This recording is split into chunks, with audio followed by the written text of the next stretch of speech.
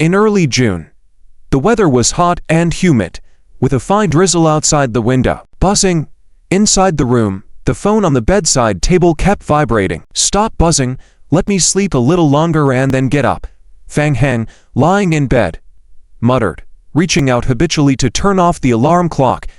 Where is my alarm clock?" In a daze, Fang Heng opened his eyes. The cramped room was messy, with a small wooden bed and a gaming console occupying about a third of the space, leftover takeout food lying on the wooden table, and several empty wine bottles scattered on the floor. A photo hung on the wall, showing a young man being hugged by a bunch of people as he held a trophy. There was no smile on his face, just a hint of pride. Fang Heng shuddered, suddenly sat up straight, wide awake with no trace of sleepiness. What on earth? This is not my home. Instantly, numerous confusing pieces of information entered Fang Heng's mind. This body is called Fang Heng, same as me. Did he commit suicide last night?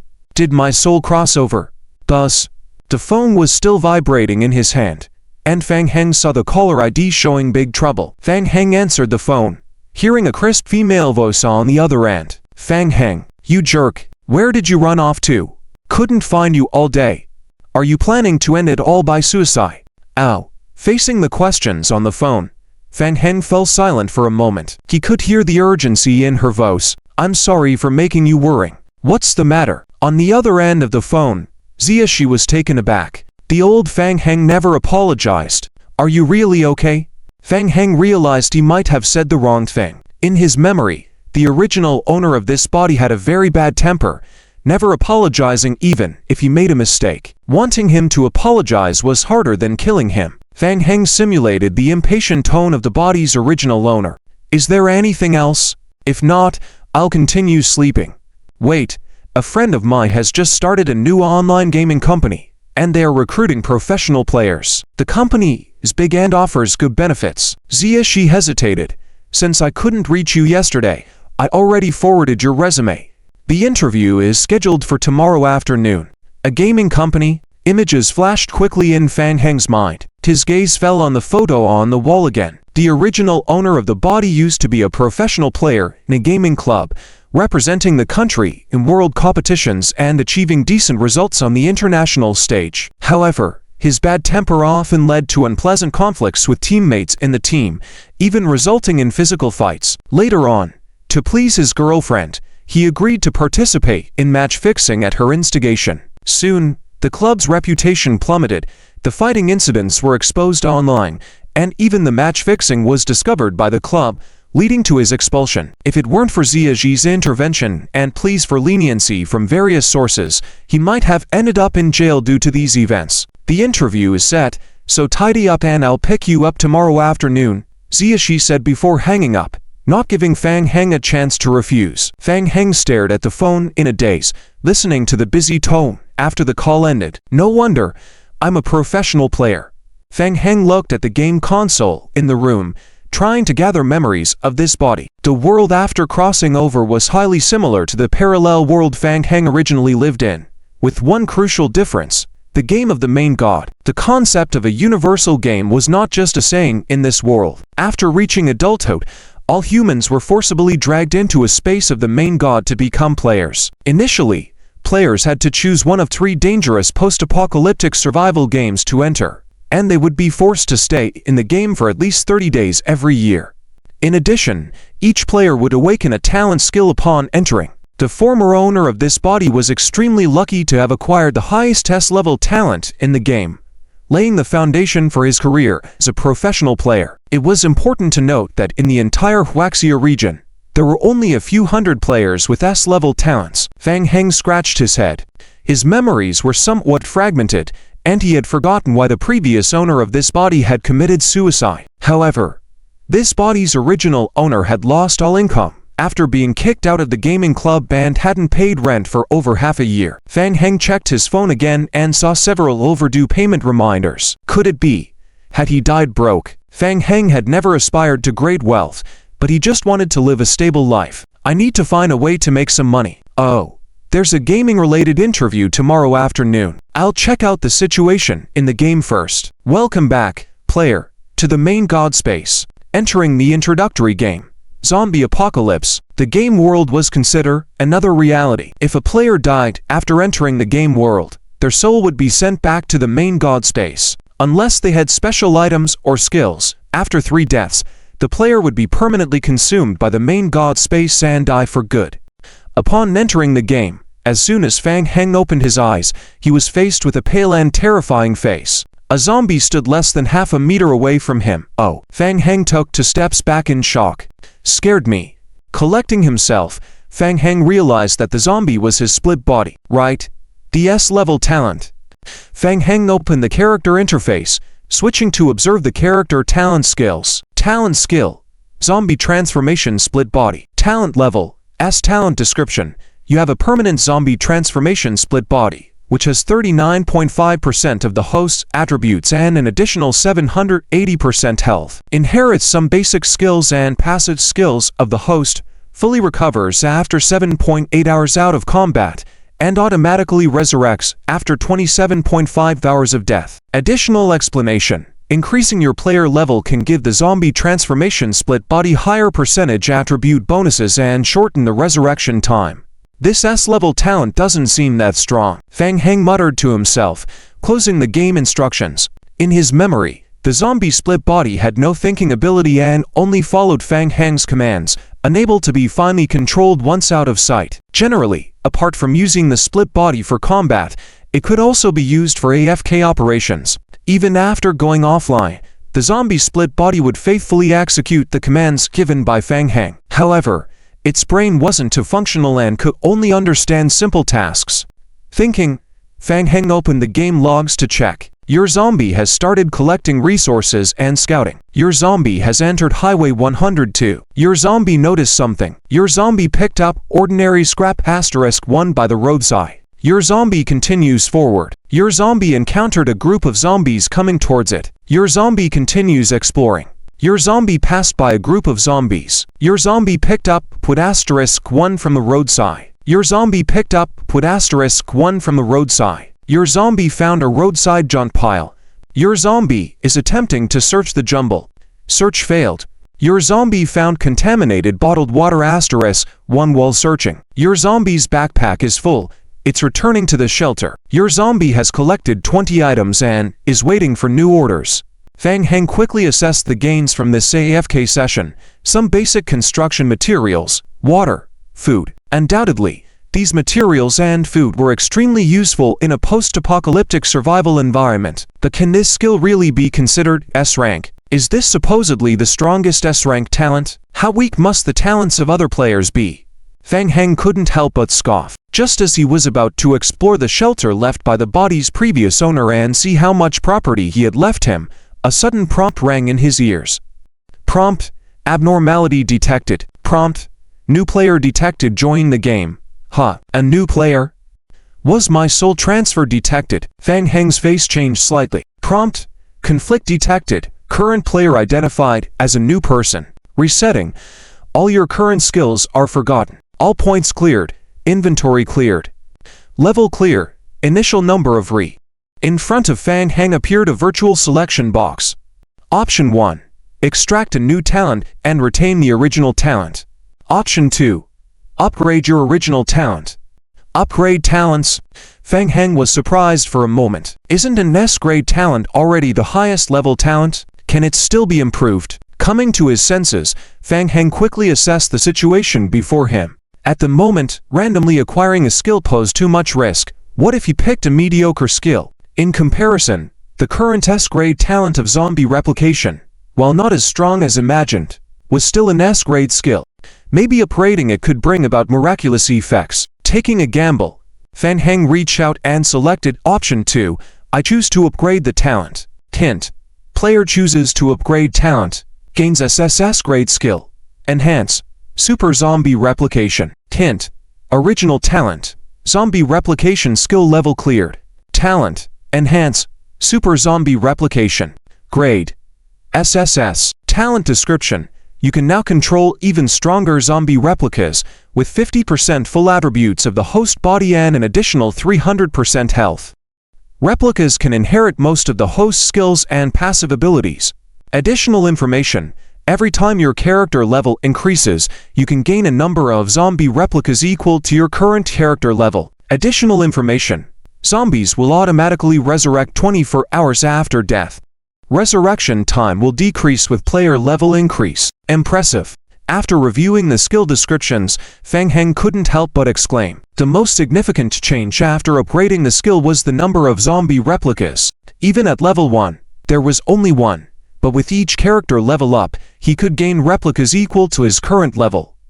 Upgrading to level 2 would grant 2 extra replicas, 3 for level 3, and so on. Hint: reset completed. Please choose the initial game world. Completing the talent selection, Fang Heng found himself back in the main god space. Even the game progress was reset. Fang Heng remembered that the original owner of his body was a construction maniac who spent years building a single-person shelter in the zombie apocalypse, with hundreds of storage boxes filled with basic building materials in the warehouse. Wait a minute. All the survival supplies accumulated by the original owner of the body were wiped out too. What does that mean? No freebies? Please choose one of the following in the initial game world easy difficulty. 1. Zombie Apocalypse. 2. Wasteland Apocalypse. 3.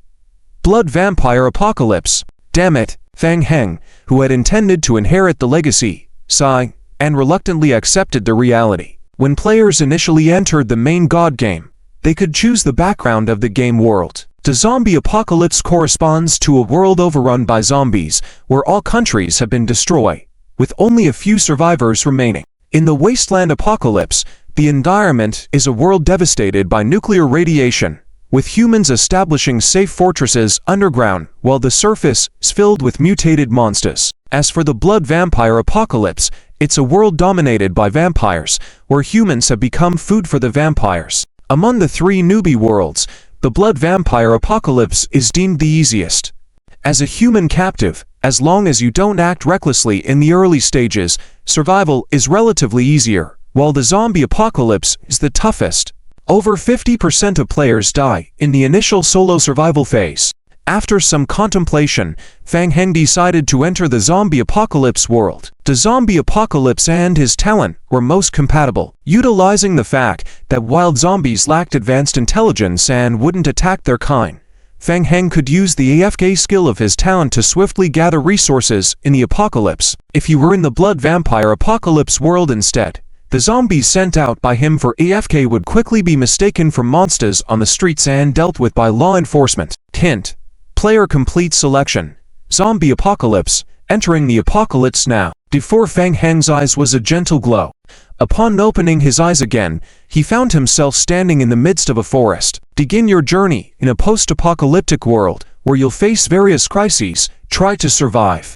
Fang Heng cautiously surveyed his surroundings. He started in a forest setting. After confirming that there were no zombies within his line of sight, Fang Heng first checked his character attributes. Player: Fang Heng. Level 1. Health points 100 100ths. Stamina 100 100ths. Spirit 100 100ths. Energy 100 100ths. Strength 5. Agility 5. Constitution 5. Willpower 5. Perception 5. Intelligence 5. Talent skill enhance. Super zombie replication. In his backpack, he only had a handheld survival radio. The attributes of his character had been reset by the main god. The system really is a scam. The sudden game reset had disrupted Fang Heng's original plans. He shook his head, pondering. To protect the lives of the people, the federal government had established various safe zones during the early stages of the main god game. Ordinary civilian players could receive free shelter in these areas. In other words, once they reached the safe zone, they were safe. Unfortunately, achieving this in practice was quite difficult. The federal safety zones were few. The game world was vast, and there were even designated game zones within it. Ordinary players entering the game might end up randomly in different corners of the world, making it hard to find a safe zone quickly. Typically, at this point, players entering the game would choose to find housing temporarily in a shelter established by various game guilds or companies. This wasn't free. After logging out, players had to find the game company or guild behind the shelter and pay rent as a fee. As long as they had money, survival rates in the game could be greatly improved. Unfortunately, Fang Heng now owed a lot of money to others. Some shelters also provided job opportunities, and Fang Heng could try to obtain temporary housing rights by submitting some materials. Let's first find a nearby shelter to settle in and then think about other matters. Fang Heng took out the handheld survival radio from his backpack. The radio could broadcast a message every half hour, which players within 100 kilometers could access to get information. Similarly, Fang Heng could receive messages from nearby players within 100 kilometers through the radio. Many shelters would advertise every half hour to attract customers. As soon as Fang Heng turned on the radio, a flood of messages appeared. It's over. It's all over. It's District 8. Damn. How unlucky. Anyone forming a team. My talent is Predator. Any shelter available? Urgent. Price negotiable. Damn it. Why has District 8 opened? Why am I so unlucky? Water. I need water. I haven't had water in 7 hours. I can exchange wood for it. Seeking teammates. We have 3 people here, planning to establish a shelter within 7 days. Coordinates 202-918-112. Interested individuals come quickly. Only accepting elite players. Beggars stay away. District 8. A new server. Fang Heng was taken aback. In the primary difficulty of the main God game, multiple mirror game worlds usually coexisted simultaneously, similar to servers. The main God rarely opens new servers. Typically, when the existing servers reach full capacity, are deemed passive games, or after a server is successfully completed. After opening a new server, many old players who were marked as passive players in the main God game would be forced to join the new server. During this initial period of the new server, everything started anew, with survival difficulty increasing exponentially. The mortality rate of players would be highest during this period. Haha. Jackpot. Facing the crisis, Fang Heng found himself somewhat excited, clenching his fist. Similarly, a crisis also meant an opportunity, a chance to make big money. Fang Heng raised his hand. The mud in front of him started churning. CHK. A pale brown hand emerged from the mud. The decaying zombie laboriously climbed out of the mud, emitting a putrid odor, standing before Fang Heng. Let's go.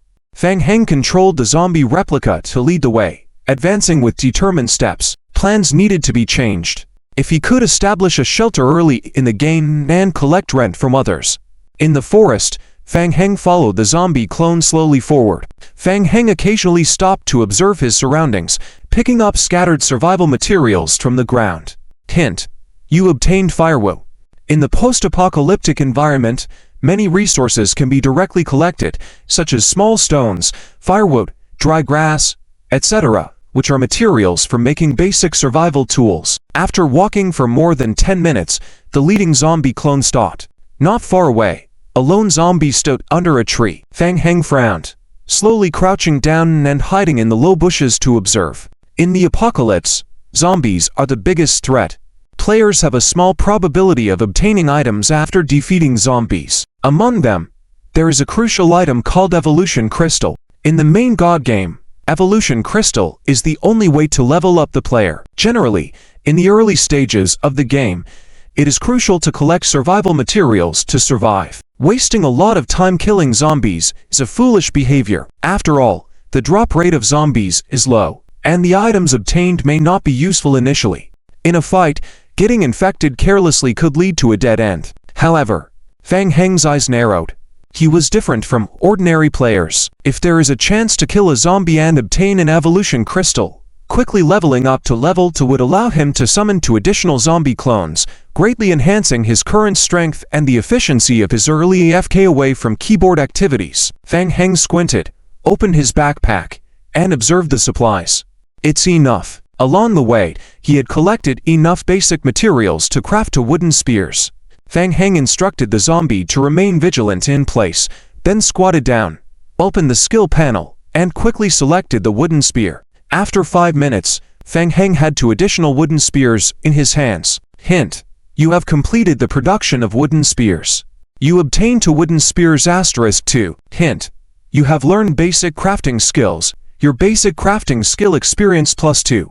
Item. Simple wooden spear. Quality. Rough. Attack. 4-7. Description. The most basic survival weapon. Roughly crafted. Capable of causing minor damage to zombies.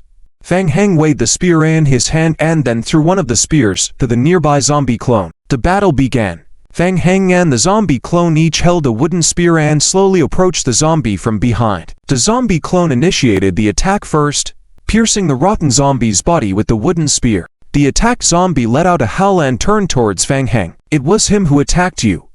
Why are you hitting me?"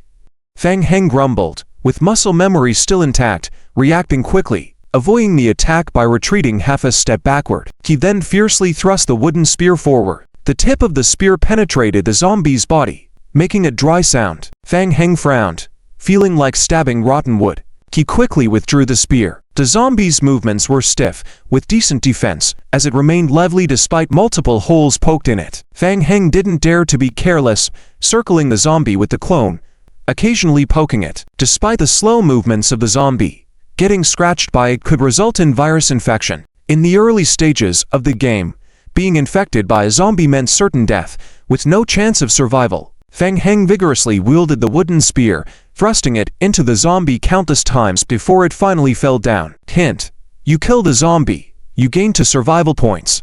Survival points are the currency in the zombie apocalypse world, allowing players to purchase items from the system store. Angered by his unlucky streak for not obtaining an evolution crystal, Fang Heng shook his head. It took considerable effort and time to kill the zombies. The drop rate for the lowest level evolution crystal fragments is around 20%. It's not surprising that it didn't drop the first time. Just need to kill a few more, and one will eventually drop, Fang Heng comforted himself. In the worst case scenario, I'll just go hungry tonight without logging off. Fang Heng sighed, as the nose from the previous battle attracted another zombie, staggering towards him. Bring it on. Let's continue. Fang Heng spurred himself, wielding the spear to battle the approaching zombie. When it came to leveling up in the game, Fang Heng knew he had already begun. He had already reached level 4 through continuous zombie hunting, with 10 zombie clones obediently standing behind him. After reaching level 4, the experience obtained by using crystal fragments to level up would significantly decrease. Fang Heng estimated that reaching level 5 would require about 20 to 30 crystal fragments, no small task. As the sun began to set, the number and strength of zombies would increase substantially at night. It was time to find a secure system shelter. Retrieving a survival radio from his backpack, Fang Heng used the search function to locate the coordinates of the nearest system shelter. It required spending survival points. After killing so many batches of zombies, Fang Heng had a total of 170 survival points. Spending 10 points to obtain the shelter's location, Fang Heng wasted no time and headed towards it. Reminder: you have discovered a simple shelter maximum capacity of 5 people, currently accommodating 3 people. Reminder: players inside the shelter can be protected from zombie attacks. If the number of people in the shelter exceeds the maximum capacity, the shelter will lose its protective function. Reminder: after 62 hours, the shelter will no longer be effective. Shelters are benefits provided by players to new players. In the sheltered state, zombies will not actively attack the shelter. Luckily, this shelter is not full. Fang Heng pushed open the wooden door of the shelter and casually walked in. The players sitting around the campfire in the shelter all stood up vigilantly and stared at Fang Heng. One old man even aimed a crossbow at the zombie behind Fang Heng. "Don't be alarmed," Fang Heng pointed at the zombie and explained. "It's my talent skill summoning, not dangerous." Everyone looked at Fang Heng and confirmed that the zombie behind him was obediently standing still before sitting back down. In the room were 3 people: a chubby boy wearing a short-sleeved shirt, a black skinny old man holding a crossbow alertly, and a young woman wearing light makeup and fashionable attire. Since Fang Heng entered, the young woman had been eyeing him. "Brother, your skill is quite intimidating. Come, sit down," the chubby boy said, relieved, gesturing for Fang Heng to join them. "I was wondering, with a shelter like this, zombies shouldn't be able to get in. Ha, just drew this talent skill. Not bad, just ugly." Fang Heng waved his hand and gave instructions to 10 zombies to collect resources nearby. Then he went into the shelter alone. Even at night, the zombie avatar would not be attacked by other zombies and could maintain the AFK state 24 hours a day. "By the way, I'm Liao Bufan, he's Jimmy, and the beautiful lady is Liu Lin. I'm Fang Heng." Fang Heng sat around the campfire with the others. "It's really unlucky. I was still in the shelter built by the government, and suddenly I was judged as passive gaming and sent here. It's annoying. This is bad. In this new apocalyptic world, it will take at least a few months for the Federation to send people to establish shelters. Sigh. How do we survive this? Liao Bufan was talkative, expressing discontent, while also introducing everyone's identities. The three of them were all judged as passive gamers, by the main god, and were forcibly joined in the zombie apocalypse world. Liao Bufan was a college student who had just entered the game a year ago, while the black skinny old man was a management executive in a foreign company in the real world. Except for Liao Bufan, the other two were not very talkative. As the sun went down, the temperature inside the wooden house gradually dropped. Jimmy took out some dry firewood from his backpack and threw it into the campfire, making the fire burn brighter. Gurgle. Liao Bufan rubbed his rumbling stomach, his face turning red. Hungry. Fang Heng also felt hungry. After fighting zombies all day, his energy was depleted. Liu Lin found 2 potatoes from her backpack, pierced them on branches, and placed them over the fire to roast. The aroma of food soon wafted out. Gulp. Liao Bufan swallowed, looking enviously at Liu Lin's roasted potato. Today's lucky. Found a few potatoes. If you have any survival-related items to exchange, you can trade with me. Jimmy took out 3 bottles of water from his backpack and placed them in front of the campfire. How about this, miss? Not enough, sir. Liu Lin shook her head. Food is the most precious in the early stages of the game, especially in this forest environment. Initially, players lack hunting abilities, making food hard to come by. The value of 3 bottles of water is not sufficient. Jimmy nodded and took out 3 more bottles of water. 6 bottles, that's the maximum. I still need the rest of the water. All right, I'll trade 1 potato with you. Liu Lin handed over a potato and received Jimmy's 6 bottles of water. What about you? Do you want to exchange food with me? Liao Bufan looked distressed. He didn't have much survival experience in the zombie apocalypse and hadn't collected any high-value items on his way here. He emptied his backpack and laid everything on the ground. This is all I have. Take whatever you want, okay? Young man, you're quite true. Want to exchange these materials for food? Jimmy, the old man, took the potato he just received and roasted it over the fire, shaking his head. Is this the freeloading you young people always talk about? Don't say that. Liao Bufan, with a hopeful expression, looked at Liu Lin. Why not let me work for you? I'll help out tomorrow. Just need to fill my stomach. Liu Lin straightforwardly refused. No. Liao Bufan's face grew even more distressed. Fang Heng, what about you? Liu Lin looked at Fang Heng and blinked. Anything you want to exchange with me for resources? No.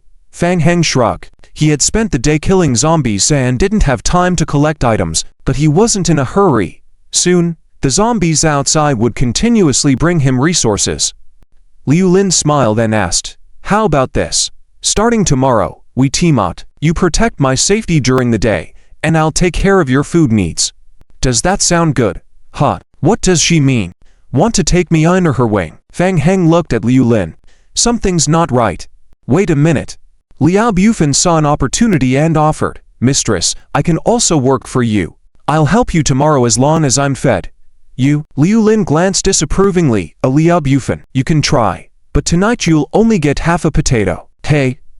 Why do I only get half a potato? Liao Bufan was angry. Why can't I just rely on my face for food? Can't this world be better? Liu Lin just smiled, then looked at Fang Heng. How about my proposal? Will you consider it? Fang Heng shrugged. No, I have other plans for tomorrow. Liu Lin was somewhat disappointed. She admitted that part of the reason she wanted to team up with Fang Heng was his talent skill. On the first date, things were fine, but as the game progressed, the real-world rules became meaningless in the face of death in the game. There would be more instances of maliciously seizing resources. She needed trustworthy companions quickly. In Liu Lin's eyes, Fang Heng's obedient zombie avatar would be very useful in the apocalyptic environment. As a backup, she turned to Liao Bufan. All right, Liao Bufan, what do you say? Half a potato. Liao Bufan was torn. He was in pain now as the little half potato Liu Lin gave him couldn't satisfy his hunger, and agreeing to sell himself for it felt to cheat. Fang Heng, seeing Liao Bufan's dilemma, felt like laughing a little. All right, I'll go with you tomorrow, but you have to give me at least 2 potatoes per meal. Okay, Liu Lin said, handing over the half potato. Liao Bufan's face lit up again. Imitating Liu Lin, he pierced the half potato in a branch and roasted it over the fire. After eating the half potato, his satiety barely increased by 10 points.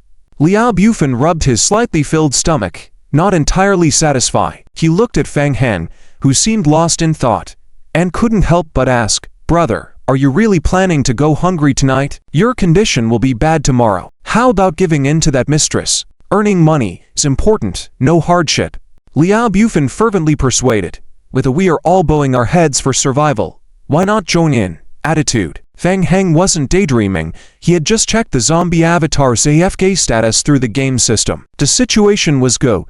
The harvest was quite fruitful. Fang Heng closed the game system lock, patted Liao Bufan's shoulder, and asked, "Bro, did you not eat enough just now?" "Of course not. Just half a potato isn't enough. How about I exchange all of your materials for a boiled egg? Do you have a boiled egg?" "Not yet." Fang Heng looked up at the door of the tiny wooden house, "but it will be soon." "What do you mean?" Liao Bufan didn't quite understand. He dumbly raised his head and followed Fang Heng's gaze to the door of the wooden house. Footsteps were heard outside the wooden door. National Game.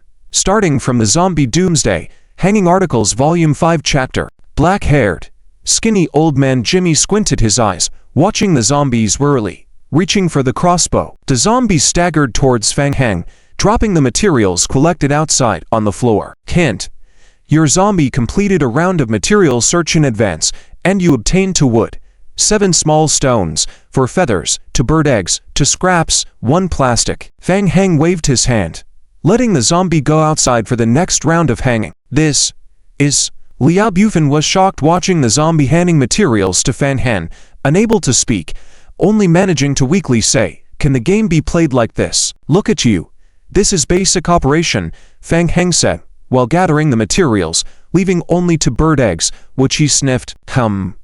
Not bad. This zombie was lucky and found a bird nest during the search, getting 2 bird eggs as food. "God, it's basic operation. How come I didn't know?" Liao Bufan said, finally understanding. He was afraid Fang Heng might change his mind, hurriedly saying, "Deal, Fang Heng. We agreed. I will trade all materials for a boiled egg from you." "Of course," Fang Heng said, as he put away Liao Bufan's materials. Most of the materials Liao collected were not valued by Fang Heng, except for 1 evolution crystal shard that he needed. "Good kid. Impressive. Your talent skill must be extraordinary, right?" Jimmy, seeing that the zombie posed no threat, put away his weapon early.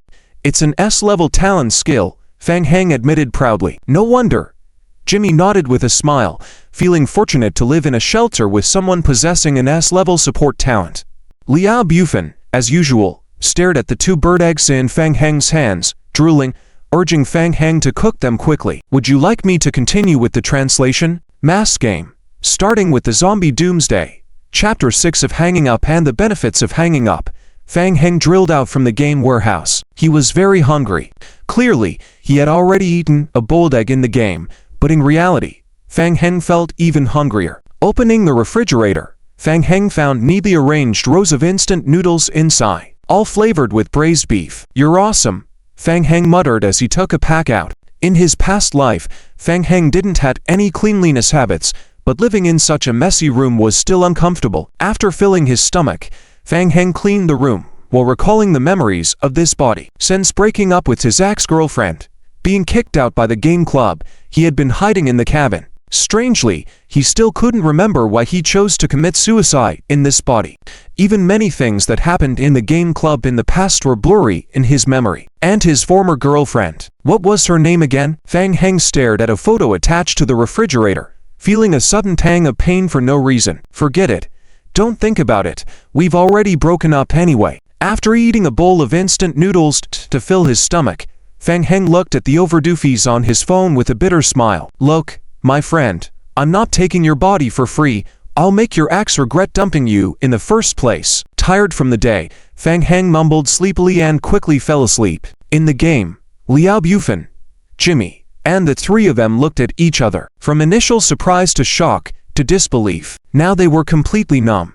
Among the 3, Liao Bufan looked the most miserable. Since Fang Heng left, a zombie would return almost every few minutes, stand in front of Fang Heng's bed, and pile up the items they had collected one by one. By now, the pile of survival items in front of Fang Heng's bed was as tall as a person. Liao Bufan could see it clearly. The pile of items in it was full of potatoes and smashed bird eggs, with broken glass bottles scattered around.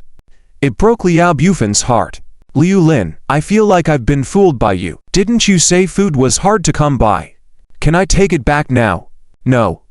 Are you still a man? Liu Lin gave him a glare, feeling annoyed as well. She had already noticed that Fang Heng's talent skills were off. Why didn't she take the initiative, cooperate, or give him some potatoes as a gesture of goodwill? Sigh.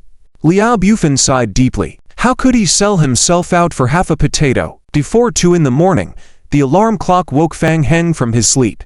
Fang Heng rubbed his face, got up, dressed, and entered the game. Fang Heng, you finally came. I'm going to sleep now. In the game, Liao Bufan weakly greeted Fang Heng. Since Jimmy and Liu Lin had logged off, Liao Bufan had been yawning and watching Fang Heng's zombie avatar shuttle back and forth to deliver supplies. It was a huge mental blow. Seeing Liao Bufan's swollen eyes, Fang Heng subconsciously said, "Okay, you can leave it to me next." Liao Bufan looked dejected. He moved his lips as if he wanted to say something, then sighed, and quietly went to the bed to log off. What's going on? What happened to him? He was fine when he logged off. Why did he look half dead now? Fang Heng muttered quietly, and when he turned his head, he couldn't help but be stunned. Hey buddy. The pile of materials next to the bed was as tall as 2 people. Several potatoes were flattened, bird eggs were crushed, egg liquid flowed all over the place, and glass bottles were shattered everywhere. Okay. Fang Heng imagined how the zombies were delivering supplies. The zombies' brains weren't sharp, they could only follow simple instructions, and after collecting the items, they didn't know how to categorize them and just kept piling them up. Fang Heng scratched his head, picked a few squashed potatoes from the pile of items, and hung them on branches to roast while checking the game log. During your offline time, your zombie group collected 412 wood, 298 small stones, 420 hay, 7 empty glass bottles, 2 dirty glass bottles filled with murky water, 3 clean mineral waters, 1 broken glass piece, 61 scrap, 12 potatoes, 6 nails, 2 canned fruits. The zombie did quite well in collecting items. Suddenly having so many items made the processing a bit troublesome. Fang Heng chuckled, tapping his forehead. A happy trouble. Hint. You completed roasting 3 potatoes, your cooking skill experience +4. After filling his stomach with a few roasted potatoes and quenching his thirst with 2 bottles of mineral water, Fang Heng got to work. Fang Heng hadn't expected zombies hanging up skill to be so efficient. There was a carrying weight attribute in the game, so he couldn't fit everything in his backpack. He needed to sort them first and then put the items in the simple wooden box. Although it looked like a lot of items, they were far from enough for the shelter he was about to build. Fang Heng opened the character attributes page, checked the basic crafting level, then looked for the option to make a simple wooden box in the crafting category. Making a wooden box required for wooden boards and 2 nails, and wooden boards required a large amount of wood logs for synthesis, or directly using high-level raw wood for manufacturing. The use of high-quality raw wood for production required the basic crafting level to reach level 5. Fang Heng scratched his head. He didn't have raw wood or a basic crafting level of 5, so he had to use wood logs for synthesis. Take it slow. Fang Heng shrugged and began making wooden boards with 10 pieces of wood logs. After a long 1-minute loading bar, Fang Heng got 1 wooden board. Hint. You completed the production of a wooden board, your basic crafting experience +1. Wasn't this too slow? Besides taking time to make the tools, it's also consumed the player's energy. Players had a limited amount of daily energy, and sleeping was the only way to quickly restore energy. Why don't I hire a few people to work for me? Asked Liao Bufan. He seems to have the spirit of being a toolman. Fang Heng muttered to himself as the small cabin was pushed open again. A zombie avatar had completed Fang Heng's hanging up command, returning to the cabin and pushing the materials from the backpack onto the small mountain. Facing the low-intelligence zombies, Fang Heng could only command it again to stack the supplies in the corner of the little cabin. The zombie wobbled toward another direction. The zombies are good at everything, except they're not very smart. How can they still be so stupid even though they've upgraded to SSS skills? Fang Heng remarked, suddenly realizing something. He remembered that after upgrading, the current zombie avatar could inherit the player's skills. So does that mean? No way. Excited, Fang Heng rubbed his hands together and ordered the zombie to make a wooden board. The zombie's eyes remained dull as usual, slowly walking up to Fang Heng and picking up the wood placed in front of him. A long loading bar appeared above its head. "Huh. Amazing." Fang Heng clapped his hands excitedly. The toolman was really starting to make a wooden board. Fang Heng kept his eyes on the loading bar on the zombie's body until it completed making the wooden board. Hint: your zombie avatar completed making a wooden board. Hint: you acquired 1 wooden board. Hint: your basic crafting skill experience +1. Ha ha ha. Amazing. Fang Heng burst into laughter. Not only could the avatar use the skill, but the main body could also gain experience points from the skill. This was a fortune. The zombie didn't have to worry about energy or hunger. As long as the materials were sufficient, he was essentially running 10 avatars hanging up and leveling up skills 24/7. At that moment, Fang Heng felt invincible. After calming down a little, Fang Heng ordered the zombie to continue making wooden boards, happily going to sort the materials the zombie had collected. When Liu Lin went online, Fang Heng was sorting through supplies, with 3 simple wooden boxes placed in front of his makeshift bed. "Hey, you're here," Fang Heng waved and greeted Liu Lin. Liu Lin's smile seemed a bit forced. This guy actually managed to make even simple wooden boxes. Liu Lin admired Fang Heng's talent, but regretted not interacting with him earlier. Luckily, she hadn't offended him. After hesitating for a while, Liu Lin took a deep breath and made a decision. "Fang Heng, my talent lies in pharmaceutical production." "Huh?" Fang Heng looked up, listening to Liu Lin boast about her great talent.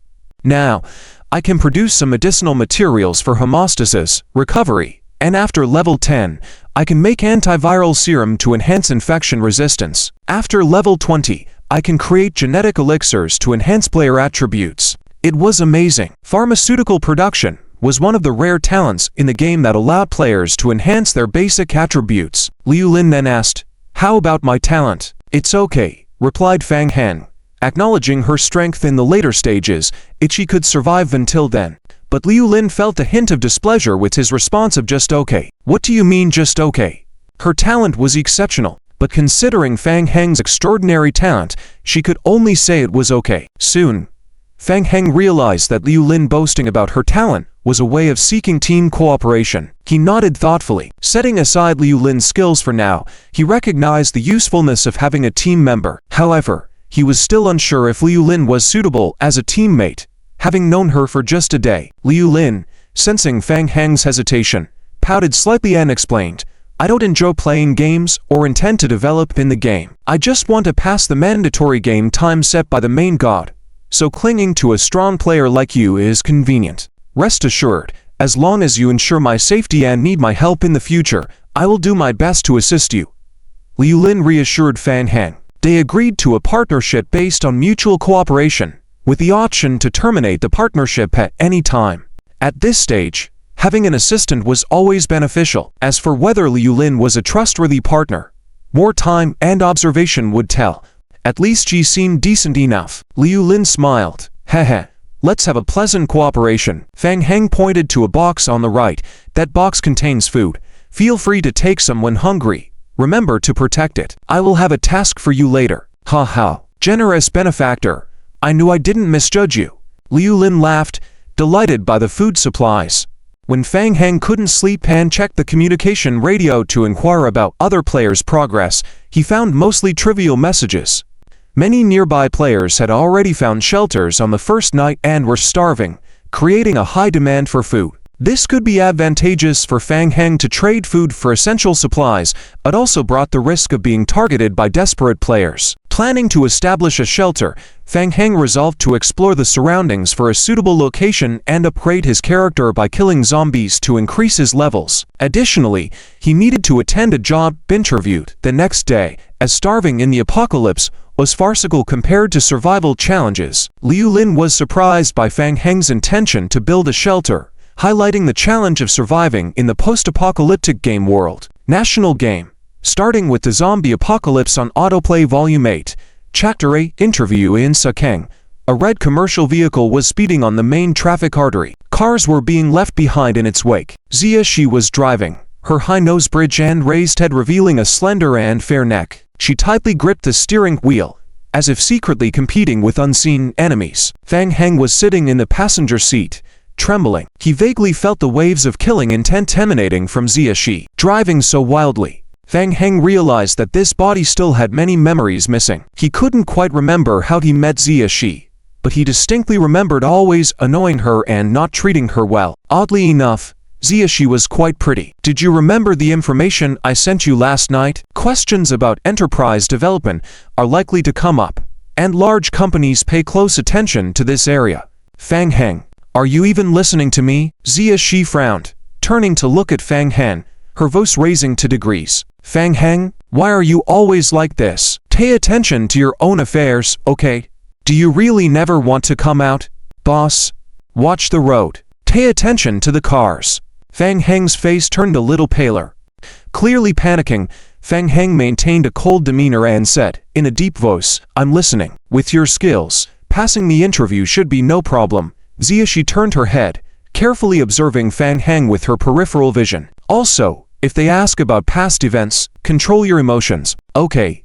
The car stopped in front of a high-tech building, and Fang Heng got out of the car. His legs were still a bit weak. Street racers were terrifying. Fang Heng almost thought he would die in the car. Xia Shi was still uneasy, worried that Fang Heng wouldn't be able to control his temper, so she followed in her car, honking twice and poking her head out of the window. Do you want me to accompany you? No need. Fang Heng tried to mimic the tone of the original owner of the body. Okay. Then good luck. Watching Xia Shi's car drive away, Fang Heng relaxed, lifting his head. The towering high-tech building, with the exquisitely crafted company logo displayed on the exterior. A phoenix soaring high, each feather meticulously crafted, vivid under the sunlight. Must have been expensive to build. Phoenix Gaming Company. Fang Heng muttered to himself, memories flooding his mind. After being expelled from the club, Fang Heng had tried to find a job. Due to the widely publicized match-fixing incident, any gaming company or club that did a background check knew of Fang Heng's reputation. His resumes were all ignored, and he even received mocking responses from gaming companies. It's a bit difficult. Phoenix Gaming Company, 17th floor office. Fang Heng sat on a chair. Facing him were two men and a woman. The three were the management team of Phoenix Gaming Company, the interviewers for this session. The man in the middle looked to be around 50 or 60 years old, with a straight back and neatly groomed clothes. He was Pan Wanglin, the gaming technology director of Phoenix Gaming Company, responsible for the in-house gaming technology. The woman to his left, around 40 years old, exuded an astute demeanor. The man on the right, with his arms crossed and seemingly dozing off, still gave off an air of nonchalance despite wearing a suit. The female assistant secretary introduced Fang Heng, former member of an 11 guild club, engaged in competitive gaming since high school, with over 10 years of training in the zombie apocalypse game, survived for over 2 years, possessing game-related initial talents with an S-grade rating. Tan Guanglin nodded approvingly. Upon meeting him for the first time, he had a good impression of Fang Heng. Yesterday, as the zombie apocalypse in the primary god game commenced its 8th area, various gaming companies, or a buzz, and Phoenix Gaming Company was in urgent need of talent in this area. Not to mention that Fang Heng was personally recommended by Qin Zhan. Within 4 years of graduation, Qin Shiran had earned the trust of the family and embarked on the family business. This time, he boldly acquired two gaming companies to establish Phoenix Gaming Company and enter the gaming industry. The news had created a huge buzz in the entire Sakeng, as if vying for the top spot. Tan Guanglin held Qin Shiran in high esteem. He said, if recommended by Qin Zhan, the person should not have any issues. What? Direct admission without a test? Does Xia Shi have such a big influence here? Fang Heng was surprised. Before his joke could fade, he heard Zhu Yuling, who sat next to Pan Guanglin, saying, Fang Heng, I have a question I'd like to ask. Mr. Fang Heng, I am curious why you chose to leave the club. Fang Heng felt a hostile vibe from her and glanced at Zhu Yuling before answering. Personal reasons. Can you elaborate? Personal reasons. I don't really want to talk about those things. Tan Guanglin realized something. Seems like Ms. Zhu is very concerned about this question. Zhu Yuling handed a piece of paper to Pan Guanglin, showing an article about Fang Heng. Match fixing. Internal conflicts. The negative information about Fang Heng made Pan Guanglin's expression dark. He was an upright person and couldn't tolerate deceit. Just the match-fixing incident alone had disqualified Fang Heng in Pan Guanglin's eyes. They couldn't have such a person in the company. Tan Guanglin put down the phone. Mr. Fang Heng, please explain. If you can't provide a reasonable explanation, our company won't welcome you. Zhu Yuling stared at Fang Heng, her face showing a hint of satisfaction. She was targeting Fang Heng. The company highly valued the newly established business department, especially given the sudden opening of the 8th area in the game. The new gaming department became a hot topic in the company. Numerous eyes in the company were focused here, including Zhu Yuling, as her nephew was also involved in the competition for interviews.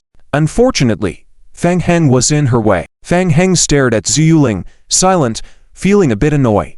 Where did he offend her? He had no recollection of this person in his memory. Tan Guanglin's face was unreadable, and seeing Fang Heng's lack of response, he said in a solemn tone, "I'm sorry, Fang Heng, for making you come here pointlessly. I'll personally explain this matter to Qin Zong." Just then, the office door was pushed open. Qin Zong, Tan Guanglin and the others stood up. Qin Zong. Fang Heng also turned to look at the woman walking in from outside. Instinctively standing up, he saw a familiar face. Qin Shuren? Wasn't she Zia Ji's friend? Qin Zong, I have something to report to you. A surprised voice interrupted Pan Guanglin. Fang Heng? Why are you here? Ha. Fang Heng turned his head to look at Qin Shuren's side. Jimmy. Fang Heng never expected to meet a fellow player in the game here. Ha ha ha. Skinny old man Jimmy laughed heartily, seemingly delighted. He walked up, patting Fang Heng on the shoulder, then looked at Qin Shuren. So everything was part of Qin Zong's plan. The surprise you mentioned earlier was this, right? No wonder my friend respects Phoenix Gaming Company so much. Ha ha.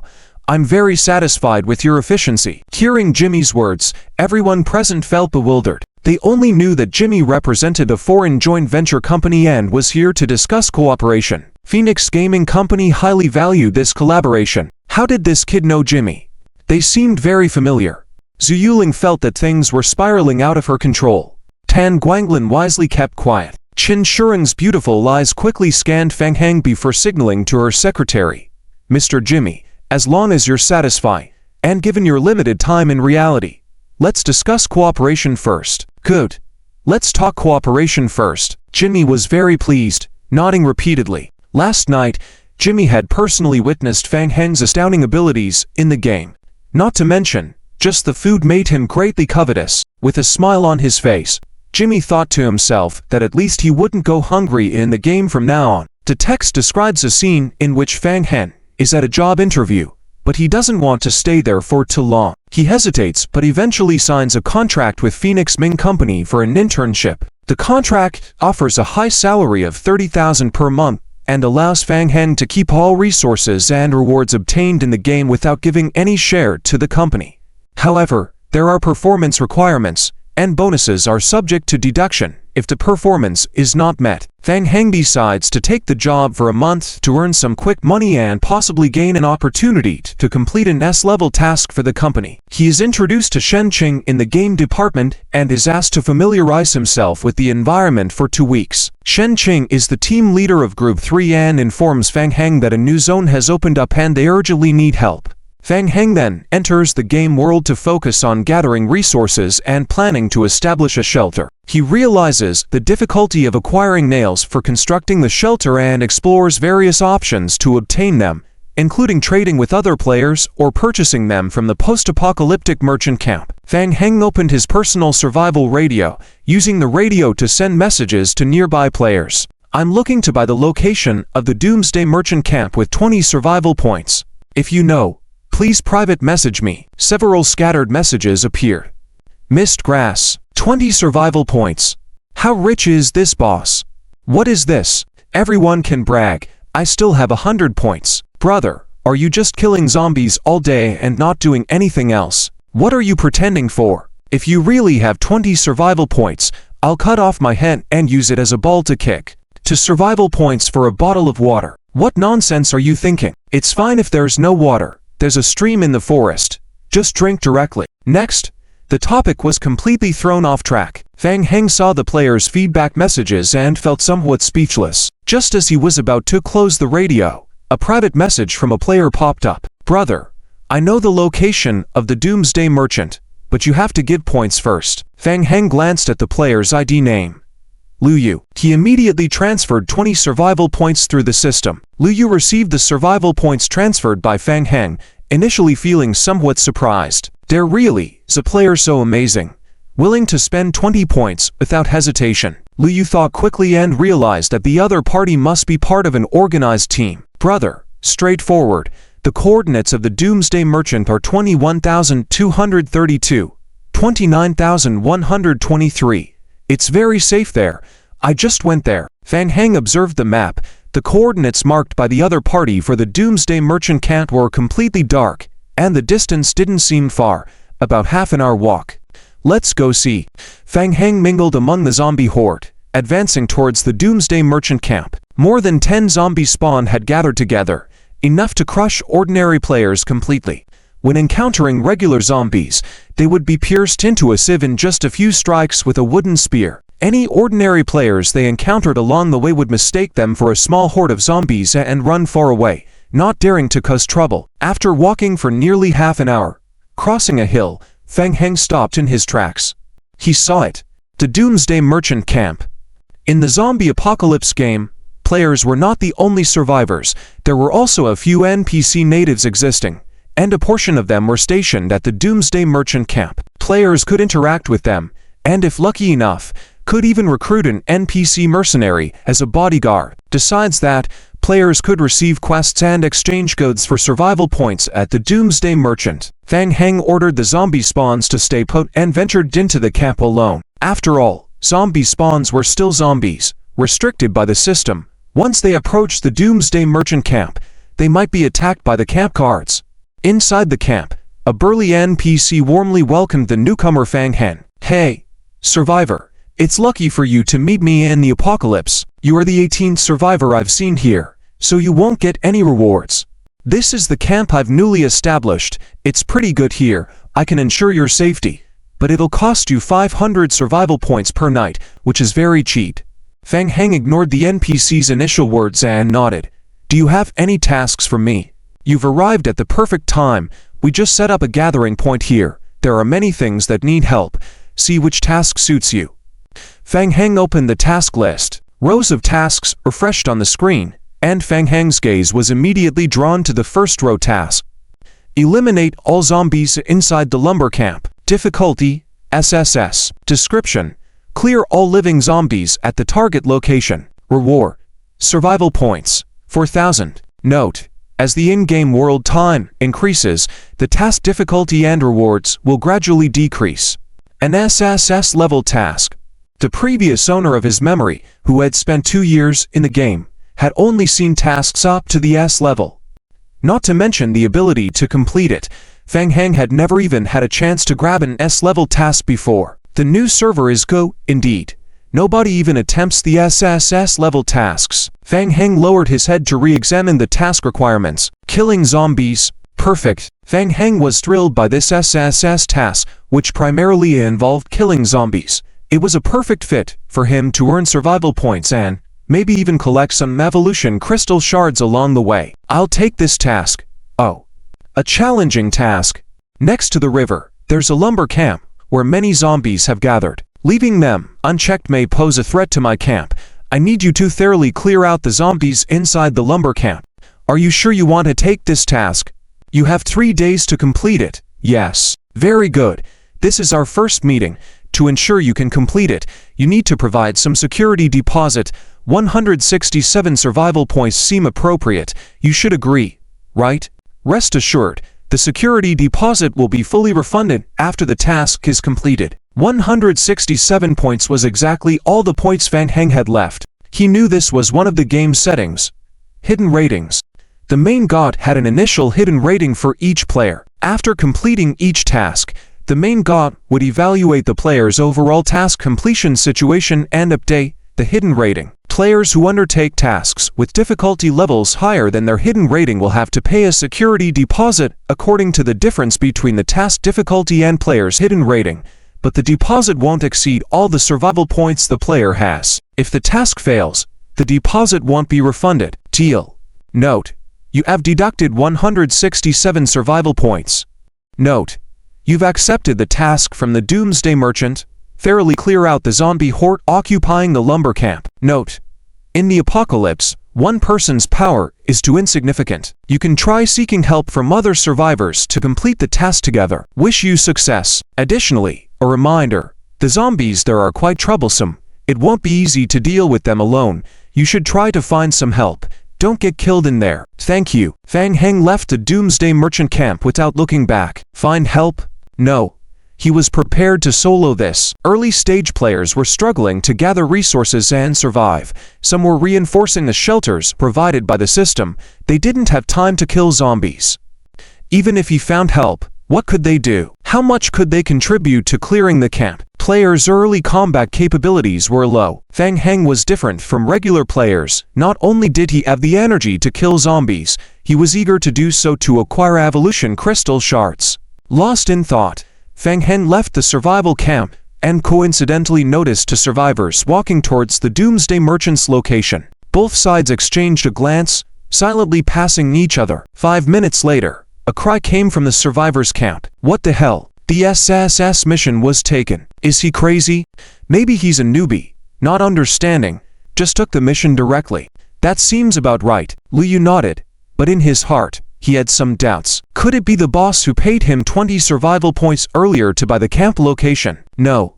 No matter how skilled, there's no way he could completely clear out the zombies in that area. The scene he witnessed before made Liu's scalp tingle at the thought. The logging camp is not far from the end of day's merchant camp. 15 minutes later, Fang Heng had already reached the outskirts of the logging camp. He hid in a thicket of low trees, observing in secret. To his surprise, hundreds of zombies had occupied the logging camp. The densely packed scene, filled with the moaning of zombies, would make anyone's scalp tingle. Fang Heng had not expected there to be so many zombies. Excitedly, he rubbed his hands together. Perfect timing. Give me the chance to gather evolution crystal shards. Fang Heng waved his hand, and the 10 zombies following behind him immediately set into action. Slowly and steadily, armed with wooden spears, they clumsily charged into the logging camp. The zombies already in the camp showed no perception towards these 10 intruders, continuing to stand there dumbly. Hiss! A zombie raised a spear and viciously stabbed into another zombie's back. The stabbed zombie slowly turned its head, expressionless, to look at its fellow zombie. Basic zombies felt no pain, only driven by the most primitive carnivorous desires in their brains. It wouldn't understand, nor contemplate, why a fellow zombie suddenly stabbed it. It continued to stand there blankly. The zombies in this logging camp were like sheep waiting to be slaughtered, silently standing there as Fang Heng's zombie clones attacked them repeatedly until death. Hint: your zombie clone has killed weak zombies, gaining 1 survival point. Hint: your zombie clone has killed strong zombies, gaining 3 survival points. Hint: your zombie clone has killed strong zombies, gaining 3 survival points, and obtaining an evolution crystal shard *1. Hint: your zombie clone has killed. Fang Heng, hidden in the thicket at the entrance of the camp, silently watched the various messages pop up in the game log. AFK grinding, indeed so satisfying. At first, watching the zombies spawn was exciting, but after the initial excitement wore off, Fang Heng found it a bit boring. He sat down where he was, taking out a can of canned fruit from his backpack to eat. It was the suppression of his innate skills.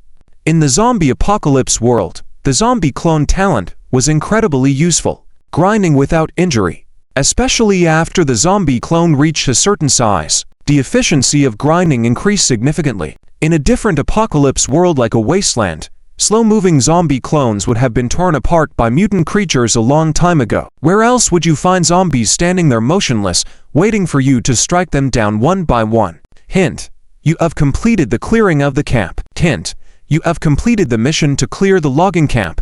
Please return to the end of day's merchant camp promptly to find the end of day's merchant vital for your mission reward. Until the sound of game notifications rang in his ears, more than 3 hours had passed. It took 3 hours for the zombies to stand tirelessly and be stabbed repeatedly. Imagine the cost if a player were to clear a zombie camp. The zombie clones one by one left the camp, tossing the evolution crystal shards they had gained from killing monsters in front of Fang Heng. Hint: you have obtained an evolution crystal shard *47. Jackpot! Fang Heng casually picked up a bunch of shiny evolution crystal shards from the ground, crushing them in his hand. Dang! A thick mist of blood burst out in his palm, and Fang Heng felt a faint power flow into his body through his hand. Dang! Bang! Bang! Clusters of blood mist burst open. Hint: your character level has increased to LV 5. The soul behind him churned, and 5 new resurrected zombie clones joined the team. Fang Heng was quite satisfied. His zombie army expanded by a third, greatly increasing its combat power. After reaching level 5, ordinary evolution crystal shards no longer provided experience points. Complete crystals were required for further upgrades. Acquiring complete crystals was more complicated, usually dropped by elite monsters in certain situations. Other ways of obtaining them included a chance of being sold at the end of day's camp, or reconstructing shards through special skills or talents, making it difficult to obtain complete crystals at the moment. Fang Heng temporarily set it aside. He stored the remaining 13 evolution crystal shards in his backpack, leading the zombie horde into the abandoned logging site to gather resources. 10 minutes later, Fang Heng was surrounded by a pile of materials. Hint: your zombie horde has searched the logging camp.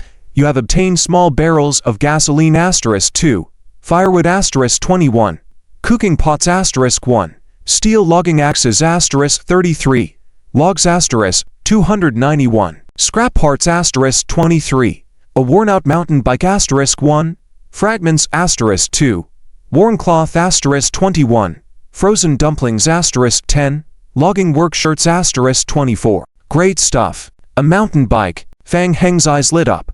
A treasure that could greatly improve outdoor exploration speed. A travel artifact. In forest environments, sometimes a mountain bike was even more useful than a military truck. It could significantly shorten the return journey. And steel logging axes. A large amount of wood was needed to build shelters later. With the steel axes, zombie clones could efficiently harvest wood. This is great. Such a haul. And so many processed logs, saving him a lot of time on cutting. Gasoline. With a generator, electricity could be generated, and vehicles needed gasoline as fuel. Whether early, middle, or late stages, gasoline was extremely crucial. Frozen dumplings. Delicious. Who could resist dumplings? Hot. Clothes too? Most ordinary clothing in the game didn't confer any attributes. Fang Heng glanced at the clothing description. Item: logging work shirt. Description: wearing it will increase defense by 1 point. Wearing both the logging work shirt and logging pants will provide an additional 25% logging efficiency. The 1 point increase in defense was decent, but the set was a bit ugly. After some thought, Fang Heng waved over a nearby zombie clone to have it put on the set. Not bad, very fitting. Once the zombie wore the logging work shirt, there was no sense of discordance, plus an additional 1 point defense. Although 1 point of defense was negligible for a zombie, the extra 25% logging efficiency from the set was what Fang Heng wanted. The harvest after clearing the logging camp was astonishing. Looking at the materials piled on the ground, Fang Heng started to worrying again. His backpack was not large enough for all these items to be taken back in one go. With half an hour left before dark, a round trip between the shelter and the logging camp was not practical. Regrettably, Fang Heng could only take some high-value food and logging axes, leaving behind the heavier items like wood in place. The remaining materials couldn't be wasted. He planned to have the zombies transport them back to the system shelter after sundown. Fang Heng filled his backpack to the brim, rode his bicycle to the end of day's merchant camp to turn in the quest. Title: National Game. AFK Hang Up starting from the Zombie Doomsday. Chapter 12 of the main text. Hidden Mission O. You actually completed the mission so quickly. Inside the post-apocalyptic merchant camp, the big bearded man, Viter, looked at Fang Heng's return with surprise on his face. Very good. Young survivor, you have done an outstanding job. Your performance has impressed me greatly. Hint: you completed the mission of clearing the lumberjack camp, and you received praise from the post-apocalyptic merchant, Viter. Hint: you gained 4,167 survival points. Hint: your affinity with Viter has increased. Hint: due to your completion of the mission in an extremely short time, your affinity with the post-apocalyptic merchant has been significantly increased. I rarely see such outstanding young people like you. Recently, a few of my friends are looking for someone like you. Have you heard of the Dark Knight Order? Dark Knight Order. It's a hidden mission. Fang Heng was both surprised and delighted. His hidden ranking had led him to encounter the Dark Knight Order so quickly. In the memories of this body, the Dark Knight Order was related to the mainline missions of the game world. Only players whose hidden rankings exceeded a certain level set by the main god game were qualified to obtain it, and it had quite strict hidden trigger conditions. Fang Heng even heard rumors in the game club before that the Dark Knight Order was related to clearing the zombie doomsday world. It seems like you have heard something. The Dark Knight Order is an organization established after the disaster. They have been searching for ways to save all of humanity. One of my old friends is a member of the Dark Knight Order. If you're interested, I can recommend you to join the Dark Knight Order. I am very interested.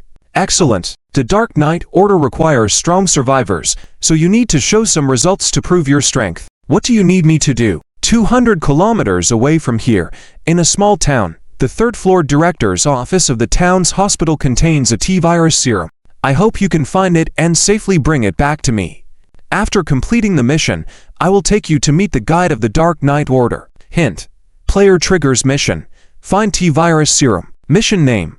Find the T-virus serum. Mission description. Find the T-virus serum and deliver it to the post-apocalyptic merchant, Viter. Note. As time passes, it is possible that the antivirus serum in the town may be taken or destroyed by other survivors. Mission time limit.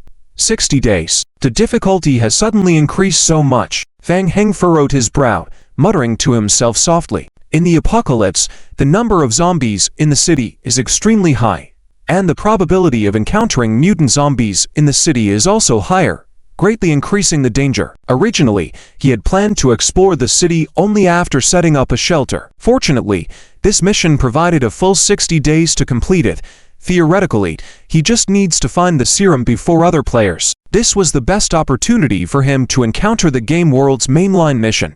After a brief analysis, Fang Heng immediately chose to accept the mission. There were no penalties for failure anyway. I will get the serum for you. I appreciate your confidence, Survivor. I wish you success. The big bearded man nodded in approval. In addition, I have some advice for you.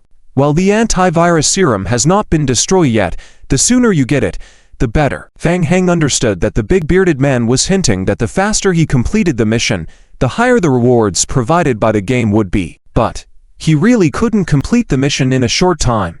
Thank you. Fang Heng chuckled then continued. Additionally, I would like to exchange for some supplies. Ha ha ha. Leaving the Doomsday Merchant camp, Fang Heng couldn't help but burst into laughter. Millions. Each of the 3 skill books in his hands could easily sell for millions. Not to mention that it was just the newly opened server, and once it stabilizes after some time, the price of skill books will multiply several-fold.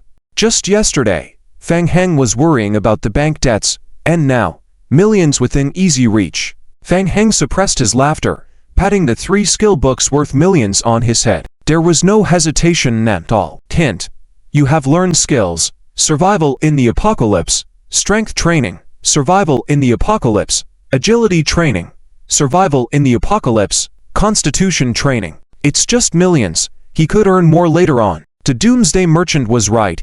Enhancing oneself would lead to earning more money. Fang Heng had a feeling that this game would completely change his destiny. Player. Fang Heng. Level 5. Health points. 100 to 100 seconds. Stamina points. 100 100ths. Spirit points. 100 100ths. Energy points. 83 100ths. Strength. 5.2. Agility. 5.2. Constitution. 5.2. Will. 5. Perception. 5. Intelligence. 5. Talent skill. Enhancement. Super Zombie Transformation Clone. Common Skills Skill. Strength Training LV. 1. Skill Description. Increases Strength Attribute by 0.2 asterisk. Current Skill Level. Skill. Constitution Training LV. 1. Skill Description. Increases Constitution Attribute by 0.2 asterisk. Current Skill Level. Skill. Agility Training LV. 1. Skill Description. Increases Agility Attribute by 0.2 asterisk. Current Skill Level. Life Skills Skill. Basic Manufacturing LV. 1. Skill Description. Manufacture basic apocalypse survival items. Leveling up the skill can enhance crafting speed. Unlock more survival items. Skill. Basic Cooking LV. 1. Skill Description. You can cook delicious food. Leveling up the skill can reduce the chance of cooking failures, slightly increase the tastiness of the food. Fang Heng clenched his fist to feel the changes in his body. It seemed like maybe his strength had increased a bit.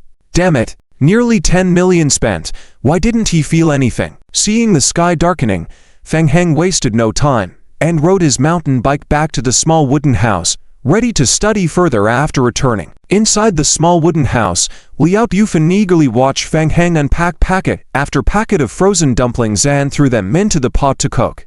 He gulped. Fragrant. Too fragrant. The aroma pierced straight into his nose.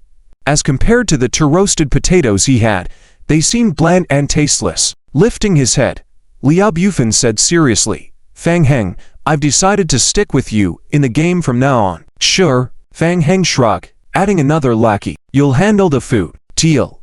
Great. Liao Bufan excitedly waved his fist. Tonight, he would have dumplings to eat. Jimmy took a sip of hot tea and said, Fang Heng, I may not have much time in the game during the day, so I appreciate your help. Of course, Fang Heng added in his mind. It's all work, after all. A monthly salary of 30,000. My talent attribute allows me to make crossbows. Limited by energy points, I can't make too many crossbows every day. Thank you. This will be a big help. Early in the game, a crossbow was an effective long-range attack, be it for hunting, dealing with zombies, or handling other hostile survivors. In the game, Jimmy might not want to reveal his real identity, hence being less talkative. He nodded lightly. Initially, Jimmy sneered at Fang Heng's plan to build a shelter in the game. But now that he understood that Fang Heng's shelter construction was supported by the Phoenix Games company, Jimmy didn't mind offering some help. The dumplings were soon ready. With a lack of utensils, they simply divided the dumplings in glass bottles. While other players outside were still hungry, they were already cooking dumplings in the system shelter. This thought made Liao Bufan particularly excited, as he gobbled down one dumpling after another and added some opinions. It's a pity there's not enough vinegar, otherwise, it would be perfect. You're too nitpicking. Liu Ling coughed lightly and said, Fang Heng, during the day, Liao Bufan and I searched about 20 kilometers in the west. We noticed two system shelters nearby, where player survivors resided. We interacted with the survivors and planned to trade food with them tomorrow for iron and nails. Also, we found an abandoned prison with many zombies inside. Frightening. Swallowing a dumpling whole, Liao Bufan continued, I think that's the biggest threat. Once those zombies break out, we might be at risk too, so we need to be vigilant. Fang Heng felt something keenly and suddenly looked up. A prison? Yes. The people inside got infected. I wanted to approach to see if I could scavenge any weapons from the prison, but as soon as I got near, hordes of zombies poured out of the building, easily a few thousand, fortunately blocked by the barbed wire from the outside. Liao Bufan looked somewhat traumatized. I think that's quite a threat. Once those zombies break out, we'll be in trouble and need to be prepared. Fang Heng nodded thoughtfully. The prison would be a good location to build a shelter. What? Liao Bufan was stunned, his hand slowing down the pace of delivering dumplings to his mouth. He thought Fang Heng must be crazy. Bro, are you thinking of building a shelter in the prison? Give up on this unrealistic idea. Why? Fang Heng raised his head, asking back, don't you think the prison is great? Building an external defense relying on the prison and an internal primary shelter, double protection, double security, and gradual expansion in the future. Bro, stop kidding. Building a shelter relying on the prison means we need to clear out the prison surroundings. The prison area is too vast. It would consume a lot of our manpower and resources. After this analysis, Liao Bufan stuffed a dumpling into his mouth, waiting for others to chime in. But he didn't hear any response for a long time. After a while, Jimmy took a sip of soup and said, Young man, we are not lacking in materials now. Ow. Liao Bufan was speechless for a moment. He looked at the materials piled up in half of the wooden house and scratched his head. All right, even then, how do you plan to deal with the zombies in the prison? No need to worry about that. I have a plan. Fang Heng was confident. Zombies? Of course. He would kill them all. Fang Heng, you didn't see the situation back then. The prison is huge, with at least 3,000 to 4,000 zombies inside. Not easy to deal with. I'll be careful. Fang Heng remained calm on the surface, but inside, he was grinning widely. 3,000 to 4,000 zombies meant 7,000 to 8,000 survival points. He couldn't wait for more zombies. Liu Lin and Liao Bufan exchanged glances, both seeing the nonchalant expression on Fang Heng's face. Could he really have a way to deal with zombies? Fang Heng, should we reinforce the shelter tomorrow? The shelter protection system will expire the day after tomorrow. Fang Heng lowered his head and thought for a moment. There was still a large gap in the nails needed to build a personal shelter. Tomorrow, he had to go clean up the zombies inside the prison. Building a player shelter would take more than just a few days. They had to stay in this rundown place for a few more days. Fang Heng didn't want to risk being attacked by the shelter at night and be forced back online by the game. Reinforcing the small wooden house had to be put on the agenda. Fang Heng patted Liao Bufan on the shoulder. "Alright buddy, I'll leave the defense reinforcement of the shelter to you. You reinforce the small wooden house tomorrow and keep an eye on things." "Got it." Liao Bufan agreed readily and patted his chest proudly. "I forgot to mention, my talent is reinforcement and maintenance.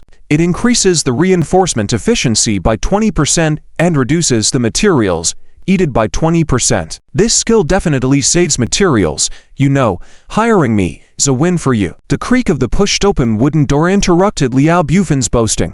A zombie in a lumberjack uniform staggered in from outside. The few people inside the cabin turned to look at the zombie. The zombie dumped a pile of logs from its backpack onto the floor. Ignoring the stares of everyone, it turned and left the small cabin. Hint: your zombie has completed a round of resource delivery.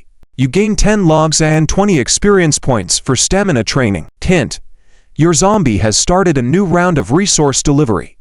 Liao Bufan opened his mouth in shock. This time, he fell into a silence. He had figured out that Fang Heng probably wasn't short on materials at all. Fang Heng didn't notice Liao Bufan's changing expression, as his attention was focused on the game log. What? The zombie can also provide experience points for skills. That's a big gain. Satisfying and full. Fang Heng logged off first. At 8:30, the lights were still on in the Phoenix Song Game Company office. Most of the game warehouses inside the office were running, and many employees were still busy in front of their computers. Fang Heng saw a prominent note and a room key on his game warehouse. "Mr. Fang Heng, a room has been reserved for you at the adjacent hotel, room 1602. Here is your room key. If there are any issues, contact me at 1272. With the room key in hand, Fang Heng headed back to the hotel to sleep. Leaving the company, Fang Heng absent-mindedly checked his phone. There were a dozen missed calls, all from Zia Shi. Fang Heng slapped his forehead. Oops, he forgot to tell Zia Shi about today's interview results. Feeling good now, Fang Heng quickly replied, "Thanks to you. I got it. I'll treat you to a meal later." Wait. Just after sending the message, Fang Heng had a bit of regret. This tone wasn't in line with the aloof image of the original owner of his body. Before he could retract the message, Zia Shi immediately responded, "Great, I noted it down. I'll see you later." Fang Heng was taken aback. "Where are you going?" "To Seoul. For a competition." "What competition?" Did Zia Shi also happen to be a professional gamer? Why didn't he have any recollection of this? Fang Heng scratched his head, feeling a bit annoyed. He noticed a lot of missing memories about himself. "Chin Shuren is my good friend. She recently took over the company. You should help her too." "Help her? Really? Does the boss need my help? Hope she doesn't fire me." Fang Heng thought to himself, but decided to send a message obediently. Alright. The hotel room was much larger and more comfortable than the previous rundown shack, and Fang Heng slept soundly until dawn. The next day, Fang Heng returned to the Group 3 office like usual. In the early morning, the office was bustling with people and activities, looking lively. Many unload workers were carrying game warehouses into the office. "Hey, be careful. These are top-grade game warehouses. Don't damage them. Move it to the side. Don't block the windows." Shen Qing was directing them on the side, his voice a bit hoarse.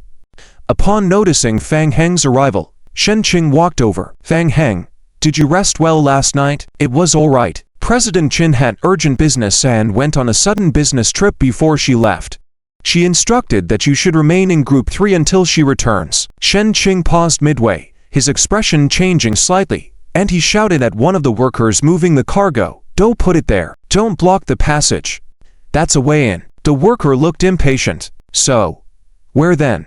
Hurry up. We still have a lot to move downstairs." "Just wait a minute. Sorry about that.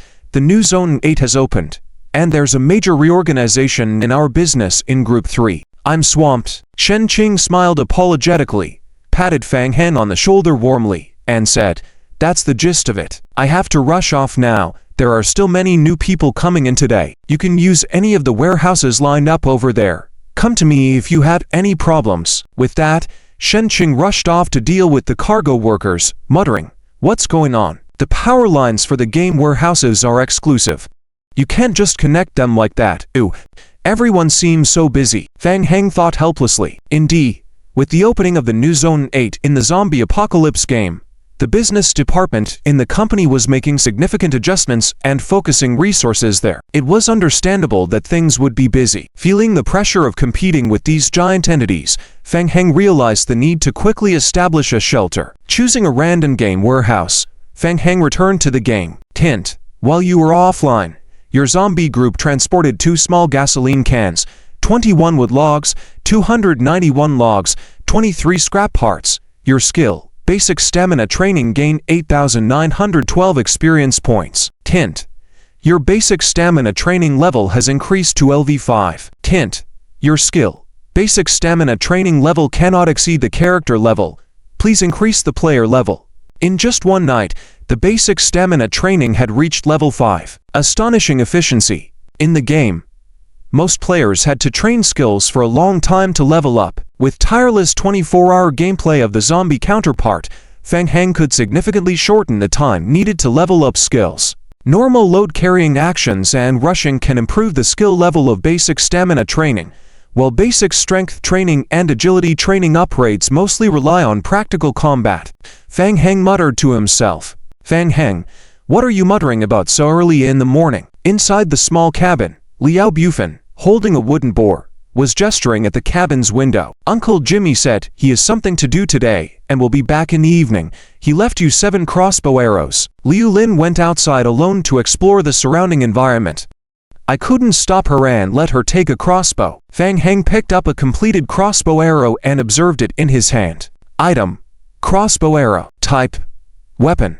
Quality: ordinary. Durability: 50/50ths. Damage: 9 to 11. Description: after loading it, you can shoot a crossbow arrow forward, with a chance to cause bleeding damage. Using special arrows can further increase damage. Good thing, keep one for yourself for self-defense. Fang Heng casually threw a crossbow arrow and some arrows to Liao Bu, putting the remaining 5 into his backpack. Liao Bu, while hammering nails on the window with a small hammer, said, "Boss, just one crossbow isn't enough. If the enemies really come, my weak body won't be able to handle it." Fang Heng glanced at him and said, "We'll need to eat more tonight." "No problem. It's on me."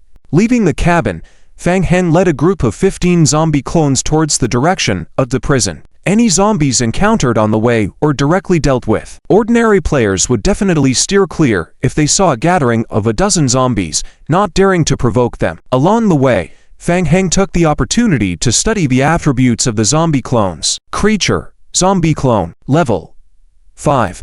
Health: 412 for 112ths. Strength: 2.6. Agility: 2.6. Constitution: 3. Will: 2.5. Perception: 2.5. Insight: 2.5. Basic skill: zombie body LV.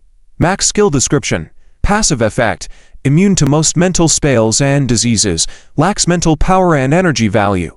Light points increased by an additional 300%. Explanation: zombie clones do not possess infection capabilities. Life skills: basic manufacturing LV 1 skill, basic cooking LV 1, set skills lumberjack LV max. Fang Heng closed the attributes panel. The main advantage of the zombie clones was their high health. In a one-on-one fight, Fang Heng reckoned he wouldn't be a match for the zombie clones. He didn't linger along the way and headed straight for the prison. However, walking in the forest was cumbersome, and it took him over an hour to arrive. From a distance, Fang Heng surveyed the prison located on the hill slope.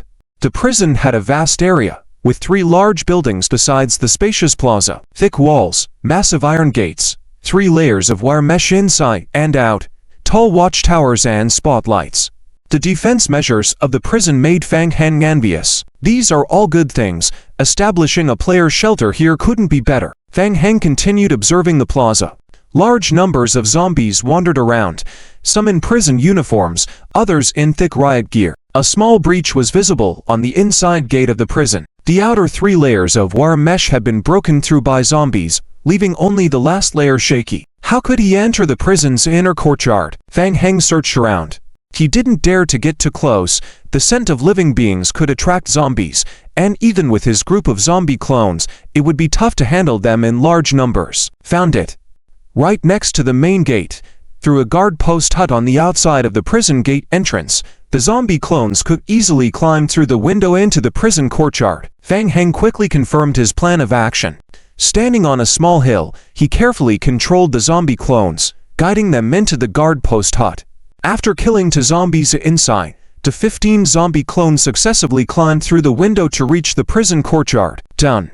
The invasion was successful. Fang Heng clapped his hands, sat on the grass, and ordered the zombies to clear the prison of other zombies. Now, he could relax and let his zombie clones gain experience on their own. Hint: your zombie clones attacking ordinary zombies, hitting, your basic training, strength experience +1. Hint: your zombie clones attacking ordinary zombies, hitting, your basic training, strength experience +1. Hint: your zombie clones attacking ordinary zombies, hitting, your basic training, strength experience +1. Hint: your zombie clones killed an ordinary zombie, and you gain 2 survival points. Hint: your zombie clones. As speculated earlier, zombie clones increase strength training skill experience through attacks. It was estimated that the skill experience would max out soon. Sitting on the grass, Fang Heng occasionally glanced at the game diary out of boredom. Not that he wanted to slack off, but facing the current situation as a human, there wasn't much he could do to help. He silently waited for the zombie clones to gain experience. Should he just return to the cabin? After some thought, Fang Heng decided to continue observing. He took out the survival radio from his backpack and listened to the conversations of fellow survivors to pass the time. A private message. A message received over half an hour ago. Fang Heng opened the private message to read. The sender was a player named Liu, who had sold him the location of the post-apocalyptic merchant camp yesterday. Liu. Boss. ASSS level mission at the merchant's camp was completed by someone. Was it you? Yes. What's the matter? Holy crap. It really was him. It really was him. After receiving Fang Heng's confirmation reply, Liu exclaimed. This morning, when he and his companion went to the merchant's camp to pick up a mission, they found that the SSS level mission had inexplicably disappeared. Almost instinctively, Liu thought of the boss who had inquired about the merchant's location by spending 20 points yesterday. Could he have completed the mission? With Fang Heng's accurate reply, the young man, Zhou Yi, who was also with Liu, was astonished, with an expression of disbelief. Impossible. How could this mission be completed? He must have used some kind of trick, right? Liu looked at Zhou Yi, shook his head, indicating he didn't know. He sent another message to Fang Heng. How did you do it? After a while, Fang Heng's response came back. 100 survival points. Damn. Liu cursed under his breath. He must have super powerful combat talents. Otherwise, it's impossible to clear the entire camp. Zhou Yi analyzed quietly, then suddenly looked up at Liu. Come on. Let's log out. Such a powerful boss won't be unknown in the game. Let's find out his identity and try to recruit him into our company. He's already a big shot. Your small company probably can't afford him, right? Let's give it a try. Even if we can't recruit him, cooperating with him would be beneficial. Zhou Yi decided to postpone the missions they had planned to complete that day. It turned to Liu, saying, I'll check his information offline. You watch over the simple bed. Hurry back. Cut. Beggar. Upon seeing no further response after the other party made an offer, Fang Heng was disappointed and closed the private chat. Fang Heng was also bored.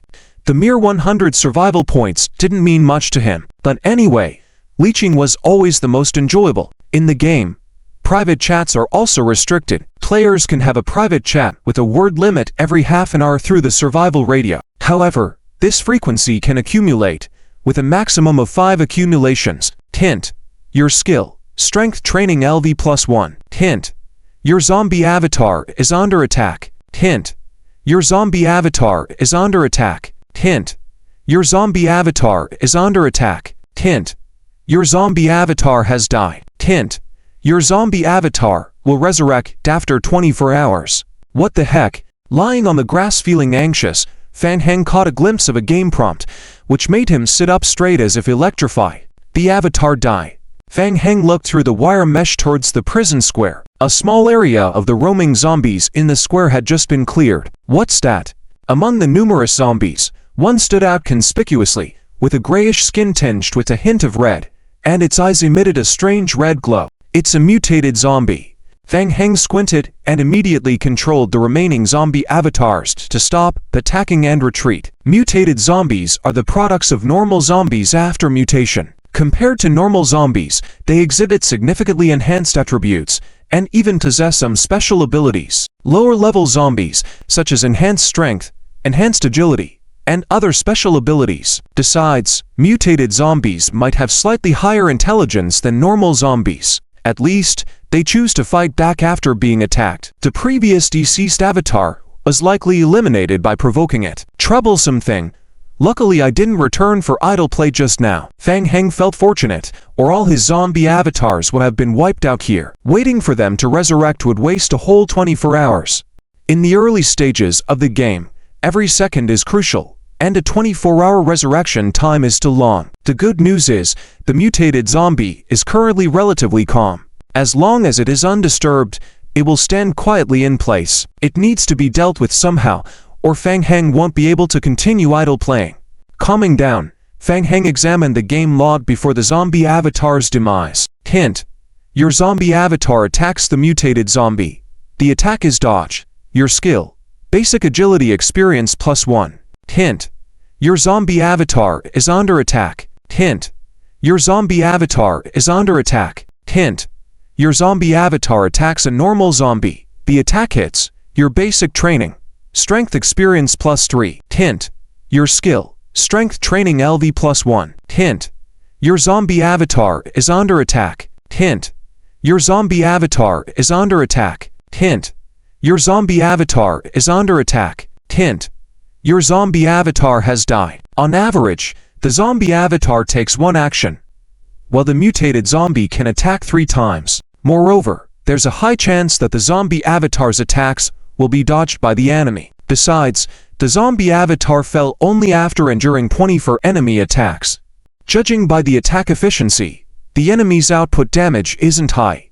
It's just slightly stronger than normal zombies. Summing up, it's a zombie of the agile form evolution path. Years of game experience allowed Fang Heng to make a quick judgment. Agile form mutated zombies are actually the most troublesome because their movement speed is significantly faster compared to normal zombies. Survivors can use the kite fighting strategy or just run away when encountering normal zombies. However, when facing fast-moving mutated zombies, kiting would mean certain death.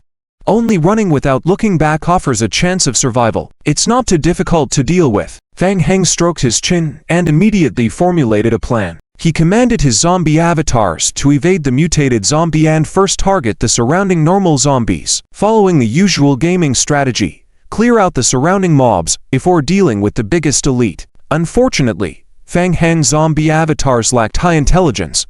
They didn't understand the distinction between mutated and normal zombies. So, trouble ensued. Fang Heng couldn't fully idle, having to stand from a distance and control the zombie avatars, one by one to kill monsters. It took half an hour for the mutated zombies' surroundings to be cleared by the zombie avatars. Then, Fang Heng summoned back the avatars. In the morning, he brought out a total of 5 crossbow arrows from the hut. He had 1 equipped on himself, leaving 4. Now, Fang Heng distributed all 5 arrows to the zombies. He never intended to risk provoking the mutated zombie himself. After all, its attack power was only high relative to the zombie avatars. They were zombies. 1 scratch from the player would result in infection and certain death. A fatal blow. The attack power is limitless. Just kidding. Each person has only 3 chances of resurrection, and after that, they will permanently die. Fang Heng values his life greatly. The zombie avatars accepted Fang Heng's commands, and 5 of them picked up the crossbows on the ground and laboriously loaded the arrows. Fang Heng had conducted similar experiments several times before. Apart from using clubs and machetes, zombie avatars can also wield more complex weapons like crossbows and firearms. However, Using these weapons is highly restricted. They can only be utilized within Fang Heng's line of sight and under his control. Once they go out of sight and are left for idle play, these zombie avatars can simultaneously receive complex instructions like, if you encounter an enemy, aim your crossbow at them and shoot by pulling the trigger, then reload. The most they can do is lift up something they have at hand to hit the enemy. Fang Heng understood that zombies are single-threaded creatures. During the idle play phase, only a relatively complex command can be received at a time. The 5 zombie avatars holding crossbows staggered towards the prison. They stopped 3 meters away from the wire fence outside the prison. It was about right. Fang Heng calculated the distance and ordered the zombie avatars to shoot the crossbows. Swoosh, swoosh, swoosh. The 5 zombie avatars simultaneously shot their crossbows. The arrows flew out, landing on the concrete ground not far from the mutated zombie, making a faint sound upon impact. The mutated zombie lifted its head. It noticed the zombie avatars in the distance, then continued to ponder. Even if they're my avatars, you're quite inaccurate. Fang Heng silently complained, prompting the avatars to reload once more. Fire. Swoosh. Swoosh. Swoosh. This time, an arrow hit the mutated zombie's shoulder. Oh. The mutated zombie screamed, enraged, and swiftly charged at Fang Heng's zombie avatars. It's so fast. Just a bit slower than the speed of an ordinary person running. Fang Heng's eyelid twitched. Dang. Crack, crack, crack. The charging mutated zombie crashed into the wire fence surrounding the prison, getting firmly stuck. Roar. Hiss, hiss. The mutated zombie made eerie sounds, struggling to break free and attack the zombie avatars on the other side of the wire fence. Unfortunately, lacking ranged attacks, it was helpless against the zombie avatars on the other side of the wire fence. Hey. No way out, huh? Chuckled Fang Heng from the shadows, compelling the zombie avatars outside the wire fence to reload the crossbows once more. Numerous crossbow arrows were stuck in the bodies of the mutated zombies, bursting out clusters of foul-smelling black liquid. The movements of the mutated zombies were very stiff, taking more than 10 seconds to reload each crossbow arrow. Fang Heng wasn't in a hurry. All he needed to do was hide in the dark and shoot from a distance. 10 minutes later, the mutated zombies pierced by crossbow arrows howled in pain and fell to the ground unwillingly. Phew. Fang Heng wiped away the sweat on his forehead. He felt a bit tired. Leaning against a big tree, he sat down and massaged his slightly swollen temples. It was quite exhausting to finally control the zombies like this. Ah, amazing. He actually got a complete evolution crystal. The sudden good news made Fang Heng excited again, sweeping away his fatigue. Quick! Fang Heng commanded his zombie subordinates to climb over the watchtower's small cabin and enter the prison square to pick up the evolution crystals left on the bodies. Item: Complete Evolution Crystal First Tier. Item description: a special crystal containing powerful energy that can increase the player's character experience points, effective only for players below the current level LV 10. Fang Heng tightly gripped the retrieved Complete Evolution crystal in his hand. Dang! The crystal shattered. A rich red mist condensed in his palm, quickly absorbed by his hand. Hint: you have absorbed a Complete Evolution Crystal First Tier. Your level has increased to LV 6. Hint: due to the enhanced talent skill, Splitting Zombie Transformation, you additionally gain 6 zombie subordinates. The soul at Fang Heng's feet began to churn once again. Hiss, hiss. Gray-brown hands emerged from the ground. Soon, 6 newly resurrected zombies stood behind Fang Heng. Although one had just been killed by a mutated zombie, he now had 6 more as reinforcements after leveling up. This business was profitable. Initially, Fang Heng had thought it would take some time before he could continue leveling up after reaching level 5, but unexpectedly, it happened so fast. With a wave of his hand, Fang Heng directed the zombies to continue shooting crossbow arrows and return to the prison to spawn more monsters. He slowly sat back down, starting to craft wooden spears for the newly resurrected zombies who avoid unexpected situations. Continuously monitoring the zombies for 5 to 6 hours, Fang Heng stretched and casually checked the gains from the monitor. Besides evolution crystal shards dropped by dead zombies, there was also a very small chance of obtaining more rare items, like blueprints. Strange, my role isn't a chef. Why do I keep getting these items? Muttering to himself, Fang Heng casually dealt with the blueprint and recipes he acquired.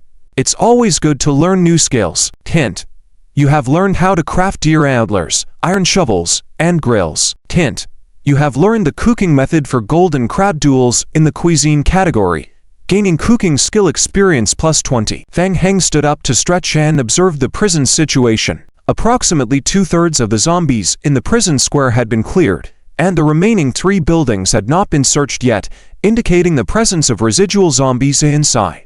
It's a big task. Optimistically, it will take another day to clear everything. It will be more troublesome if there are mutated zombies inside the buildings, Fang Heng muttered to himself. The security level of the prison is much higher than the small cabin. The sooner we clear out this area, the better for our relocation. Hint: your survival radio has received an emergency communication from your friend Jimmy. Jimmy is in trouble? The sudden game prompt stirred Fang Heng. They had added each other as friends in the game to contact in emergencies. Fang Heng immediately opened his survival radio to check the message. Liu Yu. Boss, do you want to cooperate? Our company sincerely invites you to join our trying to take advantage of me again. Without bothering to read it carefully, Fang Heng skipped Liu Yu's message and moved on to the next one. Jimmy. Fang Heng, we've encountered a problem. It's best that you return to the small cabin soon. Fang Heng replied. All right, I'll be back soon. Closing the radio, Fang Heng commanded his zombie subordinates to head back while he retrieved his mountain bike from the backpack, heading back to the shelter alone. Comparing it to when he left, the shelter had been reinforced with boards sealing the broken windows and covering the gaps on the roof. The shelter's main gate was tightly shut, giving off a cautious vibe. Had they been attacked?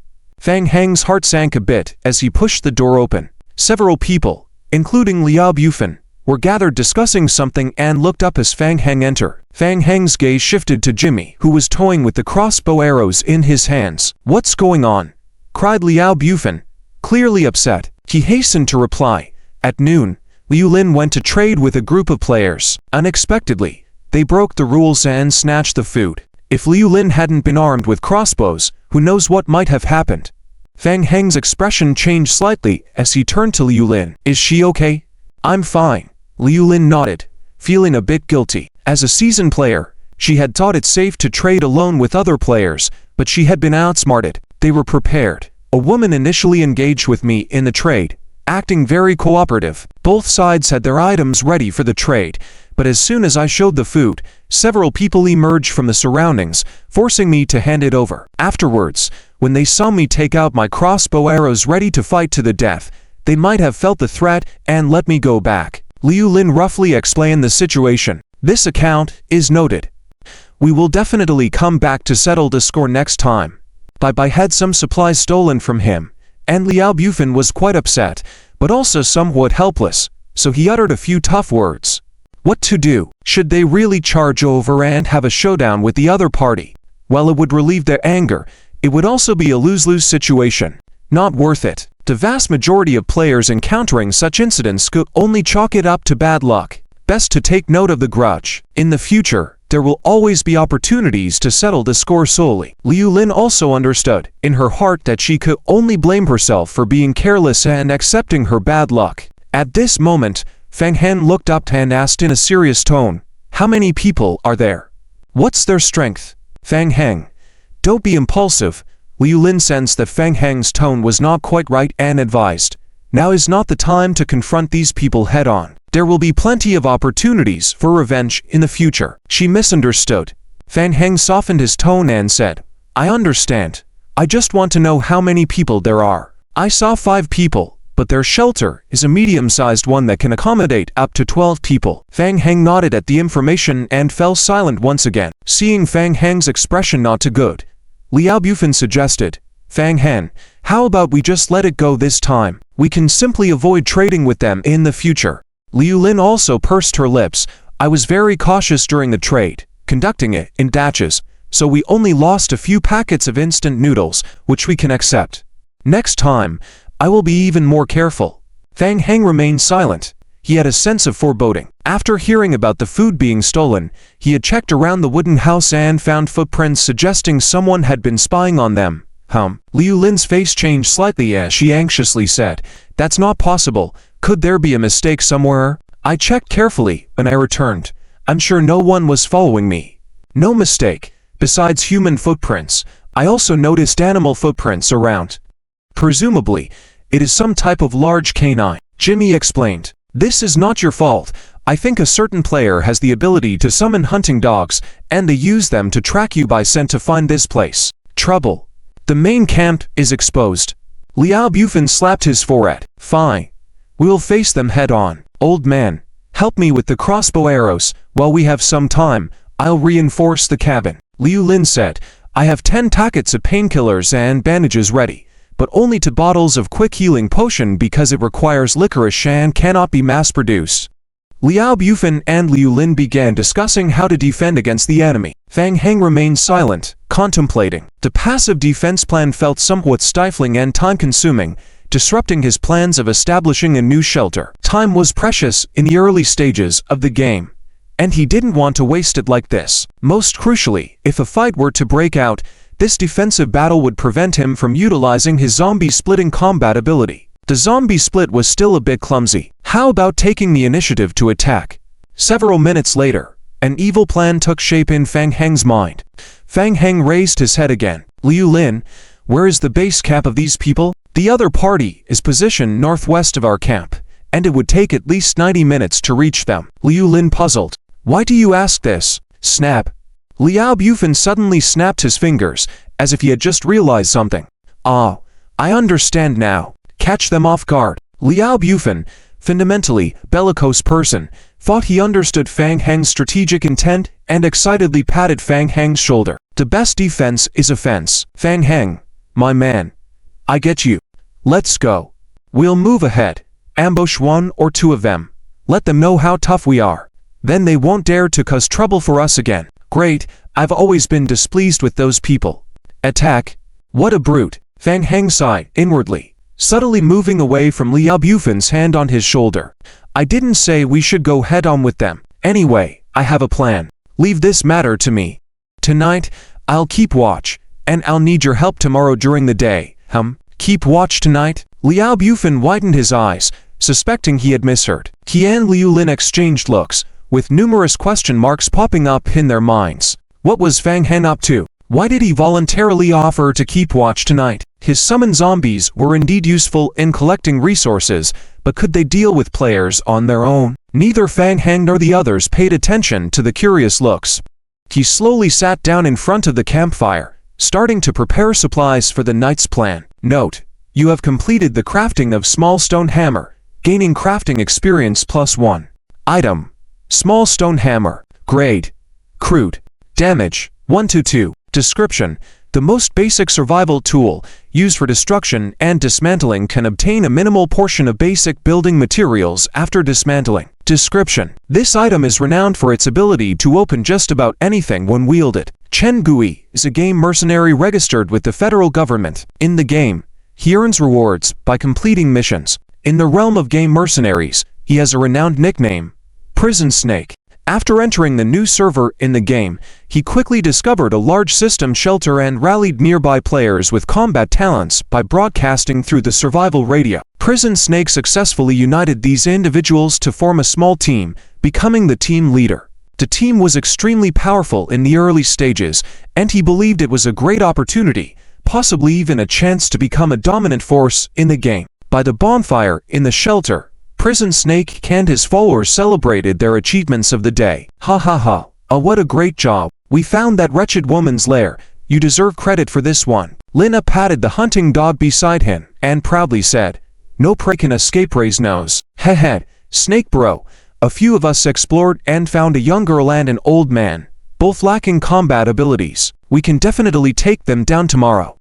Well, tonight let's eat to our fill, and tomorrow at dawn, we ambush there. Whoever comes out, we take them out directly, Prison Snake said coldly. He was not a kind-hearted person. When working as a mercenary, killing was just part of the routine in the game, causing no psychological burden on him. Just kill them all and be done with it. Loot their supplies. Ha ha. A woman who looked quite charming giggled as she sat on Prison Snake's lap.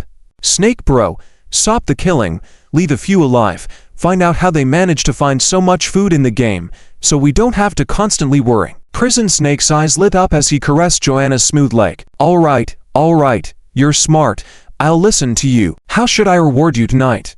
Ah, Snake bro, you're so heartless. But just as she spoke, Snake suddenly frowned. What's that sound? Shh. Snake became alert, signaling for everyone not to speak. Sout. Another sound, not very loud but definitely not light either. Was that an impact sound? Sout. The sound was coming from outside the shelter. Sout. Following the sound, everyone's gaze turned to the wooden wall behind Snake. It seemed like someone was knocking on the wooden walls of the hut from outside. Sout. Sout. The frequency of the knocking increased, growing louder, as if a circle of enemies surrounded the wooden cabin. It was too terrifying. What was happening? Why such strange sounds? Could it be zombies breaking in? No. The 72-hour protected time in the game had not expired yet, so zombies wouldn't actively attack the shelter during this time. Then could it be player invasion? Even less likely. At night, zombies entered a rampage state, where all their attributes were enhanced. Plus, during the night, players had very limited visibility, making it impossible for early players to move at night. Sout, sout, sout. The pounding sounds intensified, becoming more frequent and loud, as if enemies were closing in on all sides of the shelter. Everyone inside the shelter was drenched in cold sweat. What was happening? How could such an attack be happening? Stay calm. What are you all afraid of? Prison Snake tried to appear calm but secretly urged one of his men, Wan Shao, go outside and check. Wan Shao, also a mercenary, nodded and raised his baseball bat, slowly walking towards the wooden door. Amidst everyone's gaze, Wan Shao hesitated before preparing to push the door open. Sout. Before Wan Shao could gather himself to open the door, the wooden door suddenly made a thud sound, startling him, causing him to take a step back. Humph. Playing tricks, are you? Angered, Wan Shao forcefully pushed the door open. A grotesque zombie stood blocking the doorway, holding a small hammer. Ah! Jonah screamed in fear, her face drained of color. It's a zombie. Are you crazy? Wan Shao, close the door quickly.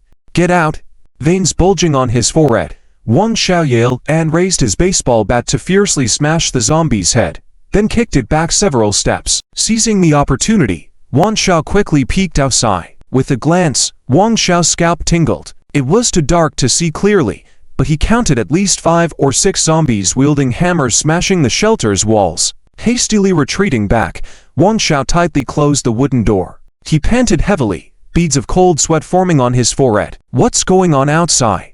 What's happening? Tell us. Wan Shao took a deep breath and said, there are zombies smashing the walls outside, at least a dozen. As the others heard this, their faces turned ashen. At least 7 to 8? How could they fight that many? For a moment, the pounding sounds echoed ominously throughout the shelter, like a death knell. What do we do? What should we do? Jonah, scared and pale, clung to Prison Snake's hand, pleading, Snake bro, think of something. I don't want to die. I don't want to die. Shut up. Crazy woman. What are you going on about? Prison Snake's mood reached its nadir, giving Jonah a slap before admitting he had no solution. Let's fight them. Prison Snake's eyes reddened, blood boiling. If they let the shelter be destroyed, it would lead to death anyway. Fighting might at least give a 50% chance of survival. Let's go. Just a few nights of zombies. We have so many people.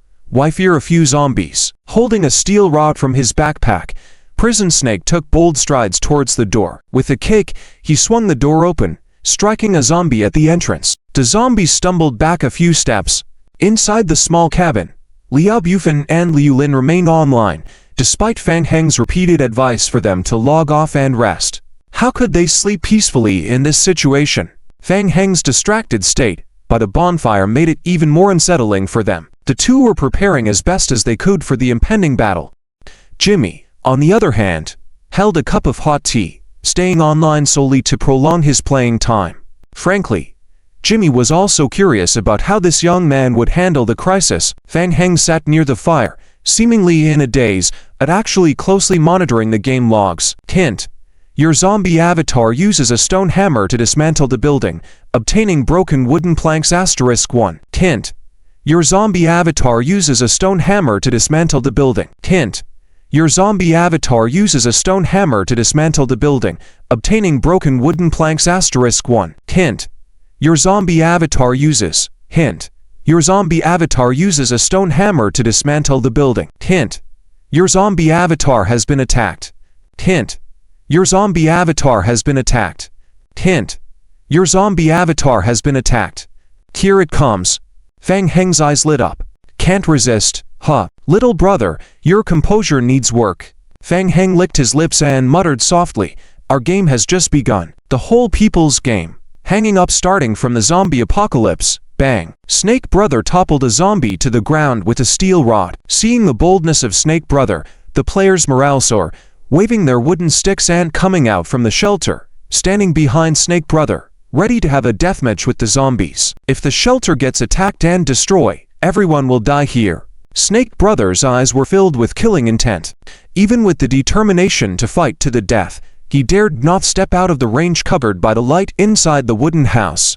The zombies gathered one by one towards the door. Both sides stood still for more than 10 seconds. Snake Brother felt the hand holding the steel rod getting sweaty. The psychological pressure was too great. He was incredibly nervous. His hands were full of sweat. But what he didn't expect was that after a brief standoff, the zombies surrounding the small wooden house actually retreated like a tie. What's going on?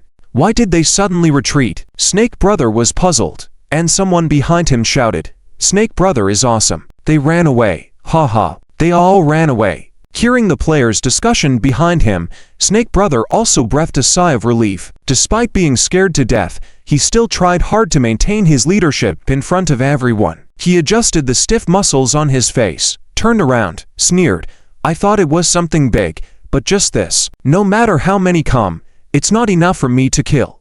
Hint. Your zombie clone is being attacked and attempting to dodge. Hint. Your zombie clone's evasion failed. Hint. You gain +1 base agility skill experience. Hint. Your zombie group is retreating. Hint. Your zombies have completed the retreat order and are standing by in place. Inside the small wooden house, Fang Heng added a piece of firewood to the bonfire and took out a bottled coffee from his backpack. Done. Done. Done. He finished the bottled coffee in one breath, let out a big sigh. Phew. Refreshing. Just from the taste, the coffee in the game was much more delicious than the coffee in the real world. Fang Heng opened another can of coffee for himself. Hot. Seeing Fang Heng drink so boldly, Liao Bufan was a little envious and said, Fang Heng, it's so late, are you not afraid of not being able to sleep at night? After finishing the coffee in the game, the effect was astonishing. Drinking one can would keep you awake all night, and there was even an additional state called excitement that could slightly increase the rate of players' energy recovery. Sleep? I've already said. I'll guard tonight alone. You guys rest early. Fang Heng smiled, giving off a mysterious vibe.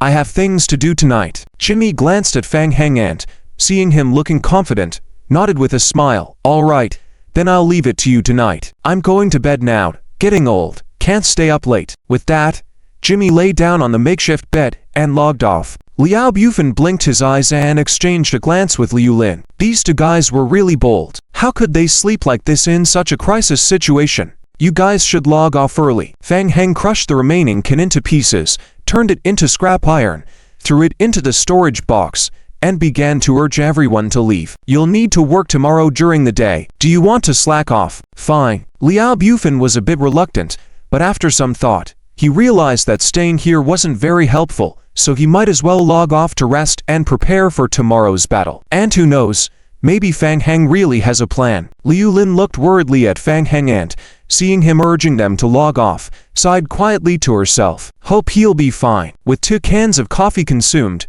Fang Heng, sitting in front of the bonfire, felt energized, full of fighting spirit. Come on, brothers, let's continue playing. Where did we stop? Fang Heng mumbled to himself as he opened the game log and controlled the zombies hanging outside. Snake Brother is mighty. Once Snake Brother appears, these zombies start to flee in fear. What's there to fear about zombies? With Snake Brother here, we have nothing to fear. Kill as many as come. Wait a few days, when Snake Brother leads us to raid a shelter, we'll dominate and rule in the game. Snake Brother still had lingering fear from the recent situation, but he forcibly pretended to be indifferent. Everyone says that the zombies at night are very terrifying, but it's just so-so. In fact, Snake Brother still didn't understand why the zombies just now retreated voluntarily. After chatting for a while, Snake Brother felt a bit sleepy. He waved his hand. Who's on watch tonight? The rest of you should rest early. It's just a little disturbance. Why get so excited? Tomorrow morning we still have thud. A striking sound interrupted. All the players who were about to return to their beds froze in place. Almost simultaneously, everyone closed their mouths. No way. Could it be? The entire room fell into extreme silence. Everyone stayed quiet, not making a sound, silently praying that they misheard earlier. Sout, sout. The familiar strike sound resounded again, as if pounding on each player's heart. They didn't mishear. Those zombies had returned. Damn it, when will it end? They're back again? Instead of stopping, the striking sound became more intensified, coming from all directions of the shelter. Gritting his teeth, Snake Brother lifted the iron rod. Let's go. Let's fight. Pushing open the door, Snake Brother swept aside, a zombie swinging a small sledgehammer attacking the shelter. When attacked, the zombie staggered back to steps. Instead of attacking back, it slowly pushed back and disappeared into the darkness. In the blink of an eye, the surrounding zombies quickly retreated into the darkness. The sporadic hammering at the back of the shelter gradually faded away. Along with Snake Brother, the players who had pursued out looked at the darkness, their hearts sinking. This darkness seemed like the mouth of a giant beast, swallowing them all. Snake Brother, what should we do? Shall we chase? Chase what? Can't even see such a simple trick to lure them out. What a bunch of idiots. Snake Brother was filled with anger without a way to vent. At night, the visibility outdoors was at most 2 to 3 meters. In this situation, once surrounded by a zombie horde, it would be impossible to survive. How could Snake Brother risk his life with such small odds of survival? Gritting his teeth, Snake Brother said, "Don't pursue a poor enemy. Let's go back first." Back in the room, the morale was low. The air felt terrifyingly heavy. No one spoke, and no one logged off to rest. They were all worried, fearing that annoying striking sound would happen again. Joan curled up in a corner, shivering. In fact, everyone in the room had a premonition that the sound would reappear. What they hoped for happened. Not even 5 minutes had passed. Sout. In the quiet little wooden house, the sound of thud from the striking became particularly clear. Damn. They're back. Hint. Your shelter is under attack. Hint. The security level of your shelter is decreasing. Hint. Please repair your shelter and protect it from the attack. Hint. The current safety level of your shelter has dropped to 11. Please repair your shelter level promptly. The shelter's defense value continues to decrease. The game prompts sound like death warrants constantly ringing in the ears of players such as Jail Snake. Jail Snake has lost count of how many times he has charged out of the door with others. Every time he runs out, the zombies automatically retreat into the darkness. However, it won't be long before they come back and start pounding the shelter with stone hammers again. Jail Snake even attempted to have a few players guard the door constantly. At first, it worked. But after a few attempts, the zombies changed tactics. They began trying to flank from behind, attacking the wooden walls of the shelter from the rear and sides. Just a few players couldn't possibly defend the entire shelter. If players stay in the wilderness for a long time at night, they will enter a negative state called dark fear. This state gradually reduces all the players' basic attributes. The longer they drag it out, the more attributes will be reduced. According to official statistics provided by the federal government, if a player accumulates over 300 minutes in one night, there is a very high probability of being directly infected with the zombie virus. This is the most terrifying aspect of the night. They can't have everyone guard the door all the time. If this continues, once the shelter is destroyed, everyone will die here tonight. No one will escape. Fear envelops every player, and they even begin to feel despair. Linnea coldly said, "Then shall we go out and fight them?" "Fight? Are you crazy? Are you going out to die? All of you stay put here." Jail Snake finally couldn't restrain the anger he had been trying to suppress and erupted completely. He gritted his teeth.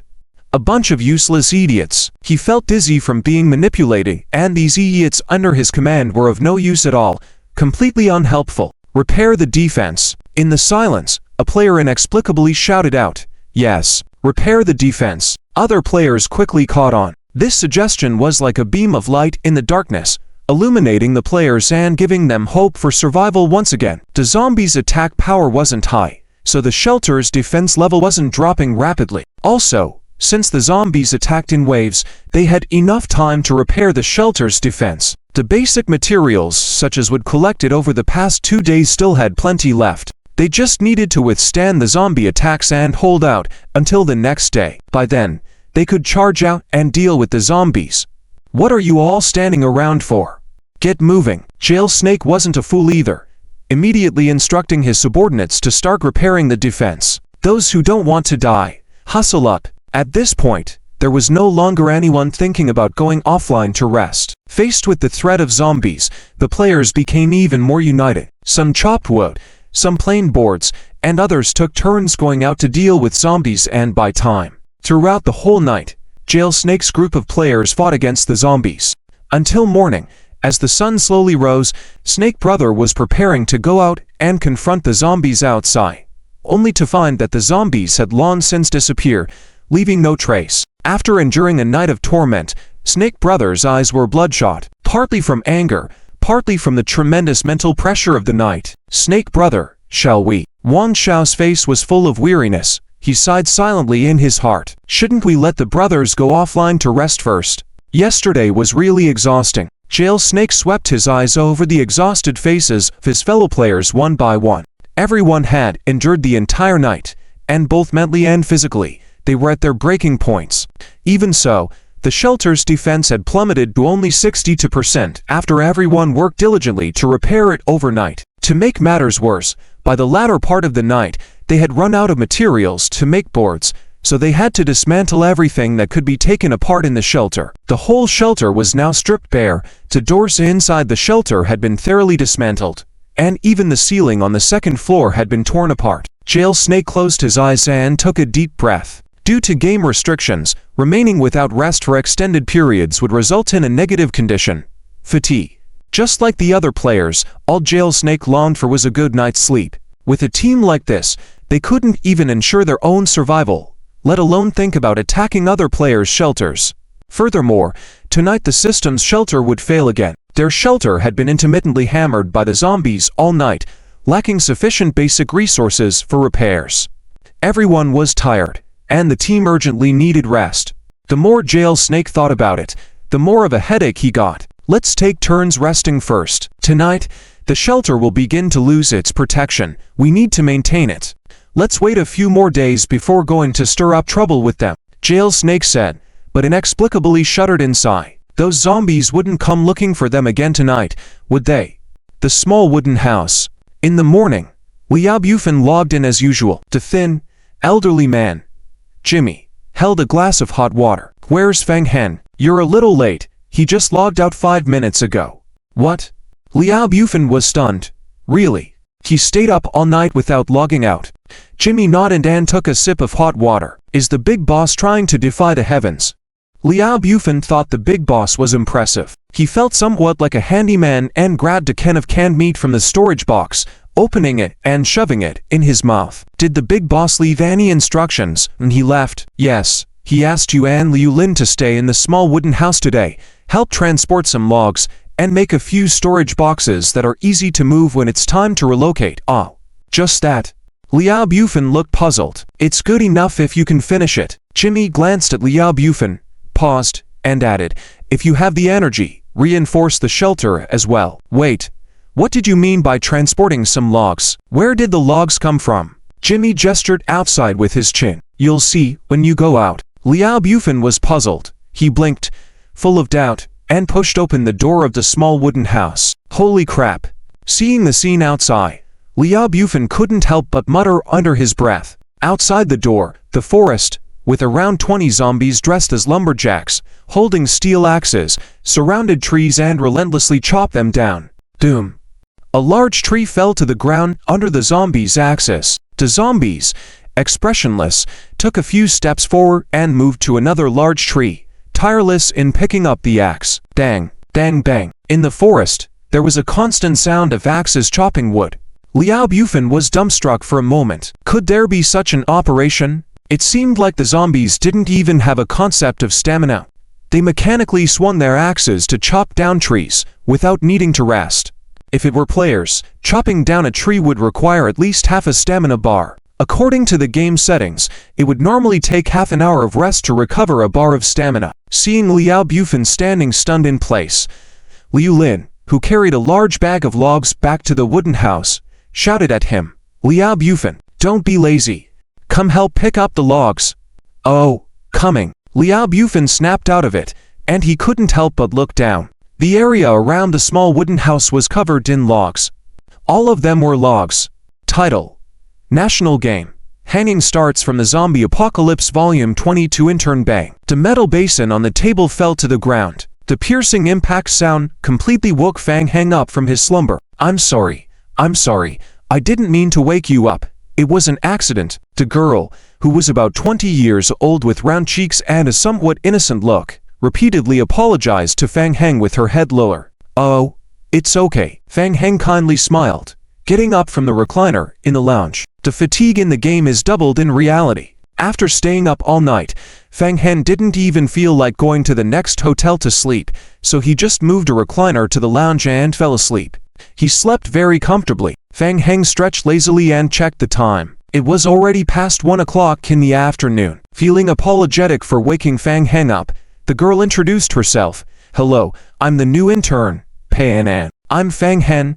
Nice to meet you. It's a coincidence. I'm also a new intern.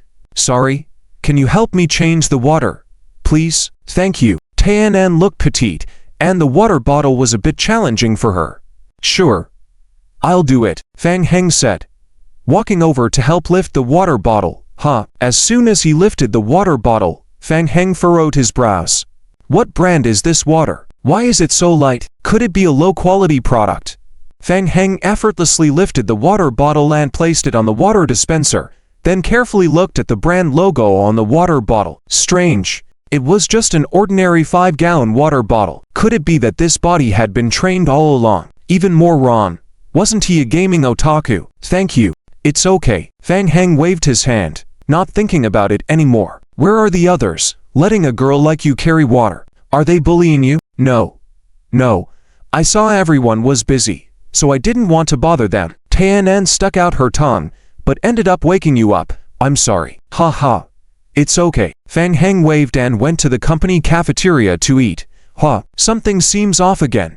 Thinking carefully, Fang Heng suddenly felt strange. He had played in the game all day yesterday. In reality, he hadn't eaten anything in over a day, just a few sips of water. Yet, he didn't feel very hungry right now. What could be the reason for this? Forget it. Fang Heng couldn't figure it out, so he decided not to think about it and went to the warehouse after eating to log into the game. Hint: during the time you were offline, your zombie group felled 823 logs, and you gained the skill logging. You gained 29,127 logging experience points, 22,317 strength training experience points, and 24,995 constitution training experience points. Hint: your logging skill has reached level 6. Hint: your strength training skill has reached level 6. Hint: your constitution training skill has reached level 6. Hint: your logging, strength training, and constitution training skills cannot exceed the current character level. Please raise your character level soon. Inside the cabin, Fang Heng first opened the game log to observe the situation of hanging. A good find. It turned out that chopping trees could also increase the experience points of strength training and constitution training skills. In addition, one log could produce 1 to 7 wooden planks, depending on luck and crafting skill level. Fang Heng estimated that with this progress, he had collected enough logs to build a level 1 large primary shelter without any problems.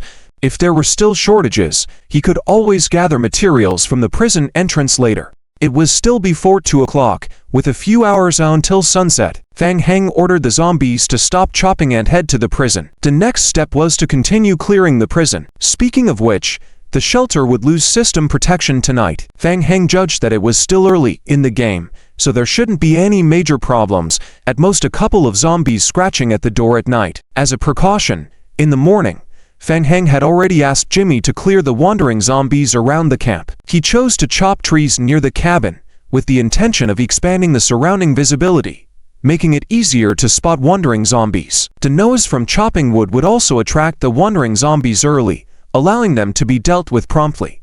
This way, they would be safer at night. Just then, Liao Bufan pushed open the door. He was panting heavily as he carried a backpack full of logs into the room. Fang Heng, you're back. Seeing Fang Heng, Liao Bufan pointed to a corner of the room and began to complain. Boss, look, Look at this. I'm begging you. Can you ask your zombies to stop working?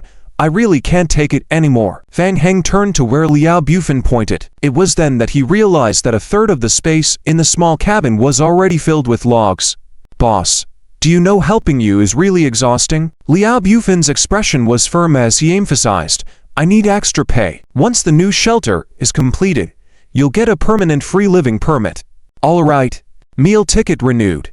Liao Bufan felt happy and immediately agreed. Okay, it's a deal, boss. Fang Heng rode his mountain bike back to the prison. After more than 10 hours, the zombies in the prison square were once again scattered. The density of zombies was much lower compared to yesterday. Fang Heng didn't notice any mutated zombies among them. With a wave of his hand, the zombies following him raised their wooden spears and rushed into the guardhouse. The zombies climbed into the prison square through the windows of the guardhouse and started their slaughter. Hint: your zombie avatar killed ordinary zombies, and you gain 2 survival points. Hint: your zombie avatar killed ordinary zombies, and you gain 1 survival point. The game log began to fill the screen again. Seeing the reduced number of zombies in the prison square, Fang Heng felt a bit more courageous and sneakily entered the guardhouse through the broken iron door. He closed the room's door, quickly took out wooden planks, and reinforced the guardhouse. Hint: you cleared the guardhouse and completed its reinforcement.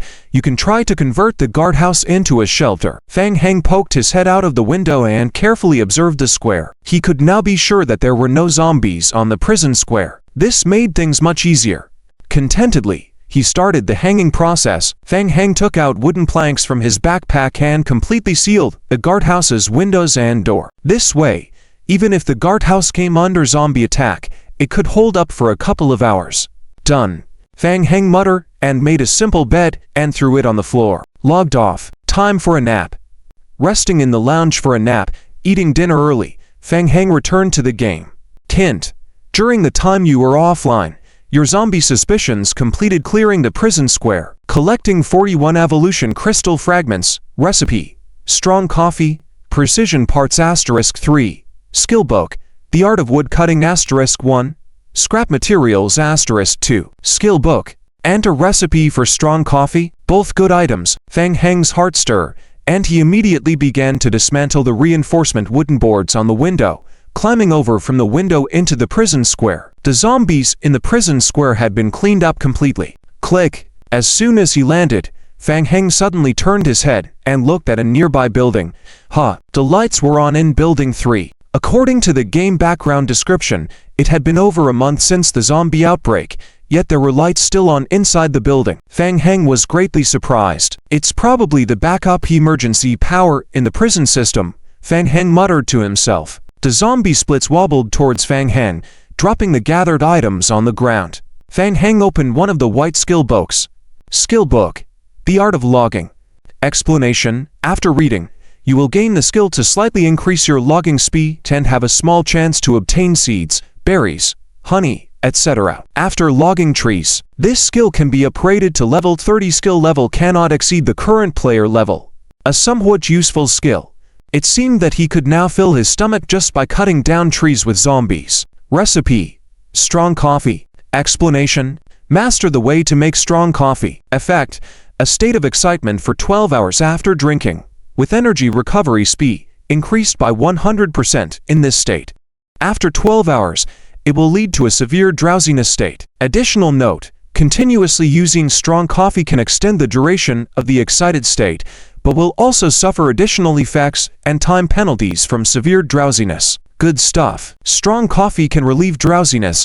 Comparable to a stimulant, it has always been considered emergency supplies in the game. However, obtaining the coffee beans needed to make strong coffee was not easy. What a harvest! Fang Heng patted the skill book and recipe on his head. Hint: you have learned the skill, the art of logging. Hint: you have learned to make strong coffee, and your cooking skill experience plus 30. Next, Fang Heng squinted, observing the situation in the prison once again. There was still over half an hour until sunset. According to his original plan, Fang Heng should leave immediately and quickly return to the shelter before sunset. However, the light coming from Building 3 made him change his mind. Generally, at night, due to the darkness, visibility was limited, and the danger increased significantly. But this building had sufficient lighting inside. Furthermore, having slept for the entire day, Fang Heng was full of vigor now. He wouldn't be able to sleep if he returned now, so it was better to explore during this time. With his decision made,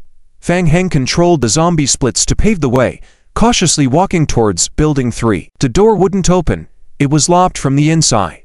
Looking at the side, Buildings 1 and 2 of the prison housed inmates, while Building 3 was an office building for prison staff. Through the glass windows, Fang Heng could clearly see the wandering zombies inside the building. Fang Heng didn't immediately enter Building 3, went to the entrances of Buildings 1 and 2 to observe. The doors of both buildings were securely locked from the outside with thick iron chains. It seems like the zombie virus first broke out in Buildings 1 and 2 where the prisoners were held, so the guards locked those buildings in advance. Fang Heng speculated. However, it was strange how quiet it was inside these buildings. Fang Heng tried to get closer to the door of Building 2, pressing his ear against it. No sound at all. The silence felt eerie to Fang Heng.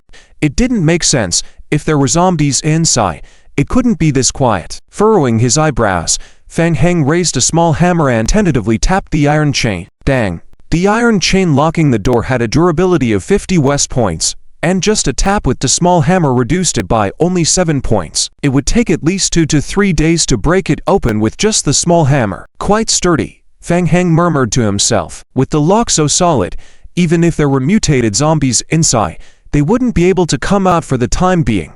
He decided to ignore Buildings 1 and 2 for now and directly clear Building 3, establishing a player shelter in Building 3 first, and then figuring out how to slowly deal with the zombies in Buildings 1 and 2. If all went well, he could complete the plan to move out of the prison tomorrow. After all, there was a group of ruffians eyeing his small cabin, making Fang Heng uneasy. The sooner he moved, the better. Having made up his mind, Fang Heng sent a message to Liao Bufan via the survival radio, informing him that he wouldn't be returning to the shelter tonight. Subsequently, with the zombie splits, he returned to Building 3 and began to break down the door. The zombie splits raised their tiny hammers. Bang, bang, dang.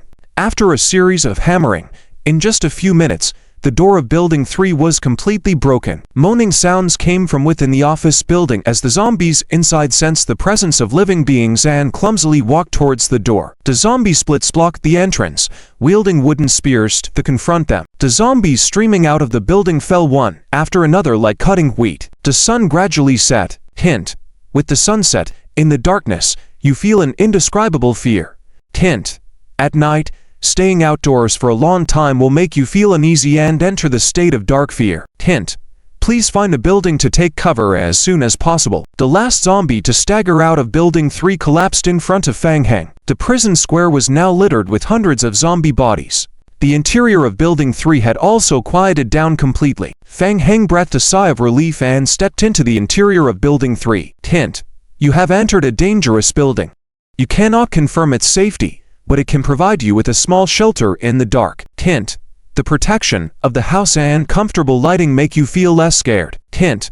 You are no longer affected by the fear of darkness. Walking into the interior of Building 3, Fang Heng surveyed his surroundings. The office building looked like it had experienced doomsday, with bloodstains everywhere and various documents scattered all over the floor. Fang Heng took out a freshly made wooden door from his backpack, installed it at the entrance, and reinforced it with wooden planks on both sides. There.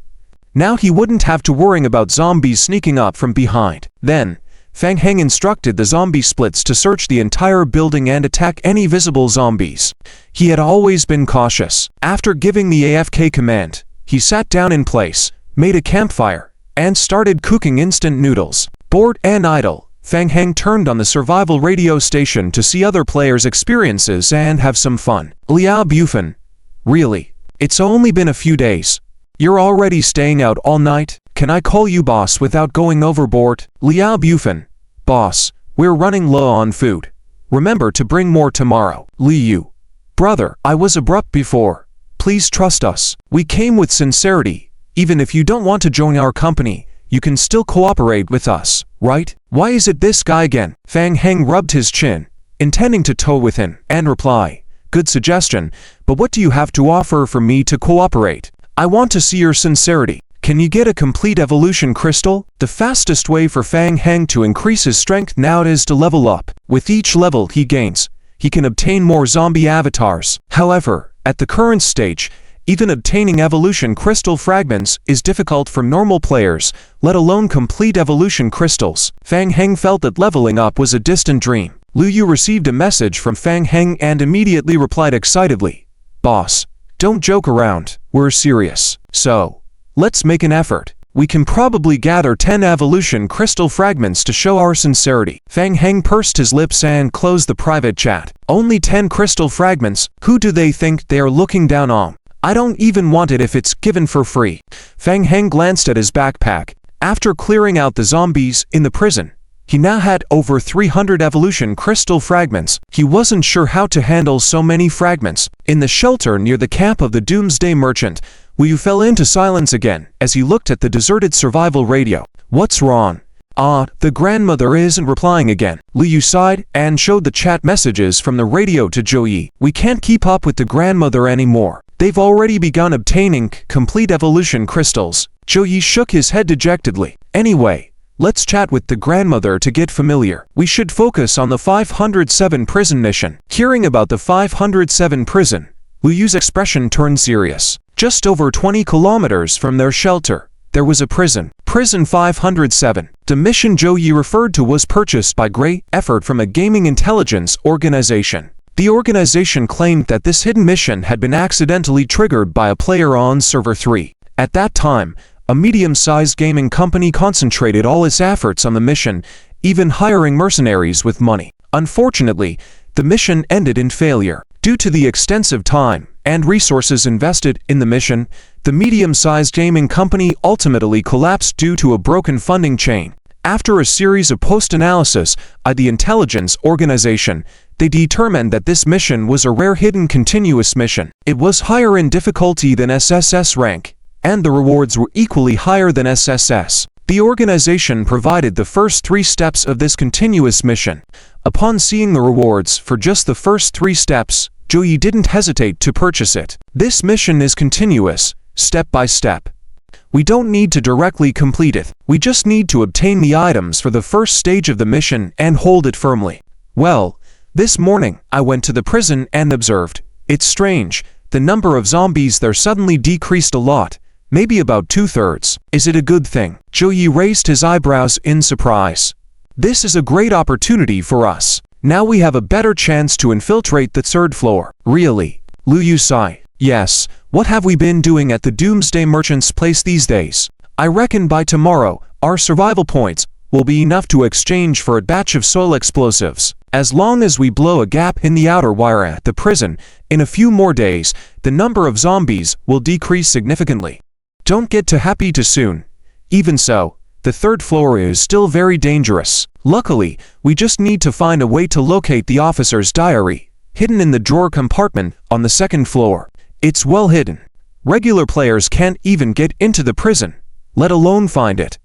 That's the only way to trigger the mission. The seller said we must get it. Otherwise, the mission won't activate. Inside the prison, Fang Heng sat in front of the fire. Hint: your zombies have completed a scavenging round.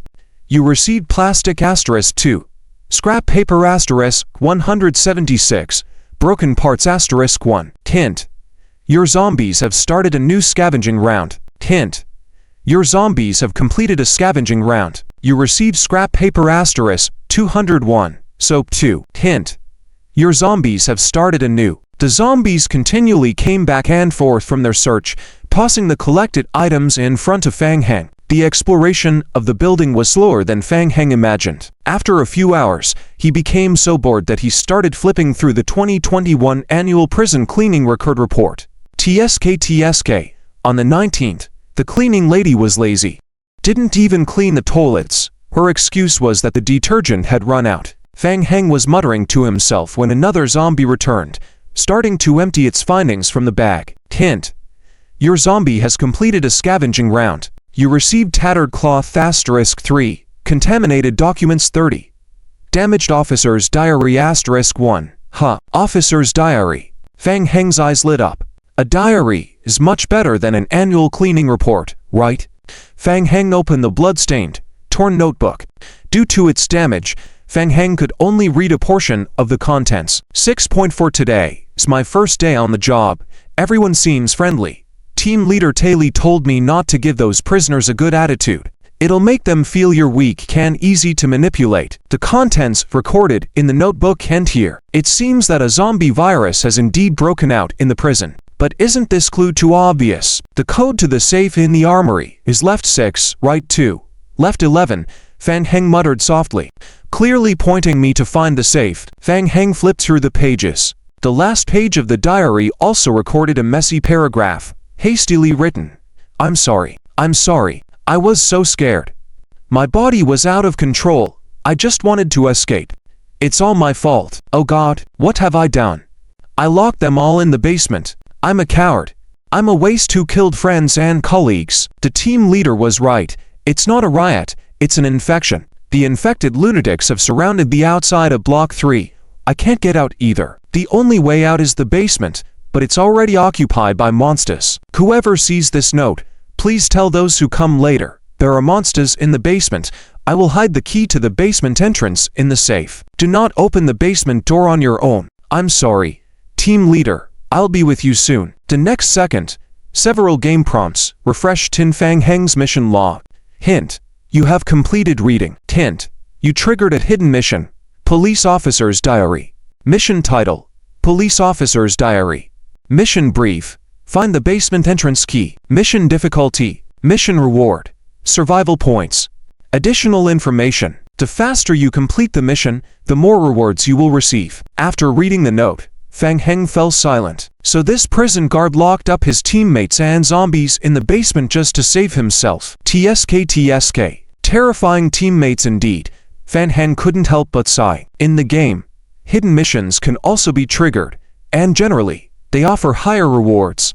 Fang Heng glanced at the game log again, evaluating the risk of this mission. The zombies had completed the exploration of the prison's work areas on levels 1 and 2, and were in the process of clearing level 3. Level 2 was relatively safe. Evaluation completed.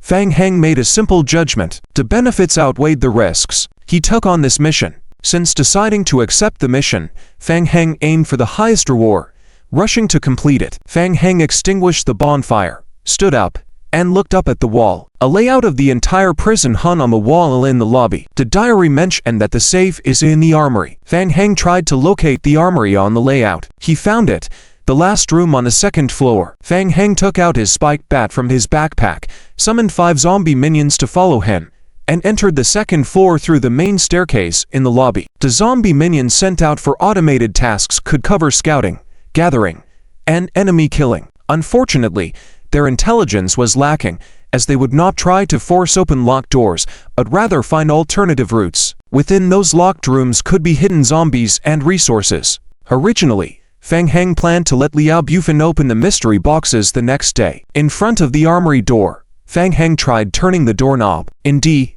the armory was locked from the inside. Fang Heng then pressed his ear against the wooden door to listen. There were sounds of zombies inside, and not just a few. Fang Heng gestured for his zombie minions behind him to break down the door. In just 3 minutes, the door was shattered. Several zombies staggered towards Fang Heng from inside the room. The zombie minions at the door had already prepared and continuously pushed the zombies back with their spears, poking holes in their bodies. After repeating this process dozens of times, all the remaining zombies in the room were cleared. Fang Heng entered the armory to inspect. Inside, just like the outside, was a mess, as if it had been looted. The firearms on the racks had also been empty, leaving only some scattered bullets. Bullets were valuable, rare resources.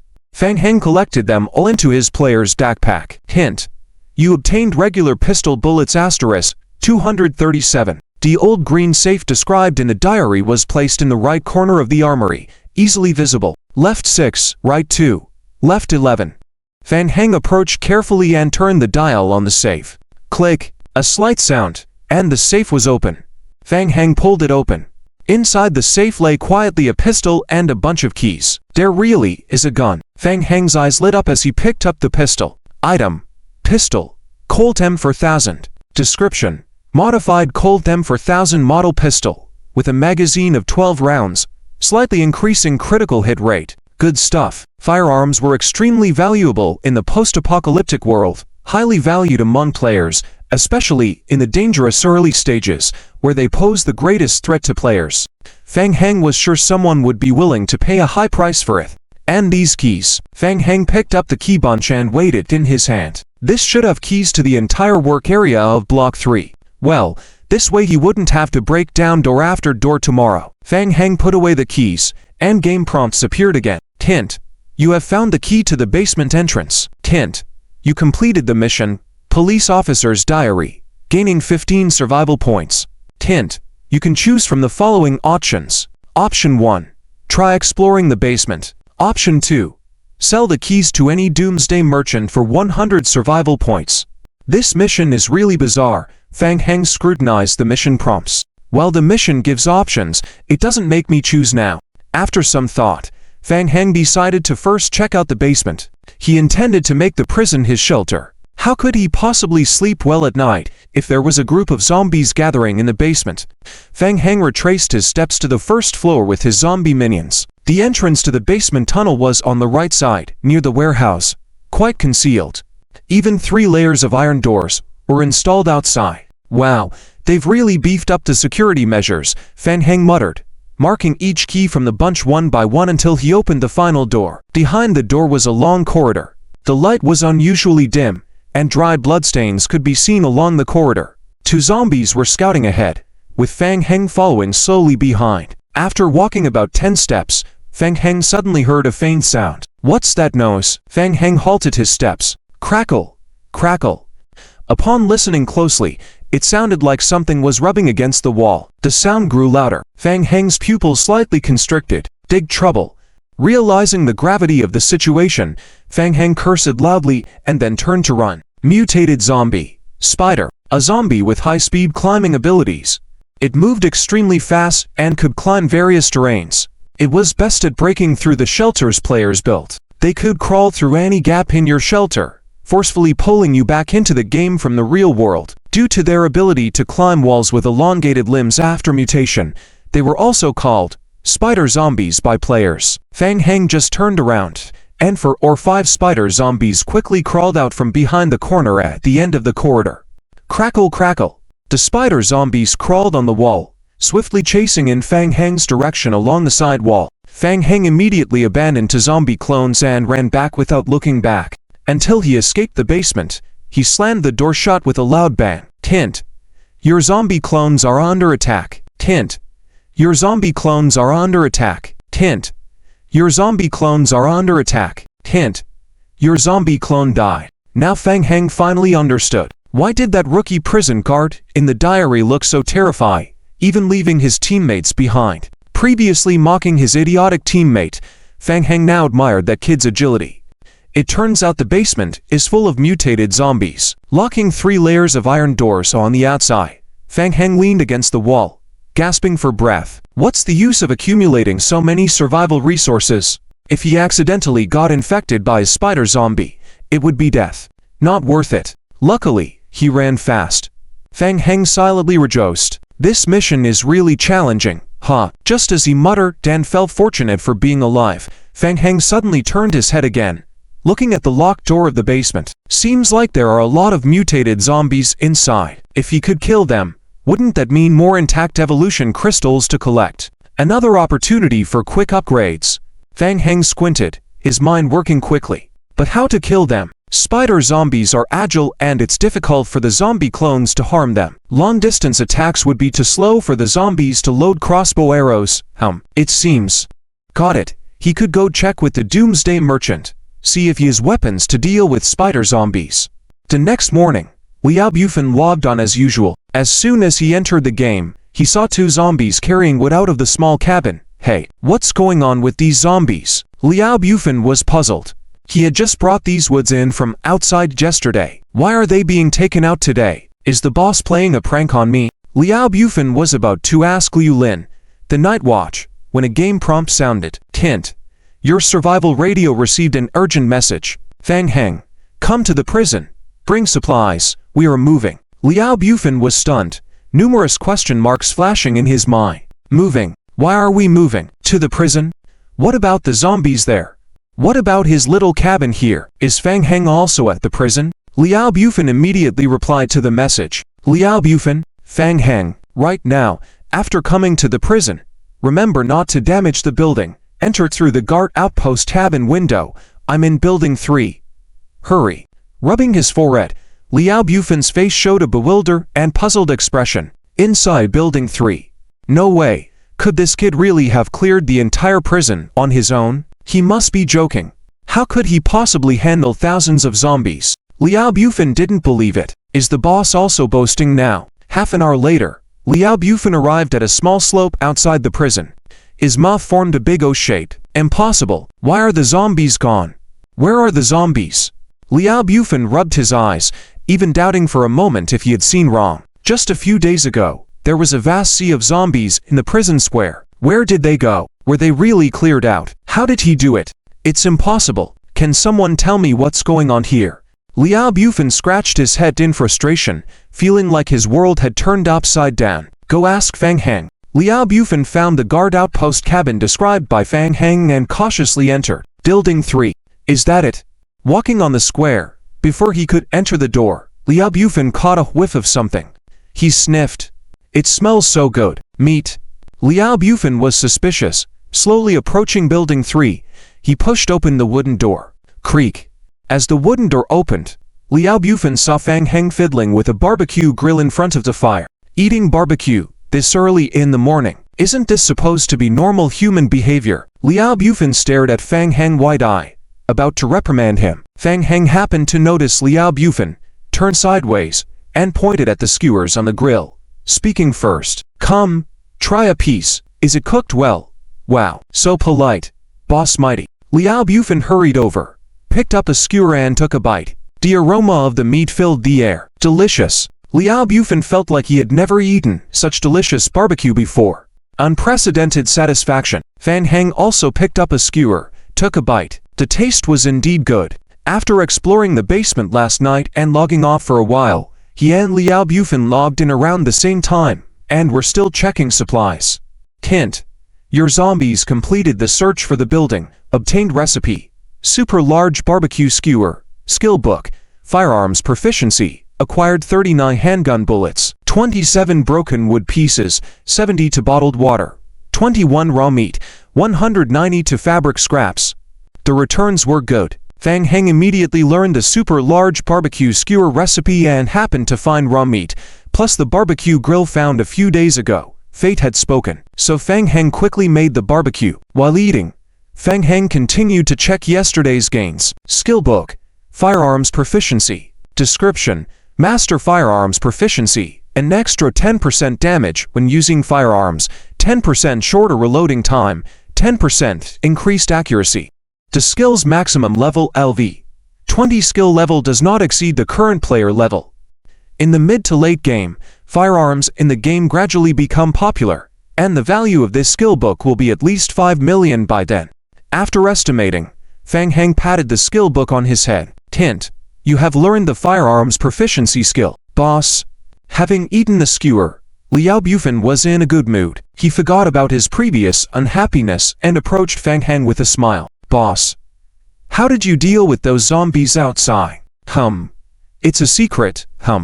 This answer left Liao Bufan somewhat disappointed. His eyes turned, and he continued to ask, So, boss, what do you want me to do today? First, repair the prison.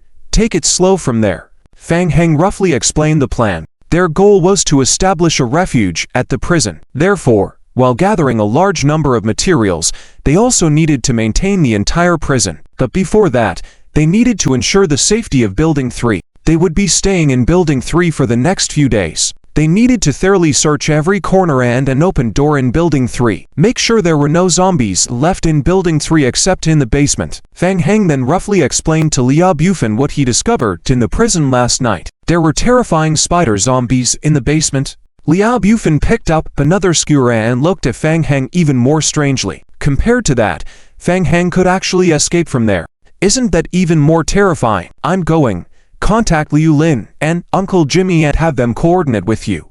Fang Heng patted Liao Bufan's shoulder. Where are you going? To find a way to deal with the spider zombies in the underground passage. Liao Bufan, about to put the skewer in his mouth, paused. Did he hear it right? Fang Heng was actually planning to deal with those mutated zombies in the basement. Fang Heng is very greedy. The shelter needs to be established, and the character levels must not be neglected. The mutated zombies in the basement are valuable items. Defeating them can earn a lot of complete evolution crystals. This is hope for upgrading. Fang Heng rode his mountain bike to the Doomsday Merchant camp. Yesterday, he cleared the square and the third floor of the prison, and currently has accumulated 13,780 to survival points. Hey, Fang Heng, we meet again. The Doomsday Merchant Vidal warmly greeted Fang Heng. You've come at the right time. I have a new batch of goods. Are you interested? Really? How coincidental? Friendliness is good. Fang Heng opened the merchant's hidden exchange interface to check. Oh, an electric baton. A powerful close-range weapon that can paralyze zombies. Quite a useful weapon, but unfortunately, it has no effect on mutated zombies. A shotgun? This is good too. Unfortunately, it's too expensive, and the reloading speed of the shotgun is too slow. It can barely handle a spider zombie. There are too many spider zombies in the basement. It's too dangerous. Fang Heng looked through the exchange column and did not find a suitable weapon, feeling a bit disappointed. Do you have any stronger weapons? Fang Heng tried to explain. I want to deal with spider zombies. Spider zombies. They are quite difficult to deal with. Let me think. The Doomsday Merchant tapped his head with his index finger, pondering. I have a type of composite adhesive landmine. It can come in handy, but it's hard to come by and quite expensive. A piece probably requires 3,000 survival points. No. Fang Heng shook his head. I need something for offense, not just for defense. I see. In that case, I think this is something you can use for sure. The Doomsday Merchant Vidal took out a notebook from under the counter, opened it, and turned to a page. He pointed to a picture. Concentrated flamethrower ammo 2-1. It can instantly spray concentrated high-intensity flames. Zombies fear this the most. Good stuff. Fang Heng's eyes lit up. He remembers this item. In his memory, he had seen a video before, where a player used this concentrated flamethrower to ignite batches of zombies. The high temperature even made it difficult for mutated zombies to endure. And spider zombies don't have high health points. Its only weakness is that it can't be used for a long time, otherwise it will overheat and break. Seeing Fang Heng's interest, Vidal continued, I don't have this in stock. If you order it, you need to pay 10,000 survival points first, and I will restock within 3 days. The merchant calculated quickly and presented a sky-high price. In addition, you also need fuel, plus 3 bottles of fuel. It will cost about 26,200 in total. How does that sound to you? Very good, but unfortunately, I can't afford it right now. Fang Heng regretfully shook his head. Do you have any tasks for me to earn some survival points? I see. In that case, you can check the missions here. See if there's anything suitable for you. Fang Heng once again opened the mission list. Due to the previous SSS level mission, Fang Heng didn't have time to carefully look through them and hastily left after taking the mission. Today, he patiently reviewed the missions. Generally, the missions in the mission list are divided into several categories. Exterminate zombies, search for items or characters, collect supplies, and explore the area. Collect supplies. There are missions like this too. Fang Heng's eyes lit up. He filtered the keywords in the mission list. Collect. Mission title. Collect iron ore repeatable. Mission requirement. Collect 300 units of iron ore. Mission reward. 600 survival points. Mission title. Collect coal ore repeatable. Mission requirement. Collect 300 units of coal ore. Mission reward. 600 survival points. Mission title. Collect wooden planks repeatable. Mission requirement. Collect 300 units of wooden planks. Mission reward. 600 survival points. Wooden planks. Fang Heng saw something extremely exciting. Collect wooden planks. Wood is the most abundant resource in forest environments. His zombie workforce can work non-stop to produce wooden planks. Then he can sell the finished wooden planks to merchants. What a development. My heart raced. Could it be that he's discovered a bug in the main god system? For a moment, Fang Heng even had the impulse to empty the Doomsday Merchant's shop. I want to buy a modified motorcycle. Sure, the total is 5,350 survival points. Do you need to buy some wool too? No need. Thank you. Fang Heng obtained the modified motorcycle. He rode the mountain bike all the way back to the prison. Liao Bufan and Liu Lin circled around the third floor in the morning, carefully inspecting it to find any potential dangers. The exterior walls of the third floor's building showed no signs of damage and were unusually strong. The two back doors of the building were locked and sealed from the inside. The only entrance was the wooden door Fang Heng had placed last night. After inspecting it, Liao Bufan reinforced it thrice to ensure its durability. Overall, the defense of the third floor was several times higher than the small wooden house they stayed in last night. At this moment, Liao Bufan and Liu Lin were teaming up on the first floor to open mystery boxes and clear out zombies. This big brother is amazing. He actually cleared out the entire prison. I just can't figure it out. How did he do it? Liao Bufan still had question marks in his mind. He couldn't understand how Fang Heng managed to clear the whole prison. I know. Why? How did he do it? But I'm not telling. As they were about to move into a higher security level shelter, Liu Lin's mood was great, and she deliberately scared Liao Bufan. The more you know, the faster you die. It's better not to inquire too much about Fang Heng's secrets, to avoid being silenced. Hiss.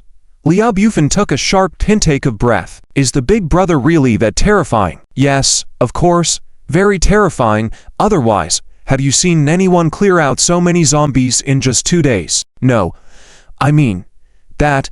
Liao Bufan pointed to the window next to him, signaling outside the window. What do you think those zombies are doing? Zombies?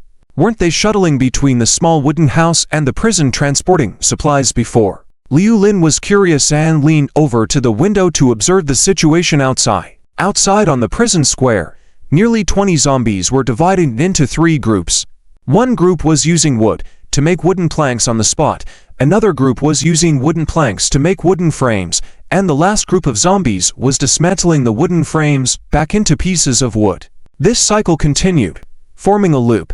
Is the big brother playing like this? Liao Bufan completely couldn't understand. Looking bewildered, he could only ask Liu Lin, what do you think the big brother is doing? Liu Lin was also puzzled. What did those zombies mean, dismantling and assembling at the same time? Are they misusing resources? Both of them moved their gaze to Fang Heng sitting in the square, inadvertently showing a silly smile. Liao Bufan scratched his head. Did the big brother suddenly go crazy? Liu Lin glared at Liao Bufan. Not a good thing to say. What's the benefit for you if Fang Heng were to lose his mind? Liao Bufan obediently closed his mouth. Makes sense. He still depends on Fang Heng as his meal ticket. Liu Lin looked at Fang Heng outside the window, nodded thoughtfully for a moment, then suddenly her eyes lit up. Could it be? Is he gaining experience points? Fang Heng sat on the prison square. The game log began to refresh densely. Hint. Your zombie production is complete with 3 wooden boards, gaining +1 basic crafting experience. Hint. Your zombie production is complete with a wooden frame, gaining +3 basic crafting experience. Hint. Your zombie dismantled the wooden frame, obtaining 8 wooden boards. Hint. Your zombie production is complete with a wooden frame, gaining +3 basic crafting experience. Hint.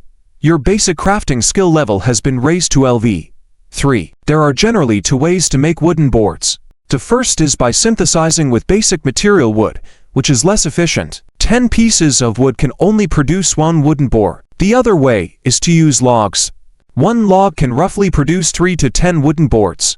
However, the condition for using logs is that the player's basic crafting level reaches LV 5. Fang Heng's current basic crafting level is only level 1. In fact, not only Fang Heng, but most players have a basic crafting level of 1. After all, in the early stages, players are limited by energy levels. Unless they have relevant talent skills, increasing the basic crafting level is very difficult. Fang Heng is different.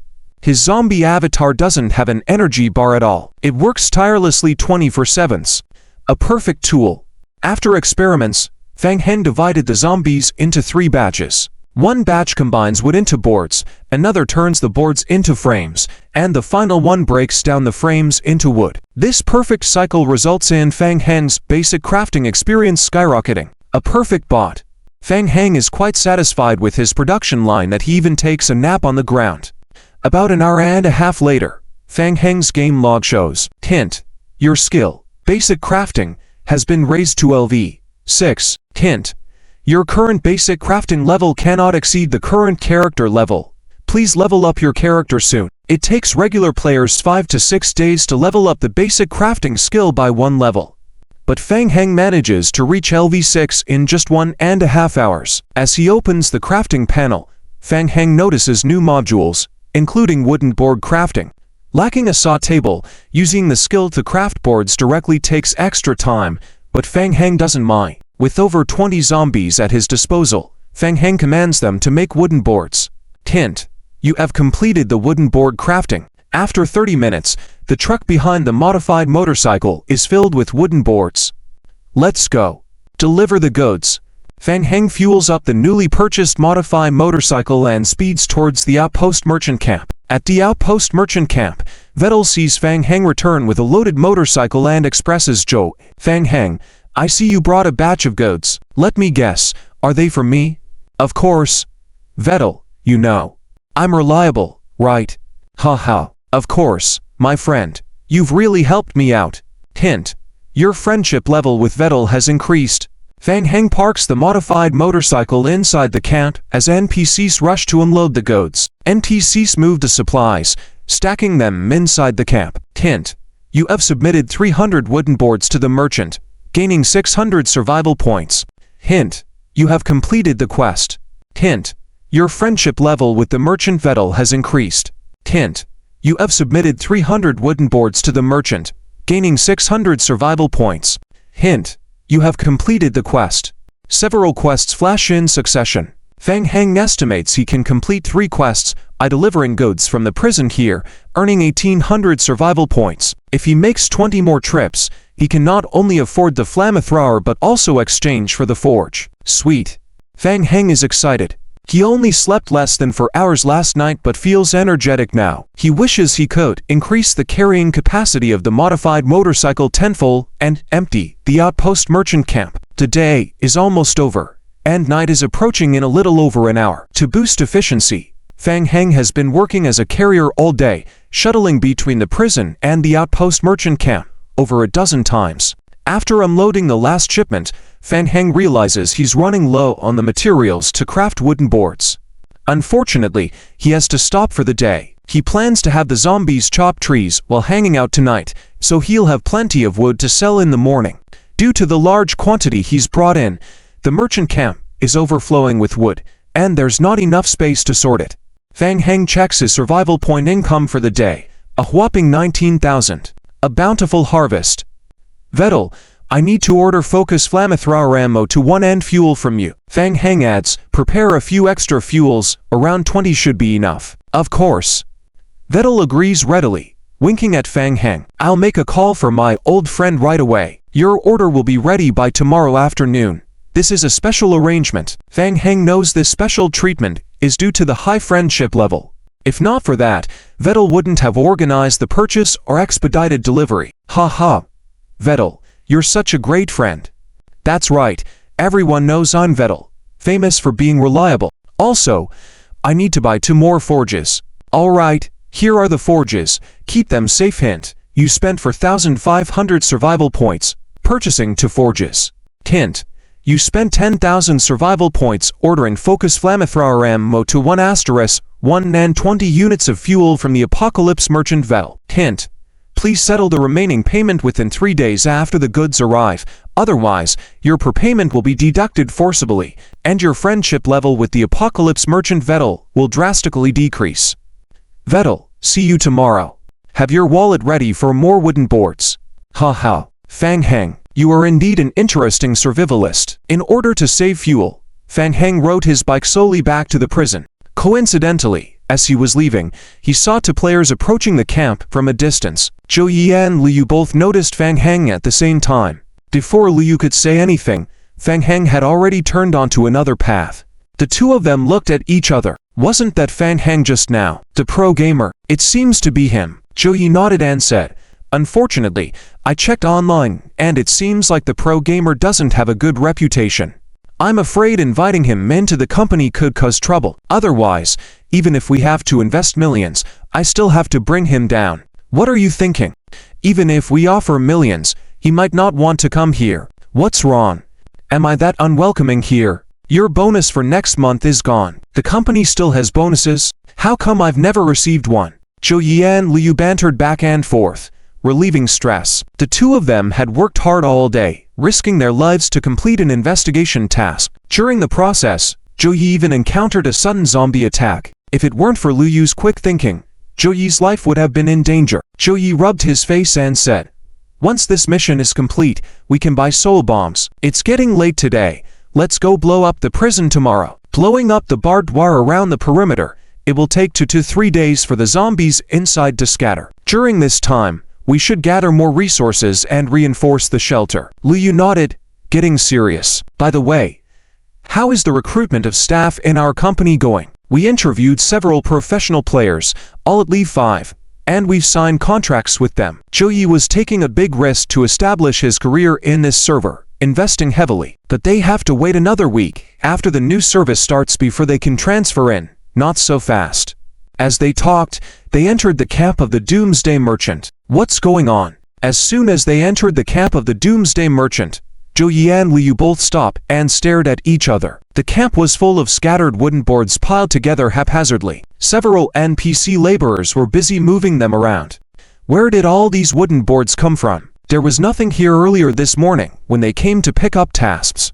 Liu asked the Doomsday Merchant about the situation. DRIZZLE, where did all these wooden boards in the camp come from? They were brought by a survivor. That kid is really amazing. DRIZZLE was in a very good mood today, smiling as he checked the inventory and answered, "With these wooden boards, our camp's upgrade plan will be put on the agenda soon." Zhou Yi and Liu even more puzzled. Players.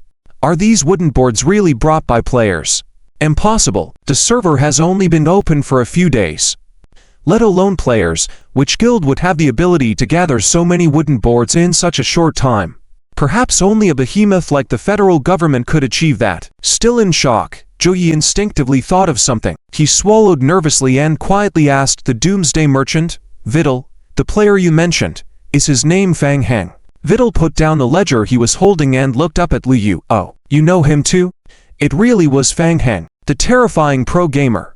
As the sky darkened, Liao Bufan and a few others had cleared the entire first floor of Building 3 during the day, even setting up a relatively clean room for everyone to rest in. Old Jimmy seemed to have something to do and left early. "Finally, we can relax a bit." Liao Bufan took a sip of beer, stretched, and then stuffed a piece of grilled meat into his mouth. "This taste. It's really something." Liu Lin was in the corner by the window. She was tinkering with the 2 furnaces Fang Heng had just exchanged today, adding wood and scrap iron to them. The furnace could melt iron and scrap iron by burning wood, producing iron ingots. Iron ingots were the basic materials for advanced items in the zombie apocalypse game, like the scarce nails needed to build shelters. At this moment, Liu Lin deeply felt the power of Fang Heng's talent. It had only been a few days, but on the previous server No. 7, she remembered that even the fastest guild took half a month to complete the basic production of iron ingots. And Fang Heng, less than a week had passed, and he was already preparing to mass-produce iron ingots. It felt like a dream. Initially, after being forcibly pulled into the new server, Liu Lin was very anxious. But everything had progressed smoothly to this point today. As long as they didn't encounter hostile players, the prison could provide them with sufficient safety. A small number of zombies scratching at the door all night wouldn't be able to break through the outer layer of barbed wire. The Doomsday Newborn server, which had sent shivers down the spines of everyone, seemed to have become surprisingly simple. Liu Lin couldn't help but look at Fang Heng. All these changes had been brought about by him. After having a bite to eat, Fang Heng flipped through the game log. Later in the evening, he arranged for the zombies to go near the prison to cut down trees. They will only cut, not transport. He found the zombies too slow, especially when carrying loads. To improve efficiency, Fang Heng had the zombies cut trees and planned for Liao Bufan to collect the logs the next day. Even if passing players were to pick up the logs during the day, how many could they carry away? Fang Heng was planning the next day's actions when Liao Bufan coughed, drawing everyone's attention. "Boss, now that we have nails and timber, the resources for the shelter are enough. Where are you planning to establish the shelter?" The game offered hundreds of shelter blueprint simulations. Players could directly use the blueprint to construct shelters, modify the blueprint, and even start over from scratch. Each blueprint required different materials. The larger the shelter's planned area, the more resources it needed. Fang Heng had already thought about Liao Bufen's question. Built in the basement. In the game, digging deep underground was the safest option. Zombies couldn't dig, of course. If they reached the later stages and the shelter's defense became powerful enough, they could gradually expand to the surface. Fang Heng's current building layout was to establish the shelter relying on the external prison. In fact, the outer prison buildings were already part of the shelter extension, just not recognized by the game system. But the most crucial and important part still needed to be built in the basement. It was for safety. Well, there are spider zombies. Liao Bufen shrank his neck. He remembered Fang Heng mentioning this. The basement was a dangerous place. It was filled with countless spider zombies, and normal players were no match for them. Just hearing about the large number of spider zombies made Liao Bufen shudder. I've already figured this out. By tomorrow afternoon, when the flamethrower arrived, he could try to clear the underground passage. Fang Heng suddenly thought of the police officer's diary mission. The hidden mission had just reached the second stage, requiring them to face a high-difficulty spider zombie horde. The difficulty was too high.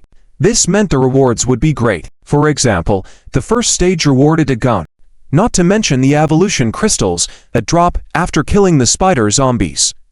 Thinking about this, Fang Heng looked at Liao Bufen. The grilled meat tastes good, right? Liao Bufen nodded. He couldn't deny, despite his inner struggles. Then come help tomorrow afternoon. Let's go to the basement together to deal with the zombies. Seriously, boss, are you for real? Fang Heng, meeting you is truly my luck. In the post-apocalyptic merchant camp, Vettel was smiling so much that he couldn't close his mouth. But Fang Heng, we don't need any more wooden planks in our camp now. You can go check out other post-apocalyptic camps. They still need a lot of wooden planks. Gone? Reached the limit? A hint of disappointment flashed across Fang Heng's face. He opened the quest log to confirm. The repeatable wooden plank quest at the merchant camp had disappeared. What a pity. He had wanted to clear out the post-apocalyptic merchant camp. Never thought the main god wouldn't let him farm. Vettel continued, I have mentioned you to the other post-apocalyptic merchants. They will definitely welcome your arrival. This is my private map marked with the locations of their camps. You should find it useful. Hint. Your friendship level with Vettel has increased. Hint. Vettel has gifted you a map. You can navigate to the locations of 7 post-apocalyptic merchant camps around. Thank you. Fang Heng took the map and looked at it. The 7 post-apocalyptic merchant camps marked on the map were relatively far from here.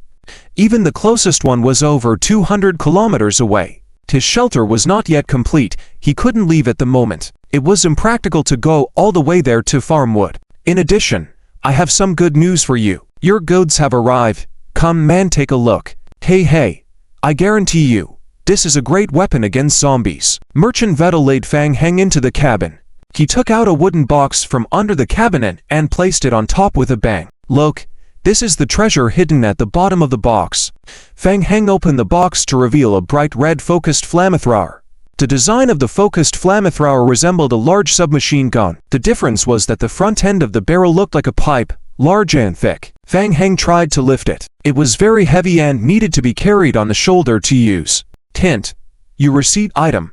Focused flamethrower MW21*1. Zombies lose consciousness, but most of them instinctively fear flames. This flamethrower is definitely useful, Vettel boasted, and placed several blue wooden boxes on the counter. In addition, this is the fuel for your equipment. Be careful, they are explosive and very heavy. The fuel bottles contained a mixture of special gas stored under high pressure, very heavy. Finally, Vettel handed a small booklet to Fang Heng. This is the complimentary user manual. Use it carefully to ensure safety. Fang Heng took the booklet. According to the description in the manual, using the focused flamethrower correctly required 2 people to cooperate simultaneously. One operated the flamethrower, while the other supported and controlled the flame intensity by lifting the heavy fuel ball. Zombies moved too stiffly to coordinate precisely. It required finding an assistant to help.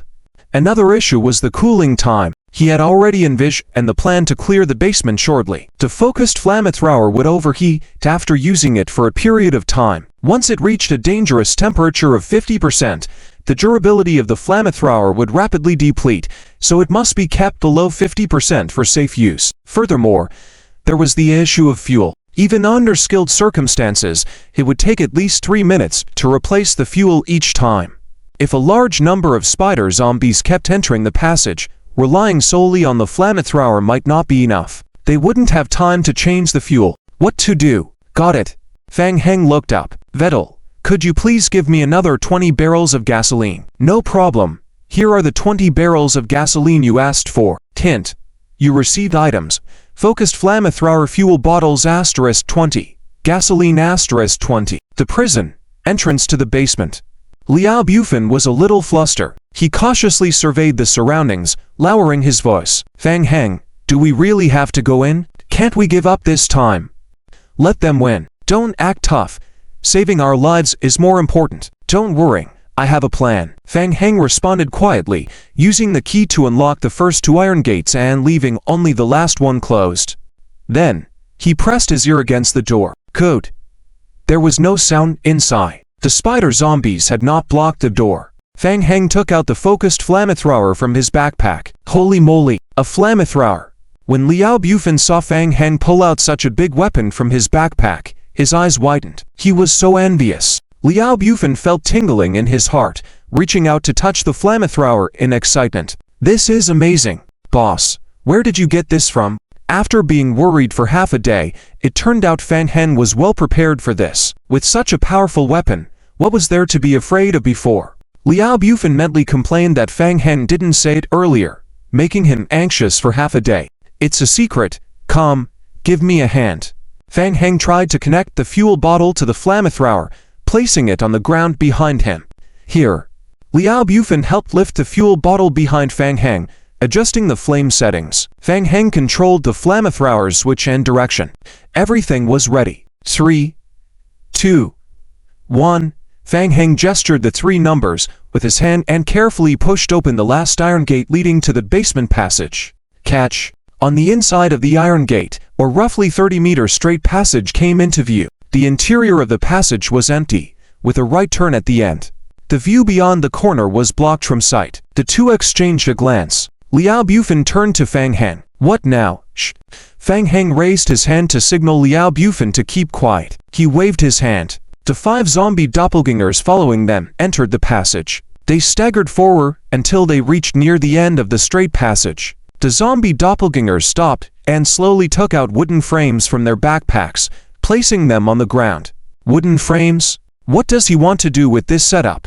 Liao Bufin observed the zombies' actions, muttering softly with a puzzled look in his eyes. It took about 5 minutes for the zombie doppelgangers to pile up 56 wooden frames at the corner, almost blocking half the passage. Once the frames were set up, the zombies took out gasoline, opening the cap and pouring it over the wooden frames. Finally, the returning zombie doppelgangers gradually poured the remaining bit of gasoline along Fang Heng's position. Liao Bufin felt like he understood a bit, but not completely. He looked at Fang Heng and quietly asked, "Is it okay? Are you planning to burn everything here?" "Of course. Jimmy Uncle has checked the construction here. It's all bare steel reinforced concrete. It won't burn." "Good then." Liao Bufin breathed a sigh of relief. It would be a shame to accidentally burn down the shelter they had worked so hard to build. Fang Heng temporarily placed the flamethrower on his shoulder on the ground, and finally confirmed, "Are you ready?" Liao Bufin gave Fang Heng a thumbs up. Fang Heng controlled the zombie doppelgangers to leave the basement passage. He cautiously took 5 steps inside the passage and took out a small stone from his backpack. Swish! Fang Heng forcefully threw the stone towards the end of the passage. Tatter! Clatter! Clatter! The stone hit the ground, producing a series of sounds. 1 second, 2 seconds, crackle, crackle. 3 seconds later, there was an immediate sound of something rubbing against the wall inside the passage. Fang Heng turned and ran. He picked up the flamethrower from the ground and hoisted it onto his shoulder, turning to aim the flamethrower nozzle towards the front of the passage. Crackle! Crackle! The sound approached in an instant. Cold sweat trickled down Liao Bufin's cheek as he stared intently at the entrance of the passage. What on earth was causing such a commotion? How many spider zombies were inside this passage? Liao Bufin's heart started to beat uncontrollably faster. The first spider zombie crossed the corner and appeared in the sight of the two. It climbed directly towards them along the left wall, moving incredibly fast. In just over 30 meters, it was almost upon them. Liao Bufin's face turned pale, shouting, "Fang Heng!" Fang Heng made no move. His eyes were fixed tightly on the corner. There, a continuous stream of spider zombies was climbing frantically along the four walls. Their numbers were too many, and their speed was too fast. Rampaging, they even knocked down many wooden frames blocking the intersection. Wait. Fang Heng's index finger pressed on the trigger. He could hear his own heartbeat. He wanted to eliminate as many spider zombies as possible. The large number of spider zombies surged from the corner. The first spider zombie that burst from the corner had already smelled the flesh and blood of the living. With a twist of its limbs against the wall, its entire body suddenly leapt off the ground. Sizzle! The spider zombie leapt forward, lunging towards Fang Heng. Liao Bufan screamed, "Fang Heng, hurry!" Watching the spider zombie about to swing its claws, Fang Heng steadied the flamethrower and pressed his index finger down. Doom! The flamethrower roared. A long strip of pale blue high-temperature flame spurted out from the nozzle, hitting the spider zombie head-on. Screech! The spider zombie emitted a eerie scream, instantly catching fire all over its body, violently burning and flying backwards. Sout! The zombie fell to the ground. Its body continued to twist and struggle on the ground, the flames on it unable to be extinguished, emitting a continuous eerie screech. Even a direct hit from the flamethrower had not been enough to kill it. Mutant zombies were really troublesome. Fang Heng gritted his teeth. He had no time to think about how much damage the previous burns had caused. More spider zombies rolled past the burning zombie bodies on the ground. They continued to rush towards Fang Heng. Fang Heng, too many. Liao Bufan's forehead was covered in sweat, and he immediately turned the firepower valve to the maximum. Fang Heng hurt him. However, he had no time to reply. Gritting his teeth, he controlled the spewing flames to push back the approaching spider zombies. Squeak! Squeak! Squeak! The following spider zombies were fearless, pouncing into the fire and burning at high temperatures from the focused flames, retreating and rolling back. Fang Heng. As more and more spider zombies approached, Liao Bufan yelled, "We can't hold on anymore. Let's prepare to retreat. There are too many of them. Half of the fuel has been consumed." Fang Heng raised an eyebrow. Retreat? There were no such words in this plan at all. The flamethrower's output was powerful, the firepower was strong, and it felt good to use. But the fuel was depleting rapidly. Fang Heng remembered a video he had seen, where a player had used up a canister of fuel in nearly half an hour using a focused flamethrower. How long had it been now? Was it possible that Viter sold him poor quality goods? Why is it running out so fast? Fast? Liao Bufan, feeling anxious, shouted, "We've always been using the maximum power. Otherwise, we wouldn't have been able to hold out." Got it. Fang Heng quickly realized. In the video he remembered seeing, the player mostly faced common zombies, with only an occasional appearance of a mutant one. Dealing with such a situation did not require maximum power. And now, all he faced were spider zombies. Fang Heng had wanted to stay longer, but with fuel in short supply, he had no choice. He adjusted the position of the flamethrower nozzle and aimed at another end of the ground where gasoline was left. Doom! The gasoline on the ground ignited. The flames quickly spread forward along the gasoline. The wooden frames that were blocking the passage at the corner were also instantly ignited and burned fiercely. The flaming wooden frames formed a raging wall of fire in a short period of time. Spider zombies were extremely afraid of fire. The burning passage blocked the incoming spider zombies. Seeing this, Liao Bufan's eyes lit up. He understood. So this was how the wooden frames were used. It was truly brilliant. Everything had been planned by the pro. Liao Bufan's mouth twitched, and his tense nerves relaxed slightly. Damn, worrying for nothing. With no more continuous stream of spider zombies joining the battlefield, the pressure on Fang Heng and Liao Bufan was significantly reduced. Now, all they needed to do was deal with the remaining spider zombies that were not yet dead. The flamethrower had reached a dangerous temperature of 91%. Fang Heng reluctantly closed the valve temporarily. Continuing forcefully could greatly reduce the durability, even exceed the durability limit of the focused flamethrower. The flames paused briefly. Alert, Liao Bufan watched the remaining spider zombies in front of him. The air was filled with the rancid, burnt-smelling odor, and the sounds of the spider zombies filled the surroundings. It felt like hell. Some of the flaming zombies were struggling on the ground. Some tried to escape, running back but were blocked by the firewall behind them. The most troublesome part was that even though they were on fire, some of the spider zombies were still charging madly towards Fang Heng. Doom! In less than half a minute, The flamethrower nozzle was still at 89% of the dangerous temperature, prompting Fang Heng to press the flamethrower switch again. Fang Heng, there's a quarter of fuel left.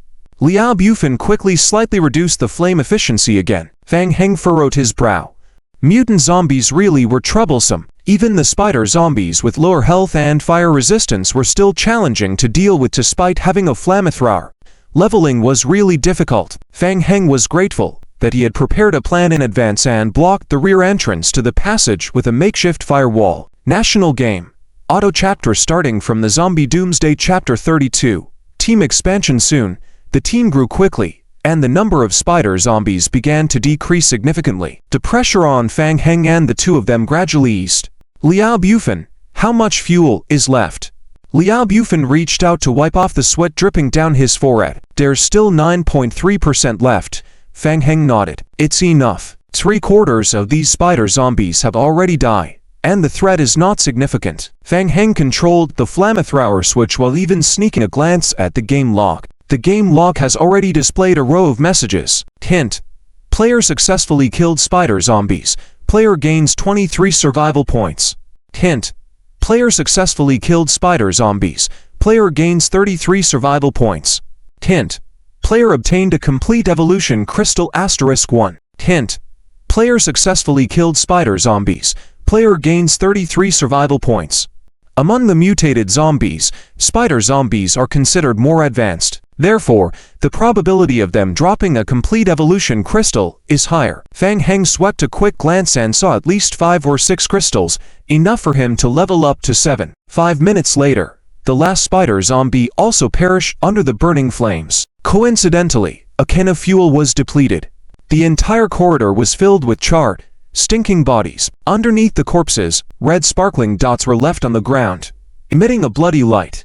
These were the evolution crystals that burst out after the death of the spider zombies. Fang Heng extended his hand forward. Swish! The evolution crystals left on the ground flew into Fang Heng's hands one by one. Hint: you have acquired complete evolution crystals *15. Fang Heng locked the 3 iron doors firmly outside the corridor. Liao Bufan's short sleeves were already drenched. He had been under immense psychological pressure throughout the battle just now. Not to mention, the high temperature caused by the flames made the entire underground room unbearably hot. It was scorching. Liao Bufan and Fang Heng both felt like they had just been dragged out of the water. Liao Bufan leaned against the wall, sitting down weakly. He felt like he had just passed through the gates of hell not long ago. Fortunately, he survived. Liao Bufan let out a long sigh spontaneously. It seemed as if he was deeply moved. Boss, we need a raise. Fang Heng, after firmly locking the 3 doors, also sat down beside Liao Bufan. At this moment, he could finally relax and take a break. You have a point, Fang Heng said, taking out evolution crystal fragments from his backpack, spreading them on his palm, and handing them to Liao Bufan. Are these enough? Crystal fragments? So many? Liao Bufan's eyes lit up at the sight of the shiny evolution crystal fragments. More than enough. Boss, you're generous. Liao Bufan immediately put on a smiling face. He grabbed the evolution crystal fragments from Fang Heng and crushed them in his hand. Liao Bufan's level soared to level 4. Fang Heng sat on the ground and started reviewing the game log, assessing the gains from clearing the prison underground passage this time. This operation had killed a total of 57 spider zombies and obtained 17 complete evolution crystals. Not bad. Fang Heng held the obtained evolution crystals in his hand. Dang. A dense red ore burst from his palm and merged into his body. Dang, dang. The sound of crystal shattering echoed throughout the hallway. Liao Bufan stood aside, enviously watching Fang Heng absorb the power of the evolution crystals, seeing others already advancing to the next level. At this rate, he was probably close to reaching level 10, right? Despite his envy, Liao Bufan was content. After all, Fang Heng was extraordinary. Why should he compare himself to him? Liao Bufan thought that he was now at level 4. How many players in the current game could reach level 4? He was also a top player. If he hadn't met Fang Heng, who knows where he'd be now, probably known on tree roofs somewhere. Contentedly, Liao Bufan took out 2 cans of beer from his backpack, handed one to Fang Heng, and started drinking. Hint: your character level has increased to LV 7. Hint: due to the enhanced talent skill, Splitting Zombie Transformation, you gain an additional 7 zombie doppelgangers. After absorbing the power of the evolution crystals, Fang Heng smoothly advanced to level 7, with just a quarter left to level 8. The cement floor beside Fang Heng began to distort. A red magic circle emerged from the ground. Hiss! A grayish arm suddenly reached out from the magic circle. The zombie doppelgangers emerged from the circle and stood behind Fang Heng, 7 in total. Shortly, the magic circle vanished. Fang Heng waved his hand, instructing the zombie doppelgangers to go outside and collect resources. He was close, just a quarter of an experience away from reaching level 8. With a bit of luck, if there were enough spider zombies inside the passage, he might even be able to push for level 9 today. The thought filled Fang Heng with energy. Are you rested? Ready to start the next wave? Not yet, boss. Haven't rested enough. Liao Bufan took out another can of beer, eagerly watching Fang Heng. Shall we take a little more break? The next day at noon, inside the underground passage, Fang Heng waved his hand, attracting the evolution crystals from the ground to his palm. Dang, dang. The evolution crystals burst consecutively, and the crimson mist was absorbed by Fang Heng. Tint. Your character level has increased to LV 9. Tint.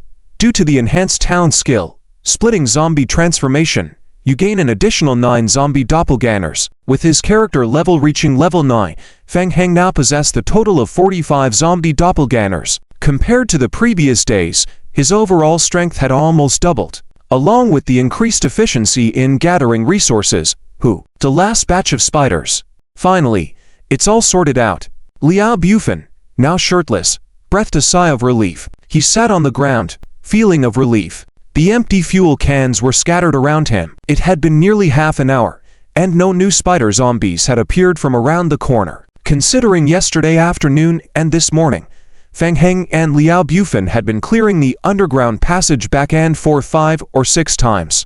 Let's go inside and take a look. After a brief rest, replacing the fuel bottle, the two continued to explore. Fang Heng led the way with the flamethrower in hand. He carefully went around the corner and took a few steps forward. In front of them was a fork in the path. There was a straight path ahead and another left turn. The straight path ahead was blocked by 3 lower iron gates. Through the gaps in the iron bars, Fang Heng looked inside. Behind the 3 iron gates seemed to lead to a staircase downwards. It looked like there was a deeper passage below. Why was this underground built so deep in this prison? Liao Bufan also noticed the stairs, muttering curiously. Fang Heng frowned and quietly said, "It's strange." National Game. Idle Hang Chapter 33 Chapter 2 of the Zombie Apocalypse. What's wrong? Fang Heng took out the prison map he found on the first floor from his backpack and compared it with the actual terrain. Look, our position on the map is here, and this is the marked warehouse. No problem. It's on our right. There's no problem here either. The corridor after the left turn ahead connects to the basement of Building 2. Liao Bufan leaned over to take a look. Indeed, as Fang Heng said, he quickly noticed a problem. The corridor ahead is not marked on the map. Yes. And the map also doesn't indicate that the prison has a basement level 2. After confirming multiple times, Fang Heng put away the map. He then inspected the iron gate's bars with his hand. The iron gate was exceptionally heavy and sturdy. There was an electronic identification device that could be inserted into a card reader on the wall of the iron gate. The 3 iron gates should all be controlled by magnetic cards. Fang Heng pondered, then took out a small hammer from his backpack and hit the iron gate. Bang! -14. The iron gate had approximately 75 west of health points. Fang Heng estimated roughly in his mind. With tireless zombie bodies around, it wasn't impossible to break it open completely, but the time it would take would not be worth the effort. Hint: the current targeted disassembly item is a special item triggered by the mission. If forcibly destroyed, it may result in the destruction of the mission item, mission failure, or disappearance. Please be careful. Well, it seems brute force won't work. Fang Heng shrugged, put away the small hammer, and completely dismissed the idea of breaking in violently. Let's go. Check out other places first. Returning to the fork in the road, Fang Heng went into the right side corridor to explore. It was still an iron gate, but this one was open. The iron gate hung high, and once the electronic lock was triggered, it would drop down, completely cutting off the passage between Building 2 and Building 3. Liao Bufan peered inside the passage. It was pitch black. The power in building 2 is already out. Do you want to go in? No. I'm not interested.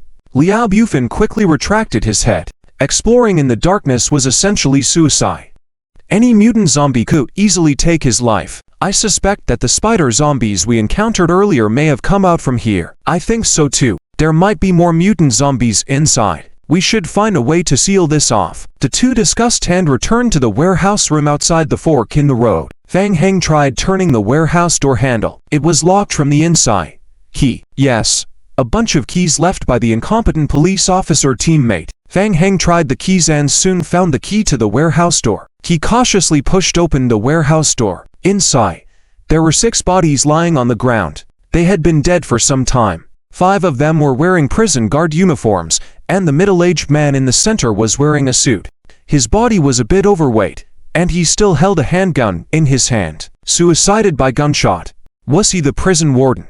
Fang Heng vaguely remembered seeing photos of the prison warden, and this man resembled the one in the photo. The sudden appearance of the warden here was too abrupt. Was he hiding some clues on his body? Fang Heng approached, pulled the handgun from the warden's hand, and then checked his pockets. As expected, there was something. Hint. You have obtained the prison management magnetic card. See? Item. Prison management magnetic card. See description. Special mission item that can open the iron gate to the prison basement. Fang Heng immediately associated the magnetic card with the iron gate he had seen. It was clear that this card could control the iron gate. He then searched the pockets of the security guards and confiscated all their firearms. Hint. You have obtained 5 prison guard handguns and 243 standard handgun bullets. Fang Heng, come here quickly. Liao Bufin, who was searching the room, shouted with excitement in his voice. Look. Good stuff. Liao Bufin pointed to a locked weapon box. Do you have any keys on you? Fang Heng remembered and took out the key ring. The lock on the weapon box was significantly different from the door lock. Fang Heng quickly found the matching lock and opened the weapon box. Hint. You have obtained 3 sniper rifles and 120 sniper rifle bullets. Wow. It's a sniper rifle. Liao Bufin couldn't help but exclaim in excitement. Great. In the game, a sniper rifle was a powerful weapon. It could cause severe damage to players almost guaranteed. After hitting them, just a graze could result in an arm being blown off, and a scalp graze could blow off a head. Fang Heng also couldn't help but touch the barrel of the gun. It was indeed a good weapon. In his memory, the sniper rifle only appeared in the game later on. With armor-piercing bullets, it was one of the few weapons that could damage the king of the zombies. According to federal firearm data, casual players needed at least LV 10 gun proficiency and 10 points of strength to fully control this powerful weapon. Hint. You have completed the 2nd stage mission. Explore the basement. Hint. You have obtained survival points. 540. Hint. 3rd stage mission triggered. Mission. Explore the prison basement 2nd floor. Mission name. Explore the prison basement 2nd floor. Mission description. You have discovered a hidden snowy area in the prison basement that was not marked on the map, leading to the basement 2nd floor. Please attempt to explore the basement 2nd floor without damaging the main prison building. Mission reward. Survival points. After receiving the mission, Fang Heng pondered for a moment. Let's go. Let's try the magnetic card first. Fang Heng tapped Liao Bufin's shoulder to return to the iron gate, and Fang Heng tried to insert the magnetic card into the card slot on the wall. Beep. Beep. Beep. Verification passed. Doom. The iron gate connecting buildings 2 and 3 slowly descended. Liao Bufin looked at the dark empty space behind the iron gate, feeling a lump in his throat. I have a feeling there's something terrifying inside. Somehow closing the door makes me feel a bit safer. Fang Heng felt the same way. He had a vague sense that something was staring at them in the darkness, causing unease. After closing the iron gate, that feeling of being watched lessened. Well, we'll deal with building to some other time. For now, we can focus on establishing a shelter. At least after cutting off the passage between buildings 2 and 3. We'll have some peace of mind for a while. Let's go. Let's try the magnetic card. Fang Heng patted Liao Bufin's shoulder. The two once again stood in front of the iron gate. Fang Heng tried inserting the magnetic card into the card slot on the wall. Beep. Beep. Beep. Verification passed. Doom. The iron gate connecting buildings 2 and 3 slowly descended. Liao Bufin gazed at the dark shadow behind the iron gate, unconsciously swallowing. I can't shake this feeling that something terrible is hiding inside. Closing the door does bring some peace of mind. Fang Heng shared the same sentiment. He felt like something in the dark was staring at them. Unsettling. After closing the iron gate, that sense of being watched lessened. Well, we'll save building 2 for later. For now, we can focus on establishing a shelter. We're just one step away.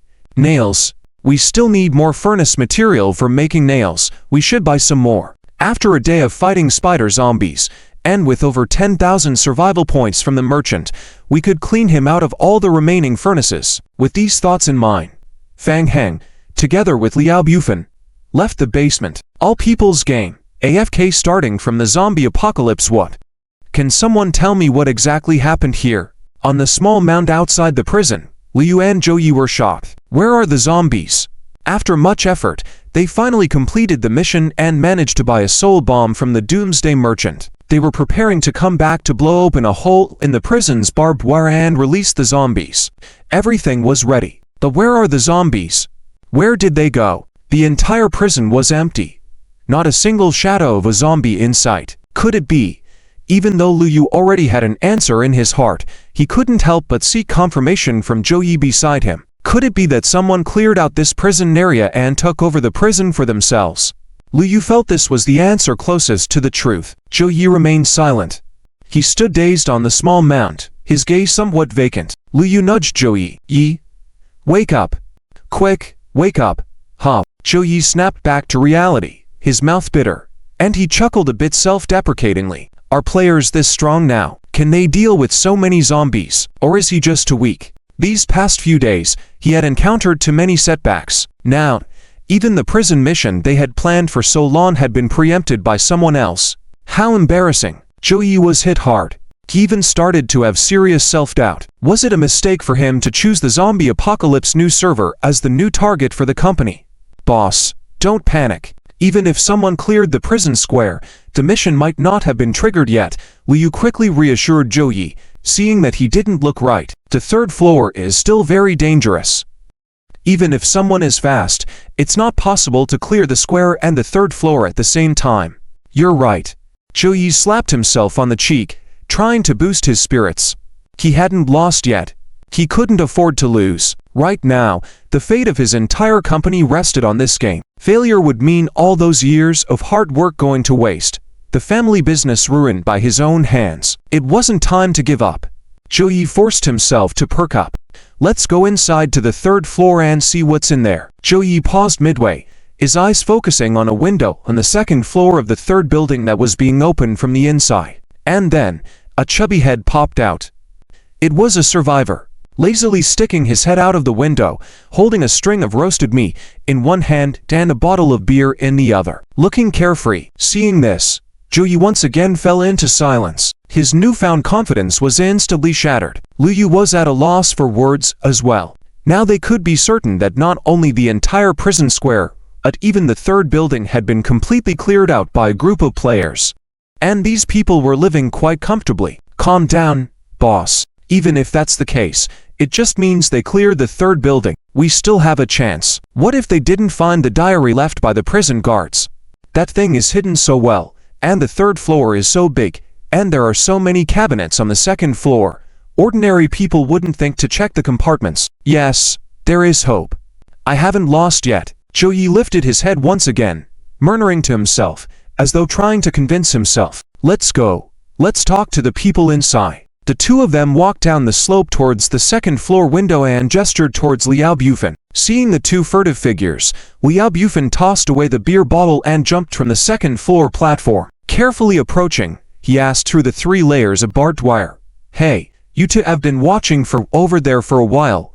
What are you here for? Zhou Yi adjusted his mu and stood outside the barbed wire at a safe distance from Liao Bufan. Hello, we mean no harm. I am the boss of Soaring Game Technology Company, passing by here coincidentally and wanting to talk to your boss about collaboration. Is your boss inside? In his heart, Zhou Yi had already assumed that they were a game company or a player guild team. Zhou Yi frowned. How?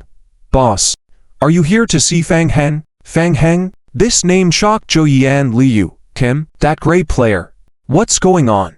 It turned out it wasn't a game company at all. It's the great player. He actually cleared out the entire prison, but upon closer thought, it made sense. Besides him, who else could clear out the entire prison square and third building of zombies? Zhou felt bitter inside. In the meantime, Liu had a hunch and quickly chimed in. Yes, we're friends with Fang Hen. I've added him as a friend. I'm Liu. Liao Bufan's eyes darted around. He opened his personal survival radio and sent an urgent message to Fang Hen. As it happened, Fang Hen was still in the prison today. Liao Bufan, Fang Hen, someone claims to be from a certain company, here to cooperate with you. One of them says they are your friend, named Liu. Fang Hen, there is such a person. Take them to the outpost cabin. I'll be right there. After receiving confirmation from Fang Hen, Liao Bufan nodded to Liu and Zhou. All right, follow me to the cabin. As Liao Bufan spoke, he pulled out a gun from his backpack and pointed it towards a nearby cabin. Just so you know, don't try anything funny. As soon as they saw Liao Bufan pull out the gun, Zhou's heart skipped a beat. A gun. Something they bought in the mission instructions stated that the reward after completing the first phase of the hidden prison mission was a gun. Liu, unaware of Zhou's gaze, exclaimed in surprise, You have a gun already? Heh. Not bad. Found it inside the prison, Zhou replied. Hearing this, Liu's face immediately turned pale as if he had seen a ghost. It's over. Completely over. The penholder's notebook must have been discovered. Even worse, they had already completed the first phase of the mission and found the safe left by the prison guard. All their efforts these past few days had been in vain. Liu's smile was awkward. Well, you guys are really impressive. Heh. Indeed. The shocked expressions on their faces pleased Liao Bufan. He had been quite stimulated by Fang Hen these past few days. He needed a place to vent and balance his mind. These two seemed quite nice. Liao Bufan continued. All right mates, you guys don't know. This prison isn't that simple. It has a basement. Liu and Zhou's expressions both changed. A basement. The second phase mission's basement was extremely difficult, requiring passage through a long underground corridor. Could it be he had already started the second phase mission? Had he? Liao Bufan smiled and teased. Guess what's in the basement? You'll never guess. Zhou hurriedly asked. What's inside? Let me tell you, it's all spider zombies. They are much more terrifying than regular mutated zombies. So many spider zombies in there, the whole passage is filled with them. You didn't see that sight. TSK. So, Zhou carefully looked at Liao Bufan, seeking confirmation. So you didn't go through the basement? How could we? It's just spider zombies. If they meet me, they can only count themselves unlucky. Liao Bufan vividly described how he bravely eliminated the spider zombies, subtly downplaying Fang Hen's presence. You alone took out all those spider zombies. Zhou showed a frightened expression, followed by a sense of powerlessness. Now that Fang Hen was already very strong in the shelter, and his companion was equally strong. How is this game so difficult to play? Zhou's desire to retreat grew stronger. At that moment, Fang Hen entered the room. Oh, it's you guys. Fang Hen seemed somewhat familiar with the two. He recalled encountering them twice outside the End Times merchant camp. I heard you wanted to cooperate with me. Liu looked at Zhou, who remained silent. He was taken aback. Initially, he did want to see cooperation, but now, he knew Fang Hen had already completed the first two stages of the hidden mission. What was there left to cooperate on? Unless he continued to spend money and seek information from the black intermediaries. Interested in cooperation. Seeing the two silent, Fang Hen broke the silence. All right, I have a task here. And I think you guys are suitable to help. Task? Help? Zhou and Liu looked at each other. 20 minutes later, they walked out of the guard post cabin. It was odd. They had initially come to cooperate with Fang Hen to complete the hidden mission. How did it suddenly turn into working for someone else? Sighing deeply, Zhou felt the price offered was too difficult to refuse. 2 days later, prison basement. Fang Hen stood in the corridor, opened the game construction interface, and adjusted the shelter's position. This spot will do. After much contemplation, he placed the shelter next to the underground warehouse. Hint: player has determined shelter establishment position. Confirmation for construction required. Hint: upon completion, all items at this location will be cleared. Hint: your shelter blueprint modified has been categorized as a super large basic shelter expansion possible. Current requirements: wooden planks * 29,813, wooden frames * 26,712, nails 6,891, iron blocks * 90, small rocks * 6,671, wooden logs * 27,111. Player: do you wish to build? No problem, Fang Heng affirmed. The cement wall in front of him transformed into a basic wooden door gradually. Hint: player's shelter construction complete. Fang Heng entered. The shelter's interior was expansive, with just a complete large hall akin to half a football field. Currently, aside from a few supporting pillars, the hall was empty. In the future, the interior could be partitioned into individual rooms. This can later be modified using the blueprint. It's just a matter of gathering some materials, not too difficult. Furthermore, Fang Heng could expand the shelter's protection area by consuming more resources or strengthen it with better materials. Hint: your shelter can currently accommodate up to 18 players. Exceeding capacity might increase the risk of zombie attacks at night. Additionally, all players in the 8th district, including Fang Heng, received simple messages in their game logs. Hint: first super large player shelter established. Hint: next round of Blood Moon Zombie Tide will occur in 21 days. Most regular players disregarded these messages, but on an elite player forum, a frenzy erupted upon the reposting of this news, speculating on the implications of such a rapid development. Experts of the zombie apocalypse game found it unsettling. It had only been a few days, yet a faction had managed to establish a super large shelter. Historically, the first to achieve this was always the federal government, given their immense resources. However, this time, tradition was shattered. With no official announcement from the government, the shelter was certainly not their doing. Who could have beaten the government to it? Which major guild or gaming company was involved? Why were there no leaks about this? The forum was abuzz with discussions. While everyone awaited for a company to claim responsibility, hours passed with no announcement. No one knew who built the shelter, except for Liu and Zhou Yi. As they drove a motorcycle transporting supplies, they exchanged glances. After a long silence, Zhou Yi's throat bobbed. Could it be him? Liu shrugged. Who else could it be? Damn it, this game is unplayable now. There are only 21 days until the zombie tie. You need to decide. Should we build our own shelter?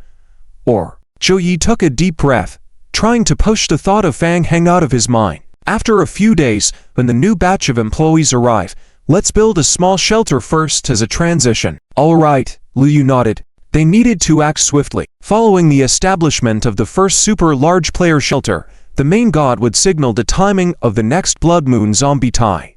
With 21 days remaining, they had to finish constructing the shelter in time. The federal government had released data 3 years ago, showing that within 6 months of a game world opening, players outside effective shelters faced a 70% mortality rate on Blood Moon Day. Even inside shelters, the mortality rate exceeded 20%. Early on, few guilds opted to directly build super large shelters due to the impending zombie tides. Instead of facing near certain death trying to complete a large shelter in time, they preferred to start with a smaller one as a stopgap measure. Hint: as the first player in this world to complete a super large shelter, you receive a random B-level skill book *1 reward. Hint: you receive the skill book, Animal Instinct, Danger Perception. Is there such a good thing? I've never heard of it before. Fang Heng muttered to himself. He now had an extra skill book in his backpack. Item: Animal Instinct, Danger Perception. Type: skill book. Description: after learning, you can master the skill, Animal Instinct, Danger Perception. Player's basic perception attribute +10. Player is more likely to perceive imminent danger. Description: soul-bound, non-tradable. Good stuff. Got 10 points of basic attributes for free. Fang Heng patted the skill book on his head, and a faint light lit up. Hint: player learns the skill, Animal Instinct, Danger Perception. Hint: due to the skill, your basic perception attribute +10. Fang Heng immediately noticed the change after learning the skill. It was a kind of indescribable feeling. He felt like the world seemed clear now. He could see more clearly than before, and hear things from farther away. This must be the effect of improved perception ability. In real combat, using firearms should be more accurate than before, right? Fang Heng shrugged, quickly getting used to this change. According to the plan, Fang Heng only temporarily used the shelter as a supply storage point, and he and a few others lived in the prison building No. 3 with Liao Bufan and Liu Lin. After all, the basement was a bit far from the ground, and it was troublesome to run back and forth. Finally completed. Step by step to today, looking at the newly built shelter, Fang Heng felt a sense of accomplishment. Establishing a shelter is just the first step, Fang Heng whispered. He now had a foothold in the game, but he was far from standing firm. Fang Heng felt uplifted. The next thing to consider was recruitment. Fang Heng walked to the corner of the shelter and opened the construction interface. Item: large survival radio. Description: despite the apocalypse, there are still many survivors. You can try to recruit them through the survival radio. Construction requirement 1. Player must have a shelter level of small size or above. Construction requirement 2. Player's basic crafting level LV 3 or above. Fang Heng spent 10 minutes making a large survival radio and placed it in a corner of the shelter. The survivors, in the description, referred to ordinary NPCs. As the owner of the shelter, Fang Heng could recruit NPCs to work for the shelter through the survival radio. General NPCs only have the most basic skills, such as logging, crafting, and so on, and do not have talents like players. Their basic attributes are no different from a new LV1 player, and their learning ability is low, making skill upgrades extremely slow. They also have energy limits, need rest, food, and clean housing. If these things are lacking, their sense of belonging will decrease. When it reaches a certain limit, survivor NPCs will choose to leave the shelter voluntarily, affecting the shelter's attractiveness. Fang Heng felt these ordinary NPCs would be wiped out in no time if they were made to work. If he dares to send them to search for supplies outside, they would definitely die in the wild. 100% fatality rate. Despite the major limitations of these survivor NPCs, they also have advantages. They have much higher intelligence than zombie spawns and are loyal. Fang Heng knew one thing for sure: players can betray, unlike these system-controlled survivor NPCs. In his memory, incidents of large guilds exposing player betrayals were not uncommon. Large-scale dramas, akin to double agents, honey traps, deception, and machinations, happen almost every year, with even federal governments getting involved. Some large corporations, once betrayed, would collapse and go bankrupt, a common occurrence. Each event would cause a stir among players, becoming common gossip. Eating popcorn while watching drama unfold, Fang Heng had already made plans for his future. The shelter guards would all be activated NPCs to ward off internal dangers. Walking up to the radio, Fang Heng checked the information. Shelter owner: Fang Heng. Shelter level: super large. Shelter attractiveness: 29. Current number of recruitable survivors: 3. Description: the higher the shelter's attractiveness, the easier it is to attract survivors. Once a survivor leaves the shelter, this value will slightly decrease for a period. This was Fang Heng's first encounter with the game's recruitment system. In his memory, in the previous server, he had only created a small single-player shelter and couldn't recruit survivors. Moreover, NPC survivors were considered as population. Recruiting an NPC survivor increased the shelter's accommodation capacity by 1. What's more, newly recruited survivors were in a hungry state. Initially, regular players could hardly afford them. Fang Heng waved his hand and recruited all 3 survivor NPCs from the radio. Since he had zombie spawns who kept the shelter well supplied, providing these refugees with food was not a problem at all. With the existence of zombie spawns, these ordinary survivor NPCs didn't require much. They only needed a few people to maintain the shelter's cleanliness and daily operations. If necessary, he could continue recruiting more once the shelter expanded. After recruitment, he assigned the refugees to do the miscellaneous tasks and transportation within the prison. They were much smarter and hardworking than zombie spawns. Soon, the 3 refugees appeared at the door of the prison. Fang Heng led them back to the prison building No. 3 and provided them with ample food. "Thank you so much. The zombies outside are too terrifying. I haven't eaten for days. I will definitely repay you." "Thank you, Fang Heng. Thank you for letting us stay in the shelter. We will work hard." A female survivor with golden hair expressed her gratitude to Fang Heng. "I have plenty of food here, but they are not free. You need to work for the shelter in exchange for protection." Fang Heng pointed to the main hall on the first floor. These days, I need you to be in charge of cleaning and organizing the materials here. Clean up and prepare a few clean rooms as soon as possible. You can each choose a room to live in. Okay. We will complete it as soon as possible. In the post-apocalyptic world game, recruitable NPCs are divided into two types. One is the basic NPC survivors recruited through the survival radio. They are barely able to participate in combat, can barely use weapons to kill zombies, and have a significant chance of being killed by zombies in return. The other type has skills in firearm proficiency, able to use various basic firearms with higher overall attributes than regular survivors. Players commonly refer to them as mercenaries. However, recruiting mercenaries is not free. Fang Heng needs to spend some survival points for this. Riding his mountain bike, Fang Heng arrives at the post-apocalyptic camp. Ha ha ha, Fang Heng, you're here. I was just talking about you with my friends, saying you've already completed the shelter. Your information is very well informed. Ha ha, DRIZZLE is very happy, laughing heartily. Of course, in our line of work, first-hand information often means wealth. By the way, do you need help? I have several talented individuals I'd like to recommend to you. But you know, Fang Heng winks at DRIZZLE. I understand. I need to spend survival points to recruit them, right? Don't worry, I'll give you the lowest price, but if unfortunately they die in combat, you'll have to pay an additional sum of survival points as compensation. I understand. Fang Heng shrugs. The issue of compensation has been a subject of player complaints in various game forums. Too expensive, even for a large guild. If they accidentally lose a few mercenaries early on, it would be a heavy blow. For regular players, they wouldn't even consider recruiting mercenaries. The risk is too high.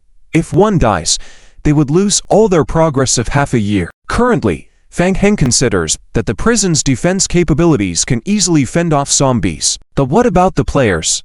In a zombie apocalypse game, the biggest threat is still human survivors. Fang Heng needs to recruit mercenaries to enhance the prison's defense, something the zombie clones currently can't accomplish. Fang Heng is reluctant to deal with players. The risk is too great. He'd rather trust NPC mercenaries who wouldn't betray him. DRIZZLE, do you have people interested in coming to my camp? I will pay them a reward. Of course.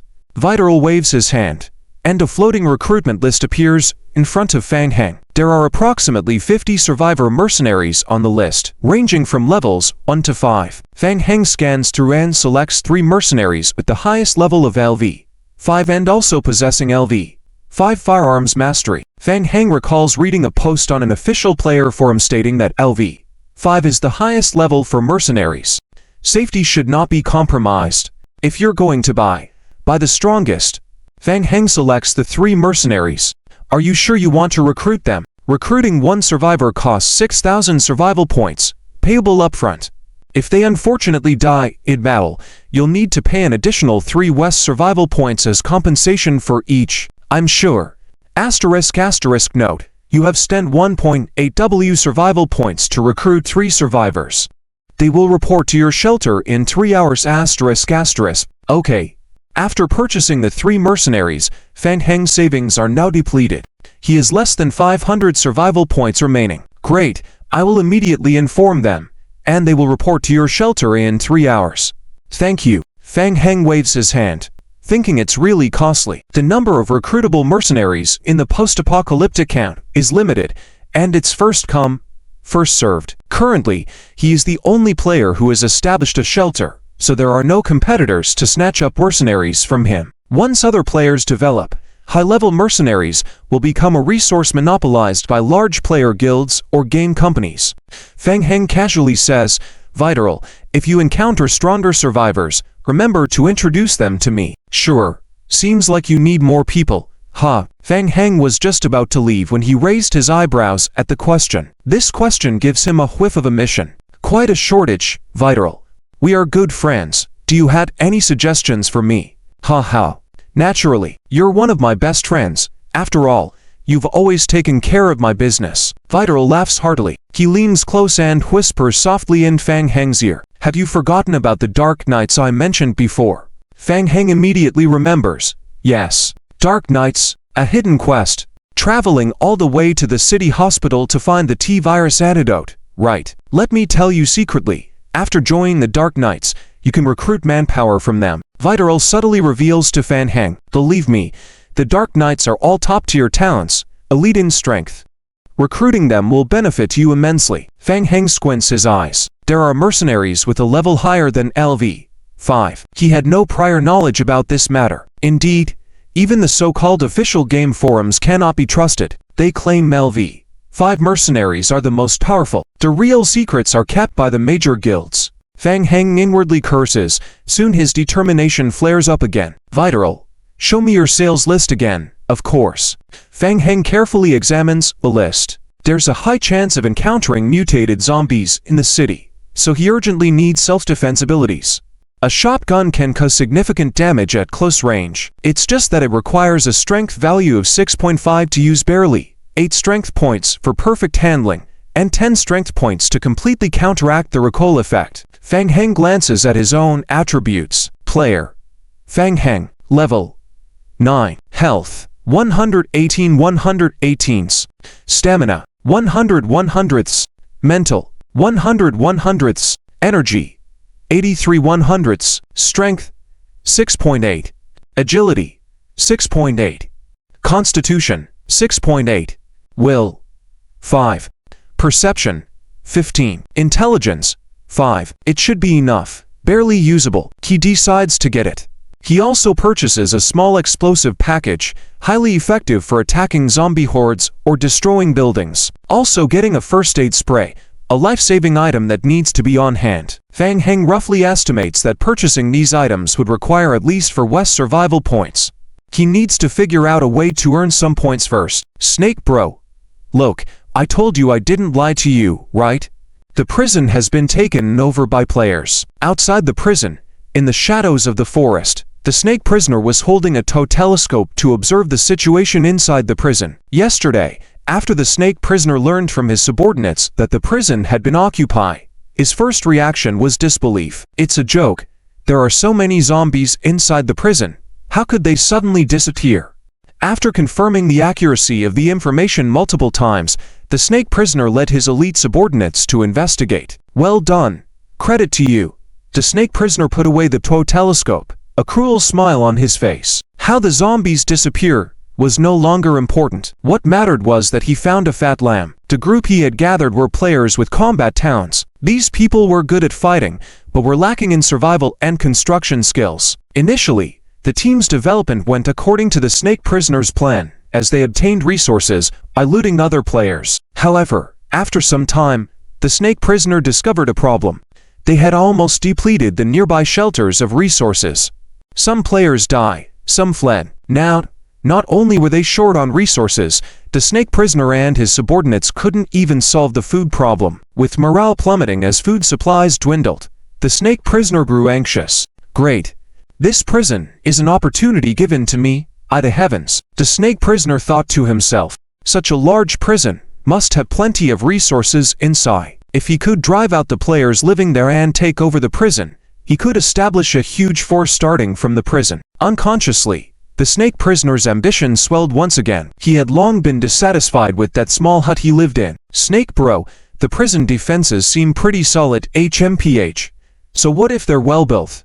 Didn't we put them up ourselves? Do I have to thank them? The snake prisoner sneered disdainfully, signaling to his men. Brothers, follow me. The players each took out their weapons and swaggered towards the prison with the snake prisoner. The snake prisoner took the lead at the wire fence outside the prison.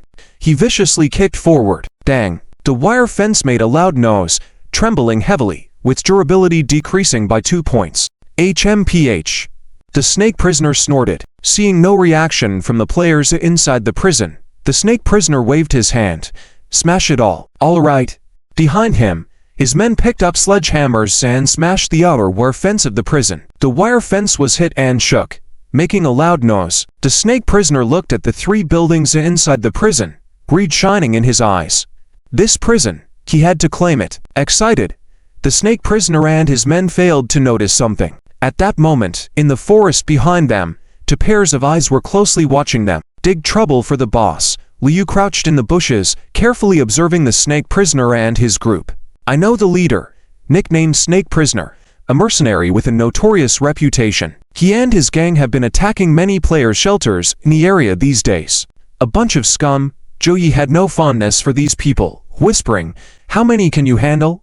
Liu Yu had combat talents and reevaluated the enemies. "There are too many of them. I can take down at most two through a sneak attack." "Good.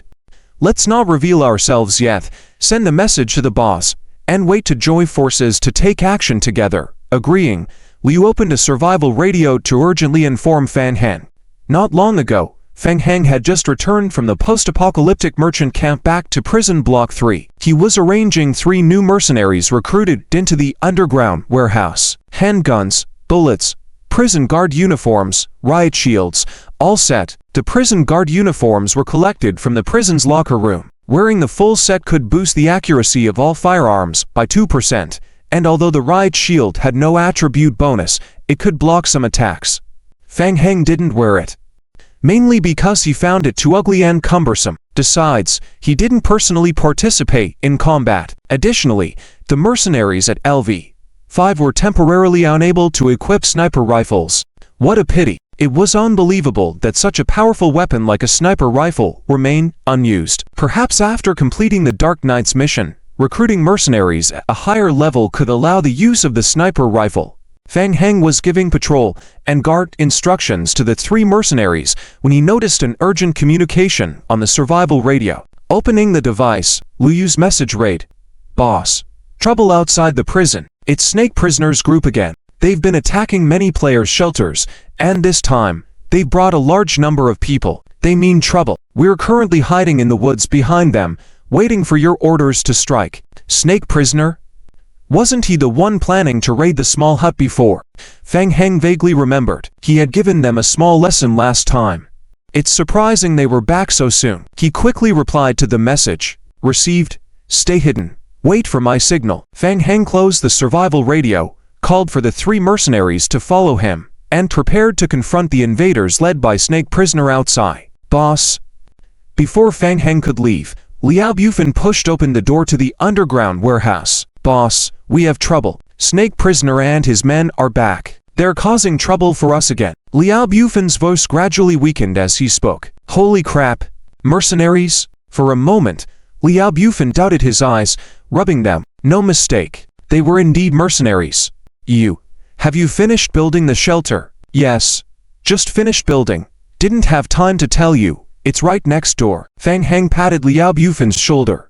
Let's go meet Snake Prisoner and later I'll take you on a tour." Liao Bufan stood still blankly. In his mind, many thoughts raced. Had the boss completed the shelter? There seemed to be a game prompt in the morning that a player had completed building a large shelter first. Now everyone was speculating as to who completed this large shelter. It was strange that this great advertising opportunity had yet to be claimed by a game company, game club, or gaming guild. In these days, the boss had collected a large number of wooden boards and nails. Liao Bufan quickly connected these 3 things. Could it be? Liao Bufan knocked his head. No way. Did the player who completed the large shelter first happen to be Fan Heng? Damn. The boss was truly formidable. Not only had he completed the shelter, but in just one morning, he had even recruited mercenaries. Wait for me. Coming to his senses, Liao Bufan saw Fan Heng had already disappeared at the entrance. He hurriedly followed. Outside the prison, the Snake Prisoner quickly noticed Fan Heng and a few others walking out from Building 3. He raised his hand, signaling his men to temporarily stop attacking the outer layer of the prison fence. "Are you the leader here? Come out and talk." Fan Heng did not approach too closely. He stood about 30 meters away from the group, coldly staring at the 9 players outside the wire fence. "I am." The Snake Prisoner also appraised the good-looking young man in front of him. His mood turned somewhat sour. He hated anyone who looked better than him. "Oh, you're quite bold, huh?" "Bold? What do you mean?" The Snake Prisoner sneered, showing a fierce expression as he stared evilly at Fan Heng. "I say you're bold, daring to occupy our territory. We finally cleared out this prison area, and when we come back, you've taken over. What's the logic in that? You think we're easy to bully?" The players behind the Snake Prisoner began to clamor. "Yeah. Hurry up. Hand this place over. Leave behind all the food and supplies, and maybe we'll spare your lives. Get out of here. Get lost. Get out." Fan Heng looked at them coldly. He couldn't be bothered to argue with this troublesome group. Liao Bufan couldn't tolerate it. He had never seen such shamelessness before. Instantly infuriated, he erupted in anger, cursing loudly. Nonsense! We were here first, and we're the ones who cleared out the zombies here.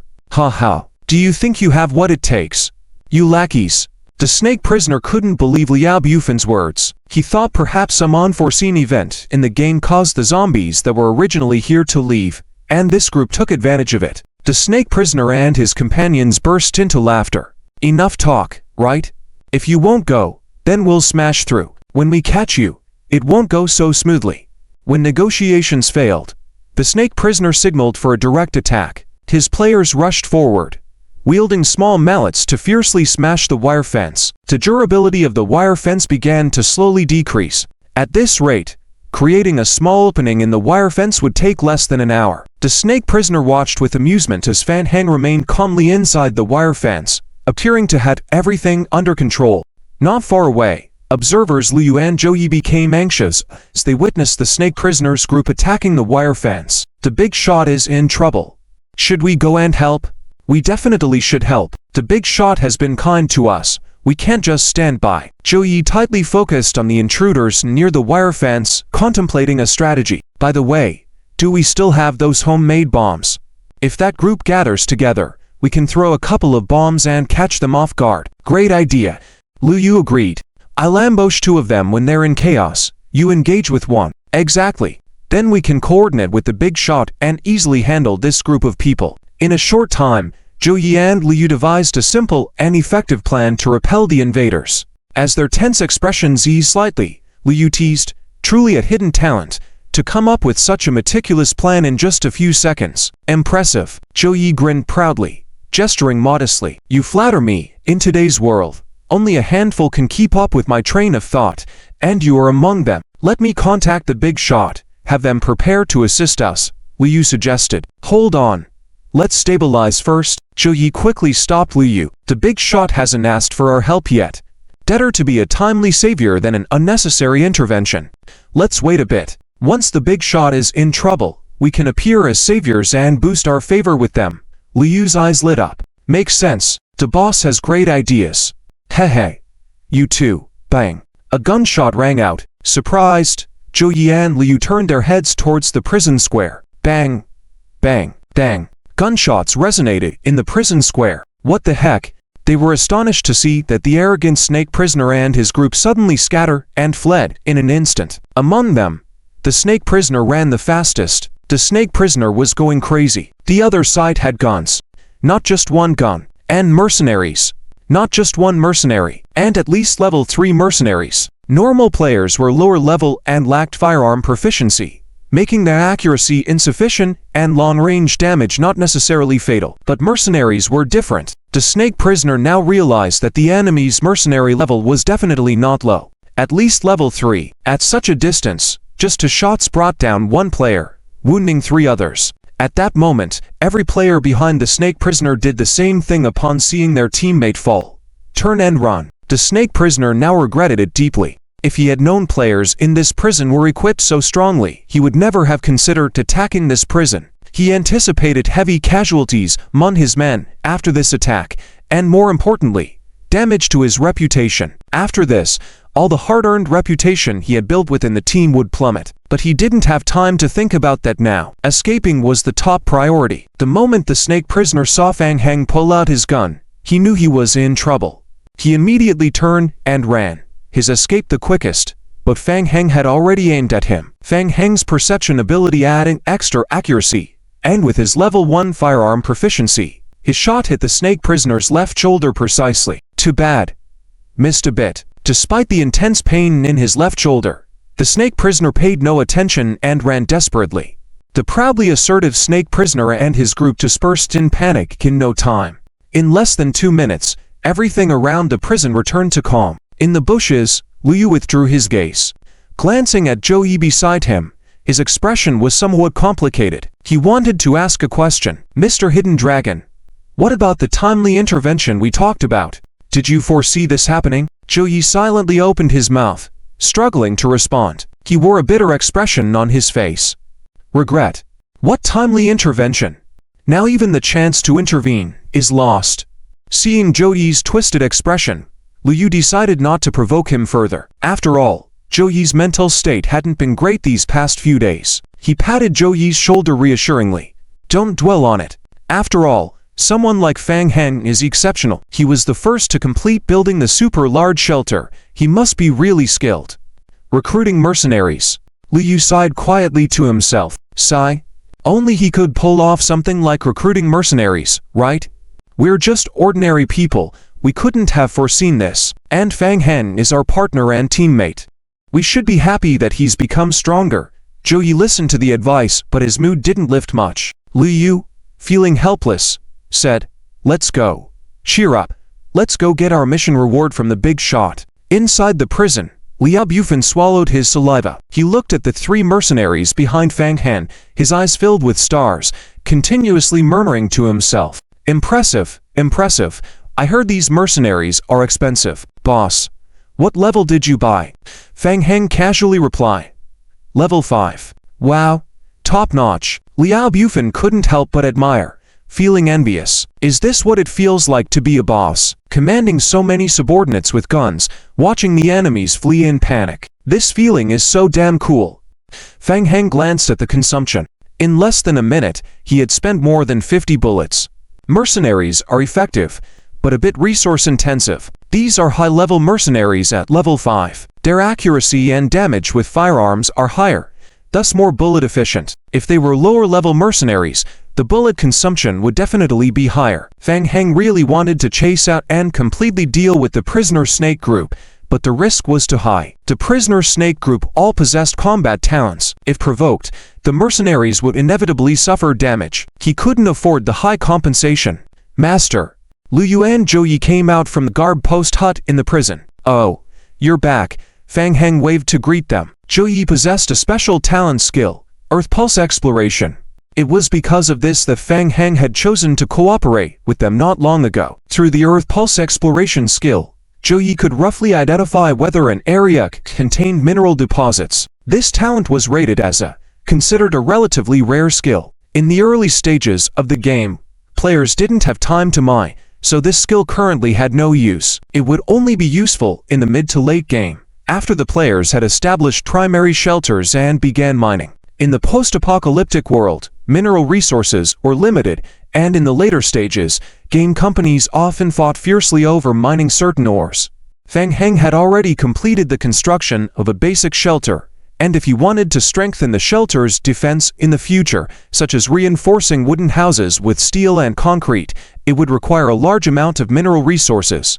A couple of days ago, Fang Heng had asked Zhou Yi to help locate mineral deposits in preparation for reinforcing the shelter in the next step, but plans had changed now.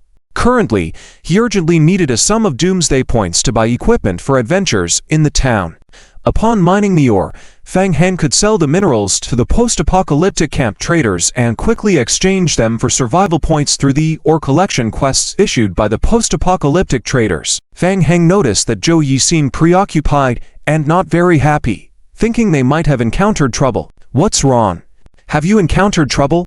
Zhou Yi sighed as he looked at the three advanced mercenaries behind Fang Heng. No. Fang Heng was puzzled, thinking why sigh so long if there's no problem. They had just completed a mission so quickly and made a good profit. Why not happy? Liu Yu said, We found a small vein. It's just a bit far. The location is at coordinates 38,912, 29,123. Master, we can head over any time. All right, let me get ready. We'll leave shortly. In his heart, Fang Heng felt like he was taking a tiny step towards his dream of emptying the entire post-apocalyptic camp of traders once again. On a narrow path snug against the foot of the mountain, a group of zombies wearing lumberjack clothes had completely occupied the road, advancing massively. Liu Yu and Zhou Yi, surrounded by zombies, felt a chill down their spines.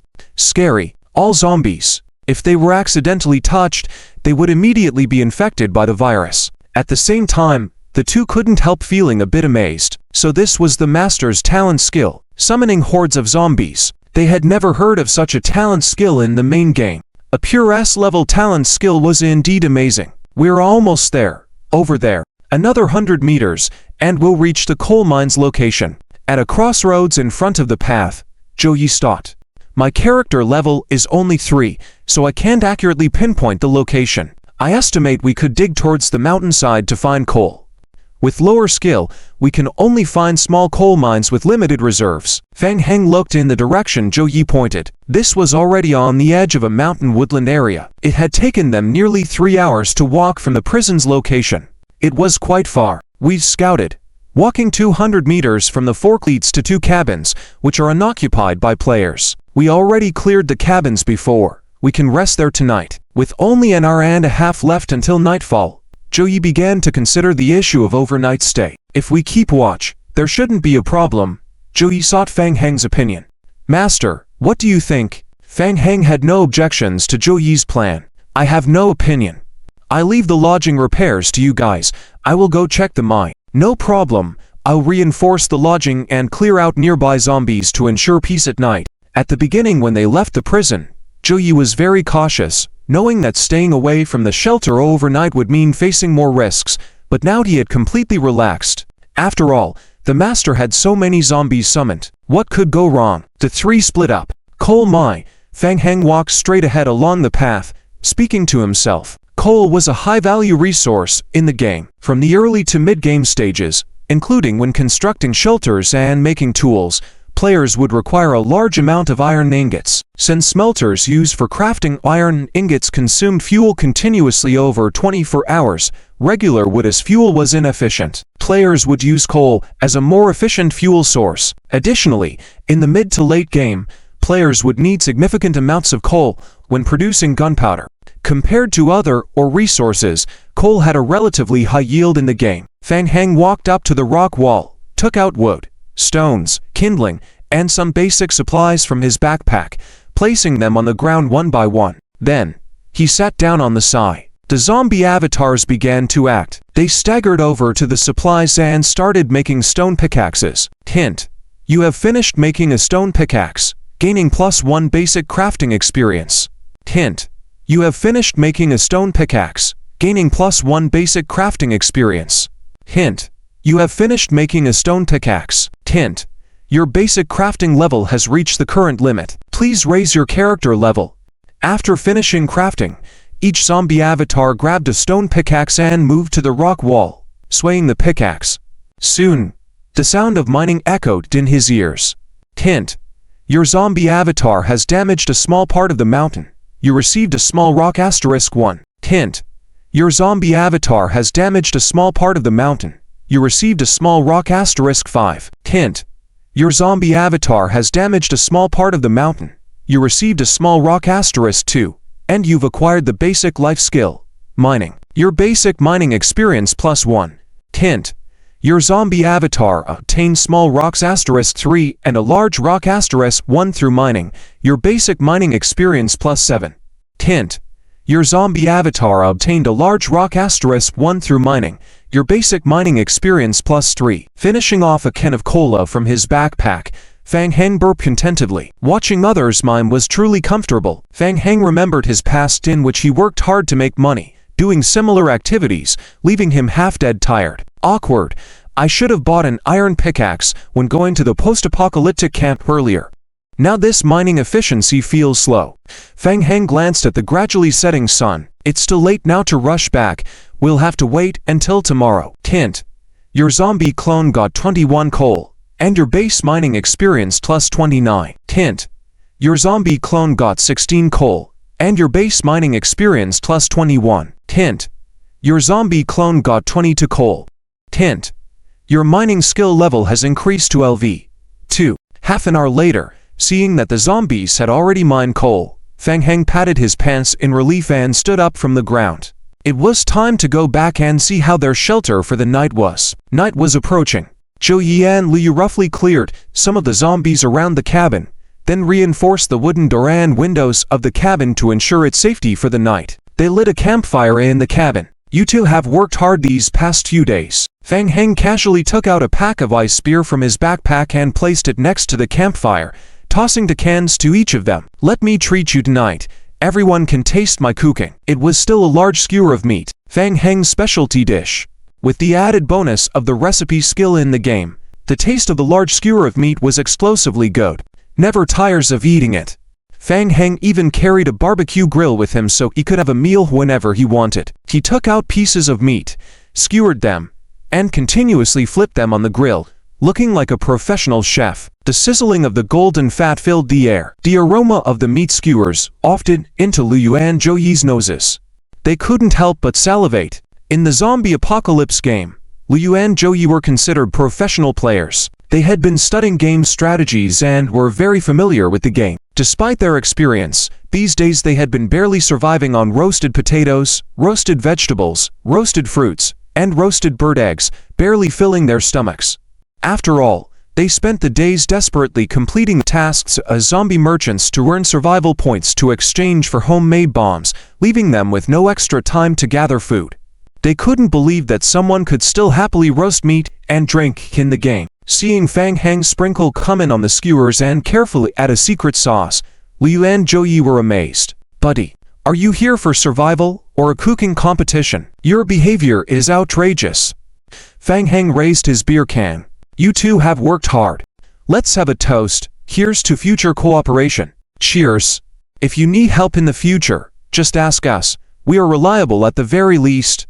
Zhou Yi raised his large skewer of meat and took a big bite. Delicious. The meat juices carried all the freshness, mixing with the pork fat in the mouth. The seasoning was perfect. The burst of flavor mixed with the aroma, soothing the soul and dispelling fatigue. Zhou Yi enjoyed the meat skewers and beer. His mood, which had been affected by Fang Heng's remarks in the past few days, finally improved a bit, finding Zhou that was hard-won in the apocalypse. After eating and drinking their fill, Liu and Zhou Yi insisted on taking turns guarding for the night as a sign of affirmation for the meal. Fang Heng didn't object. The group of them casually chatted about various things. "By the way, Master, even though we drove off the snake prison group today, we still need to be cautious, HM? Fang Heng was surprised and he put down his beer. "They dare to come back. Master, don't forget, in a few days, the game will open the channel transfer service," Zhou Yi explained to Fang Heng with a serious expression. "By then, all players below level 5 in the main game can spend God points to enter our game world. Snake Prison is infamous for their bad reputation,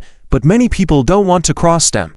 He joined a game guild called Dawn before. If they report the prison incident to the guild, you might have trouble." "Dawn," Fang Heng muttered softly, nodding slightly. This body held the memories of the game guild.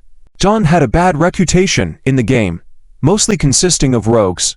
Indeed, after the prison and mercenary incidents, Fang Heng felt he would have to face those greedy rogues sooner or later. As time passed, the game restrictions would gradually lift. In 2 days, players below LV 5 would be unrestricted. A month later, players below LV 10 could also spend God points to enter the game. Fang Heng sensed the approaching trouble, but he wasn't afraid.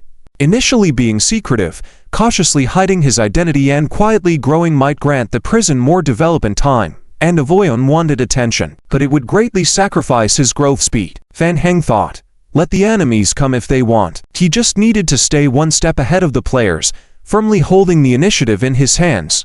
Crush them with strength. What's there to fear? One by one. If they come in a group, then take them out in one swoop. Despite being afraid of death, Fang Heng preferred facing challenges head-on. The next day, the sun rose, dispelling the darkness. Zhou Yi, who had been on night duty, stretched lazily. It was a stroke of luck. Last night was quiet, with no zombies harassing them. Coupled with a full meal and drink the night before, his mood was much better than the previous days. He stood up, ready to go outside to breathe some fresh air. Let's go, Zhou Yi. Don't wallow in despair. Face life with positivity. Zhou Yi patted his cheeks to cheer himself up. He realized that he had been struck repeatedly by Fang Heng during this time, and his morale was a bit low. Pushing open the wooden door of the shelter, Zhou Yi was shocked. What was this? Outside the cabin, a pile of stones had gathered to form over a dozen small mountains over 2 meters high. The small mountains were interspersed with black rocks. Black rocks? Huh, was it coal? Zhou Yi was puzzled. How did this happen? Was it because he only slept for 4 hours last night that he was having hallucinations? Zhou Yi slowly walked to the front of the small mountain and picked up a small piece of black coal. The coal immediately disappeared from his hand. Hint: you obtained coal *1. It was true. It wasn't a hallucination. It was coal. It's unbelievable. Where did all this coal come from? Did it appear out of thin air? Did zombies transport it here? Had the main god bugged out? Zhou Yi looked around in confusion. He saw a zombie staggeringly walking towards them from a distance. Zhou Yi instinctively raised his weapon. The zombie was wearing the outfit of a lumberjack. It should be a summoning of the god. Zhou Yi lowered his weapon, took a few steps back cautiously, and watched attentively. The lumberjack zombie ignored Zhou Yi, showing no signs of aggression. It passed in front of Zhou Yi and arrived at the newest small mountain.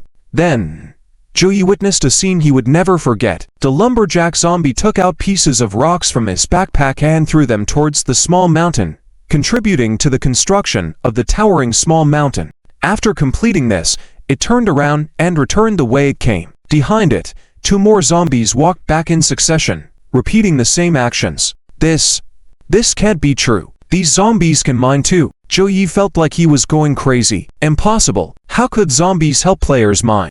That's illogical. He immediately followed the zombies to see for himself what was happening. 5 minutes later, Zhou Yi arrived at the base of the mountain. Over the night, a deep hole over 10 meters high had been dug into the wall. The zombies who had been swinging stone pickaxes were vigorously hitting the wall. Zhou Yi silently sat down in place. He had no idea what was going on, and his mood suddenly sour. Reminder: during your offline time, your zombie clone has collected 27,812 small rocks, 9,739 large rocks, and 628 for coal. You have gained 92,821 mining experience points. Reminder: your mining skill has leveled up to LV 9. Reminder: your mining skill has reached the current maximum level that can be upgraded. Please level up your character quickly to unlock the maximum upgrade level for mining skills.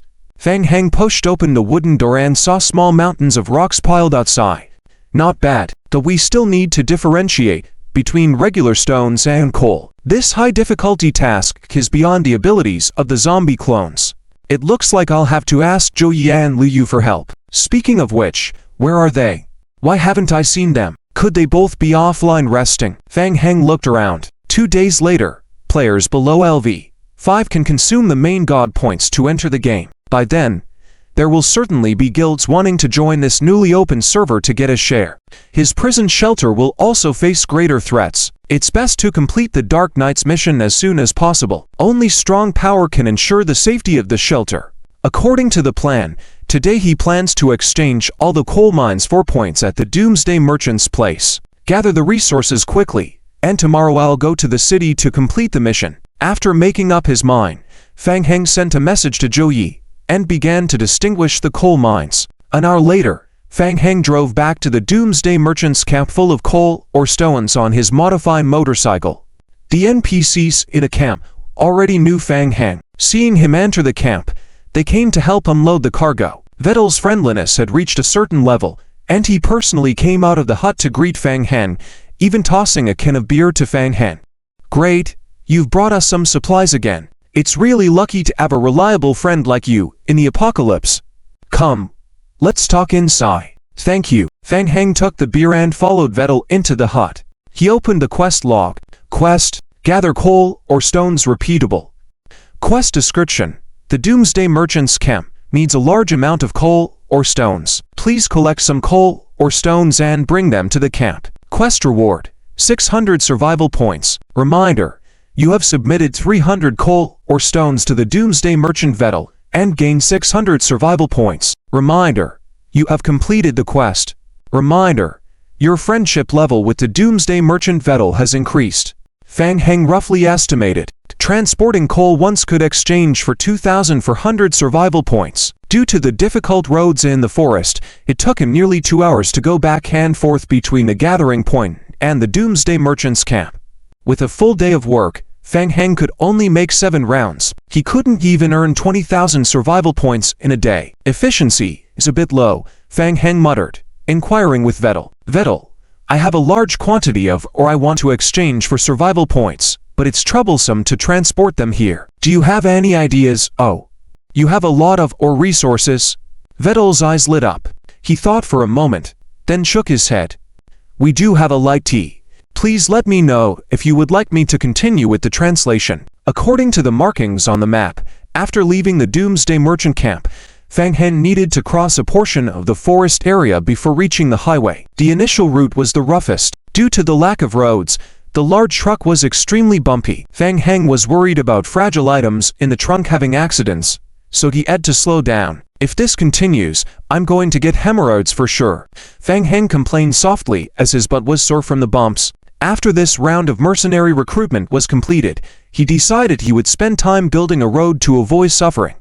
Nearly an hour and a half later, Fang Heng turned the steering wheel and drove the truck onto a repaired road. The truck finally began to accelerate slowly. The difficulty of the mission was only C+, and there were no dangers encountered along the way. Occasionally encountering zombies blocking the road, Fang Heng mostly bypassed them. If he couldn't avoid them, he would proceed cautiously. Slowly stopping the car, he would get out, deal with the zombies, and then continue forward. After a total of 3.5 hours, Fang Heng arrived at a standalone villa less than 500 meters away from the abandoned factory. This was the delivery location indicated in the mission. The standalone villa had 3 floors and was surrounded by 3 sets of wooden spike traps of various sizes. Fang Heng saw remnants of dark red blood on the spikes. These basic defense structures were very effective against brainless beginner zombies. "Mr. Q, are you there? Viter asked me to deliver supplies to you." Fang Heng stood outside the cabin and shouted. There was no response from inside. Strange. Where is everyone? Fang Heng tried shouting again. "Mr. Q, your delivery. If you don't accept it, I'll leave it in the delivery box." Still no response. Fang Heng frowned, thinking he should get closer and try to open a window with a small hammer to see what was happening inside the villa. Just as he raised his left foot, Fang Heng hesitated. It was strange. He had a feeling. This villa seemed dangerous. Could it be his passive skill? Danger perception, kicking in. Fang Heng was puzzled when he suddenly sensed a slight movement in the bushes nearby. He quickly turned his head. A head peered out from the low shrubs. "Keep it down. Do you want to attract all the nearby zombies?" Qiu Yaokon waved at Fang Heng. "Come with me." Fang Heng glanced at Qiu Yaokon, nodded, and followed him into the low shrubs. There was a gap in the broken wire fence behind the low shrubs. Following Qiu Yaokang's lead, they entered the backyard through the hole. In the backyard, Qiu Yaokang struggled to lift the hidden entrance to the underground passage under the grass and secured the steel plate covering the entrance. Not bad. Fang Heng realized that the entrance to this building was through the backyard, requiring passage through a downward tunnel. Despite Qiu Yaokang looking thin and weak with signs of malnutrition, he seemed skilled at digging tunnels. Qiu Yaokang appeared to be in his early 30s, wore black-rimmed glasses, a white lab coat, and medical gloves on his hands. "Wait a moment," Qiu Yaokang said, entering the passageway. Soon, he emerged with a small cart. "Viter mentioned you. Thanks for helping me bring the supplies in. You want to walk from the bushes? Why not use the front door?" "The front door? Too predictable." Qiu Yaokang shook his head. "The traps inside the front door are set up for intruders." Hiss. Fang Heng gasped. No wonder he felt danger just now. The boxes Viter had packed were big and heavy, making it difficult for Fang Heng to lift alone. So, he cooperated with Qiu Yaokang to move them together. After several back-and-forth trips, the two of them finally moved all the supplies from the truck into the underground basement passage in the backyard.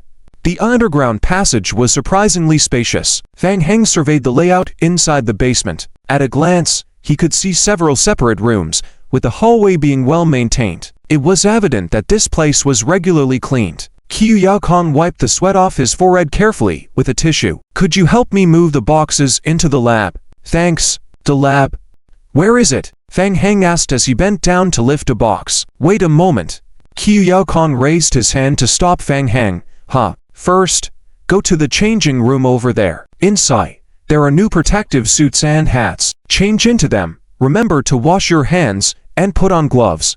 Ow. Fang Heng scrutinized Qiu Yaokang from head to toe. "Why so formal? Hurry up. Don't waste time." "Fine." Fang Heng didn't want to waste time either. He entered the changing room, put on a protective suit, hat, and gloves, and then followed Qiu Yaokang into the lab. The lab was larger than Fang Heng had anticipated. He even saw several dissected zombie bodies lying on the autopsy table in the corner of the lab. "Help me out. There are 3 white striped boxes in the corridor. Place them against the wall." "Thanks." Fang Heng nodded, lifted a box from the passage, and moved it into the lab, placing it heavily on the floor. Qiu Yaokang had exhausted his strength helping with the boxes earlier. Even now, his hands and arms were trembling slightly. He leaned against the lab wall, observing Fang Heng. "You have pretty good strength and endurance." Fang Heng glanced at him. "I should be better than a science nerd like you." Qiu Yao-kan furrowed his brow. "Don't look at me that way. I exercise for an hour every day, but lately, due to staying up late, my physical condition is only slightly worse than an average person's." "Okay. You're amazing." Fang Heng grunted as he set down the second box heavily. Moving the boxes alone was tiring, and he didn't feel like chatting. He just wanted to finish the task quickly and return to deliver the goods. Qiu Yao-kan adjusted his glasses and assessed Fang Heng. "Please help me push the boxes into the corner." "Thanks. Got it." Fang Heng responded and turned around to push the boxes. Qiu Yao-kan took a tissue from his pocket and threw it at Fang Heng's back. As if sensing it, Fang Heng quickly raised his hand and caught the flying tissue packet. "Hey, what are you doing?" Fang Heng was a bit irritated. Not helping was one thing, but throwing tissues at him was another. Qiu Yao-kan didn't answer, just stared at Fang Heng intently. Fang Heng felt uncomfortable under his gaze. "Why are you staring at me?" Qiu Yao-kan continued to fix his eyes on Fang Heng. "Something's not right with you," Fang Heng retorted. "Something's not right with you." Qiu Yao-kan softened his intimidating gaze. "Your physical abilities are above average, and your perceptual abilities are at least twice that of an average person." Fang Heng smirked. "You found out. I've maxed out my basic attributes of physique, agility, and strength skills. I even learned a B-level perception skill." Qiu Yao-kan turned and walked towards the lab door. "Come with me." "What now?" "No more moving boxes. I don't need you to move them anymore. Please help me with something else." "Thanks. Can I choose not to help?" "Don't waste everyone's time. You're really something." Fang Heng was starting to find the situation amusing. Fang Heng followed Qiu Yao-kan into another room at the end of the basement. In the center of the room was a metal door frame similar to an airport security checkpoint. Various colored wires of different sizes were plugged into the frame. The other end of the wires was connected to a large machine next to it. Qiu Yao-kan demonstrated to Fang Heng by walking through the door frame first. "Your turn," Qiu Yao-kan urged. Quickly, Fang Heng shrugged and imitated Qiu Yao-kan by walking through the door frame. Beep beep beep beep beep. Just as he passed through the metal door frame, the alarm went off. Fang Heng turned around, looking at Qiu Yao-kan with confusion. "I told you. There's something wrong with you." Qiu Yao-kan anticipated this. He walked over to the large machine on the side and checked the data report displayed on the screen. "Recently, I heard people mention that there is a tiny probability that a special energy crystal may remain in the body of a zombie after death. Certain individuals with special constitutions can absorb this crystal. I call this crystal the alienation crystal. I'm not sure if this is a mutation. The effects of the alienation crystal on the human body are yet to be observed. Based on the information I have gathered so far, the alienation crystal seems to have mostly positive effects on the human body." Fang Heng mumbled. "The special constitution you mentioned is probably referring to players, right? You must have absorbed a significant amount of alienation crystals to cause your body's mutation." Qiu Yao-kan looked at Fang Heng. "Is that so?" "Answer me." "You're right." Fang Heng just wanted to finish this mission quickly. He took out an evolution crystal fragment from his backpack and threw it towards Qiu Yao-kan. "By the way, we call this thing an evolution crystal fragment." "Oh." Qiu Yao-kan's eyes lit up. He was very interested in the crystals, took the crystal fragment, and carefully observed it in his palm. "I have conducted numerous studies and personally killed many zombies, but this is the first time I have seen this kind of crystal structure," Fang Heng silently replied in his mind. "Of course, NPCs don't drop crystals when killing zombies. I guess your luck isn't that good."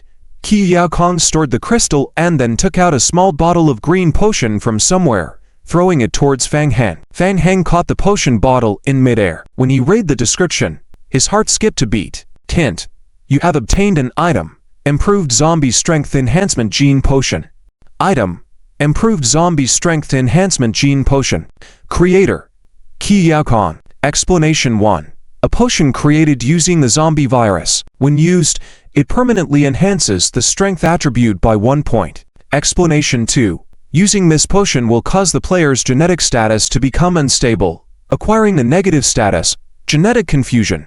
Every time the potion is used, the state increases by 10% to 30%. accumulating to 80%. The player will be directly infected with the zombie virus, leading to death. Explanation 3. Players can eliminate this state by consuming evolution crystal fragments. I'll take this crystal. I don't take things for nothing. Consider this a reward. Fang Heng was greatly pleased. Players can eventually produce such potions, but it usually requires the late game manned numerous and diverse materials with a low success rate. In previous servers, these potions and their ingredients were tightly controlled by major game unions and companies. Fang Heng immediately poured the potion down his throat. Hint: you have taken the improved zombie strength enhancement gene potion. Your basic strength value +1. Hint: multiple uses of this potion will gradually decrease its effects. Hint: you have gained the genetic confusion state. Hint: your genetic confusion state has increased to 13%. Hint: you can eliminate this state by consuming 13 evolution crystal fragments or 1 complete evolution crystal. Tell Vettel that I need him to collect more of these crystals for me. My next research will require them, Qiu Yaokong said, rubbing his chin, considering. As for the reward.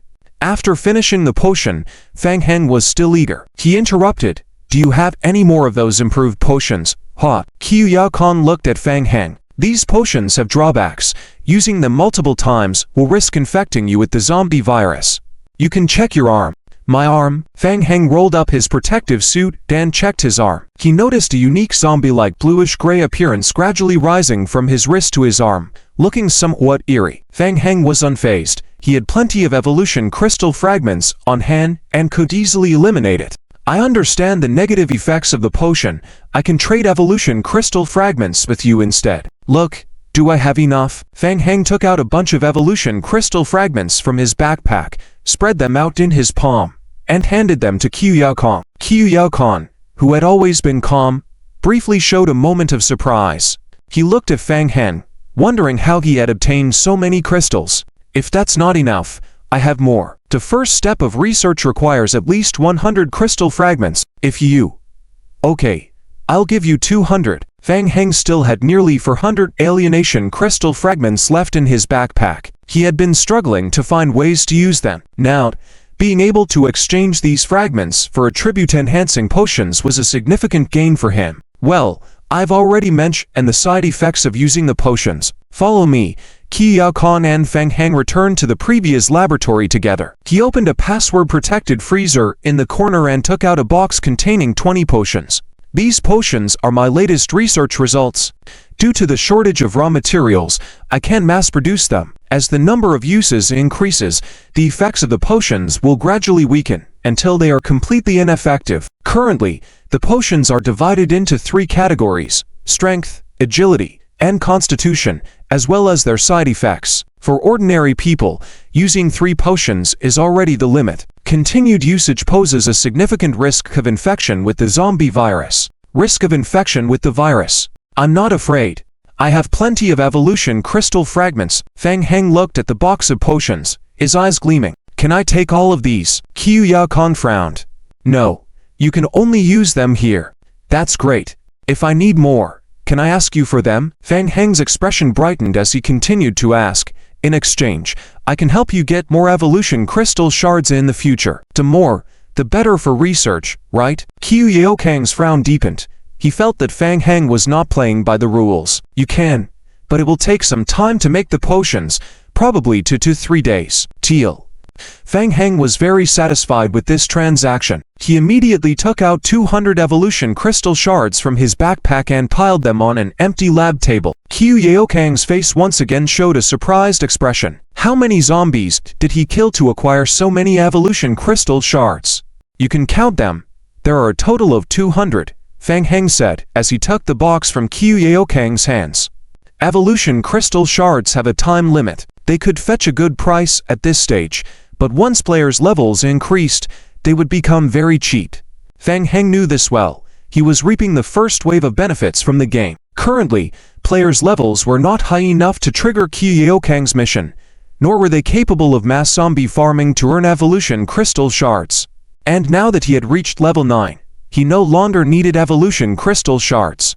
Hint: You handed over 200 crystal shards to Kyu-Khan. You received 6 bottles of enhanced zombie power gene potions asterisk, 7 bottles of enhanced zombie physique gene potions asterisk, and 7 bottles of enhanced zombie agility gene potions asterisk. Hint: your friendship level with Kyu-Khan has slightly improved. Despite completing such a significant trait, the increase in goodwill was only minimal. What a cold guide. Fang Heng was in a good mood and didn't care about Kyu-Khan's aloofness. He took out a bottle of strength potion from the box and opened it.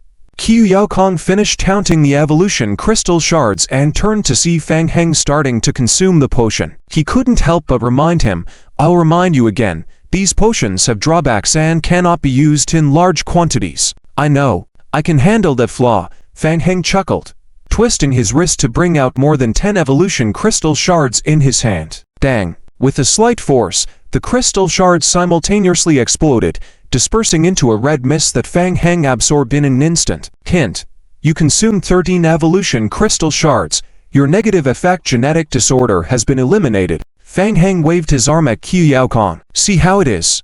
Kyu-Khan narrowed his eyes, looking astonished. He saw the grayish-blue color on Fang Heng's hand quickly disappear. Evolution crystal shards had this ability. Kyu-Khan found a new research direction and quickly regained his icy demeanor, nodding. "Not bad." While constantly crushing crystal shards with one hand, Fang Heng opened the exchange potion bottles and gulped them down. Hint: you consumed 6 bottles of enhanced zombie power gene potions asterisk, 7 bottles of enhanced zombie physique gene potions asterisk, and 7 bottles of enhanced zombie agility gene potions asterisk. Hint: your base strength attribute +3, base physique attribute +4, base agility attribute +3. Hint: your unstable genetic status has increased to 55%. After consuming 20 bottles, Fang Heng's backpack was emptied of the evolution crystal shards. He checked his character attributes. Player: Fang Heng. Level 9. Health 158 158ths. Stamina 100 100ths. Spirit 100 100ths. Energy 83 100ths. Strength 10.8. Agility 9.8. Physique 10.8. Will 5. Perception 15. Intelligence 5. Fang Heng tried swinging his arm and heard his fist creak. With a sudden 4-point increase in basic attributes, he could clearly feel the enhancement in his strength. He even felt like he could knock out an ox with a single punch. This effect was much more noticeable than when he first learned strength training skills. After checking, he found that each potion was still 1 to 2 points away from the maximum 5-point increase. "I need 20 variations of each type of potion. Come back in 3 days. According to the agreement, I will need more evolution crystal shards at that time." Kyu-Khan nodded, giving Fang Heng a cold dismissal. "Well, your task is complete. If there's nothing else, you can leave now." "Hey, is it because of asking for a bit more potions that he's getting upset?" Fang Heng silently waved goodbye. "I'll come back in 3 days." Watching Fang Heng leave, Kyu-Khan locked the entrance gate to the basement. His always cold expression suddenly became incredibly enthusiastic, and his body trembled uncontrollably due to the excitement. A big discovery. Evolution crystal shards. Improved physical attributes. Elimination of potion side effects. In the afternoon, Liu and Joey had finished dividing the ores. They sat in front of the small mountain of ores, watching the zombies coming and going. Liu said, "I counted. There are a total of 45 zombies." "You're a bit ridiculous." Joey shook his head, correcting, "But you counted wrong. It should be 43. Liu contemplated for a moment. "I graduated in mathematics. So what? Do you think I counted wrongly?" "No, sir. I think you're right. I miscounted. Too bad these zombies are a bit silly. Otherwise, they would be quite formidable. After all, in the middle of the game, ordinary zombies are not much of a threat. Players can target these zombies and eliminate them. Even so, they are still impressive. With so much labor force, no stamina consumption, continually mining can earn quite a lot. Indeed, the talents of elite players are outrageous. They can make money effortlessly." From afar, they saw a small truck approaching on the highway. The truck stopped by the roadside, and the door opened. Seeing Fang Heng getting down from the truck, the two's expressions turned peculiar. Why did he go out in the morning with a motorcycle and return with a truck? Liu felt the truck looked familiar. Oh, isn't that the one from the Apocalypse Merchant camp? God, did you steal from the Apocalypse Merchant? Borrowed, oh. Liu nodded, asking solemnly, do you need to return it? Fang Heng faltered. If he didn't return it, he would probably deduct the survival points from the security deposit and be chased down by all the Apocalypse camp merchants and their friends. I think it's better to return it. Ha ha. Liu laughed. That's right. After all, a harmonious society. Stealing and robbing isn't good, right? Fang Heng ordered his zombie clones to stop mining and transfer the coal or to the truck. Title: National Game. Hanging idle officially from the Zombie Doomsday Chapter 46 Great Purchase Master. The game will open the transfer system for players below level 5 the day after tomorrow. Our newly recruited members will also be transferred from other areas to Zone 8. Joey Bei bids farewell to Fan Heng during the gap of transporting the ores.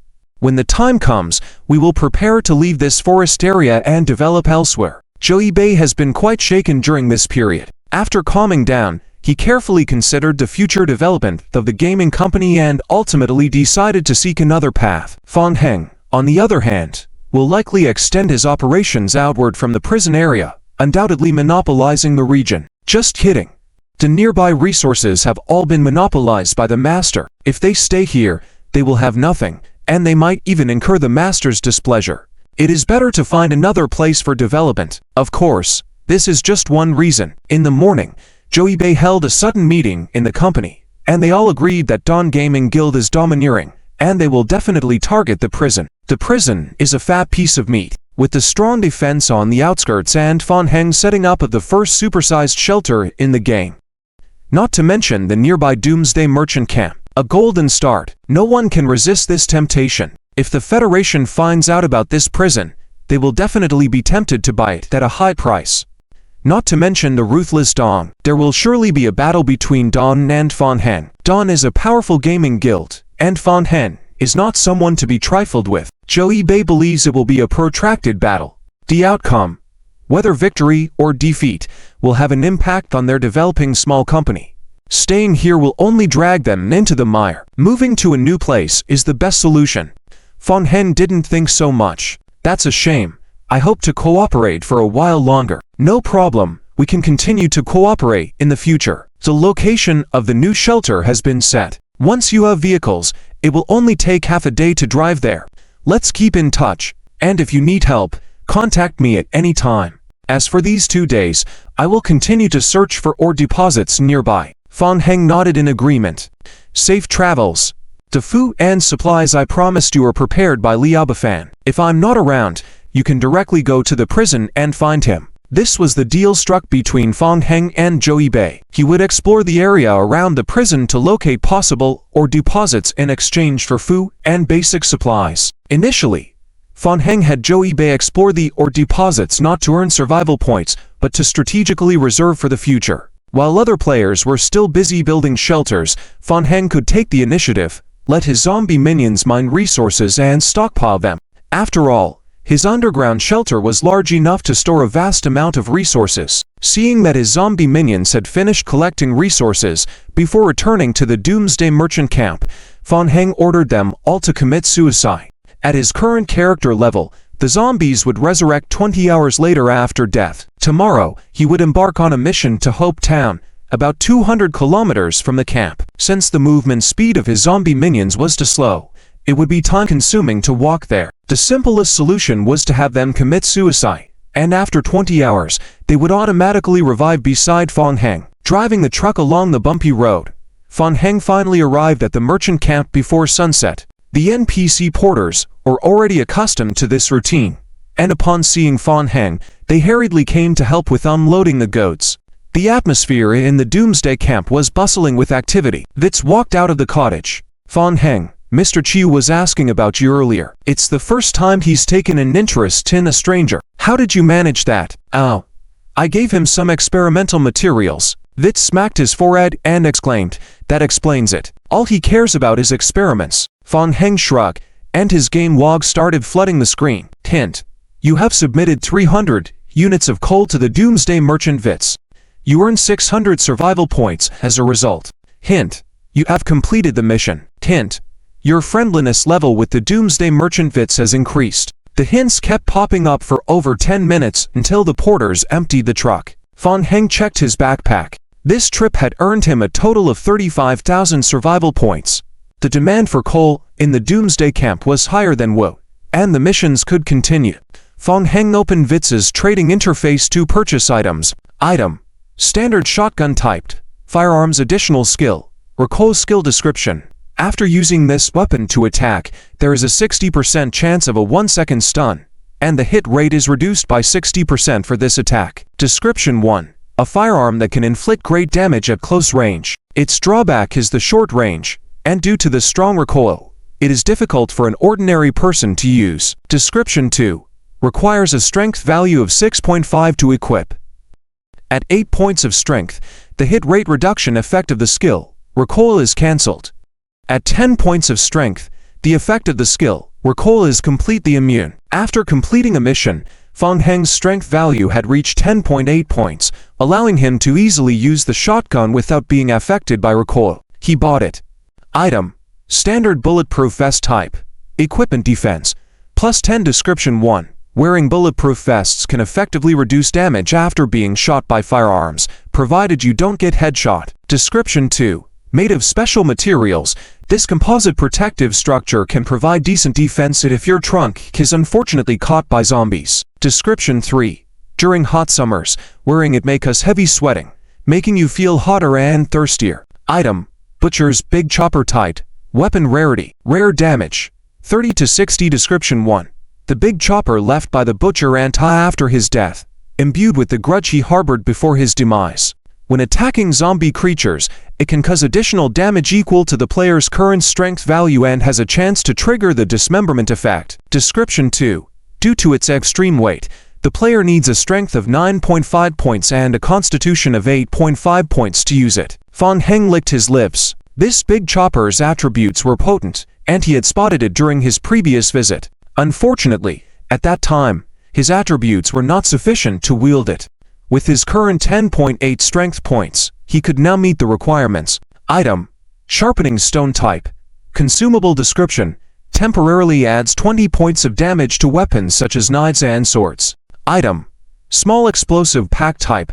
Consumable description: generates a powerful explosion after 5 minutes, causing significant damage to creatures and buildings within the area. Please use with caution. Item: Molotov cocktail type.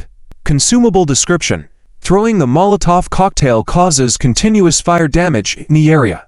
Hint: you have obtained 1 standard shotgun, 350 shotgun bullets, 1 standard bulletproof vest, 10 Molotov cocktails, 1 butcher's big chopper, 5 sharpening stones, 3 small explosive packs. The procurement was complete, and today he only had 2,000 survival points left from the 35,000 acquired. The sun had set, so Phong Heng decided to stay overnight at the Doomsday Camp instead of returning to the prison. It's on me today. I'll treat you to a drink tonight. Vitz, having earned handsomely that day, generously offered Phong Heng a free stay and a luxurious single-room cottage. The national game. From the zombie apocalypse to hanging out in the game, Phong Heng enjoyed Feast of Vital in the game man then logged off early. Tomorrow he is going to enter a dangerous small town. Phong Heng is preparing to rest early tonight. Exiting the game.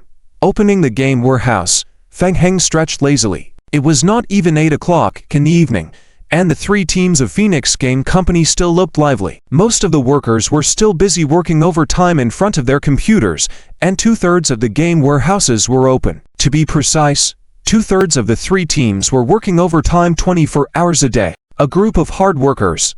Phong Heng muttered softly, picking up his phone to check. There were a few missed calls and messages on his phone. Zia Shi. Phong Heng, how's the new job? Getting used to it. Zia Shi. Soul Team's strength this time is still as weak as before. I watched their preliminaries. Compared horizontally, they cannot be our opponents. Zia Shi. Haha, they play dirty tricks. Zia Shi. Winning is exhausting. Lying down. Zia Shi. Haha, not bad. My friend said you did a great job and helped her out. Zia Shi. You didn't embarrass me. I knew you could do it. Keep it up.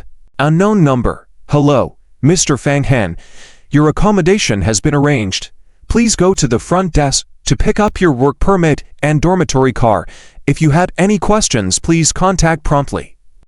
Accommodation for employees has been arranged, so can't stay in the hotel. Fang Heng shrugged and replied to Zia Shi. Is the game over? When are you coming back? When Zia Shi did not immediately reply, Fang Heng put away his phone and went to the company's ground floor front desk to pick up his work permit and dormitory card. The dormitory was very close to the company, just inside the park separated by 2 streets. It only took 10 minutes to walk there. Fang Heng took a detour to the convenience store next door to buy some daily necessities, took the dormitory card, and entered the park. As he walked forward, Fang Heng glanced through the dormitory check-in guide given by the front desk receptionist. A villa with 4 people living together. Each person has a separate, independent room. Separate bathroom, study room, game room. This company's welfare benefits are so good. Fang Heng was secretly surprised. He remembered that when he was a professional player before, he didn't have such good treatment. An aunt is responsible for daily life in the villa, helping to clean the rooms, and the fridge is stocked with fresh ingredients 24 hours a day. If you want a late-night snack, you can call the chef to deliver it. So luxurious. Does running a game company really make that much money? I live in the top villa district. There are also high-end villa districts, regular apartment district, and high-end apartment district. The conditions in the apartment district should be a bit worse compared to this. Fang Heng put away the guy. He looked around, searching for the location of villa number 3 in the park. Just then, 2 young men walked towards him. The taller one was holding a can of beer, and they noticed Fang Heng looking for directions. You're going the wrong way. The villas are ahead. The apartments are over there. Fang Heng glanced down at the number on his room card. No. I live in villa number 3. Villa number 3? Zijiji was taken aback. He leaned over to look at Fang Heng's room card, and a strange expression crossed his face. It really was villa number 3. Is there a problem? Ow. No. Zijiji regained his composure. Villa number 3 is just ahead. Go straight and then take a right turn. Thank you. The group passed each other. Zijiji felt increasingly strange. He turned back to look at Fang Heng and whispered to his companion Ji Kai. Have you seen that person before? Is he new here? Living in villa number 3. I haven't seen him before. Didn't you just look at his room card? What's his name? Fang Heng. Oh, vaguely remember. I heard the old lady from HR department gossiping behind. Not long ago, a person who came in through the back door was specially approved by General Qin, named Fang Heng. Came in through the back door. Xi Zhibang frowned, feeling somewhat displeased. The entire Phoenix Game Company only had 3 top villas, accommodating up to 12 people, enjoying the highest level of treatment. There has always been a tradition in Phoenix Company, reserving these 3 villas for the most outstanding players in the company. These 12 people represent the top strength of the whole Phoenix Game Company. Since the Phoenix Game Company was acquired some time ago, most of the top players within the company have already resigned. The only 2 players still living in the top villas. Zijiji had also tried to apply to stay in the top villa before, but was rejected the very next day. If even he was not qualified to stay in the highest level of villas, why should a newcomer who came in through the back door? General Qin said something about better to lack than to be excessive. Now friend comes and goes straight to live there. Xi Zhibang was upset and started to vent his dissatisfaction. Another clueless boss who only knows how to give orders blindly. If this goes on, I want to resign too. Listening to all is enlightening. Listening to one and believing blindly is dark. Ji Kai was calmer, persuading. What the old lady from HR said may not necessarily be true.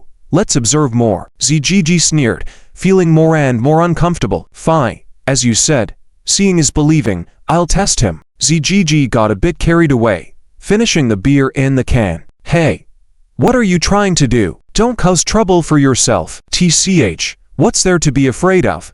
What can a newcomer who came in through the back door do? Zijiji said, turning around and throwing the empty can in his hand towards Fang Heng's back. Fang Heng was walking forward, seemingly unaware of the can flying towards his back. I said he came in through the back door, Zijiji was saying, with a disdainful smile on his face. But the next moment, that smile froze on his face. As the beer can was about to hit Fang Heng's back, he suddenly stopped, extending a hand. Snap! Without even turning his head, Fang Heng effortlessly caught the incoming beer can. Ji Kai's eyes showed a hint of surprise. Just now you said he came in through the back door. Now you're speechless. Fang Heng slowly turned around to look at Zijiji. Oh no. Offending a high-level player. Surprised by Fang Heng's actions, Zijiji realized that Fang Heng did not enter the company as the HR department old lady had described as coming in through the back door. Meeting Fang Heng's gaze, Zijiji awkwardly scratched his head. Sorry. My bad. I accidentally slipped just now. It's okay. Fang Heng smiled gently. Just be more careful next time. Zijiji let out a sigh of relief, thinking it was fortunate that the other party was relatively calm. Here you go. Fang Heng said, as he crumpled the can in his hand and then swiftly tossed it back. Swish! The crumpled can hurled back towards Zijiji. Dang! Ouch! Zijiji couldn't dodge in time and got hit on the forehead, immediately turning red and swollen in a small area. Sorry about that. Slipped again. Fang Heng showed an apologetic smile and then turned to leave. Fang Heng felt very strange. He was clearly facing away from the soda can before, but he could still feel a soda can being thrown at him from behind. The result strangely turned out to be true. The soda can that struck from behind, in terms of angle and force, was exactly the same as what he sensed. Could it be due to the danger perception skill in the game? How is that possible? However, Fang Heng thought and then lowered his head to look at his own palm. He clenched his fist tightly. It seems like his strength has also increased. Could it be that the crossing brought changes to his body? And there are benefits like this too? Fang Heng shook his head, temporarily no longer thinking about these things, and walked into Villa No. 3. The villa had been cleaned spotlessly. The first floor was a public living room, while the second and third floors were separated. Fang Heng's room was in 301, located on the left side of the third floor of the villa. The company is really rich. Fang Heng climbed to the third floor and entered the room, casually placing the purchased daily necessities on the table and lying comfortably on the sofa. Wasted money. All the daily necessities are readily available. Almost new, Fang Heng thought, then went to take a shower and came back feeling bored. So he opened the official game forum. A new forum section in District 8 had been opened. He clicked on it. Upon a quick look, the forum was filled with players' lamentations, various pleas for help. The posts were mostly players sharing experiences, discussing how to better satisfy hunger, how to prolong the game time. Fang Heng flipped through and found the content mostly similar, lacking substantial survival skills, so he didn't bother to continue reading. The mission location for tomorrow was in Hope Town. Hope Town was approximately 200 kilometers away from the End Times merchant camp, and Fang Heng estimated that it would take 3 to 6 hours to drive a motorcycle there, depending on the road conditions. Fang Heng tried searching the forum for information related to Hope Town. A highlighted line of information appeared on the first page. The post was made by the forum management 3 days ago. The federal government had cleared a large farm warehouse in District 8 to serve as a temporary shelter and resource collection point. The location was about 3 kilometers south of Hope Town. Any player from District 8 could seek refuge in a warehouse for free. The federal government would ensure the player's safety. However, the federal government would not provide any survival resources to the survivors. Additionally, the federal government would issue various resource collection missions to players who could choose to exchange resources for real-world currency by submitting them to the federal government. Exchanging resources for money? I wonder if they need wood. Fang Heng murmured softly. Even if they needed it, Fang Heng would not trade wood with the federal government. As Fang Heng gradually established himself in the game, he first took over the prison, then was the first to complete the construction of a super large shelter. Unknowingly, Fang Heng's ambition was also growing. Initially, he just wanted to ensure his livelihood in the game. Now, Fang Heng's mindset had clearly changed. His goal was to establish a powerful shelter in the game and become a dominant force on par with the federal government. The federal government was one of his competitors. Fang Heng naturally had no intention of selling resources to his competitors unless they offered an irresistible price. Fang Heng clicked the back button on the web page. He thought that maybe he could take the opportunity tomorrow to visit the federal government's temporary shelter in Hope Town and assess the federal government's strength. There were not many posts related to Hope Town that he found. Fang Heng continued to browse. From the information shared by many players, Hope Town was currently infested with zombies. Among them were high-level mutated zombies. Ordinary players couldn't even get close, not to mention entering. The federal government seemed to have plans for Hope Town, as they had been trying to lure out the zombies in small groups over the past few days. The effect was quite good. The density of zombies in the town had significantly decreased compared to the initial stages. Fang Heng browsed through post after post. Recruitment post. Fang Heng squinted. Location: Hope Town. Recruiting combat-oriented explorers. Description: find something inside the Hope Town Hospital. If interested, contact me for further details. The rewards will surely satisfy you. Description: this mission is very difficult. Interested parties please send a private message.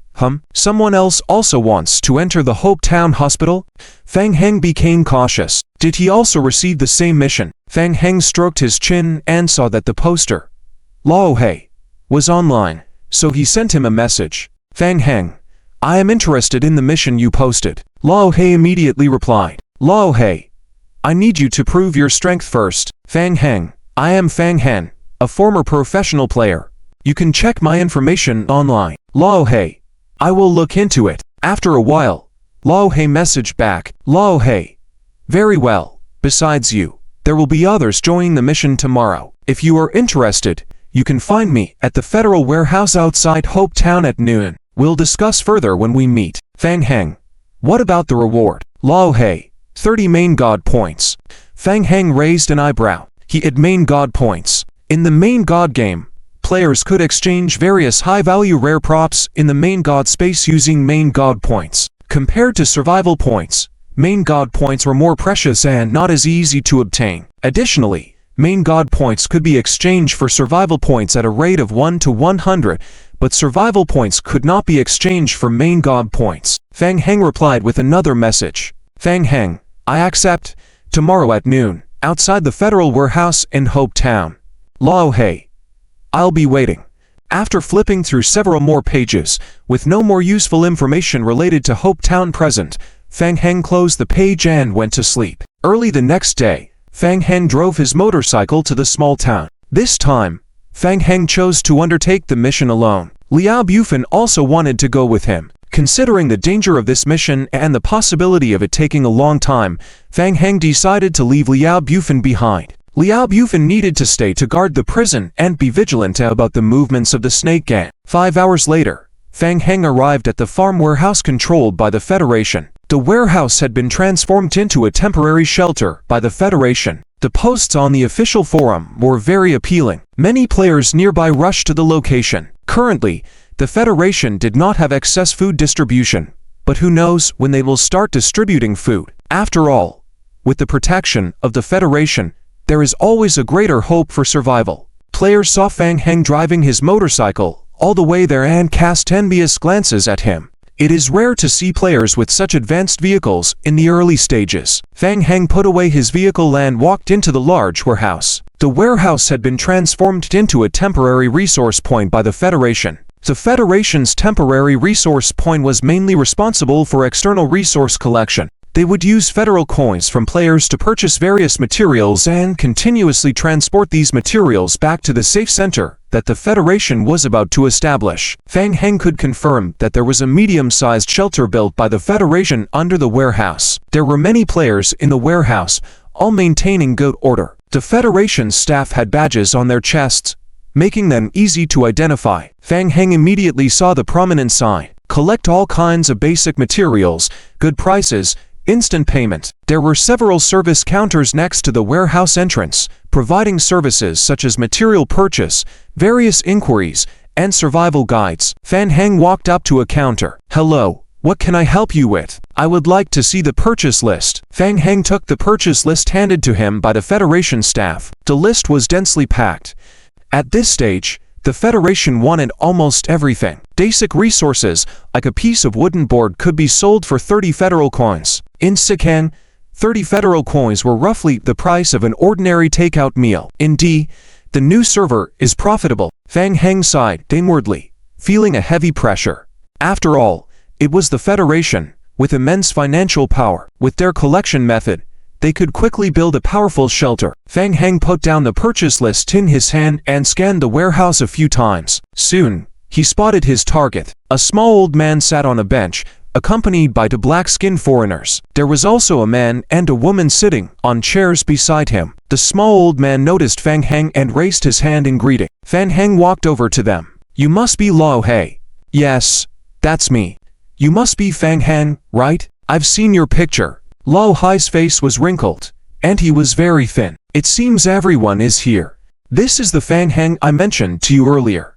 Lao He turned his neck, making creaking sounds. "Fang Heng, let me introduce you. This is Heozhou, the leader of this mission." "Hello, I'm Heozhou." Heozhou was muscular and wearing a thin long-sleeved shirt that revealed his sturdy muscles underneath. These two are Kanba and Kanka, the brothers, and this is Li Ya. Fang Heng looked around at everyone. Li Ya was tall and about 30 years old, with a more mature appearance. Kanka and Kanba were both foreigners, tall and thin, with high cheekbones and hands wrapped in white bandages. "Let's talk elsewhere." Lao He led everyone out of the warehouse to a large tree away from the crowd. "This commission mission is very difficult. I need all of you to help me enter the community hospital in the town, then locate the backup generator on the first floor of the hospital and completely destroy it." Lao He took out 3 explosive packages from his pocket and handed them to Heozhou. Item: small explosive package. Type: consumables. Description: a powerful explosion will occur 5 minutes after being set, causing a lot of damage to creatures and buildings within the range. Please use with caution. When you reach the room with the backup generator, remember to turn on the recording, documenting the explosion process. This will serve as proof of your completion of the mission. Fang Heng found it strange. He was supposed to blast the backup generator in the hospital, and why? Before coming here, Fang Heng had thought that Lao He, like him, was also looking for the T-virus serum. But now it seemed Lao He had other motives. Li Ya asked, "You're not coming with us?" "Ha ha. I'm old. I don't want to be a burden to you. The entire town is full of zombies now. I would only hold you back if I went in." Fang Heng rolled his eyes, feeling uneasy about the old man's gaze. A discomforting feeling engulfed him. Fang Heng wasn't sure if his perception skills were acting up again or if he simply had an aversion to Lao He. "This is the situation. I need you to complete the mission before dark today." Heozhou put away the explosives and asked, "When do we settle the bill?" "What if we can't contact you after completing the mission?" "That's no problem. I can advance the reward to the Federation beforehand and have the Federation notarize this commission. Even if I'm not here, you can claim the reward directly from the Federation notary with the video recording as proof." Lao He had prepared an answer a long time ago and glanced at everyone. "Any more questions?" Everyone shook their heads. "I don't have any objections." Fang Heng also shook his head. As planned earlier, he decided to follow these people in to assess the situation. The town was now filled with zombies, and it would be very troublesome for Fang Heng to enter alone. That is unless he had ample time. In that case, he could slowly clean up using his zombie avatars undisturbed. But even so, he still had to be wary of the mutated zombies in town. Going in with this group was the most efficient option. Whether the mission set by Lao He could be completed was another matter. To smoothly complete this mission, I suggest Heozhou take the lead this time, Lao He said after pausing, explaining to everyone. Heozhou was a squad commander in the Federation 6th District, with abundant experience leading missions. Fang Heng turned his gaze to Heozhou. Heozhou took a step forward. "My name is Heozhou. I served in the Federation squad and was a squad commander, proficient in various firearms.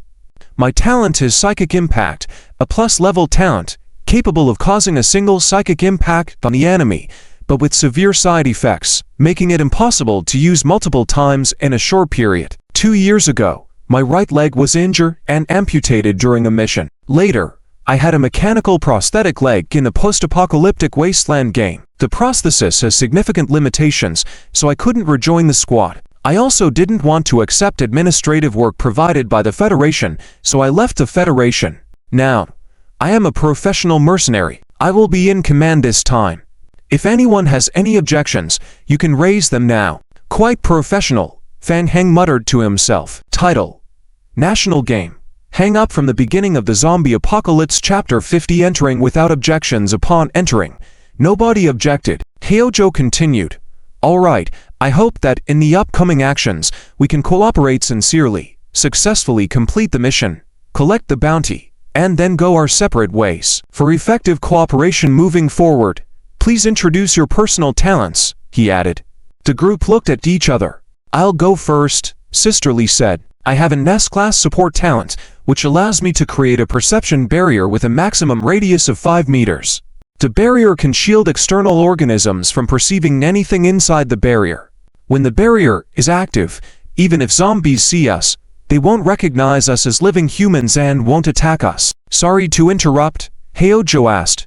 Including mutated zombies. Yes, the barrier is still effective against first-tier mutated zombies. As for higher-level mutated zombies, there hasn't been a chance to test yet, so it's temporarily uncertain. Heojo nodded in understanding. Next were the Kun brothers, Kunba and Kanta. The elder Kunba spoke in slightly stiff Chinese. We have been practicing martial arts since we were young, and after entering the game, we acquired related talents in martial arts proficiency.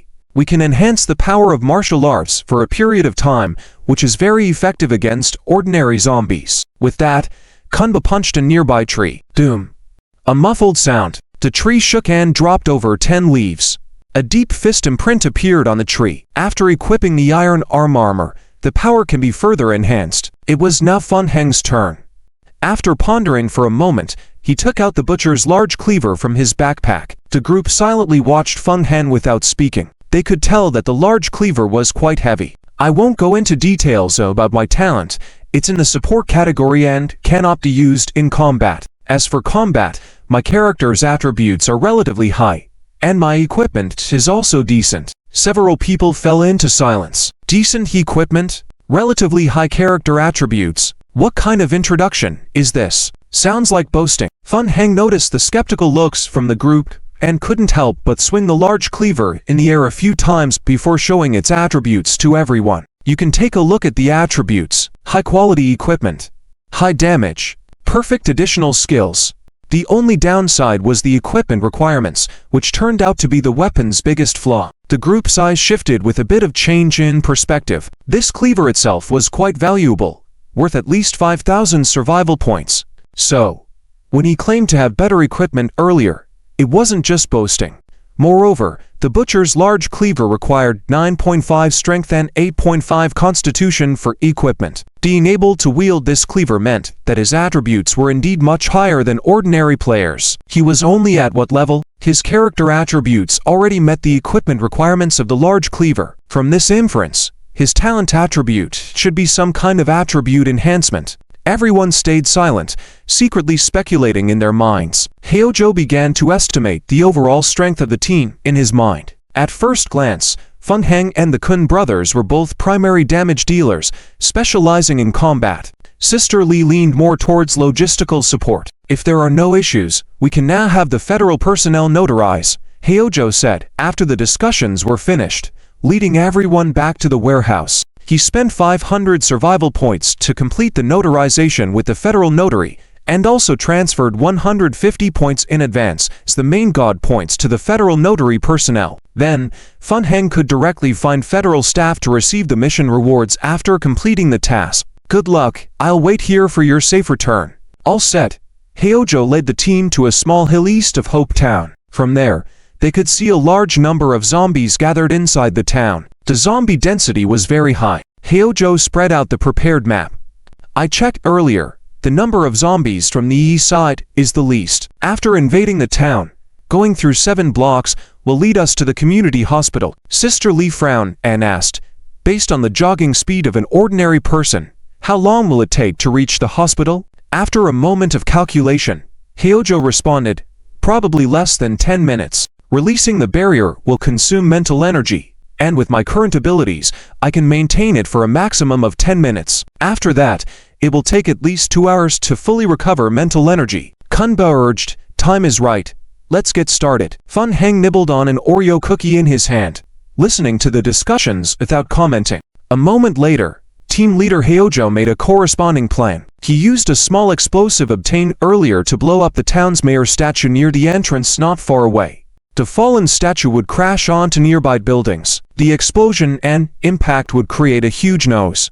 The nose would draw the zombies away, further reducing the number of zombies gathered at the eastern entrance of the town.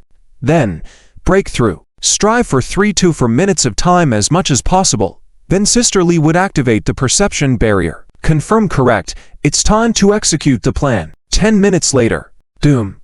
The preset explosives exploded. The fallen statue collided with the building, creating a loud roar. Not far from the town entrance, Fun Heng was sharpening his weapons with a whetstone. He faintly felt the ground tremble slightly. A bit exaggerated. The expressions of the other team members were the same. Heojo laughed to himself. I forgot to mention during the introductions that I used to serve in the demolition team. The huge sound attracted the zombies inside the town, and they began moving towards the statue. Let's go. Taking advantage of the gap created by the diversion of the zombies in the town, the 5 members of the team gathered together and quickly entered the town. Detecting the scent of humans, the remaining zombies in the town rushed towards Fun Heng and the others. Fortunately, zombies moved slower during the day. The team jogged along. Heojo led the way in front, trying to avoid being surrounded by the zombies. They only fought back when cornered. After equipping the armor, the Kun brothers' strength was further enhanced. They protected the flanks, killing a zombie with just a few punches. Fun Heng guarded the rear of the team, wielding a large cleaver in his hand. Sheeing. A slash. Blood splattered as the zombie rushing from the right was cut in half by the large cleaver. Tipped. Your attack caused the dissection effect. Tip. You killed a zombie. You gain survival points *2. Tipped.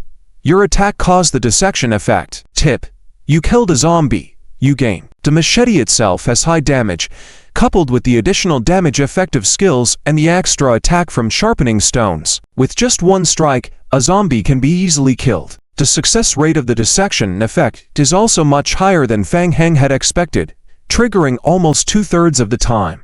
In addition, with Fang Heng's perception ability reaching as high as 15 points, twice that of an ordinary player, he is able to anticipate the enemy's moves. Fang Heng feels like he is playing a cross-cutting game again. It's enjoyable, but the continuous use of the machete is also quickly draining his stamina. Fang Heng tries to adapt to the machete's output, slowing down his attack rhythm. Heo-kun leads the team quickly past to street corners, with more and more zombies gathering towards them. The team maintains a fast pace, but the pressure on everyone is clearly increasing, and their speed begins to slow down. Be careful. Heo-kun suddenly notices a fast-approaching shadow from the right side. Fang Heng's perception also sends out a warning. He turns his head and sees a mutant zombie suddenly rushing out from a store on the right, directly pouncing on Kunta. Swish! Kunta throws a punch. The agile mutant zombie dodges to the side to avoid the blow. It's an agile form of mutant zombie. Tatter. The mutant zombie stomps heavily on the ground and then leaps towards Li Ji inside the team. Its speed is incredibly fast, lifting its claws high while still in midair. With Fang Heng now having an agility attribute as high as 9.8, he can clearly capture the mutant zombie's movements. Just as he is about to switch to the shotgun to take a shot at the mutant zombie, Fang Heng suddenly senses something and turns his head sharply towards Heo-kun. Veins bulging on Heo-kun's neck, he shouts out, "Restrain." Heo-kun covers his forehead with one hand, pointing at the mutant zombie with the other, his face contorted in extreme pain. It's a mental impact. Heo-kun's special skill. The airborne mutant zombie instantly freezes, maintaining the attacking posture had the second before, drops from the air. "Leave it to me," Fang Heng shouts, quickly putting the shotgun back into his backpack, taking big strides forward, wielding the machete. The machete strikes forward fiercely. Swish! The blade slices through, and the mutant zombie's head flies into the air. Reminder: your attack causes dissection effect. Reminder: you have killed the mutant zombie agile amplification. You gain survival points *23. Fang Heng raises his hand, absorbing the intact evolutionary crystal left by the mutant zombie after its death. Hey! Successful monster snatching. Fang Heng notices the gazes of the others and retracts his long knife, expressionless, saying, "No biggie." A single strike that easily kills a mutant zombie surprises Fang Heng's teammates. For ordinary player teams encountering mutant zombies, the usual strategy is to flee as far as possible. Now, this mutant zombie was taken down with just one strike by Fang Heng. Indeed, kind of losing face for the mutant zombie. However, people quickly think of the special attributes of the machete and understand why. It's only with good luck that the dissection effect was triggered to achieve this terrifying effect. The appearance of mutant zombies makes the team even more cautious. However, as they gradually delve deeper into the town, More and more zombies surround them. The team seems to be gradually sinking in mud, their pace slowing down. In the chaos, Kunta kicks a zombie coming from the right side.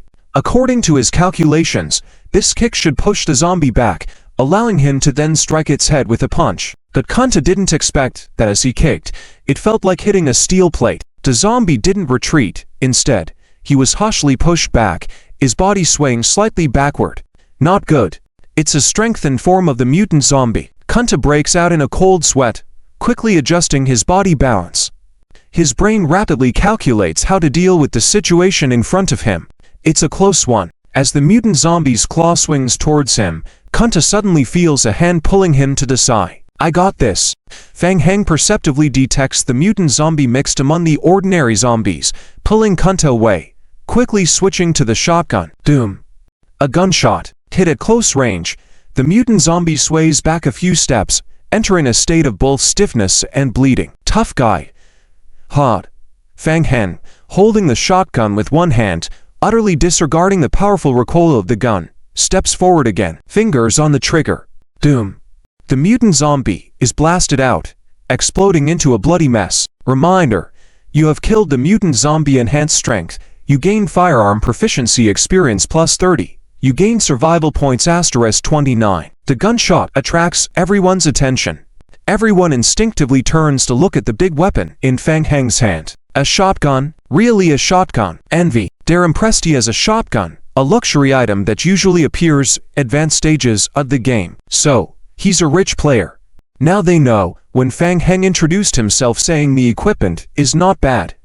It was more than just modesty. How long has the game been online? Can you find a second shotgun from the survivalist's hands? Impossible. Quick, don't just stand there. Heo-kun shouts, bringing everyone's focus back. The sound of gunfire attracts more zombies, closing in. For a moment, the newly awakened team realizes they are surrounded by zombies. Seeing the road ahead almost blocked by zombies, Heo-kun shouts, Liji, activate the barrier. A faint white barrier appears, enveloping the players. Instantly, the zombies outside the white barrier fall silent. They lose their perception of Fang Heng and the others, unable to attack, standing quietly in place. The team quickly clears out the remaining zombies inside the barrier. Kunta comes up to thank Fang Heng. Thank you, Fang Heng. I would have been in trouble without you just now. You're welcome. We're teammates. It's what I should do. Heo-kun quickly identifies the location of the community hospital, signaling, let's go. Over there. Follow me. The perception protective barrier expands as Liji moves, allowing the team to focus on clearing the zombies inside. With Liji's barrier assistance, the team's speed picks up again. Talents like Liji truly deserve the S rank. Fang Heng silently praises in his heart, raising the machete and continuing to kill zombies while moving forward with the team. In less than 5 minutes, the team arrives at the front of the community hospital. All the hospital's windows are already boarded up with wooden planks. The entrance glass door is lowered with iron, reinforced with several layers of wooden boards. For a moment, the team can't find any entrance to the community hospital. Both Kunta and Fang Heng look at Heo-kun at the same time, seeking his opinion. Heo-kun didn't expect all the hospital doors to be sealed shut, frowning. I got it. Follow me. Fang Heng sees Heo-kun hesitating, gestures to everyone, quickly walks to a first-floor window blocked by wooden planks. He raises the shotgun, pulls the trigger. Doom. Doom. Doom. Violent breakthrough. 3 shots, smashing the wooden planks and glass covering the window, revealing an entrance. Damn. A big spender. In the post-apocalyptic market, a single shotgun bullet from an apocalyptic trader's camp can fetch up to 100 survival points. These 3 shots just cost 300 survival points. People now have a clear evaluation of Fang Heng's better equipment, silently giving him a thumbs up. In the apocalypse, encountering teammates like Fang Heng is truly fortunate. In fact, Fang Heng has already leveled up the Doomsday Merchant to the highest level, so he has the highest discount, only needing 31 survival points to buy a shotgun bullet. Quick! Everyone filed in, climbed through the window, and stealthily entered the hospital. As soon as they stepped into the hospital, Fang Heng immediately turned on his flashlight and quickly illuminated every corner of the room. This was an ordinary examination room. Kunta and Kunta quickly cleared the remaining zombies in the room, then opened the door and entered the hallway outside the examination room to clear the zombies in the corridor. Hyojo took out wooden boards to seal and reinforced the window entrance that the group had just broken into. After a moment, Kunba and Kunta cleared the corridor outside the room and returned. Confirmed safe, Sister Lee immediately removed the barrier. She took out a can of Red Bull from her backpack to speed up mental recovery, took a big sip. Mental consumption is slightly less than expected. It will take about an hour and a half to fully recover. Lee, Hyojo nodded. All right, everyone take a break for now.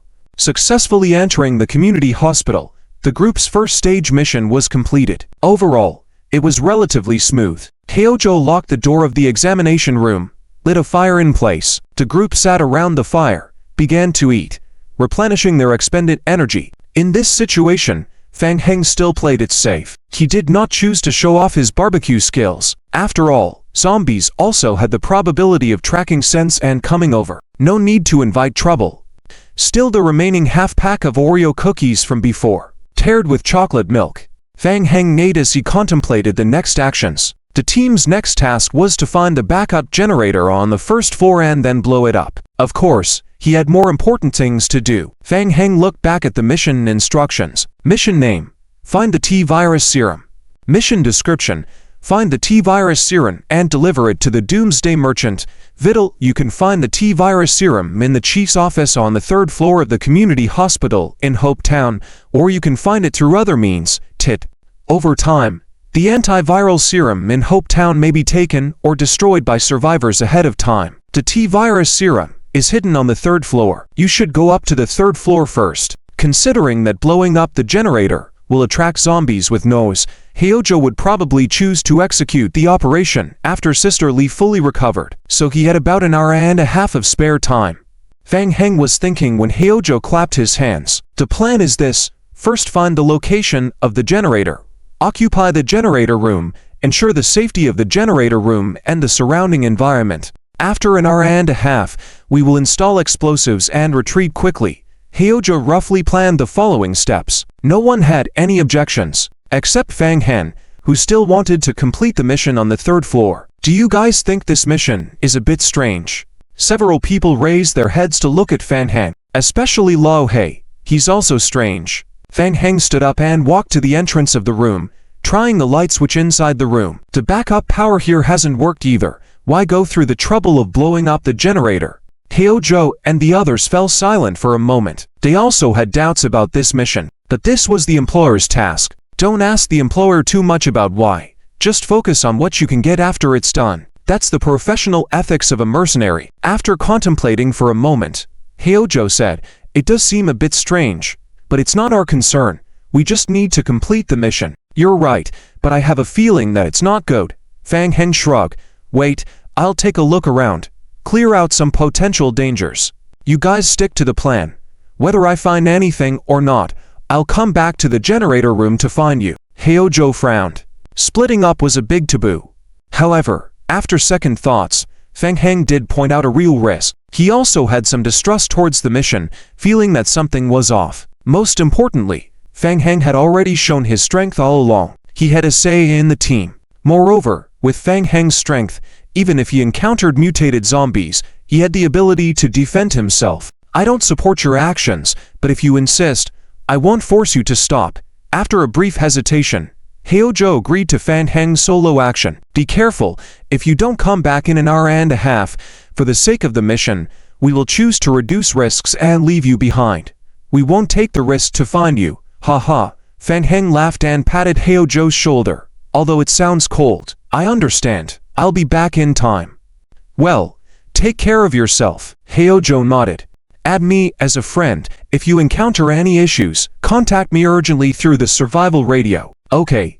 Quickly exchanging friend requests with Hyojo, Fang Heng pushed open the door and left the examination room. The community hospital was large. Fang Heng drew his big knife and carefully searched for the stairs leading to the 2nd floor. He looked at the resurrection time of his zombie clone. It was quite unfortunate. There was still an hour and 40 minutes left. By then, his zombie clone would automatically resurrect in the vicinity. Unstoppable. If everything went smoothly, by that time he would be escaping Hope Town. If only the resurrection time of the zombie clone could be controlled. Fang Heng murmured to himself, then suddenly stopped in his tracks. His danger perception skill activated again, sensing a slight danger at the corner ahead. A zombie. He swiftly raised his hand and struck. With one swift motion, Fang Heng's blade sliced the zombie's neck as it lurked around the corner. The head separated, flew up. With a thud, it landed on the ground. If your attack causes dissection effect, you killed the zombie. You gain survival points *2. After dealing with 2 zombies with a knife, Fang Heng smoothly entered the room. What sound is that? Before he could explore the director's office, Fang Heng suddenly heard a noise. He turned around and took 2 steps back, looking towards the end of the corridor. There, he saw 3 small shadows. Threatening low growls came from their mouths. Damn, they're zombie dogs. Fang Heng muttered trouble at once. Zombie dogs, like spider zombies, were known for their speed of movement and were extremely difficult creatures to deal with. The charging speed of zombie dogs was even faster than that of spider zombies. Roar! The 3 zombie dogs, apparently attracted by Fang Heng's gunshot, suddenly accelerated and charged towards him. Oh no! Fang Heng hurriedly dodged into the director's office, closed the door, and used a nearby cabinet to block the wooden door. They were here. Dang, dang, bang. Fang Heng clearly heard the sound of the 3 zombie dogs hitting the door with their bodies on the outside. This damaged wooden door wouldn't hold for long. Fang Heng smirked and extended the muzzle of the shotgun from the hole he had just made. Boom, boom, doom. After a few shots, there was complete silence outside. Hint: you killed 3 zombie dogs with the shotgun, earning 15 survival points and gaining plus 21 firearm proficiency experience. Troublesome zombie dogs. After confirming the death of the zombie dogs in the game log, Fang Heng muttered, pushing open the room door again. Zombie dogs excelled in burst speed and quick evasion, not belonging to the high-level zombie species, with even lower health points than regular zombies. Therefore, they wouldn't drop complete evolution crystals upon death. Fang Heng rushed out again and dealt with the regular zombies attracted by the gunshots outside one by one before returning to the director's office to loot. Hint: you found 2 packs of cigarettes, 10 premium coffee beans, 1 worn-out shirt, 1 director's key card, 2 cartons of milk, 3 chocolates, and 1 first aid spray. After searching the room thoroughly, Fang Heng did not find any traces of the T-virus serum, but he found some useful survival resources. For example, the first aid spray, a rare item that could significantly restore health points, and cigarettes, which could increase the goodwill of NPCs in the game. However, he couldn't find the T-virus serum. Where could it be hidden? Fang Heng narrowed his eyes and scanned the entire room again. He had been meticulous in his previous search. Could it be behind a picture frame? Fang Heng's gaze focused on a photo on the wall. This scenario often played out in movies. He remembered similar posts on forums before, where some rooms had hidden safes behind picture frames. Fang Heng walked up to the picture frame hanging with the director's photo and moved it aside. Sure enough, behind the frame was a metal safe. Troublesome. I wonder what the password is. Fang Heng tried smashing the safe with a hammer. Sout. Hint: you dealt 7 points of damage to the metal safe. Fang Heng saw a long health bar in his eyes. The safe had a durability of 20,000, meaning it would take a whole day of constant pounding with the shotgun or using zombie minions to break through, even without accounting for wear and tear. Only finding the password would swiftly unlock the safe. Thinking about it, ordinary players wouldn't have a shotgun and zombie minions like me. They wouldn't be able to break open the safe at all. Fang Heng calmly pondered, looking for any reading materials in the room. None. He had to rely on luck. 12,345. Incorrect. 1024. Incorrect. Dark Knights. Incorrect. Varen director's name. Incorrect. T-virus. Incorrect. Fang Heng scratched his head. What could it be? Perhaps the clue was not here. After more than 10 minutes passed, Fang Heng still hadn't found anything. He calmed down, walked to the center of the room, and looked around again. Dingo. Fang Heng thought of something. A computer. There was a desktop computer on the director's desk. Perhaps there would be information related to the password inside. But without power, the computer couldn't be turned on. Power. Generator set? Damn. He connected the dots. Fang Heng narrowed his eyes, rubbing his chin in thought. It was likely that this mission required activating the generator set first before accessing the computer. Finding out the password through the computer. The next task would probably involve trying to repair the generator set to get it running again. As for why Lao He wanted to destroy the generator set, perhaps he didn't want others to complete the Dark Knight's mission. Fang Heng felt he was likely right. He was about to head back to the basement when the game log flashed. Hint: your survival radio has received an emergency communication. Huh. Fang Heng stopped in his tracks, opened the survival radio to check. Hey Ojo.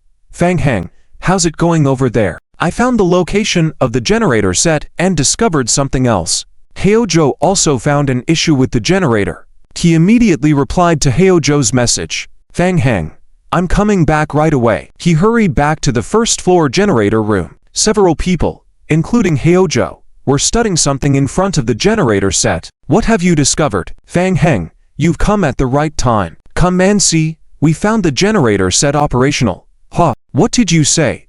Fang Heng was taken aback. The generator set was running. He was just contemplating how to convince Heojo to try starting the generator set. Now Heojo was telling him that the generator set was operational. This completely contradicted his earlier guesses.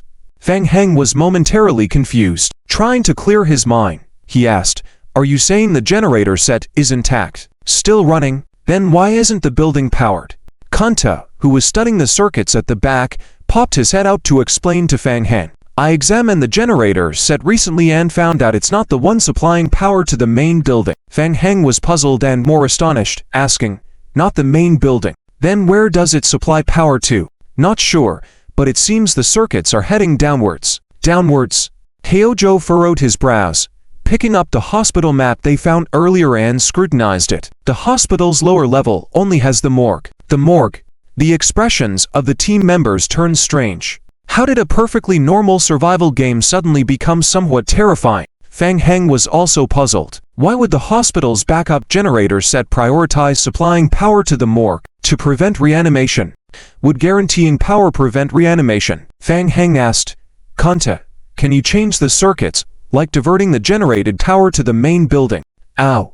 I can try, but my skill level is too low. It would take at least 3 hours to do so. Well then, it seemed his previous guess was probably wrong. Fang Heng ruled out one incorrect answer. Have you asked Lao He? What did he say? Li Ya shook her head. I just asked earlier, and Lao He hasn't responded yet. Kunba, who had been silent, said, it's also possible that he doesn't want to respond. Everyone fell silent once again. Heojo clapped his hands to draw everyone's attention. Let's focus up. There might be questions about this mission. To be honest, I have them too. But when you think about it, whether the generator is on or off doesn't make a difference for us. We are mercenaries, and completing the mission is our top goal. Anyway, let's start preparing for withdrawal after 50 minutes. No one raised objections. Heojo's words were correct. After all, Lao He only mentioned the need to blow up the generator set, without specifying whether it was on or off. Fang Heng increasingly felt that Lao He's mission was related to his own T-Virus serum mission. It was necessary to go down one level and check. We still have some time. I want to go downstairs and have a look. Does anyone want to come with me? The team members looked at each other, but no one responded. Heojo advised, Fang Heng, it's not necessary. Just blowing up the generator set to complete the mission is enough. Let's not complicate things. I'll go alone then. I'll try to come back within 50 minutes. Just like before. If I don't make it, don't wait for me. Hold on. I'll go with you. It's safer with more people. Kunba stepped forward. Thank you for saving my brother not long ago. My brothers don't like owing others favors. Okay. Several people agreed. It was safer this way. Fang Heng agreed and left the generator room with Kunba to go to the underground morgue. I also feel that this mission is peculiar. Kunba broke the silence on the way to the underground level, handing Fang Heng a piece of A4 paper. I found this while searching just now. It was posted on the cabinet in the maintenance room. Fang Heng examined the content on the A4 paper silently before murmuring, at first glance, the content seems fine. Kunba nodded. There was only this note inside the room, and it's unclear what the frequent accidents mentioned refer to. The entrance to the underground level was next to the elevator in the corridor. Due to power loss, the elevator was also out of order. The two easily dealt with a few zombies blocking the way and entered the underground level. On the left side of the underground level was a passage leading to the morgue, while the right side led to the underground parking lot direction. The gate to the parking lot passage had fallen, completely blocking the way. Fang Heng and Kunba exchanged looks and walked into the passage together. The morgue was at the end of the passage. The emergency exit sign above the room's door was still lit. The backup generator indeed provided power to the morgue. What's this? Arriving at the morgue's door, Fang Heng noticed another note stuck on the door. Emergency notice. Due to frequent issues in the morgue, its usage is temporarily suspended for emergency maintenance. During the maintenance period, the hospital's second-floor warehouse will serve as a backup, with bodies generally sent directly to the funeral home. Fang Heng scratched his head. Frequent issues in the morgue. It feels like I've caught onto something vaguely, but I can't quite grasp it. Glancing at Kunba, whose expression mirrored his confusion, Fang Heng considered Kunba's suggestion. Should we go in first? Yes. Fang Heng moved closer to the door, listening for any sounds inside the morgue. Unusually quiet. He pushed against the door, but it didn't budge. There was a card slot on the wall to the right of the morgue door. Fang Heng remembered the magnetic card he found in the director's office. Inserting the card into the slot, he heard a beep and the door opened. A rush of cold air hit Fang Heng as he entered the morgue, lit dimly with cold air conditioning. Inside, he saw a chaotic scene with bloodstains everywhere and over a dozen bodies lying around. Were they all dead? Looking at the bodies near the door, their upper necks were missing, the flesh and blood a mess. Were they shot due to turning into zombies? Fang Heng pursed his lips and, with Kunba, cautiously searched the room, discovering the decapitated bodies had been cleaned. Notably, the neck wounds looked strange, not like being cut or shot, more like they were blown from inside out. Kunba expressed confusion. Suddenly, Fang Heng experienced a surge of danger and pointed his shotgun towards a small door on the side. His danger perception skill had been triggered. With the lights out, they illuminated the room with their flashlights, prepared for what was to come. National game. Hanging out from the beginning of the zombie apocalypse chapter 55 of the experiment team's notes. There were no abnormalities in the morgue. Why did the power suddenly go out? Was it because of their sudden intrusion? Fang Heng turned on the survival radio to contact Heojo. Fang Heng, the power suddenly went out here. Is everything okay over there? Heojo, everything is normal. Kunta has studied electronic equipment manufacturing skills. He just tried to remove some useful items from the generator set. After removing them, the generator set stopped working. False alarm. The power went out on their end. Fang Heng breathed a sigh of relief and gestured towards the iron door with his chin. I'll go see what's inside that door. You back me up. Okay, Kunba nodded in understanding. Fang Heng walked ahead cautiously to the iron door. Regardless of what's inside, he'll just blast it with a shotgun when the time comes. Due to the power outage, the electronic lock on the iron door was also rendered ineffective. Fang Heng turned the doorknob and easily pushed the door open. So cold. The rush of cold air made Fang Heng shiver involuntarily. Why was the air conditioning set so low here? Fang Heng felt like he had entered a cold storage room. The room was pitch black, and Fang Heng shone his flashlight inside. The light from the flashlight was blocked by a screen of green plant branches in front, preventing Fang Heng from seeing the entire room clearly. Fang Heng sensed that the room was spacious and seemed like a large laboratory at first glance. But what's with these planted green plants? They looked too healthy, with lush foliage almost blocking the path ahead. Fang Heng, these plants don't seem right. Be careful. Kunba stood at the doorway, using his flashlight to illuminate for Fang Heng. Got it. Fang Heng nodded and took 2 steps into the room. He also sensed it. He felt the danger emanating from these plants. Fang Heng dared not get too close, stopping his steps about 10 meters before the plants. Searching the table, there was a small booklet on the table. Experiment team notes. Team leader, Zhu Zibin. Found it. Fang Heng immediately picked up the small booklet and started reading. 12.12. The government's intervention had a greater impact than expected. On the surface, the company faced heavy fines, and all research projects on the T-virus came to a complete standstill. The government seized and cleared all research data. However, in reality, they couldn't get the true data. 3 years ago, during the biochemical crisis virus outbreak in City S, we had collected a large amount of original data. Our research on the T-virus was much deeper than they imagined. The supervisor clearly told me that the experiments would continue. 2.10. I received the company's assignment and led the team to the Hopetown Community Hospital to continue research on the new mutated virus. The hospital director is one of our sponsors and has been secretly supporting our research. Since the virus project started 3 years ago, the Hopetown Community Hospital has been set up as one of the company's secret research sites. The director will provide full support to our team. 2.30. The laboratory environment is worse than I imagined. We need to purchase a large amount of equipment, some of which need to be custom ordered from the company and shipped here. The hospital morgue is quite good. There are constantly bodies that can provide for our physical research. The director will handle all the troubles for us, and we only need to focus on research. Thanks to the director for supporting our company. 3.13.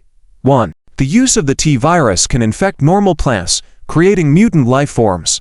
In our research, we found that the combination of the T virus and devil vine work best. We named the infected plant body as corpse vine.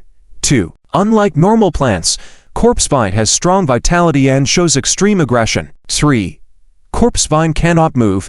They seem to have some basic co-reactive responses, and the vines can contract a distance in a very short time. 3.17. 1. It is currently impossible to determine whether corpse vine has thinking ability, perception obtain, and memory capacity. 2.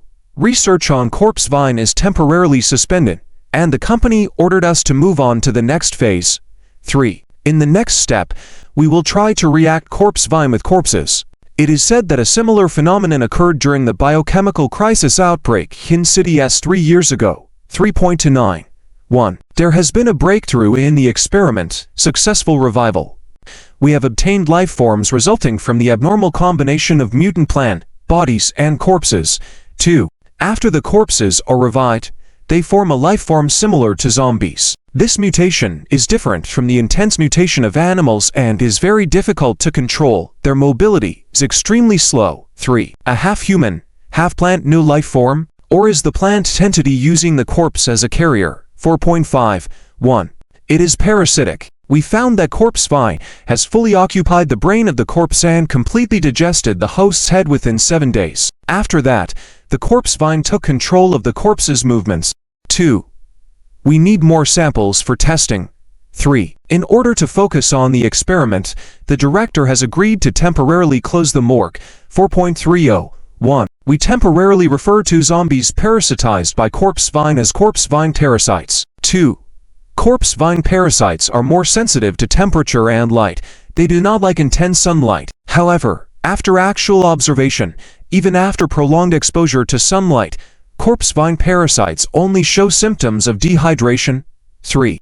In an environment below 15 degrees Celsius, the activity of corpse vine parasites significantly decreases. 4. If the temperature is below 5 degrees Celsius, corpse vine parasites will enter a dormant state. There are several more pages in the diary yet to finish. But seeing this, Fang Heng suddenly felt a chill down his spine. He instantly understood. Oh no. It's the temperature. Everything is related to temperature. Lowering the temperature can make corpse vine parasites temporarily enter a dormant state. No wonder the morgue's temperature is so low. No wonder the hospital's backup generator prioritizes the basement power. Fang Heng immediately thought of the bodies lying in disarray on the floor in the morgue, their heads blown off. They didn't die. They were just corpse vine parasites in dormancy. Now, with the backup power loss, the morgue's air conditioning is malfunctioning. So, the ones hidden inside the morgue will revive. Danger! Quick, get out of here! Fang Heng shouted, picked up the booklet, and turned to leave the room with Kunba. Just as the two returned to the morgue, two zombies were slowly crawling up from the ground, blocking the entrance to the morgue. The temperature at the entrance was the highest. They were the first to exit dormancy. From the severed necks of the zombies emerged a strange, still wriggling plant vine. They entwined together, forming a twisted mass. The ground is littered with decapitated bodies, emitting faint sounds. Fang Heng could see small vines slowly extending from the neck wounds of the bodies. Not only that, but the faint sounds were also coming from rows of refrigerators on both sides. Kunba's scalp tingled. It was the first time he had seen such a horrifying sight. Immediately shining his flashlight towards the refrigerators on both sides, he was horrified to find that small elongated objects were wriggling out of the gaps in several of the refrigerators. What on earth were these things? Vines? Fang Heng. Kunba's breathing became heavier. Trouble. They are vine zombies. The scene before Fang Heng overlapped with a specific type of zombie he had encountered in his body's memories. This was an extremely rare type of zombie, already classified as a second-degree mutated zombie. Players called them vine zombies. In his body's memory, vine zombies moved slowly, but had high health points and could use vines to assist in attacks. Once players got close, vine zombies would quickly extend branches from their bodies and entangle the players tightly. A close combat nightmare. The most reliable way to kill them was through long-range methods. Quick, follow me. Fang Heng cocked the gun and moved forward quickly. Doom. Doom. 2 shots. The 2 vine zombies blocking the door each had a large hole blasted through their bodies, and they were thrown backward. They were not dead. Vines immediately extended from the large holes, sealing the wounds. They slowly crawled up from the ground again. Quick. While the vine zombies in the morgue had not all fully revived, the 2 quickly ran out of the morgue. Fang Heng tightly closed the morgue door. However, due to the power failure, the door could not be locked. Regardless, delaying as much as possible was the key. Fang Heng randomly took out several wooden frames from his backpack and blocked the door with them. The 2 immediately headed back towards the generator room. Inside the room, several people, including Haijo, were gathered around, studying the materials taken from the generator. In the zombie apocalypse game, the generator was highly valued and uncraftable by players. In the early stages, due to the players' low levels, Kunta could only dismantle some useful materials from the generator, which also reduced the quality of the materials obtained. Seeing Fang Heng and the others hurriedly return from outside, looking flustered, everyone stood up instantly, on guard. What's wrong? Quick, find a way to restore power to the basement.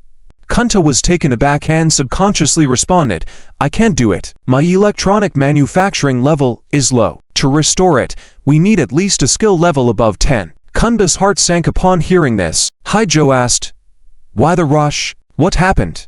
Kunta replied, shifting his gaze to Fang Heng. He had only seen the bizarre revived zombies in the morgue and then was dragged by Fang Heng to escape. To be honest, he wasn't entirely sure what had happened inside the morgue. The hospital's director was researching the T-virus in the morgue, a type of zombie called a corpse vine parasite. These zombies are sensitive to temperature and will enter a dormant state in low-temperature environments. Typically, research personnel would keep a large number of corpse vine parasites locked in the morgue's refrigerators in a dormant state.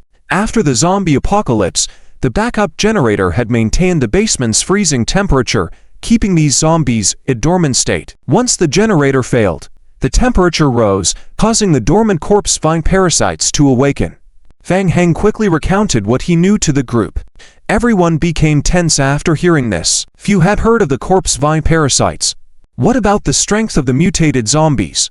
Fang Heng said solemnly, the corpse vine parasites, known as vine zombies, Mon players, are as strong as second-degree mutated zombies. Up close, they possess extremely high killing power. If you encounter them, be extremely careful and avoid getting close to them. The group's expressions changed instantly. The higher the level of zombie mutation, the greater their strength. The corpse vine parasites were even more challenging to deal with than the spider zombies. This is bad. How did vine zombies end up here? Haijo had also heard his comrades mention the vine zombies. His expression turned serious. After the power outage, the electronic doors in the morgue also failed. The corpse vine parasites will soon revive, and they could come after us at any moment. Haijo turned to Li Ya and asked, Li Ya, how are you recovering? I haven't fully recovered yet. Right now, if I forcefully use my skills, I can maintain a barrier for a maximum of 6 minutes. Only 6 minutes, time was too short. Earlier, when they entered the town, they managed to distract most of the zombies, saving a lot of time. But now, the pressure to escape was more intense. The explosion's nose would attract the zombies, increasing the danger. 6 minutes was not enough time. We still have time. The corpse vine parasites might stay on the underground level. After all, Haijo quickly made a decision. After a brief contemplation, the movement speed of the corpse vine parasites is slow. Even if they catch up later, we can simply abandon the mission and leave from here. Without the explosion attracting nearby zombies, the pressure we face when fleeing will be much lesser. The team members thought carefully and then all nodded in agreement. While the mission rewards were tempting, their lives came first. With only 3 chances for rebirth, no one wanted to waste one unnecessarily. After a brief discussion, the team began preparing for the upcoming battle. Fang Heng continued to review the experimental manual he had obtained from the laboratory. 5.2. 1. The parasitic efficiency of the vines is much faster than we thought. To enhance efficiency, we have manufactured a large number of corpse vine parasites. Hiding them in refrigerators is a good choice. 2. The experiment has not begun yet, but the company wants us to prepare for the next experiment immediately, attempting to fuse with living humans. 3. Okay. I need some healthy living humans for the experiment. The director will help us with that. 5.10. 1. Out of 27 living subjects, only 1 succeeded in the experiment, named Alex. After being parasitically infected, Alex showed extreme instability, ferocity, and bloodthirst. He would attack any non-human creatures. 2.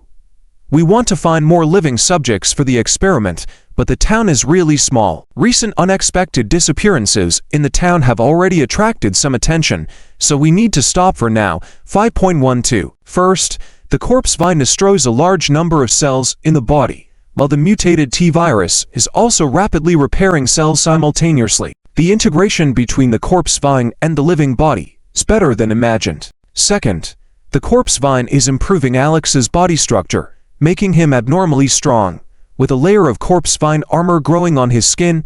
5.17. First, Alex is more tolerant to low-temperature environments, but will enter a dormant state in temperatures below -17 degrees Celsius. Second, due to Alex's high destructiveness and instability, for safety reasons, we have temporarily put him into a dormant state. 5.20. First, the parasitic organism of the corpse vine is not sensitive to flames, but is abnormally susceptible to flame damage. Second, a strange discovery. The T-virus serum has a strong killing effect on parasitic plant organisms, directly killing parasitic plant zombies, but leaving their bodies in a survival state.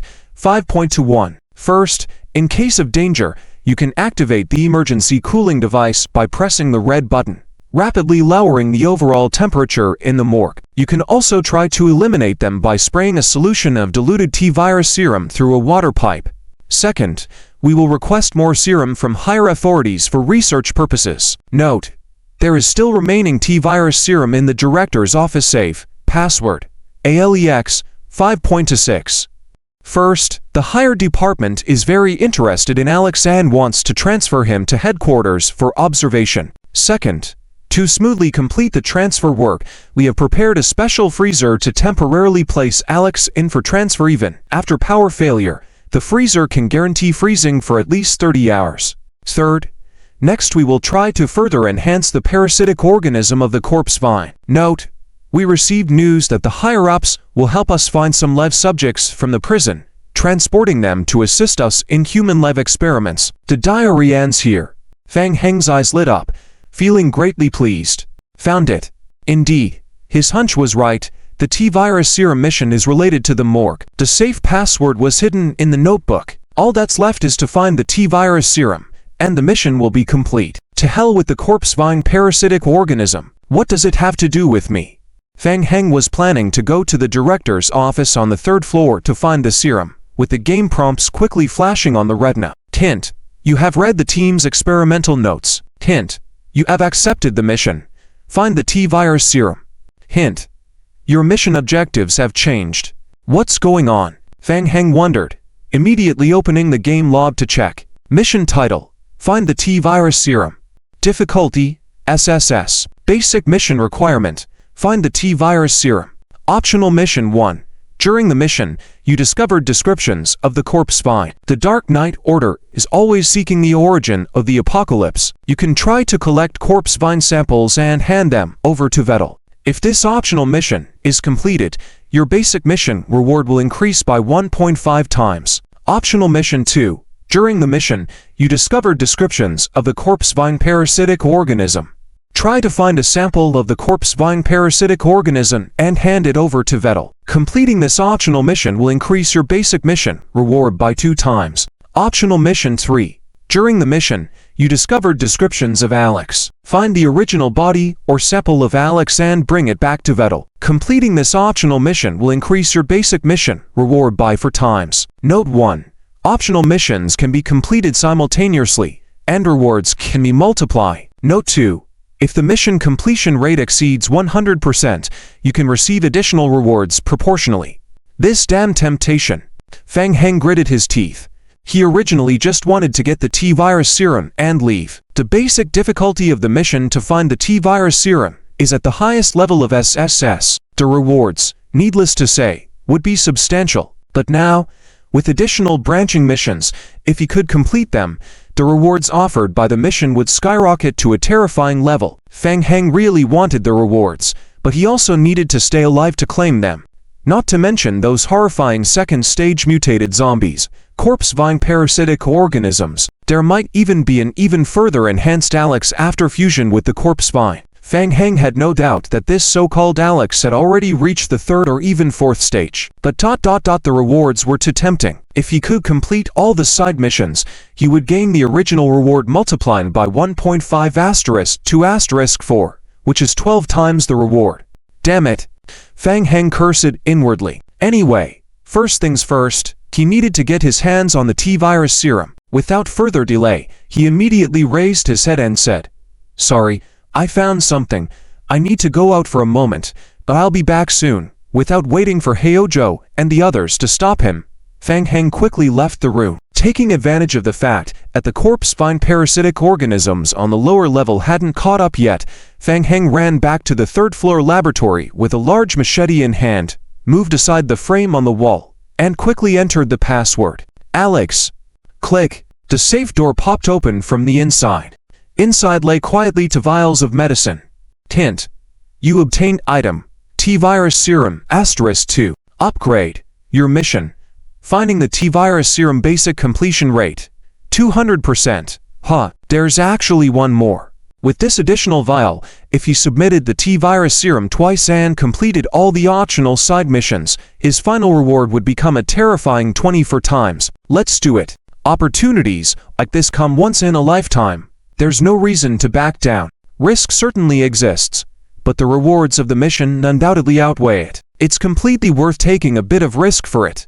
If he gave up on this mission, how could he sleep at night? Fang Heng casually put the 2 vials into his backpack, retraced his steps, and began to think about his next steps. Now, he needed to figure out how to obtain the 3 items for the optional side missions. According to the information from the experimental notes, the 3 items needed for the side missions should all be in the research lab behind the morgue on the lower level. The safest method would be to find a way to restore power, putting the zombies in the morgue back into a dormant state. But that was simply not possible in the short term. So, he had to get tough. The corpse-vine parasitic organisms had very low flame resistance, meaning that using a focused flamethrower against them could be very effective. But utilizing a focused flamethrower in this environment required extra caution. Unlike the underground passages in the prison, a small mistake here could easily lead to a fire. Then everything, including the mission items, could be burned up, and he might even get trapped and killed in the flames. Therefore, the safest method was to lure them away from the basement and then deal with them thoroughly. Using explosives, Fang Heng muttered to himself, beginning to try and construct a preliminary plan in his mind. As for Alex, as described in the experimental notes, the specially designed freezer could guarantee temperature control within 30 hours. This meant that he needed to quickly resolve the trouble within 30 hours, or else. In his contemplation, Fang Heng hurried back to the 1st-floor generator room by running down the stairs. Just as he turned the corner of the corridor, the scene in front of him startled Fang Heng. A large number of zombies surged into the hallway. Heo Hai and the others retreated while using homemade bows and arrows to fight back. Where did so many zombies come from? Upon closer inspection, Fang Heng even noticed vine parasite entities, vine zombies mixed in among the zombie horde. Heo Hai knew the danger posed by the vine zombies. He led his teammates along the corridor, shooting arrows from a distance. In addition to close-range vine attacks, vine zombies also had formidable defensive capabilities. Although arrows caused limited damage, they could still immobilize the zombies and slow down their movements. Kunbaku and Kunta brothers occasionally took risks by rushing forward, smashing the brains of regular zombies with punches, then quickly retreating. The team found itself in a huge crisis. How did the vine zombies crawl up from the basement so quickly? Fang Heng exclaimed. This is bad, as he quickly took out a focusing flamethrower and a fuel canister from his backpack, connecting them together. Normally, the focusing flamethrower required two people to operate due to its weight. However, Fang Heng, with strength and physical attributes roughly doubled that of an ordinary person, could manage to use it alone. Fang Heng adjusted the flamethrower's firepower valve to maximum, gripped the nozzle, and shouted, "Clear the way." While Heo Hai's group focused on the zombies ahead, they heard Fang Heng's call from behind and promptly cleared a path. A figure quickly passed by them and charged towards the zombies in the corridor. It was then that they noticed Fang Heng advancing with the focusing flamethrower in hand. The focusing flamethrower.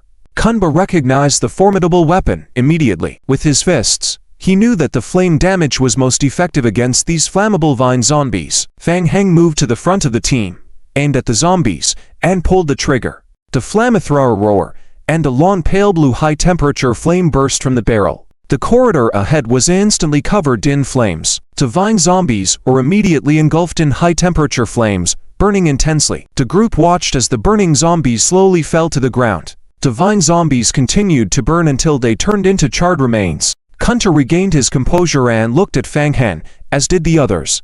They now somewhat understood the meaning of Fang Heng's statement about having good equipment. The machete and shotgun were just appetizers. The focusing flamethrower was the main course. What a guy. Turns out, this guy was just showing off. Hint. You have killed two vine parasite entities with the focusing flamethrower, earning 76 survival points and gaining weapon proficiency experience plus 61. Hint. Your weapon proficiency skill level has increased to LV. 2. Hint.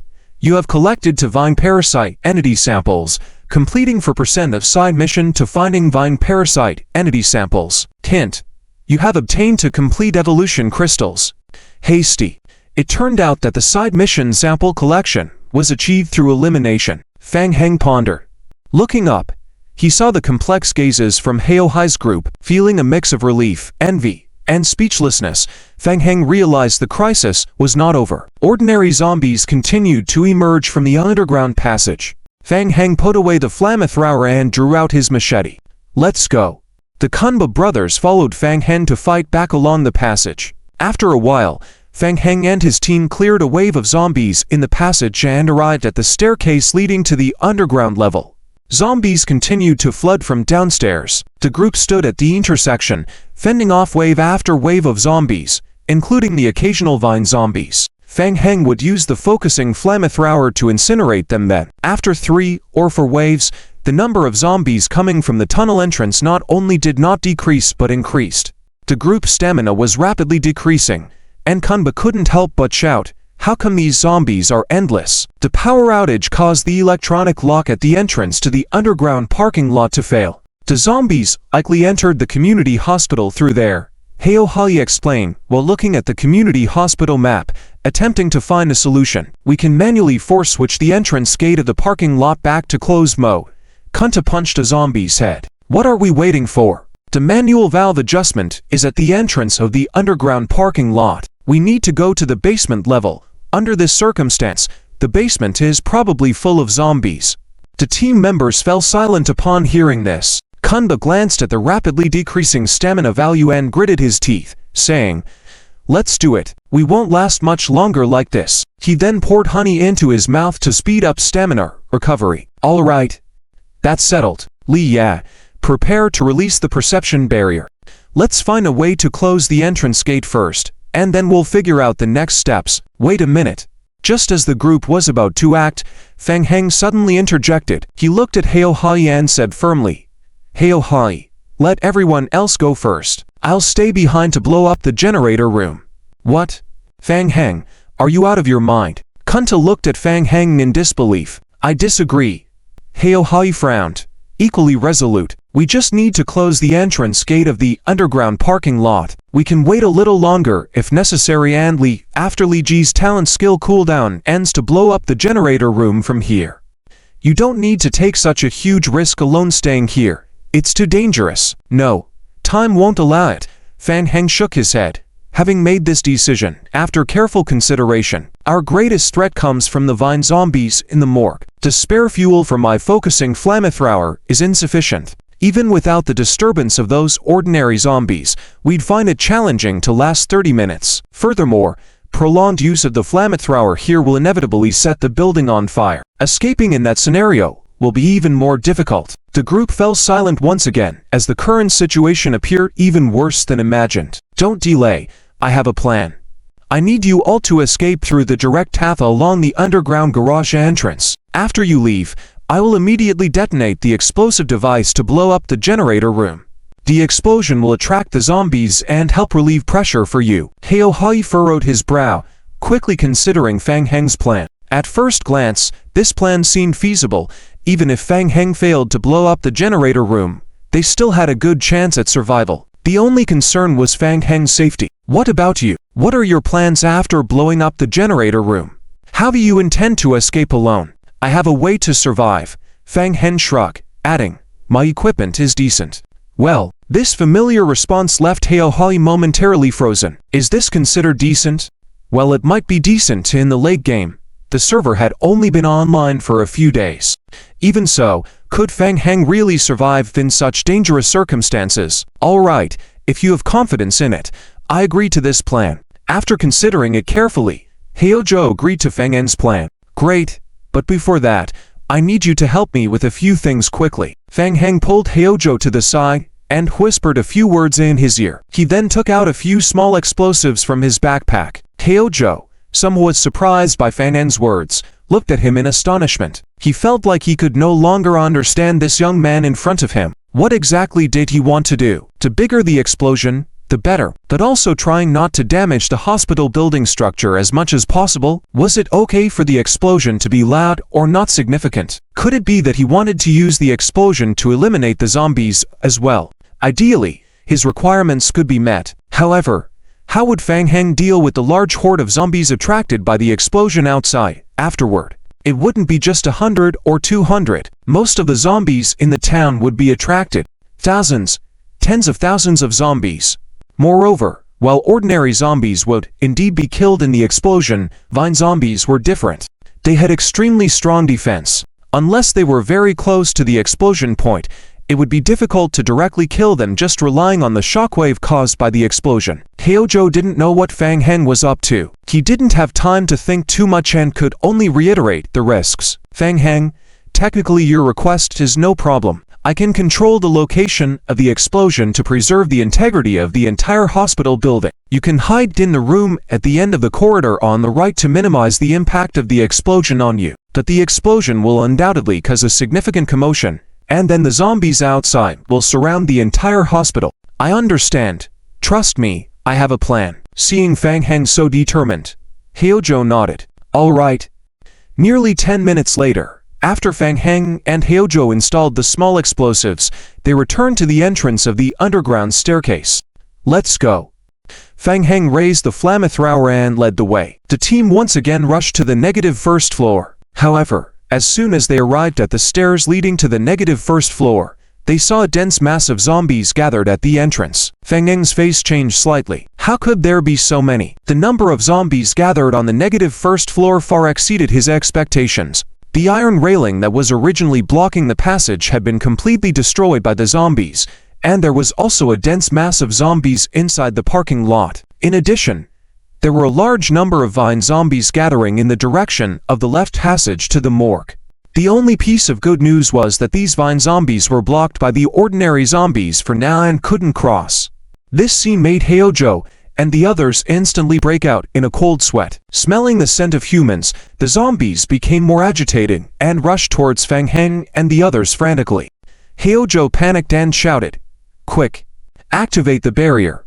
Sister Li released the perception barrier in advance. An imperceptible barrier enveloped Fang Heng and his group, causing the zombies on the negative first floor to lose their senses towards living beings and quiet down once again. The manual control device is right there. Heo Zhou pointed toward the entrance of the underground parking lot, shouting loudly. In this critical situation, they had to activate the perception barrier early. Fang Heng drew his large knife. After the perception barrier was opened, they had to deal with the zombies inside the barrier. The whole negative first floor was blocked by a thick crowd of zombies, and their progress was slow. Dang. After struggling to reach the entrance of the underground garage, Fang Heng smashed the glass cover with a punch, turned the emergency closing device inside it, and the rolling shutter slowly descended. Heozhou and the others quickly moved to the other side of the rolling shutter. Fang Heng, stay safe out there. Don't worry. Leave it to me.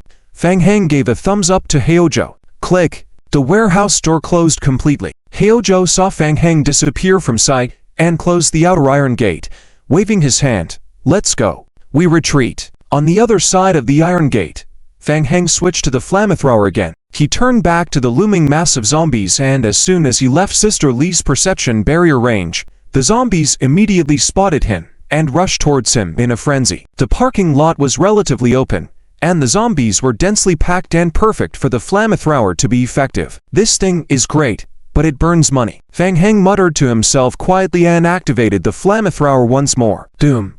The flamethrower sprayed blue flames at a high temperature. The flames instantly engulfed the horde of zombies. The zombies caught fire one after another, falling in masses in front of Fang Heng. Fang Heng walked towards the entrance of the first floor corridor, continuously controlling the flamethrower to slaughter the zombies. By the time the temperature of the flamethrower's nozzle reached 100%, about 70 to 80% of the zombies in the entire hull had fallen. Tip. You've killed 1225 ordinary zombies, earned 2,230 survival points, obtained 214 evolution crystal shards, and gained 810 experience points for weapon mastery skills. Fang Heng reached the entrance of the stairs leading to the negative first floor and threw a Molotov cocktail towards the location where the vine zombies are gathered on the left side of the passage. Bang! Boom! The Molotov cocktail shattered, igniting a small flame on the ground. The damage from Molotov cocktails was ongoing, and the instant damage wasn't as significant as the flamethrower. Although the vine zombies were burnt and enveloped in flames, they swayed unsteadily out of the burning area towards Fang Heng. The flames raised the environmental temperature once again. More vine zombies that were originally inside the morgue were attracted by the commotion and staggered out from the morgue. Fang Heng casually threw two more Molotov cocktails into the passage, further reducing the health of the vine zombies leaving the morgue. That's about enough. They should be all dead soon. Fang Heng murmured to himself. I'll finish them off later if needed. Estimated that the time was almost up, Fang Heng turned and dashed into the stairs behind him, heading straight for the first floor. Fang Heng consecutively pressed the switch of the small explosives packages that had been installed in advance. Then he quickly stepped into a room at the bottom of the first floor as previously agreed upon with Heozhou, preparing for the explosion. Once the explosives detonated, the inner side of the entire corridor, except for the generator room, would suffer the most severe impact. Following the directions given by Heozhou, Fang Heng hid in a corner, put on his helmet, and silently started the countdown. Boom, boom, doom. After the 5-minute countdown passed, a violent explosion occurred behind Heozhou and the others, who were struggling to cut a path through the zombie horde. The zombies that were originally lurking in the town were affected by the loud explosion and turned their heads, rushing towards the source of the sound. The number of zombies around Heozhou began to decrease dramatically. Sister Li said, in a deep voice, the perception barrier can hold for another minute. Upon hearing this, everyone breathed a sigh of relief. In the current situation, 1 minute was enough for them to leave the densely packed zombie horde area. By then, even without the perception barrier, they could safely leave the town. Fang Heng crouched in the corner of the room at the end of the first floor. To ensure safety, he even wore a motorcycle helmet. The building trembled violently, with small pieces of gravel constantly falling from the ceiling. The loud explosion made Fang Heng experience a brief ringing in his ears. Haizhou said it was safest to hide here, but it's still so chaotic. After the building shook for a while, Fang Heng stood up, leaning against the wall.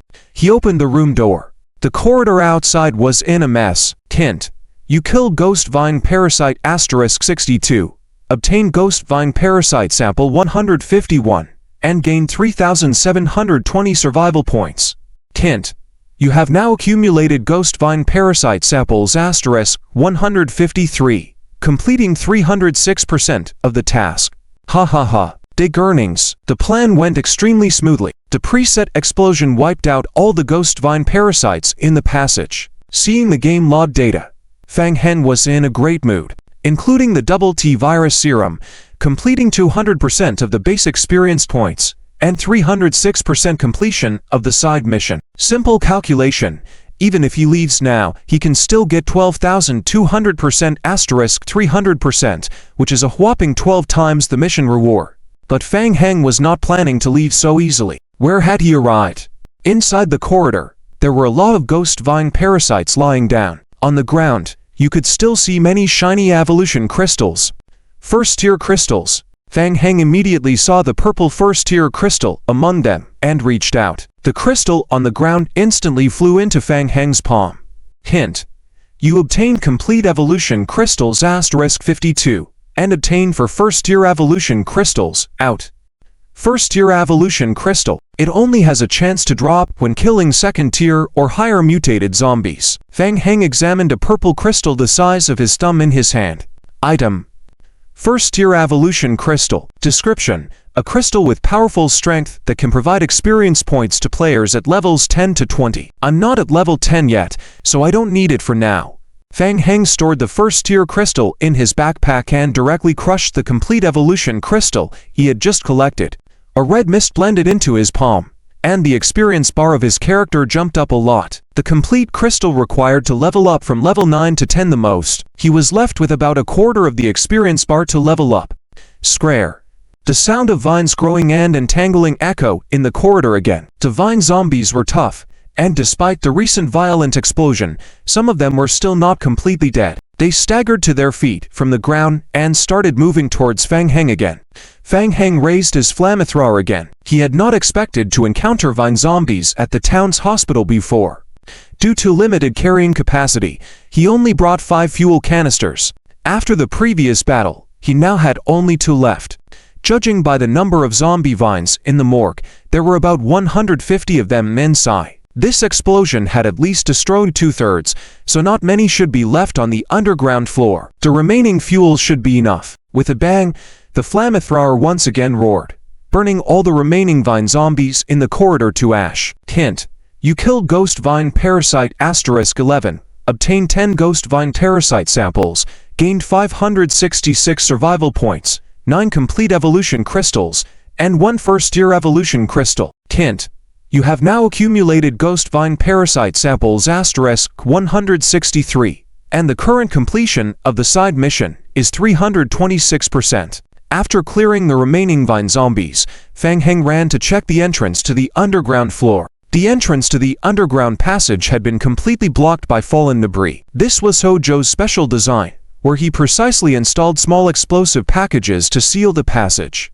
By using explosives to block the entrance, Fang Heng could temporarily avoid dealing with the troublesome vine zombies on the underground floor. He needed to concentrate on solving the zombies attracted by the explosion sound outside. Fang Heng licked his lips. He could already hear the zombies scratching at the door outside the hospital. Outside the hospital, zombies attracted by the explosion sound were rushing towards the hospital in a frenzy. They surrounded the entire hospital, relentlessly trying to attack the windows and doors. These were all normal occurrences. Sounds would stimulate the zombies. According to the game experience in his body memory, Fang Heng estimated that the zombies outside the hospital would persist in scratching the door for about 3 to 5 hours. It would take another 2 to 3 days for the zombies surrounding the hospital to gradually disperse. The first 3 to 5 hours were the most dangerous. Fang Heng glanced at the time. He had 15 minutes left before his zombie clone revived. The plan was in motion. Fang Heng quickly went upstairs to the staff canteen on the 2nd floor of the hospital. The area here was more open, better suited for his zombie clone's battle. In the canteen, 2 ordinary zombies lunged at Fang Heng. He swiftly dealt with the remaining zombies in the canteen, using a large machete. Afterwards, he reinforced all the windows in the canteen with wooden planks and prepared several campfires for lighting. After completing all the preparations, Fang Heng stood quietly in place. The sounds of the zombies were getting closer. They had apparently broken through the windows and hospital doors and were now flooding into the hospital. A few minutes later, Fang Heng heard zombies starting to pound on the cafeteria entrance door. He waited quietly. The door had been reinforced several times and could hold for a while. Only 10 seconds left. Fang Heng checked the game log, silently counting down. 9, 8, 7. When the countdown for the zombie clones revival reached 0, dozens of magic symbols gradually appeared on the ground around Fang Heng. And dead clones clad in lumberjack outfits crawled out of the magic circles, each holding a wooden spear. Here they come. They're revived. Fang Heng gathered the resurrected zombies in front of the cafeteria entrance, giving them the command to guard the entrance, while he held a shotgun and cautiously stood at the back. The number of zombies outside the door was increasing, and the knocking sounds were getting louder. With a bang, the door was breached. A group of zombies poured into the room like a tidal wave. They were all pierced by the prepared zombie clones. Shh, shh. The dry sound of wooden spears piercing flesh filled the cafeteria.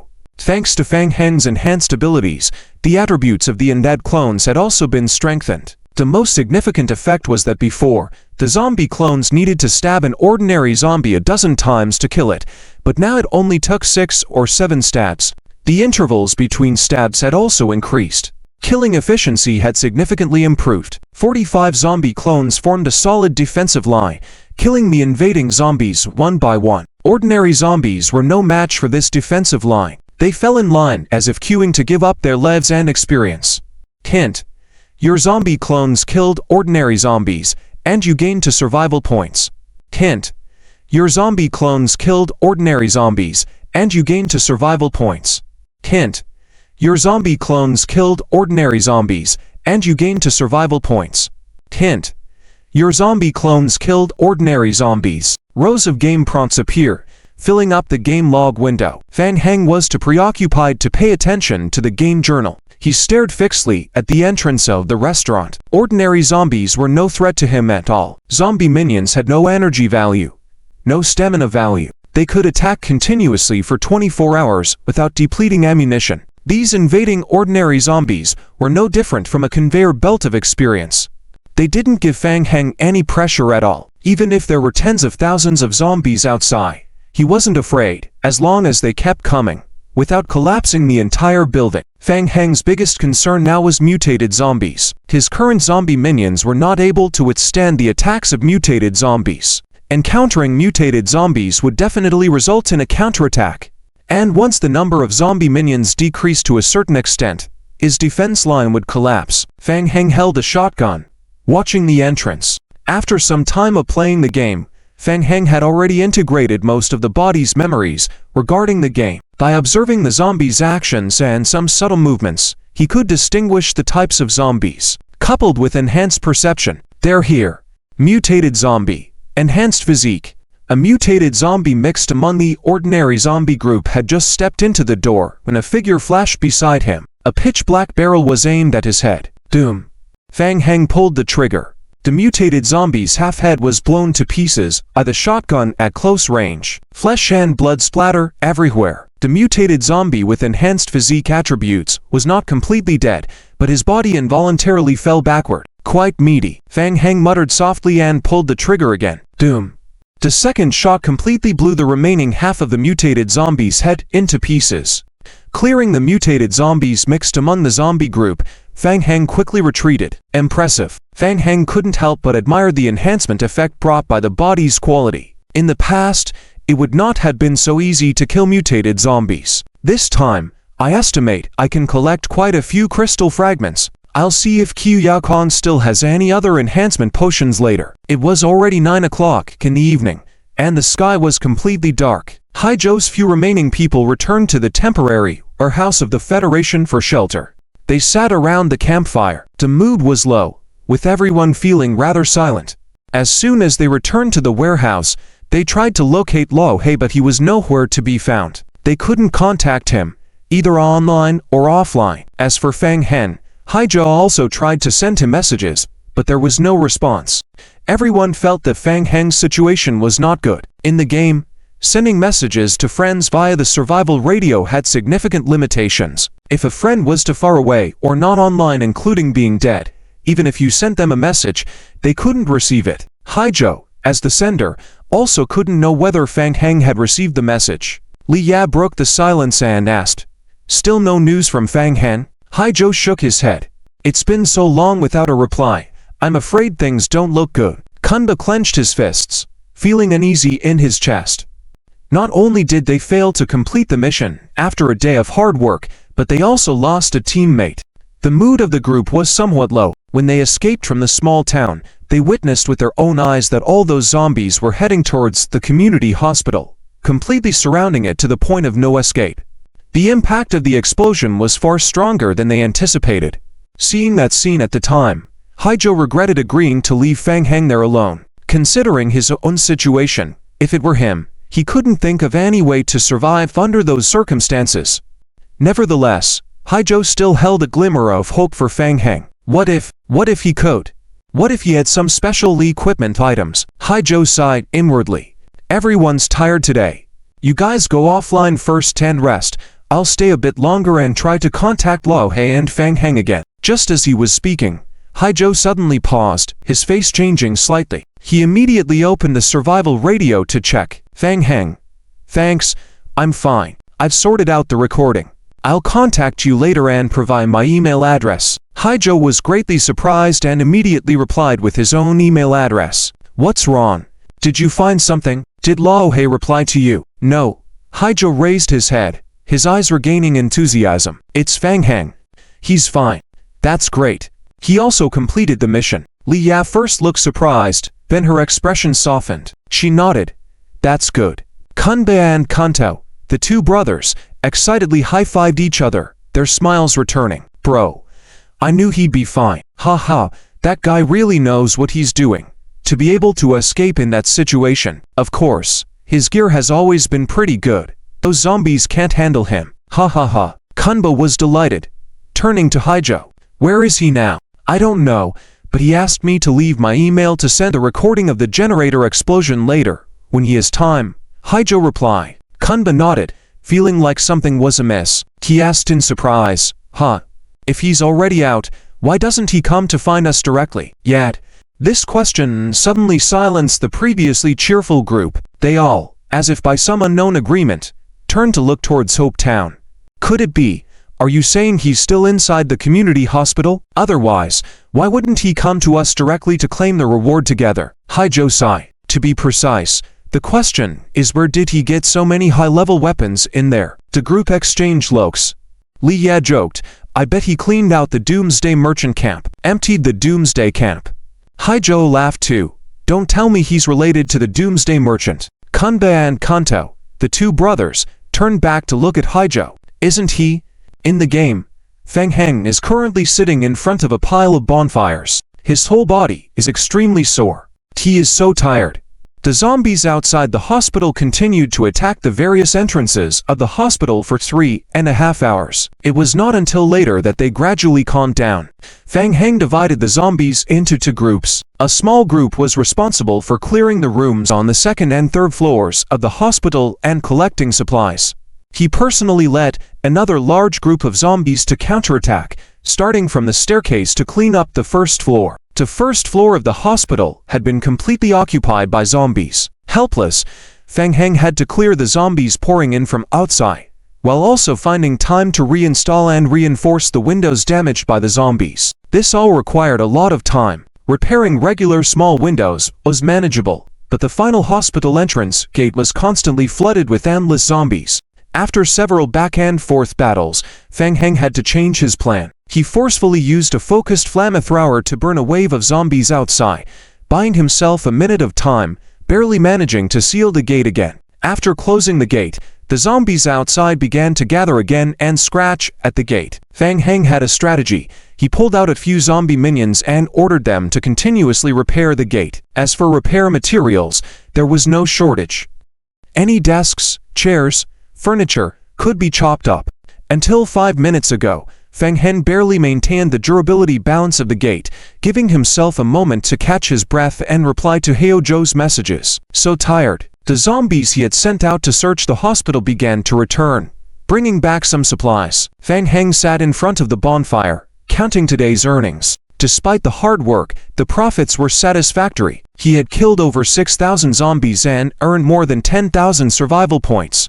The previous expenditure of ammunition cost a lot of survival points, so this was like recuperating a big loss. There was also income from evolution crystal shards, with over 1,000 collected. This would be enough for Qiu Yaokon to research for some time when he went back. Lastly, There were the various items and books that occasionally dropped from zombies after being killed. Fang Heng flipped through a few small books in front of him one by one. Recipe: stir-fried pork with green peppers.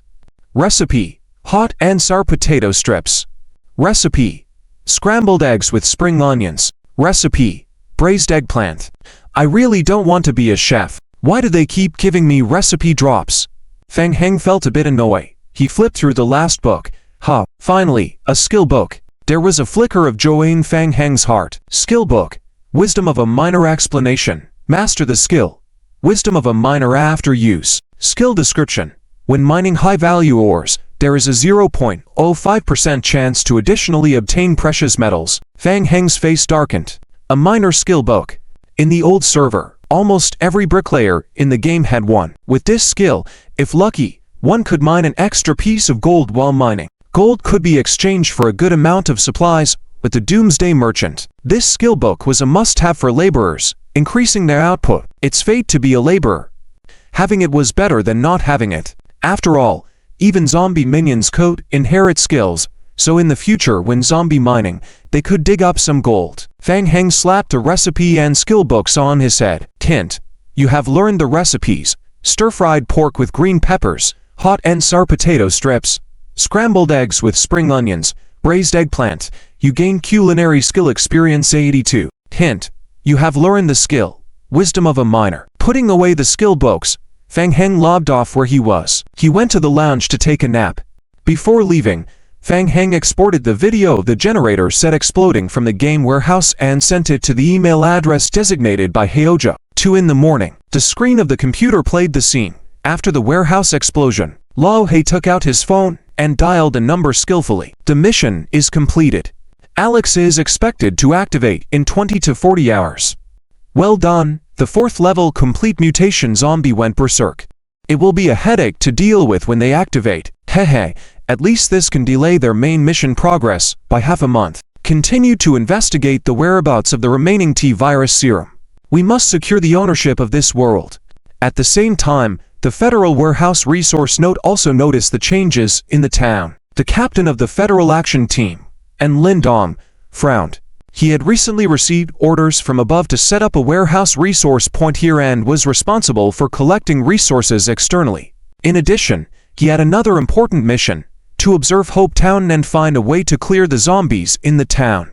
And Lin Dong learned from superiors that there was a secret research lab of the meteorite company in the town. The secret lab might even contain the T-virus serum. The T-virus serum was related to the quest items and the Dark Knight cores. The Dark Knight cores, in turn, was closely related to the main quests in the Doomsday world. In every zombie apocalypse game server, the amount of remaining T-virus serum was extremely limited. This meant that only a very few players could access the core main quest of the zombie apocalypse game. Once these players all die, or the Dark Knight cores was wiped out, the zombie apocalypse world might never have an ending.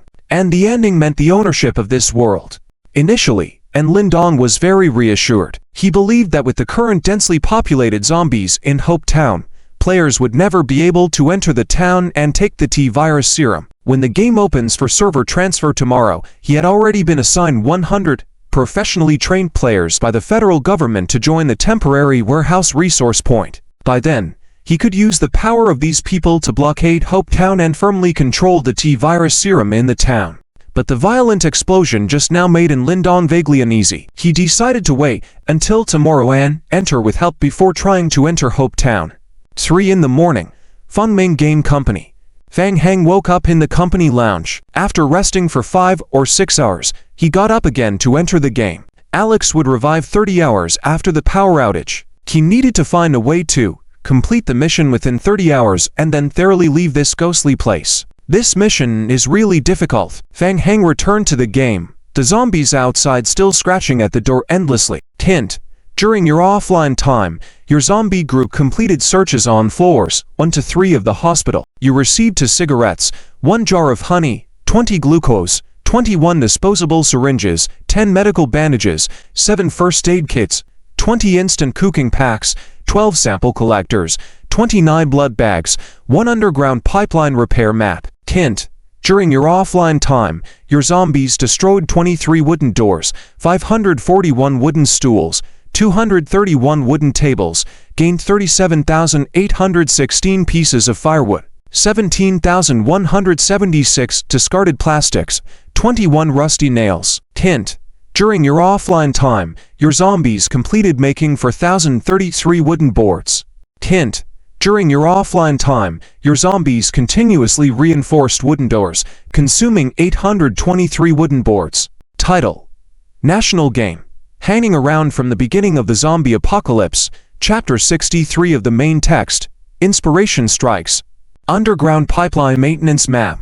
Fang Heng looked through the materials collected from a pile of zombies and found a map, holding it in his hand to inspect. Surprisingly, there was an underground pipeline inside the hospital. This meant that besides the front entrance, there were other exits in the hospital. However, the entrance to the pipeline was on basement level 1. Perhaps we can evacuate the town from that place, Fang Heng muttered softly, temporarily putting away the map. He then shifted his gaze to a small box beside him. In the box lay 12 tube-shaped objects, about the size of a palm. Sample collector. Item: sample collector. Description: Meteor Company's latest generation living sample collector. Safe, fast, efficient. Additional description: this collector can only collect samples from living organisms. Place side against the surface of the living organism. Press the red button. Wait for 30 seconds, and the collection will be automatically completed. This collector seems to be related to a mission. So, besides directly killing the vine zombies, there are other ways to obtain samples. Fang Heng took out a sample collector and held it in his hand for observation. However, it could only collect samples from living organisms. Thinking of the extremely strong close combat abilities of the vine zombies, Fang Heng couldn't help but feel a bit troubled. He didn't think he could rush up and control a vine zombie for a full 30 seconds unless the vine zombie was still in a dormant state. No rush, he would try again later. Fang Heng carefully put away the collector, glanced at the hospital's front gates being clawed by zombies outside. He didn't have time to waste with the endless zombies outside. Fang Heng decided to leave two zombies behind to keep preparing the wooden door in place. Then, he took the remaining zombies back to the buried entrance of the underground passage. The zombie doppelgangers took out stone pickaxes and began to dig open the tunnel again. Half an hour later, the buried passage was completely dug open by the zombie doppelgangers. Fang Heng picked up the focus flamethrower. There were less than 2 bottles of fuel left. He had already eliminated most of the vine zombies in the afternoon and estimated that there were around 50 vine zombies left in the morgue. It would be enough. Entering the underground level, the vine zombies gathered in groups of 3s and 2s inside the tunnel. Doom. Fang Heng didn't say much as he opened the focus flamethrower and quickly killed them. Continuously breaking into the morgue at the end of the passage, Fang Heng had to lead the vine zombies back and forth multiple times to a more open area within the tunnel to kill them. Tip: you killed 23 vine infection bodies. You gained 680 survival points. You obtained 46 infectious body samples. Tip: you obtained 18 complete evolution crystals. You obtained 2 first-order evolution crystals. After a round of operations, Fang Heng completely cleared out the vine zombies in the morgue. It's a pity. Didn't find an opportunity to use the collector, Fang Heng said, as he crushed the complete evolution crystals he had found along the way. Looking closely, he was just about 1/6 away from leveling up. Fang Heng entered the morgue again, opened the door to the secret research room using a flashlight. A section of the row in front of the secret research room was blocked by dense plant bodies. It was obvious that these plants were the zombie vines. Fang Heng didn't dare to get too close, as being parasitized by the zombie vines would be troublesome. But would using the flamethrower in this small room cause a fire? Wait, what is this? Fang Heng was hesitant, but suddenly noticed 2 more experiment manuals on the table. Tipped: you obtained detailed data of ALEX's research experiments. Tipped: you obtained detailed data of zombie vine parasite infection experiments. Tip: you can hand over the manuals to the Doomsday Merchant Vittle in exchange for additional survival points. Initially, Fang Heng opened ALEX's research experiment data. The manual contained all the data related to the experiment subject Alex, including the virus injection dosage, injection environment, and more. Reading through the data made Fang Heng's head ache. He roughly knew that Alex had very strong physical strength, able to break walls with a single punch. Also, its life recovery ability was extremely robust. The most effective way to deal with Alex was through fire, as it was more afraid of flames. Fang Heng then picked up another manual to examine the zombie vine parasite infection data. This manual contained information about how the zombie vine parasite infects hosts. It seems straightforward. The 5 zombie vines in the secret laboratory were all products of hundreds of improvements and were very inclined to parasitize. Just by bringing a zombie close to the vine would actively attack, forcibly completing parasitization. Regular bodies would take about 7 days to complete the entire parasitization process. Hot. Fang Heng raised his eyebrows, suddenly inspired. Originally, the vine parasitizes the body. So could the zombies be parasitized as well? If zombies could be parasitized, then could his zombie doppelgangers also undergo parasitization? Fang Heng's heart began to beat uncontrollably. If his zombie doppelgangers could be strengthened to the same level as the vine zombies, he would be able to handle mutated zombies as well. However, Fang Heng lowered his head to think, then pulled out the research notes he had collected before to carefully review. Turning to a page with a section labeled 4.5. 1. Parasitization. We found that the zombie vine completely invades a host's brain and digests the host's head within 7 days. Afterwards, the vine will occupy the nest, controlling the body to move. 2. We need more samples for testing. 3. To conduct experiments peacefully, the director agreed to temporarily seal the morgue. Fang Heng thought to himself, in summary, the vine controls the body through parasitization. This meant that zombies, like dead bodies, could also be parasitized. Assuming his zombie doppelganger was controlled and transformed into a vine parasite, would he lose control of his zombie doppelganger? Forget it. Let's give it a try. After all, it was just one doppelganger. If it died, he could resurrect it in less than 20 hours, so he wasn't too attached. Fang Heng immediately controlled a zombie to slowly approach the vine. Hiss, hiss. The vine immediately reacted to the zombie's presence. The previously limp vine swiftly became alive and rapidly wound around the zombie. In the blink of an eye, the zombie doppelganger was tightly entwined by the vine. The vine tendrils entered the zombie's mouth. Fang Heng furrowed his brow. Successive game prompts, refreshed in the log. Tipped. Your zombie is infected by a special parasite. Tip. Anomaly detected. Tipped. Your zombie doppelganger will be parasitized within 5 to 7 days. Tipped. Your zombie doppelganger is undergoing strengthening. You will soon lose control over your zombie doppelganger. Tip. You can quickly complete parasitization by consuming survival points and evolution crystal fragments, then clear the parasitic state while retaining the positive reinforcement effect. Tip. The reinforcement effect will be permanently retained, even after death and resurrection. It worked. It really worked. Isn't it just spending a bit more survival points and evolution crystalline shards? Fang Heng ecstatically exclaimed. Consumption. Accelerate transformation and clear parasitic status for me. Hint. You spent 3,000 survival points and 100 evolution crystalline shards to quickly enhance the zombie clone with parasitic reinforcement. Hint. Your zombie clone has eliminated all negative states caused by parasitism. Hiss. The vine surrounding the zombie scattered away. The corpse vine lost its desire to attack the evolved zombie clone. After evolution, the zombie clone did not look much different. But upon closer inspection, tiny shoots could be faintly seen under the skin of the zombie clone. Fang Heng immediately opened the zombie attributes for inspection. Creature, zombie clone, level 9, health 1078, 1078, strength 5.4, agility 4.9, constitution 5.4, will 2.5, perception 7.5, intelligence 2.5, basic skill, zombie body, skill description, passively effective, not affected by most mental spells, not affected by most diseases and viruses, lacks mental power and energy. Health is additionally increased by 300%. Explanation. The zombie clone does not have infection capabilities. Skill. Corpse vine armor.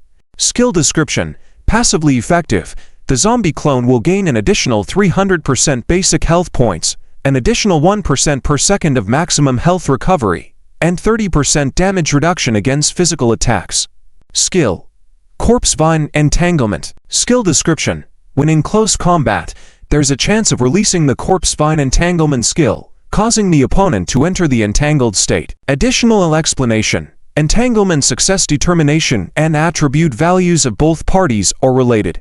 Additional explanation. After successful entanglement determination, the entangled target cannot move, and the zombie can absorb the target's health points every second. Additional explanation. Health absorption damage is related to basic attributes. This effect is ineffective against non-living entities. Impressive. Corpse Vine Entanglement and Corpse Vine Armor are undoubtedly very effective skills. Corpse Vine Armor, coupled with the existing zombie body skill, means Feng Heng's zombie clone now has a 700% increase in basic health points, 30% physical damage reduction, plus 1% maximum health recovery per second. Massive increase in health. Immense resilience. With over 1,000 health points and 30% physical damage reduction, a direct shot from a shotgun probably wouldn't even kill him. And with Corpse Vine Entanglement skill, it's a formidable close combat weapon. Even the original weakness of the Corpse Vine parasitic body's fear of fire hasn't shown up. It must have been eliminated by the main god. Dig profits. Feng Heng's mind was on fire. Perhaps the only issue is, it's too expensive. Transforming one zombie clone requires 3,000 survival points and 100 evolution crystalline shards. With 45 zombie clones in hand now, he would need a total of 4,500 evolution crystalline shards plus 13,500 survival points to complete their transformation. As levels increase, he will receive more zombie clones, consuming more resources to complete the transformation. But clearly, the money spent is worth it. This kind of permanent investment is definitely worthwhile. With so many zombie bodies outside now, he can simply spend more time to accumulate points and shards. In the wee hours of the morning just past 3, Feng Heng was unusually spirited. He converted 3 zombie clones into vine zombies again, depleting the survival points he earned from killing zombies yesterday. After the transformation was complete, the corpse vine lost interest in them and withered away. This was another great piece of news for Feng Heng. Let's just finish the task first, Feng Heng muttered softly, handing the obtained sample collector to the vine zombie clone. Controlling the zombie clone, he slowly approached the corpse vine. The zombie clone moved stiffly as he reached out and placed the live sample collector against the root of the corpse vine. He pressed the red button. Hiss. A faint sound. The corpse vine visibly reacted. The vine swayed and then quickly calmed down. A slowly moving progress bar appeared above the zombie clone's head. Hint. Your zombie clone obtained a complete live corpse vine sample *1. Half a minute later, the zombie clone retracted the sample collector and walked back leisurely. Feng Heng held the sample in his hand for inspection. Hint. You obtained live corpse vine sample *1. Item. Live sample modified corpse vine. Description. A sample with high research value. Improved corpse vine. There must be someone interested in this in the apocalypse. You can submit it as a mission item. Trade it with other players or NPCs. Hint. You can submit it to the mission issuer DRIZZLE to increase the completion rate of the current side mission 1. Obtain 100% completion of the corpse vine sample. Explanation. The current lead sample only counts for 1 completion reward. Submitting multiple samples will not receive additional completion rewards. Seeing the mission prompt, Feng Heng immediately understood. Using the collector to obtain a sample would only reward once, adding 100% completion to the side mission. Theoretically, the side mission could exceed 100% completion. To achieve this, he would need to kill monsters to obtain samples. He was reluctant to kill these improved corpse vines he had encountered before. Feng Heng controlled a few vine zombie clones to move the giant flower pots containing seeds to the corner of the laboratory. These corpse vines would come in handy. As his level increased, Feng Heng would acquire more zombies, requiring improved corpse vines to enhance the strength of his zombie clones. After moving the corpse vine flower bed aside, the hallway in front of the lab was clear. Feng Heng cautiously moved forward. At the deepest part of the lab lay a large box. The top of the box was a thick glass cover. At first glance, it looked a bit like a coffin. Many wires were plugged into the coffin, connecting to a nearby main computer. However, the computer had lost power and was shut down. Feng Heng took a few steps forward and immediately stopped. Ever since he first entered the morgue outside, he felt a strong sense of unease. The unease emanated from this coffin. Tearing inside, Feng Heng saw a nearly 2-meter-tall strong man lying in the coffin. His face was pale, and his skin had a strange bluish-gray hue, making him look as if he was just sleeping. Apart from the bluish-gray skin and extremely strong physique, he was no different from an ordinary person. He was Alex, the experimental subject who had fallen into a deep sleep. Fang Heng instinctively didn't want to get too close to Alex. He controlled 6 zombie clones to approach the coffin and, together, lifted the heavy glass coffin cover. With a click, the heavy glass cover, only slightly lifted at one corner, let out a visible white mist from the gap.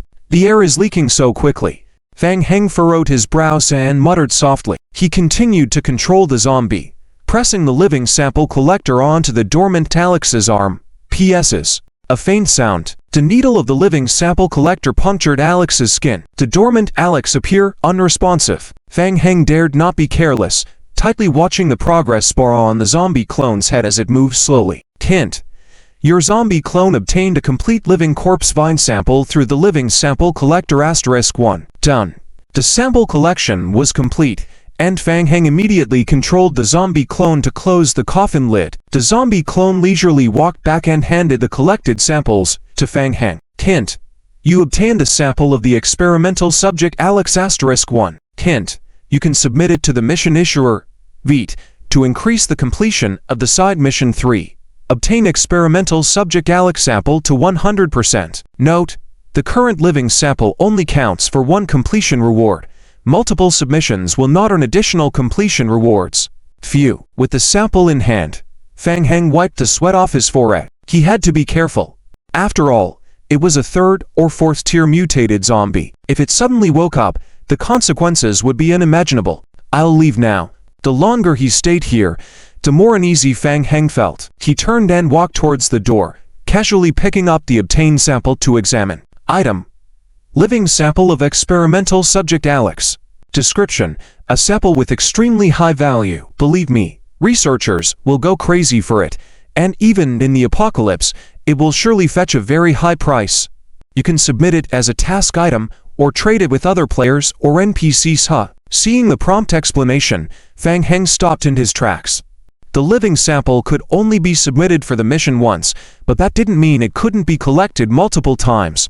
Similarly, it could be used for purposes beyond this mission. And the item description clearly indicated that Alex's living sample was extremely precious and valuable. Coincidentally, Fang Heng was always short on money. Especially now, he needed a large sum of survival points to evolve the zombie clone. And, upon seeing the item description, Fang Heng immediately thought of Qi Yaokon, that cold high-ranking researcher obsessed with experiments. If he gave him a sample of Alex, could he exchange it for better attribute enhancement potions? Fang Heng was tempted. He turned around, his gaze once again focused on the coffin where Alex was in a dormant state. Since he was already here, would it be too much to collect a few more samples? Despite the high risk, Alex could wake up at any time. Greed. When you have the opportunity to be greedy, you should be greedy to death. Fang Heng gritted his teeth. I'll be greedy. Keeping a safe distance from the coffin, he once again controlled the zombie clones to approach and open the coffin lid. The air that was already scarce leaked out again. TSE. The sample collector injected Alex's arm once more, piercing the skin. A slow progress bar appeared on the zombie clone's head. Hint. You obtained a sample of the experimental subject Alex *1. Hint. You obtained a sample of the experimental subject Alex *1. Hint. You obtained a sample of the experimental subject Alex *1. He collected a total of 5, and Alex's originally pale arm now showed a hint of grayish-white. While preparing to collect the 7th sample, Fang Heng suddenly noticed Alex's fingers twitched lightly in his sleep. Oh no.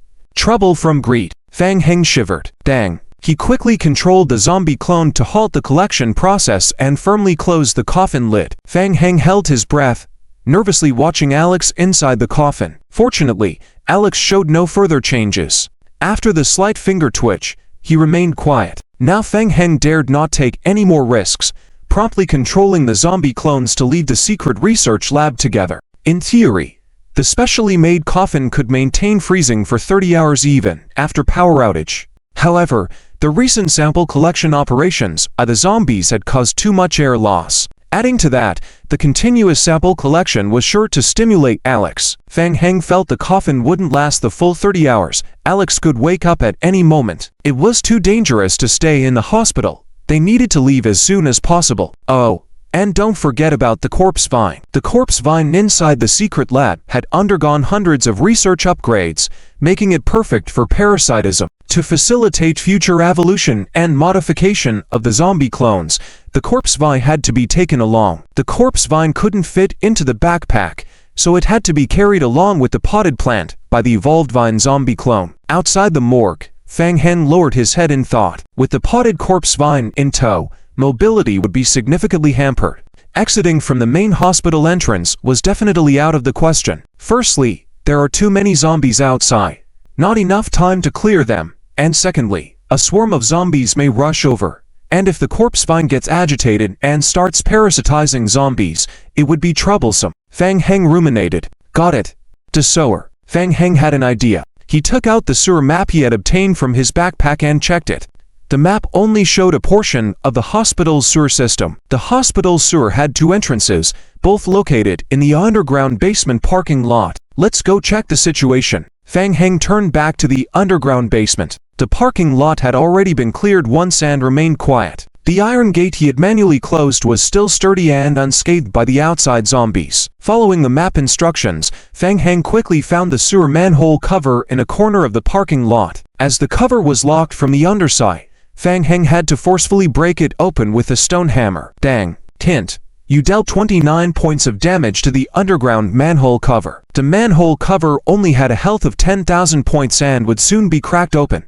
The zombie clones took out small stone hammers and vigorously slammed them on the sewer manhole cover. Dang, dang bang, dang bang. In less than 10 minutes, the manhole cover was broken. Fang Heng shone his flashlight down below. Oh my god, so many. Fang Heng was taken aback. At first glance, the sewer was packed with zombie heads. They noticed the light of the flashlight and immediately became excited, emitting howling sounds. These zombies had also been attracted by the explosion that occurred at the hospital earlier. Fang Heng carefully scanned the interior of the sewer with his flashlight. The sewer was wide, approximately 10 meters, with a knee-deep, 3-meter-long smelly water channel in the middle. At least 700 to 800 zombies were gathered inside the entire underground passage. Fang Heng did not sense any mutated zombies among them. No problem, Fang Heng muttered to himself, quickly forming a plan. He just needed to eliminate them all, then escape from the hospital through the sewer. Fang Heng controlled the zombie clones, wielding spears, to jump into the sewer and start clearing the zombies. Hint. Your zombie clones killed ordinary zombies. You gain survival points *2. Hint. Your zombie clones killed ordinary zombies. You gain survival points *2. You gained evolution crystal shards *1. Hint. Your zombie clones killed ordinary zombies. You gain survival points *2. Hint. Your zombie clones killed ordinary zombies. The game log began to refresh madly. National game. Hanging around starting from the Zombie Apocalypse Chapter 66. Real battle effect. While the zombie clones were busy clearing the sewer, Fang Heng led the evolved vine zombies back to the secret research lab to move the corpse vines. Back and forth 5 times. Fang Heng finally managed to move all the large flower pots used to grow corpse vines in the secret research lab to the corner of the underground parking lot. A total of 10 pots of corpse vines. It's a bit troublesome to bring them all back to the prison. Looking at these corpse vines, Fang Heng felt a headache. The way back to the prison from here was far, and the flower pots were unusually heavy. His modified motorcycle would probably need to make 3 or 4 trips to transport all the pots back to the prison. Forget it. I'll figure it out later. After a busy half-day, Fang Heng was a bit tired. In such a dangerous situation, he did not dare to log off, so he simply brought out a makeshift bed and took a nap right there. After a nap of almost 2 hours, Fang Heng woke up again, stretched his body, and yawned. A group of zombies gathered in the sewer had been completely cleaned out. Hint. While you were hanging around, your zombie clone killed 1502 zombies. You gained 3090 survival points. You obtained 267 evolution crystal fragments. Hint. You obtained recipes. Scallion noodles, scallion pancakes. Heh. More recipes.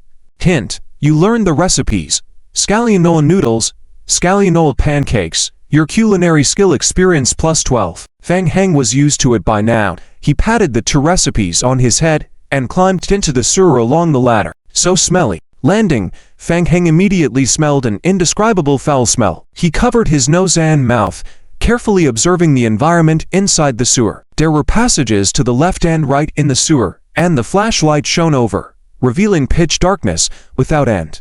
Since the sewer map only marked the entrance of the hospital, Fang Heng also didn't know which way to go. Whatever. Let's leave the hospital first. Fang Heng randomly chose a direction, following the zombie clones, and started clearing out the zombies along the way. Enduring the foul smell, Fang Heng had just walked forward for 3 minutes when he heard a few splashing sounds from the left ahead. He raised the flashlight and shone it over. A zombie lying at the bottom of the stinky gutter crawled out of the water. It had a bloated body, with dark brown lumps growing on it, emitting a foul smell from head to toe. Fang Heng raised his eyebrows, quickly retreated several steps. A first-level mutated zombie.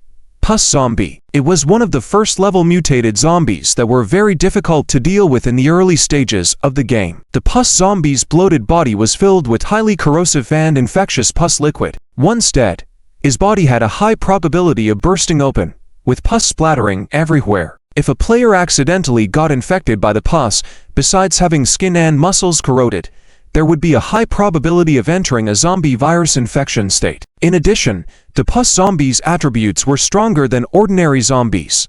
Due to the large body of the pus zombie, his weak point was relatively slow movement speed. Fang Heng touched the shotgun in his backpack, ready to shoot the zombie from a distance. He thought for a moment and then put the shotgun back. Hold on. This was a good opportunity to test the abilities of the evolved vine zombies. Fang Heng ordered the 4 evolved vine zombies following behind to attack. The moving speed of the vine zombies was not fast.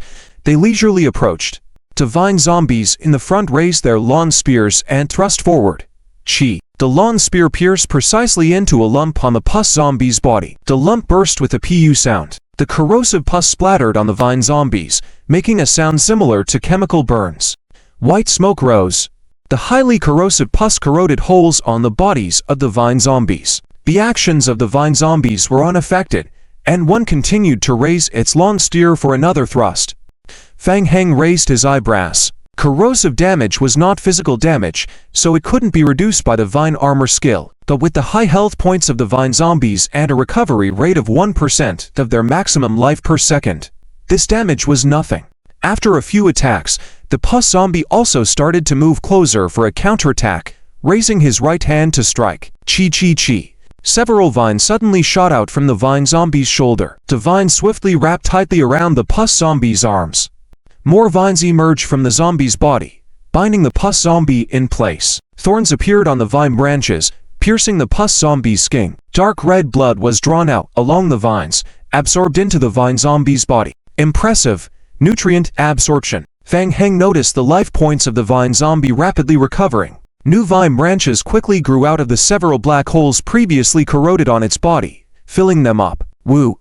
After a while, the dehydrated pus zombie let out a mournful cry, fell to the ground, and lost its breath. Hint: your zombie clone killed the pus zombie. You gained 11 survival points. Great. Fang Heng clenched his fist. The evolved vine zombies defeated a first-level mutated pus zombie one-on-one. Complete victory. What a value of 3,000 points. This battle allowed Fang Heng to have a clearer understanding of the strength of the vine zombies. According to the combat capabilities shown by the vine zombies just now, encountering other first-level mutated zombies would not put them at a disadvantage. Not to mention when he sent a large group of zombie clones to swarm in. With this, the safety of hanging around could be greatly improved in the future. Fang Heng was very satisfied with the combat power of the vine zombies. He was about to continue forward when suddenly 2 warnings appeared in the game log. Warning: you are in an extremely harsh environment due to the influence of the foul smell. As the time spent in the sewer prolongs, your life points will continue to decrease, and the decreasing speed will gradually increase. Warning: you are in an extremely harsh environment. Staying in this environment for a long time will have a probability of entering an infected state. There are even these negative effects. Fang Heng's eyebrows furrowed once again. Walking on the ground was already troublesome, and venturing into the sewer was equally fraught with danger. After giving it some thought, Fang Heng decided to command 2 evolved vine zombies to continue exploring forward with the remaining ordinary zombie clones, while he took the 2 vine zombies back the way they came. Fang Heng climbed out of the sewer through the entrance of the hospital. When he left the hospital through the sewer, the corpse vines left in the parking lot also needed to be taken away, to prevent them from being discovered and destroyed by Alex when he wakes up. Fang Heng opened the construction panel, found it, a wooden host. Fang Heng spent time crafting a host for lifting heavy objects up and down. Since he couldn't get close to the corpse vines, he had to stand far away and direct the 2 vine zombie clones to move them. It took almost 2 hours to move the 10 heavy pots of corpse vines into the sewer. When the transfer was completed, Fang Heng re-entered the sewer. He sealed the entrance with the newly made wooden well cover, leaving the 2 vine zombie clones behind to guard the corpse vines. Then, covering his nose and mouth, Fang Heng quickly moved forward along the passage. Reminder: your blood level is dropping significantly. Please leave the sewer environment as soon as possible. Reminder: you are at risk of infection soon. Fang Heng ran continuously for 10 minutes inside the sewer, but he couldn't hold on anymore. The speed of his blood loss was increasing rapidly. He saw a ladder leading up on the right ahead, and quickly went towards it, holding his breath and climbing up the ladder. Fang Heng was out of breath as he opened the manhole cover on his head and quickly climbed out of the sewer. Whew! Fresh air.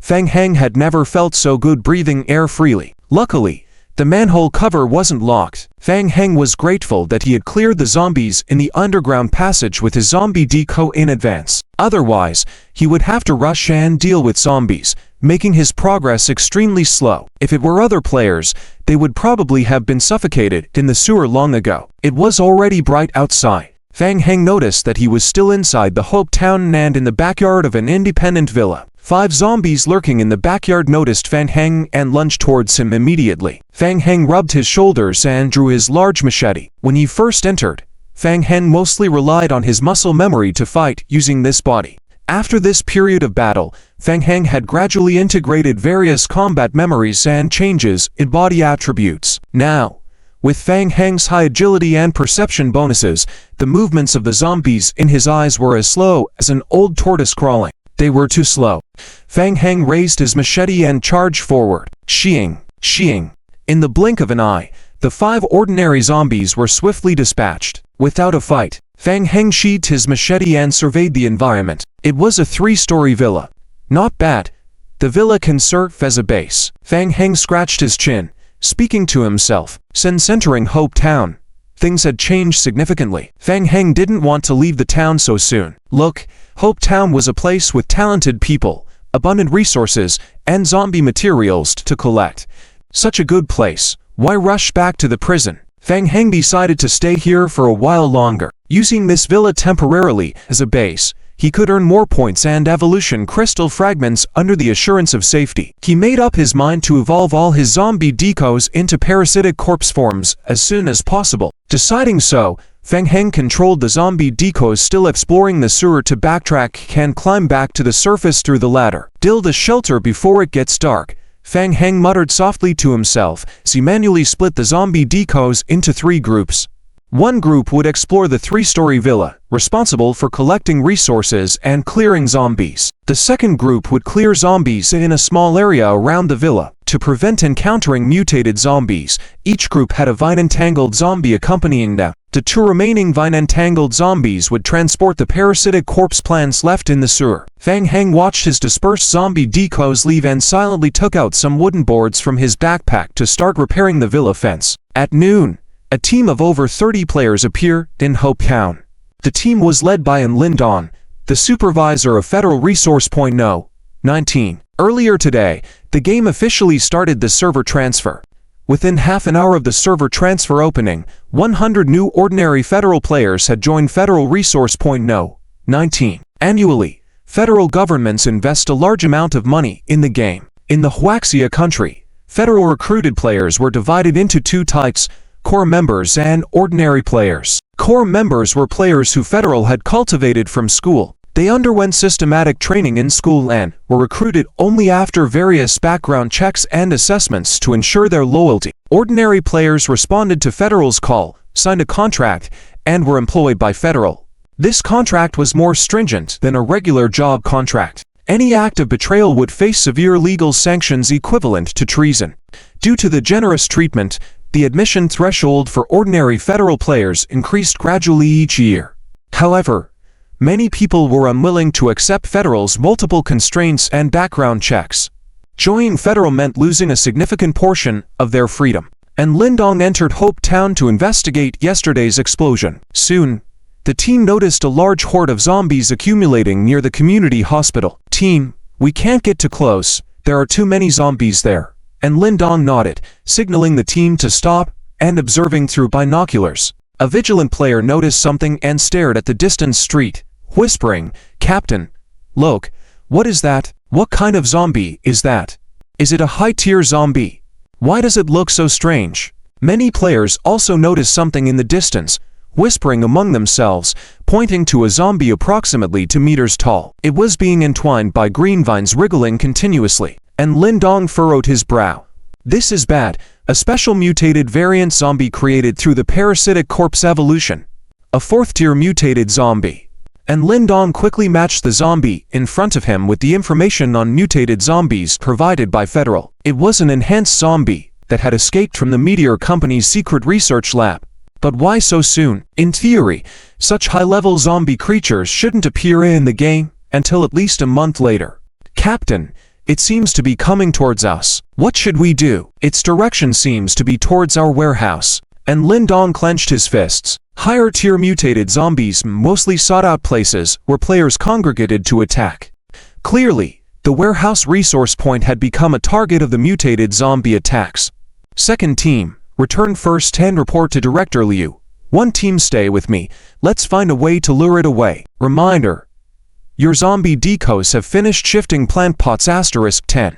Reminder, your zombie decos have completed exploring the villa, obtaining ceramic bowls *9, cutlery set *2, canned fruits *5, canned beef *7, bottled water *8, energy drinks *3, nails *12, wooden boards *2, firewood *21, children's bicycle *1, skin butter *1, tow binoculars, cumin seasoning packets *2.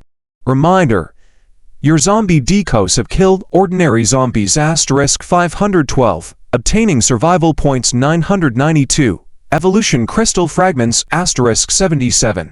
At 4 in the afternoon, the villa was already clear, and Fang Heng examined the gathered items, shaking his head. Besides essential survival items, the rest were relatively worthless trash. Of course, trash was relative to Fang Heng. These trash items could be exchanged for a good amount of money at Federal, especially the children's bicycle. It was a means of transportation, even though its maximum speed was slow. Fang Heng had just managed to control the zombie deco to move the parasitic corpse plants to the backyard of the villa. Now he was sitting on the second floor of the villa resting. Feeling a bit hungry, he lit a fire and prepared for a barbecue. Doom.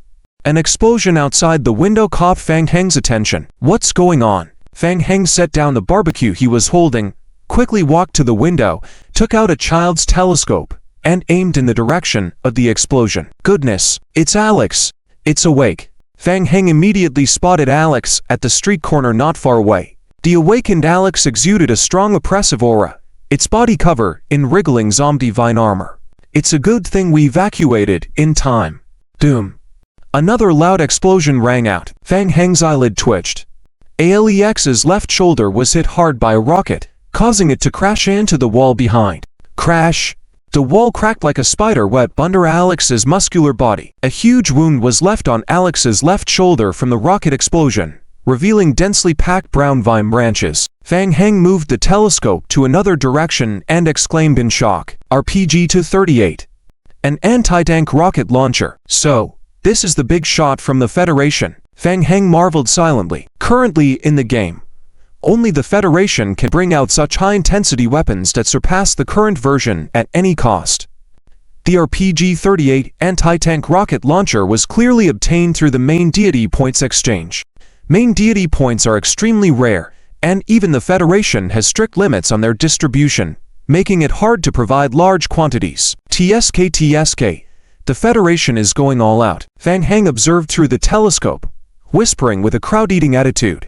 But Alex is no pushover. 2 rocket hits are just minor injuries, although it does look a bit grim. Angering it, get ready for some fun. Huh, what's this? Taking advantage of Alex being knocked down, a player suddenly emerged from the Federation crowd. He held a large tranquilizer gun and swiftly charged towards Alex. Hiss! The needles pierced into Alex's body. Alex, who was trying to get up, swayed and then thudded to the ground. A tranquilizer gun? Will that work on zombies? No. Fang Heng quickly realized that the Federation player was most likely using special medicines that could temporarily control Alex. Ambitious, trying to capture it alive. Fang Heng continued to observe through the telescope, but it won't be so simple, right? Attracted by the previous rocket explosion, a horde of zombies from the town rushed towards the Federation players. Among them, there were even many mutated zombies. Upon seeing this, the Federation players immediately abandoned the unconscious Alex and began to retreat in an organized manner. What the heck? Are they just running away? In the blink of an eye, the Federation players disappeared from Fang Heng's sight. What kind of operation is this? This series of events left Fang Heng dumbfounded. They were just full of confidence moments ago. Why did they suddenly retreat? Fang Heng knew that Alex possessed powerful self-healing abilities. Although it seemed severely injured now, it would fully recover in just a short while. It seemed to be in a state of unconsciousness. Should I go finish it off? A greedy impulse momentarily rose in Fang Heng. Finish it off for what? Fang Heng slapped his forehead. What am I thinking? What capital do I have to finish it off now? What if it suddenly wakes up? Isn't it better to live peacefully? Fang Heng felt that the swift retreat of the Federation players earlier likely hid some traps.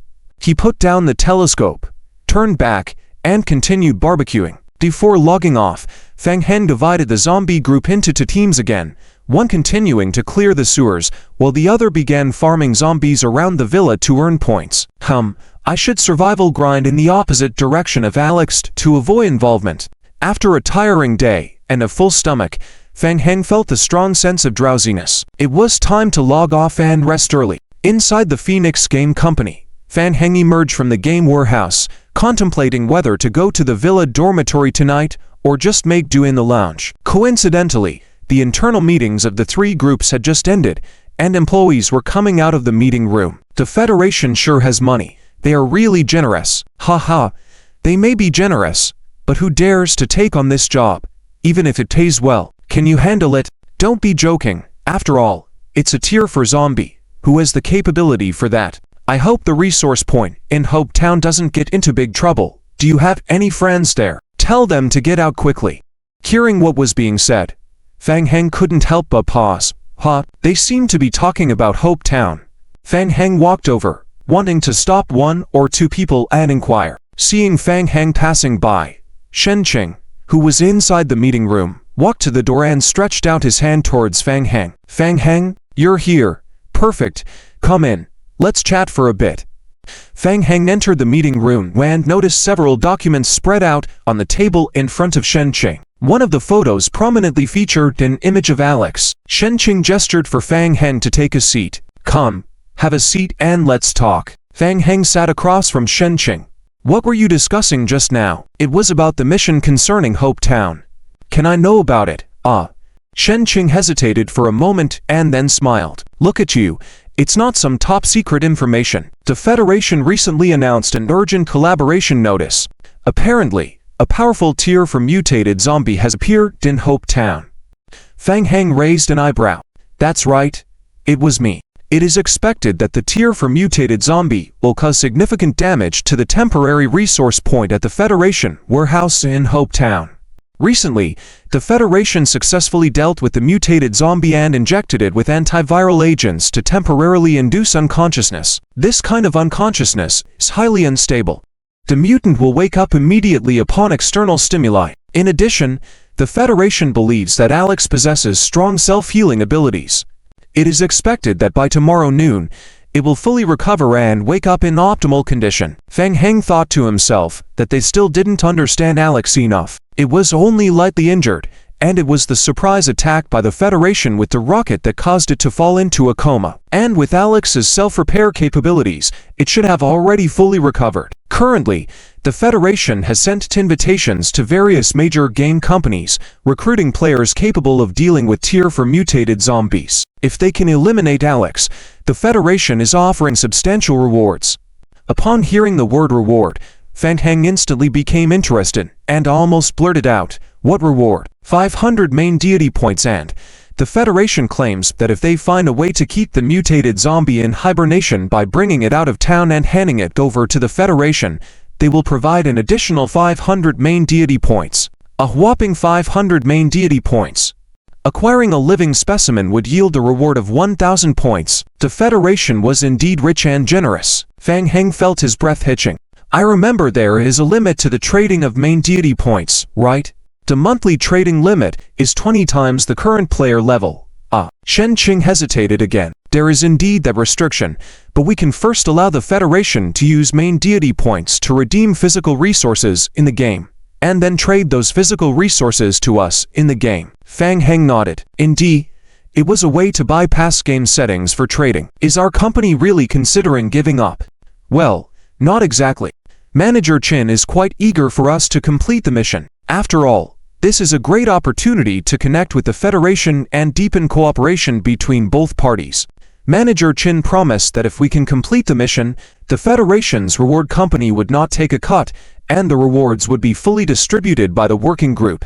There will also be additional company bonuses and performance rewards at the end of the month. Fang Heng's eyes lit up. Can we still take advantage of this situation? It's really tough. Our team has analyzed it internally, and the level for zombies are too strong. This mission is simply impossible to complete. Shen Qing sighed and explained.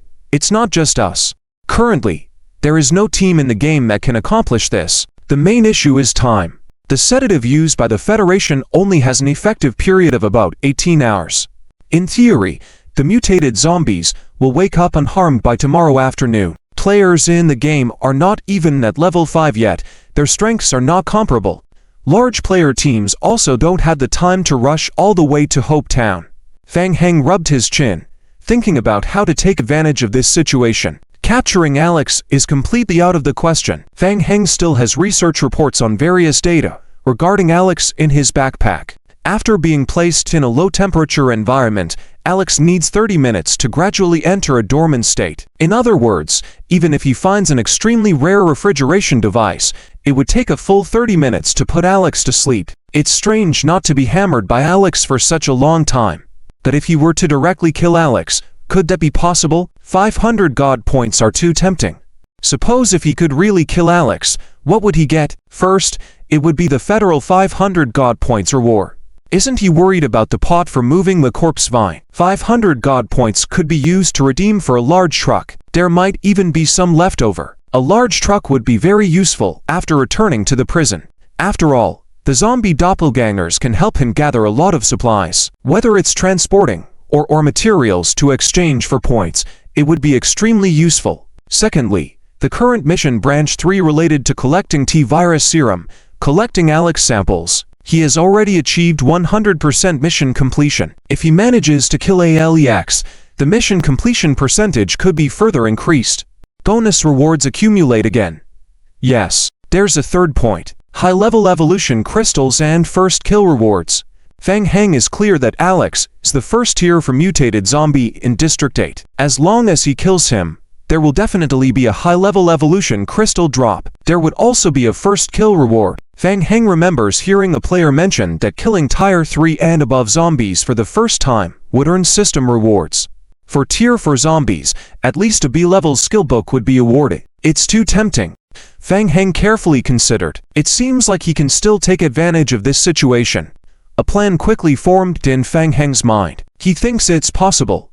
The success rate is about 70%. If he can find reliable help, the success rate can still be increased. Shen Qing looked at Fang Heng deep in thought. You seem very interested in this mission, huh? Fang Heng realized he was lost in his thoughts and smiled apologetically. I was lost in thought. Sorry, what did you just say? Oh, that's okay. By the way, Manager Chin is back yesterday. When she was looking for you earlier, you were still in the game. Did she mention anything? From what I gathered, it seems like she hopes you can establish a game department on your own. The 12th working group. Shen Qing scratched his head. He found this whole thing quite odd. When he heard Manager Chin mention it earlier, he was taken aback. Allowing a newcomer to directly oversee a newly established working group. That level of trust is huge. Yet, when he thought about it, it doesn't make sense. There haven't been any recent personnel changes, and she hasn't even assigned a single person to this newly established department, so the 12th group will only have 5 new players who recently joined the company. How different is this from a puppet commander? Manager Chin said you can also select a few people to bring to the 12th group, but you need their consent. Fang Heng was surprised to hear this. Promoted? Suddenly becoming the head of a department? Is it all because of Zia Ji's influence? Or could it be that Jimmy is a hidden major client? Is it all because of Jimmy's influence? Wait, is there a salary increase? Fang Heng lifted his head and asked, is Manager Chin around? Her flight was this afternoon, and she should have landed by now. You can try contacting her by phone, and I'll give you her number. Shen Qing took out his phone. Also, the office on the 5th floor has been cleared out for the 12th group, and you can move in any time. All right. Fang Heng shrugged and noted down Chen Shuren's phone number. Thank you. Oh. Wait a moment. Shen Qing indicated for Fang Heng to wait a bit and then made a phone call on the landline. Soon, Pei An, an intern Fang Heng had previously met, walked in. Leader, did you call for me? Yes. Let me introduce you. This is Fang Heng, the leader of the 12th group, and this is Pei An, an intern in our department who has been here for a month. She's already very familiar with the company environment, and Manager Chin has assigned her as your temporary assistant. Shen Qing introduced warmly. Ha ha, the little girl is very diligent, and she has helped me a lot during this time. To be honest, if Chin hadn't spoken, I wouldn't have wanted to let her go. Fang Heng nodded and greeted Pei An. Hello. We've met before. Hello, Leader Fang Heng. Pei An greeted obediently. She curiously observed Fang Heng. Just a few days ago, in the lounge, she introduced herself as an intern, but she found out today that he's the new group leader. Tomorrow, the 5 new people assigned to your team will report at 9 o'clock. The details of the personnel list are all with Pei An. That's about it. If you have any other questions, you can consult directly with Manager Chin. Shen Qing turned to Pei An. Take him to the 12th group office. Thank you for taking care of me during this time, Shen Jie. Oh, what's this? Come hang out with our 3 groups more often in the future. Shen Qing got up and escorted Fang Heng out of the office. As Fang Heng was being sent off into the elevator, he still felt something was off. Was Manager Qin's trust coming from Zia Shi, directly letting himself lead a small group? He doesn't have the know-how at all. He should find a way to resign in a few days. Ever since he excelled in the game, Fang Heng completely disregarded this job. After all, in the game, he could easily sell materials to the Federation for a hefty sum, paving the way for a comfortable life in reality. He could leave at any time. Fang Heng is still at the company because, on one hand, he feels absolutely no pressure staying in this company, living a very comfortable life. On the other hand, because of Zia Shi. In this unfamiliar world, Fang Heng is grateful to Zia Shi. Of course, there is another very important reason. The S-level talent reinforcement program at the Phoenix Cry Gaming Company. Watching his level about to increase to level 10 in the game, Fang Heng's need for the talent reinforcement program became more urgent. He needs to find a way to acquire it as soon as possible. But enough of that. There are more important matters to attend to now. Fang Heng kept his head down in contemplation. His brain was rapidly perfecting the plan to kill Alex. Alex has an extremely strong ability to recover. Its biggest weakness is fire. The best way to kill Alex is to continuously attack with flames. Burn it. Fang Heng squinted slightly. Fire. To complete the plan, a large amount of flammable material is needed. Gasoline. And explosives. The explosives had been used up earlier, but there was still a barrel of gasoline left. However, 1 barrel of gasoline was far from enough. Going to the Doomsday Merchant now to buy more would definitely not make it in time. Currently, the only way to quickly obtain equipment supplies is to purchase from the Federation. But under normal circumstances, the Federation supplies are not sold externally, right? And currently, there are not enough points on hand. But since it is a mission issued by the Federation, can some equipment be borrowed from the Federation in advance? Leader Fang. We're here. Tianan opened the door to Group 12's office, turning on the lights. The light illuminated the large office. The office environment of every group at the Phoenix Game Company was quite similar. Rows of small cubicle work areas and a line of game warehouses against the wall. With no one around, the office appeared particularly empty. Fang Heng raised his head. Tianan, you know about today's mission regarding the 4th tier zombie from the Federation, right? Yes, I know. The meeting materials just now were prepared by me. That's great. Fang Heng asked, do you know the process of accepting missions from the Federation on behalf of the company? Huh? Tianan opened her mouth in surprise. Leader Fang, do you want to accept this mission? Fang Heng nodded firmly. Yes, but Tianan looked at Fang Heng, wondering if this handsome leader had not slept well. But Leader Fang, other than you, Group 12 currently has no one else. That's okay. I can handle it alone. Fang Heng stroked his chin. But time is too tight now. I need to borrow some equipment from the Federation. If we borrow in the name of the company, will the Federation agree? Tianan thought for a moment, then gave a positive reply. It's possible. Since the mission is urgent, the Federation may be more lenient in this regard. However, if the company is involved, it will need approval from the leadership. Is the approval process complicated? Yes, quite complicated. Under normal circumstances, it will take at least a day if things go smoothly. A day? Alex could dismantle the Federation's warehouse in that time. Forget it. Fang Heng found it troublesome and dialed Qin's number directly. Ring ring ring. Hello. Is this Director Qin? I'm Qin Shuren. I'm Fang Heng. I'm interested in the mission in Hope Town. Qin Shuren had just landed and was at the hotel, wearing a face mask. Initially, she thought Fang Heng was inquiring about matters regarding the group leader, but she was surprised by his opening remarks. You want to take on this mission? Yes, that's right. It's a coincidence. I'm currently in Hope Town, and to complete the mission, I'd like to advance some weapon equipment. Have you considered it? It's impossible for the internal assessment of the company to accomplish this mission. I have a way. Qin Shuren lay on the sofa, pondered for a moment, and asked, how much weapon equipment do you need? About a dozen barrels of gasoline, 10 small explosive packs. How certain are you? Fang Heng glanced at Tianan and confidently replied, 10 out of 10. On the other end of the phone, Qin Shuren hesitated for a moment. Let me contact them. An hour later, you can go directly to the Federation warehouse resource point and find the warehouse manager. They will do their best to meet your needs within a certain range. Fang Heng didn't expect it to be so easy to persuade Qin Shuren. He was stunned. After all, he still had a lot of dark secrets to hide under his identity. He had been thinking before that if Qin Shuren didn't agree, he would have to come up with another way to gather weapons. At the moment, all the excuses Fang Heng had prepared were useless. Thank you. Don't let Zia Shi down. The call hung up. Fang Heng's face darkened. Don't let Zia Shi down meant what? Director Fang, what did Director Qin say? Director Qin agreed. Tianan covered her mouth in surprise. Qin Shuren actually agreed just like that. Tianan, let's at each other as friends first. You can leave for today and rest. Deal with those new recruits tomorrow morning for me. Just manage to get through it. I have no time.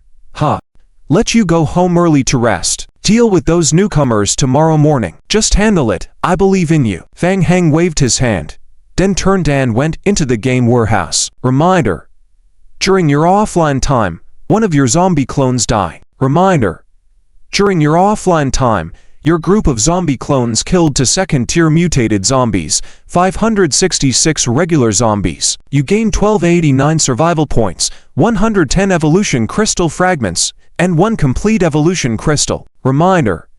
During your offline time, your group of zombie clones completed part of the sewer exploration. You gained a sewer area map, 21 bottles filled with sewage, 3 expired instant noodles, sewer area map C, 12 rotten debris, 42 contaminated claw fragments, and 6 damp firewood.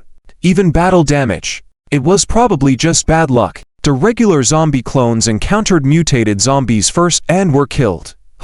An underground sewer area map. Great find. Fang Heng quickly glanced at the map. The entire sewer area of Hope Town was roughly divided into 4 zones. Got it. Following this route would lead to leaving Hope Town. With the sewer map in hand, the plan to kill Alex could be more refined. Luck is on my side.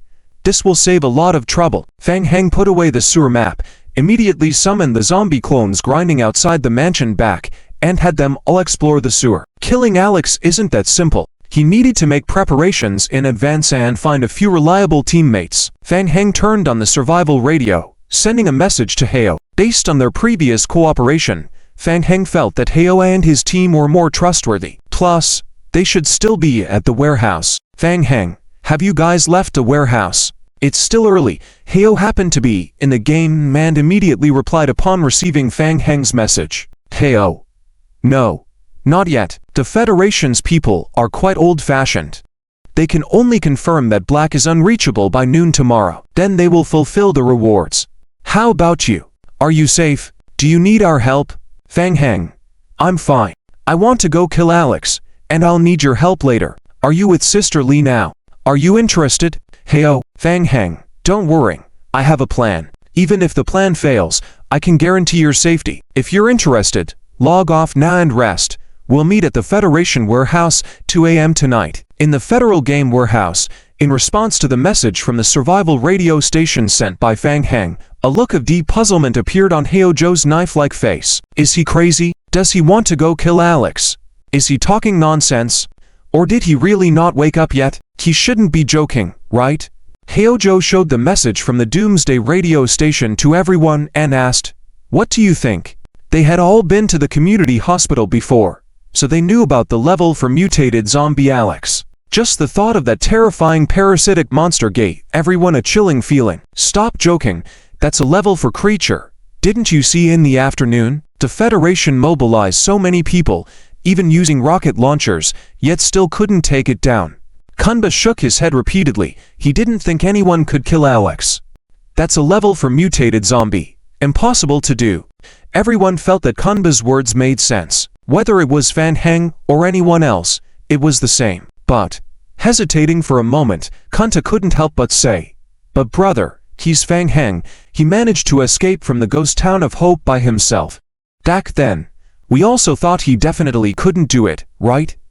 Everyone fell silent for a moment. Indeed, that guy had performed a miracle. Initially, no one thought Fang Heng could survive in that ghostly place surrounded by zombies. And from the way he spoke, it seemed he was doing quite well in the hospital. Looking back now, Fang Heng's strength was still very frightening. Kunta paused for a moment, then added, "And his equipment is pretty good too." Oh. Thinking about Fang Heng constantly pulling out good equipment from his backpack during missions, everyone fell silent once again. After a while, Heo Zhou looked at everyone and suggested, "How about we wait and see? Since we have nothing to do right now, let's listen to his plan first, shall we?" The two brothers Kunta agreed with each other. "We have no problem." Sister Lee also nodded. "Okay." Heo Zhou immediately made the decision. "All right, let's wait and see what Fang Heng has to say. If his plan is feasible, we'll join him." For some reason, Heo Zhou felt a bit excited. Although reason told him that killing Alex was impossible, he, like the others, also harbored a faint expectation in his heart for this impossible task. "Hey, do you think if there's a chance to kill Alex, will we be able to get the Lord God's first kill team reward?" "Yes, I heard from a friend that the first kill of a high-level mutated zombie in the server will receive a skill book reward from the Lord God's base, distributed according to the team's contribution as determined by the Lord God. Even if you were just a bystander in the team, you could get at least a D+ level skill book." Ahem. Heo Zhou coughed lightly, interrupting the intense discussion. "Forget it. Listen to Fang Heng. Rest well first. We'll meet online at 1:50. At 1:30 in the morning, a modified motorcycle drove up from afar and stopped steadily outside the Federal Warehouse resource point. A young man with a black face mask got off the motorcycle. Inside the warehouse, the two Federal players on night duty were startled. How could someone be outside at this late hour and not afraid of death? Were they already infected? They immediately stopped the very suspicious person. Where are you from?" Fang Heng took off the face mask. "I'm Fang Heng from Phoenix Game Company, here to pick up the mission." The two men looked at Fang Heng strangely up and down. They had heard that someone from Phoenix Game Company was coming, but they hadn't expected someone to rush over in the middle of the night like this. There really are people who aren't afraid of death. "Come with us." After verifying Fang Heng's identity, the two Federal players led him to the counter in the lobby. "Hello, Phoenix Game Company has already contacted our superiors. Here is the gasoline you need. Please sign for it." The pretty girl behind the counter placed 12 cans of gasoline for L on the counter. "In addition, to ensure the mission is completed as required, we need you to activate the video mode while killing the level for mutated zombie and submit the video after the mission is completed." "Okay, I understand." Fang Heng put the gas cans into his backpack one by one. What about the small explosives and flamethrower fuel? I'm sorry, Mr. Fang Hen. After receiving the message from our superiors, we immediately sent out collection requests to various resource points. But due to the night, it is expected that these 2 items will be delivered within an hour after daybreak tomorrow. You can come back here to pick them up at that time. All right. Thank you. Fang Heng nodded in understanding. After all, the small explosives in the game were high-level items, and it was normal that the resource point warehouse didn't have any in stock. Fang Heng found a corner in the warehouse, sat down, started a fire, and opened his game log. The zombies he had sent out had already completed over 60% of the sewer cleaning tasks. A secure underground passage connecting Hope Town inside and out had been established, allowing him to lead Heojo and the others directly into the town. The biggest problem in the plan had been solved. Soon, Heojo and the others went online one by one and gathered around the fire. Kunta couldn't help but be the first to ask, Fang Heng, have you really thought this through? Alex is a level for mutated zombie. Very strong. Normal weapons can't harm him. Of course, I have a plan. Heojo looked serious and said, Fang Heng, we are willing to believe in you, but we are also not joking with our lies, so we hope you can be honest and tell us your plan. All right, I got a few sewer maps by chance. Fang Heng detailed his plan to everyone. It took nearly 10 minutes. After finishing, everyone lowered their heads simultaneously, lost in thought. Good guys, he really came up with a way to kill Alex. And on first hearing, it sounded very feasible. From initially unanimously believing Fang Heng couldn't do it, to gradually having some doubts. And now, after hearing Fang Heng's explanation, everyone was starting to consider how likely it was for this plan to succeed. 50% or 60% for Kunba, as long as there was a 30% chance of success, he was willing to take the risk. Fang Heng felt a bit parched. He silently took out a can of coffee from his backpack. As he drank the coffee, Fang Heng looked around at everyone. In general, this is the plan. We just need each person to complete their part, and killing Alex won't be a problem. Fang Heng's tone was confident as he looked at the time once again. There are 3.5 hours until dawn. If there are any questions, please ask them quickly. Let's improve the plan together. Kunba furrowed his brows and said, in a serious tone, is it too dangerous to provoke Alex forcibly? There are many small zombies gathered around Alex, and we will also need to consider the timing of controlling the explosion of the explosives, which is extremely dangerous. You're right, this is the most dangerous part of the whole plan, so we need your help. Sister Lee's perception barrier will be very helpful. Lee nodded and said, my part is not a problem. Fang Heng looked at Heojo, who had been deep in thought. What about the explosion? Heojo nodded and said, the problem with the explosion lies in the explosives. According to what you said, we need at least 8 small explosives. I have already applied to the Federation for this.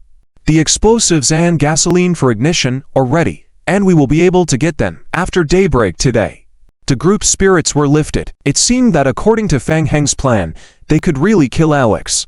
Well, Fang Heng, your plan indeed exceeds my expectations. Heojo sighed in his heart, shook his head, and said, but your plan has a fatal flaw.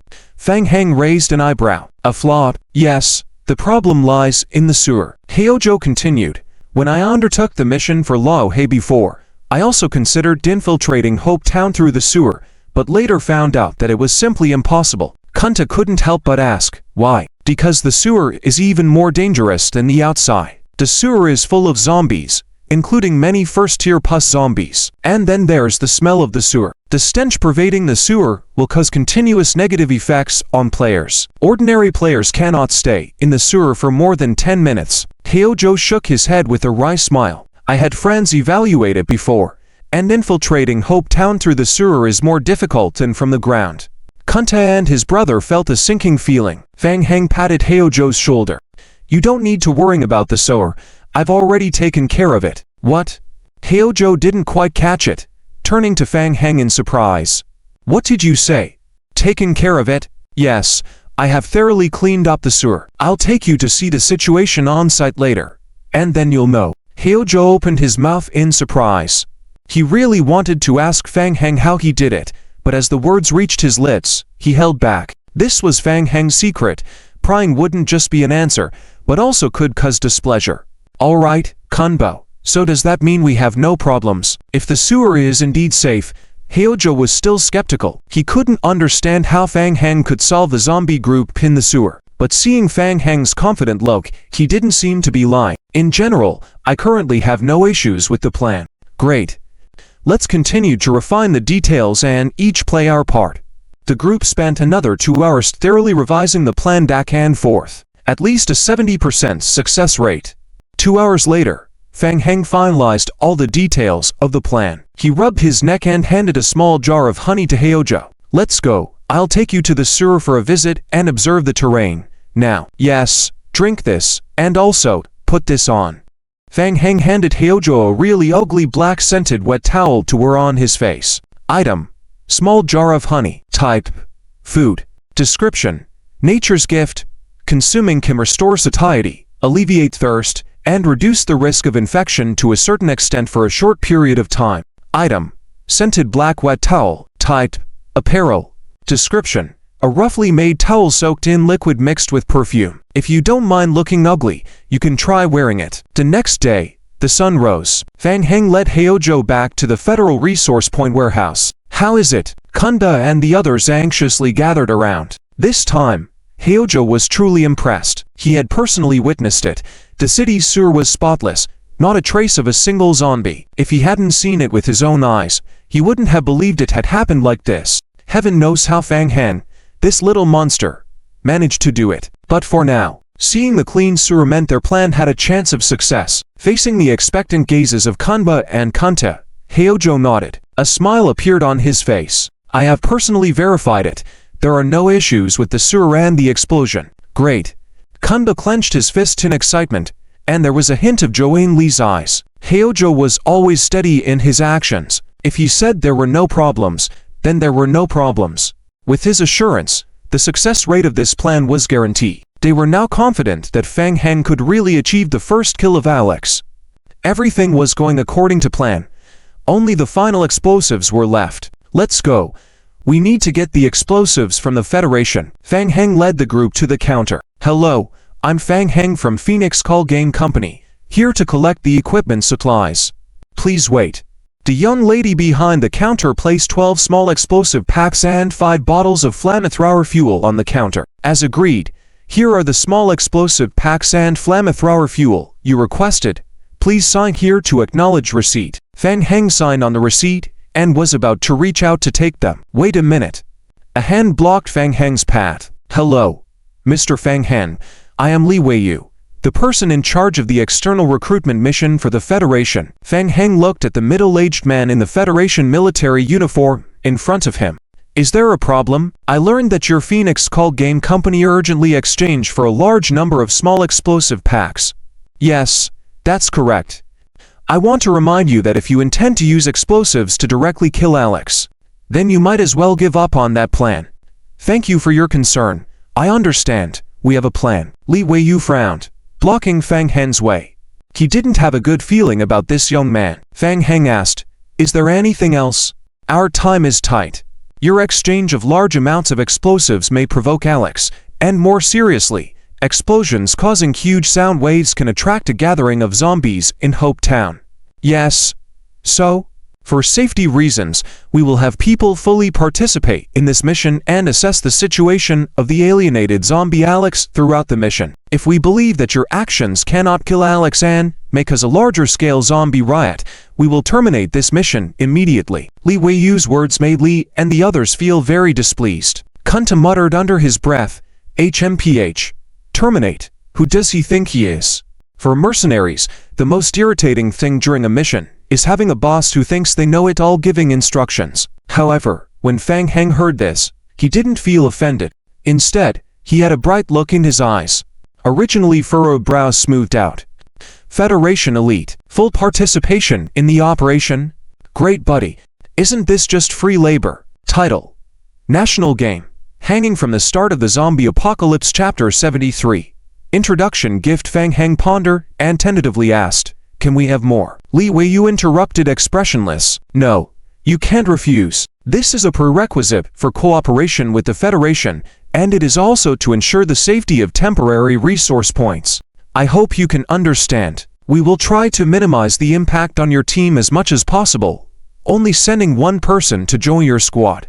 Normally, he will not affect your actions. No. No. No. You misunderstood. I completely understand your concerns. Fang Heng waved his hands repeatedly. Li Weiyu was puzzled for a moment. What did he want to say? Our Phoenix Game Company has always adhered to the principle of customer first, willing to serve the people, and very trustful of the Federation. What I mean is, isn't it too few to only have one person join our squad? For safety reasons, you are more than welcome to dispatch a team to join our team. What did this kid mean? In almost all previous missions, the other player teams were extremely uncooperative after hearing that the Federation wanted to join the team. How come everything changed completely with him? For a moment, Li Weiyu even felt that Fang Heng was mocking him. We need the Federation's guidance and supervision throughout. Thank you. Looking at Fang Heng's sincere face, Li Weiyu was completely confused. You have helped us a lot. After all, I'm not very confident with so many small explosive packages in my hands. It would be troublesome if we encountered a zombie attack during our entry into Hope Town. Li Weiyu began to understand. It turns out Fang Heng was treating their Federation's elite team as workhorses. It was truly a first encounter. After careful thought, Li Weiyu agreed. In any case, as long as it achieves the goal of monitoring, sending more people over would also help better control this gaming company team to avoid unexpected events beyond control. After all, among many player guilds and gaming companies, only Phoenix Game Company dared to accept missions and was willing to compensate in case of mission failure. This was the reason why the superiors were willing to trust Phoenix Game Company. Of course, the Federation had already considered the possibility of mission failure and prepared a contingency evacuation plan. Fine.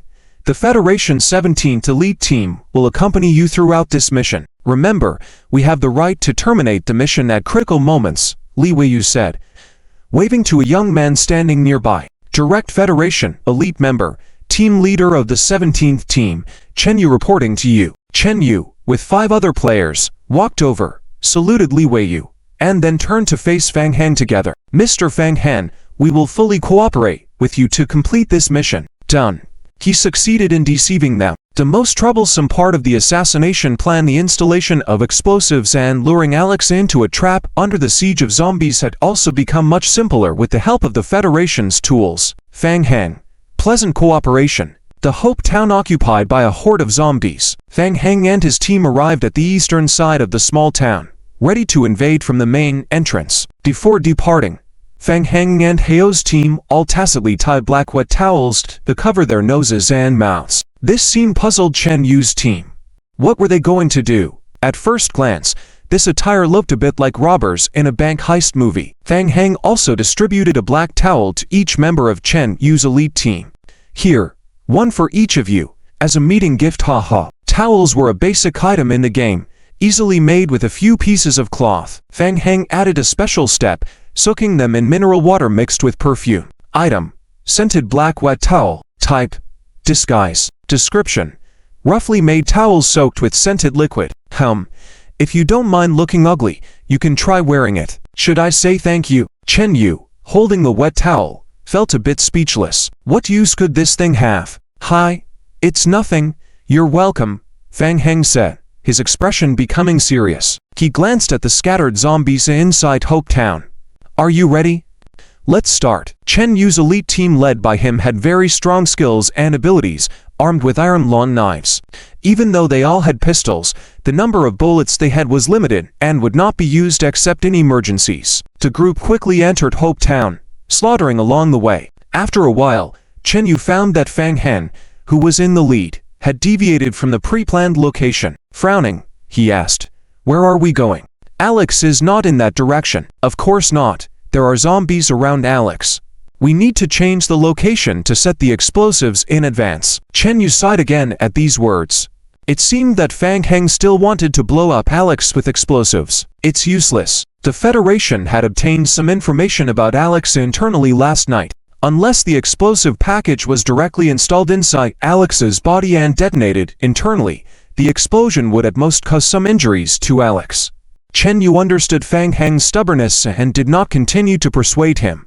After all, This was an agreement reached between the superiors and Phoenix Game Company. If the mission failed, Phoenix Game Company would compensate the Federation for the loss of equipment materials. What he needed to do was simply follow the superiors' instructions. As long as the impact of the explosion would not reach the warehouse outside Hope Town, then everything would be Fang Heng's responsibility. The group quickly cleared the zombies along the way and arrived at the planned location. An empty crossroads had several black cross marks drawn on the ground in advance. Fang Heng nodded to Heo, who immediately went to set up small explosive packages. The zombies lurking around the town began to gather after sensing the scent of the living. Some first-level corrupted zombies were among them. It was time for the tool to come out. Fang Heng gestured to Chen Yu. "Brother, please help protect and assist in setting up the explosives." Chen Yu nodded helplessly, signaling his team to wield their iron-long knives to protect Heo while he planted the explosives expertly. Heo was experienced in setting up explosives, and in just 5 minutes, he finished placing all the explosive packages. "It's done. All right, let's go," Fang Heng signaled, and everyone turned and headed back towards Alex's location. In no time, they arrived at the central location of the small town surrounded by a horde of zombies. From a distance, Fang Heng could see that Alex was still in a coma. The Kanba brothers are somewhat nervous. This was the most critical and dangerous step of the mission. Fang Heng licked his lips and inquired, "Chen Yu, how is your marksmanship? Are you planning to lead them into the explosive area?" Chen Yu had already understood Fang Heng's plan. It was nothing more than leading Alex into the explosion area, relying on the explosives to kill it. Sigh. This guy wouldn't listen to reason. "You guessed it right. Can you do it?" "I can." Chen Yu took out his pistol and aimed it at Alex. Dang. The gunshot rang out. The bullet hit Alex right on the eyebrow bone. "Great marksmanship." Fang Heng raised his eyebrows and praised. In a semi-conscious state, Alex's forehead had a white mark after being shot. After being shot, Alex immediately showed signs of awakening. The vines on its body wriggled rapidly. Dang. Chen Yu raised his hand and shot again. The bullet hit Alex's cheek this time. Alex woke up completely. He propped himself up with one hand, slowly stood up, then turned his head slowly to look at Fang Heng and the others. At the same time, Sister Li immediately opened the perception barrier to shield the surrounding ordinary zombies' perception. Alex is a level 4 mutant zombie and is not affected by the perception barrier. He locked eyes with Fang Heng and others, taking large strides towards Chen Yu. "Run!" Fang Heng shouted, and everyone turned and ran. Alex continued to chase forward until led to the central crossroads pre-designed by Fang Heng. Hao Zhou closely watched Alex's movements. "Here it comes." Hao Zhou pressed the detonation button of the small explosives. Doom.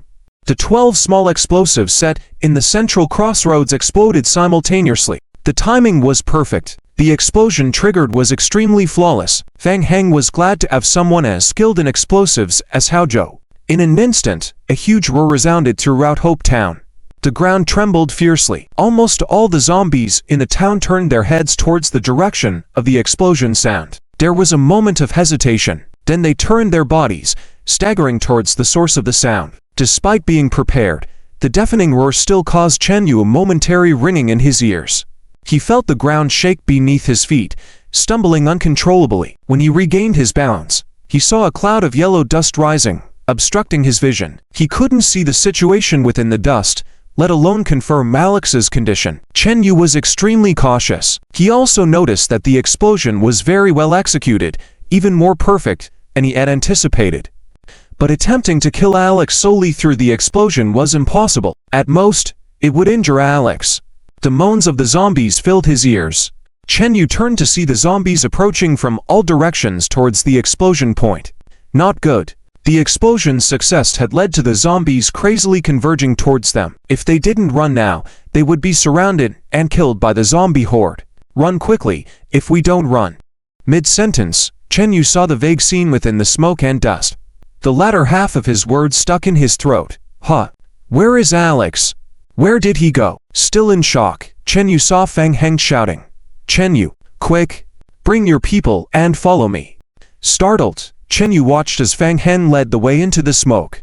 In a blink of an eye, Fang Heng, Hao Zhou, and the others disappeared into it. Where did they go? What is happening? Chen Yu took 2 quick steps forward, only to pause in astonishment. It's a pit. Unexpectedly, The ground at the center of the crossroads had been blown into a huge hole at the explosives. Alex had fallen below due to the ground collapse from the explosion. The darkness below made it impossible to see anything clearly. "Hurry! Stop standing there! Come with me!" Turning his head, Chen Yu saw a manhole cover not far away had been lifted. Hao Zhou, with half his head out of the sewer, waved them over. Suddenly understanding, Chen Yu realized the pit was their design. The explosion wasn't to kill Alex, but to create a ground collapse. Now what? What's next? Captain, what should we do? Quick! Everyone! Into the sewer! With the zombies approaching, Chen Yu had no time to ponder these things. He commanded the team to follow and hide within the sewer. Chen Yu safeguarded the rear, entering last and closing the manhole cover behind him. As he landed on the ground, a stench, indescribable, assailed him. Looking at the black masks worn by Fang Heng's group, Chen Yu suddenly understood. The masks were for such situations. However, he had no time or mood to retrieve a mask from his backpack. His gaze quickly shifted away from Fang Heng's group towards the sewer, searching for Alex. Where was Alex? What was that? Another pit. Why was there such a large hole on the sewer floor? Chen Yu couldn't help but look up. The previous ground collapse had created a hole directly above the pit. After the explosion, Alex in the center of the crossroads should have fallen directly into the deep hole in the sewer. Was all of this Fang Heng's plan? Chen Yu was perplexed. Walking up to the hole, he peered down. The pit was at least 7 to 8 meters deep. Roar! Alex, now in the pit, let out a fierce roar. Careful! Distracted, Chen Yu heard a shout. Fang Heng pulled him away from the pit's edge. Hiss, hiss, hiss. Looking down, several vines shot out of the pit, lashing where Chen Yu had been standing. More vines emerged from the underground depths of the pit, embedding themselves firmly into the crevices. Alex was leveraging these vines to seek leverage, trying to escape. Thinking of running, Kun Ta and Kun Ba approached, each carrying a bucket of gasoline. They poured it onto the vines, then tossed the remaining gasoline buckets directly onto Alex, hitting him. Roar! Alex roared once more as flames engulfed him from the ignited gasoline on the vines. Let me handle this. Move! Fang Heng brought out a flamethrower, stepping forward and triggering the flames towards the vines on the ground. Doom! The thin blue flames flickered as they burned. The vines, already flammable and soaked in gasoline, rapidly caught fire, spreading to Alex's body within moments. Roar! Alex, now ablaze, was being pulled towards the pit by the contracting vines, screaming as he fell into the depths again. So, this was Fang Heng's plan, to burn the level for mutated zombie Alex in the fire pit within the sewer. From the explosion to the pit, and now the fire pit, everything was orchestrated by them. Astonishing! Did their team dig this giant pit? It's unbelievable. How long would it take to dig such a massive hole? They'd only been on this mission for half a day since the Federation's announcement. How did they do it? Did one of them have a talent for digging machines? Chen Yu turned around, full of shock, gazing at Fang Heng. He noticed Fang Heng gazing upwards, a sinister smile of success on his face. What was he looking at? Intrigued, Chen Yu instinctively looked up, following Fang Heng's gaze towards the sky. The ceiling of the sewer had a huge hole blown out on a road due to the explosion. Surrounding the hole were layers upon layers of zombies, all attracted by the explosion. Crowded together, the zombies pushed and shoved towards each other. Soon, thud, a zombie fell from the sky and landed in the fire pit. This sound seemed to trigger a chain reaction. Thud, thud. One after another, zombies fell from the road hole like dumplings, landing steadily into the continuously burning fire pit in the sewer. The flames in the deep pit quickly consumed the zombies. Is he killing zombies like this? Chen Yu was deeply shocked by the scene before him. He turned his head, looking at Fang Heng with eyes that even carried a hint of fear. Is this also part of your plan? With so many zombies outside, how many points can he earn by doing this? This efficiency is too terrifying. Hint: you killed a common zombie, and you gain 2 survival points. Hint: you killed a common zombie, and you gain 2 survival points. Hint: you killed a common zombie, and you gain 2 survival points. Hint: you killed a common zombie. Heh, the plan is a success, Fang Heng muttered to himself as he looked at the flooded game log. The online popular automated zombie pit version 3.5 really is quite powerful. Watching the burning fire pit, Hao Zhou and his team were extremely excited. They stood by the fire pit, watching Alex struggling in the pit.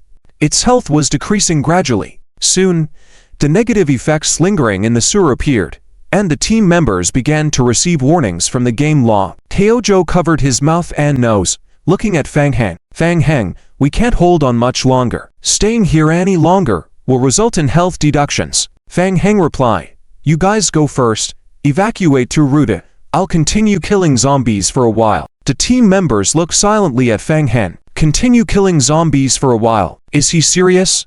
Chen Yu frowned and asked, what about you? I have my ways. Hurry. The locations where Heojo had set the small explosive bags were too perfect. Almost all the zombies in the entire town were drawn by this intense explosion. The number of zombies falling from the sky far exceeded what Fang Heng had anticipated.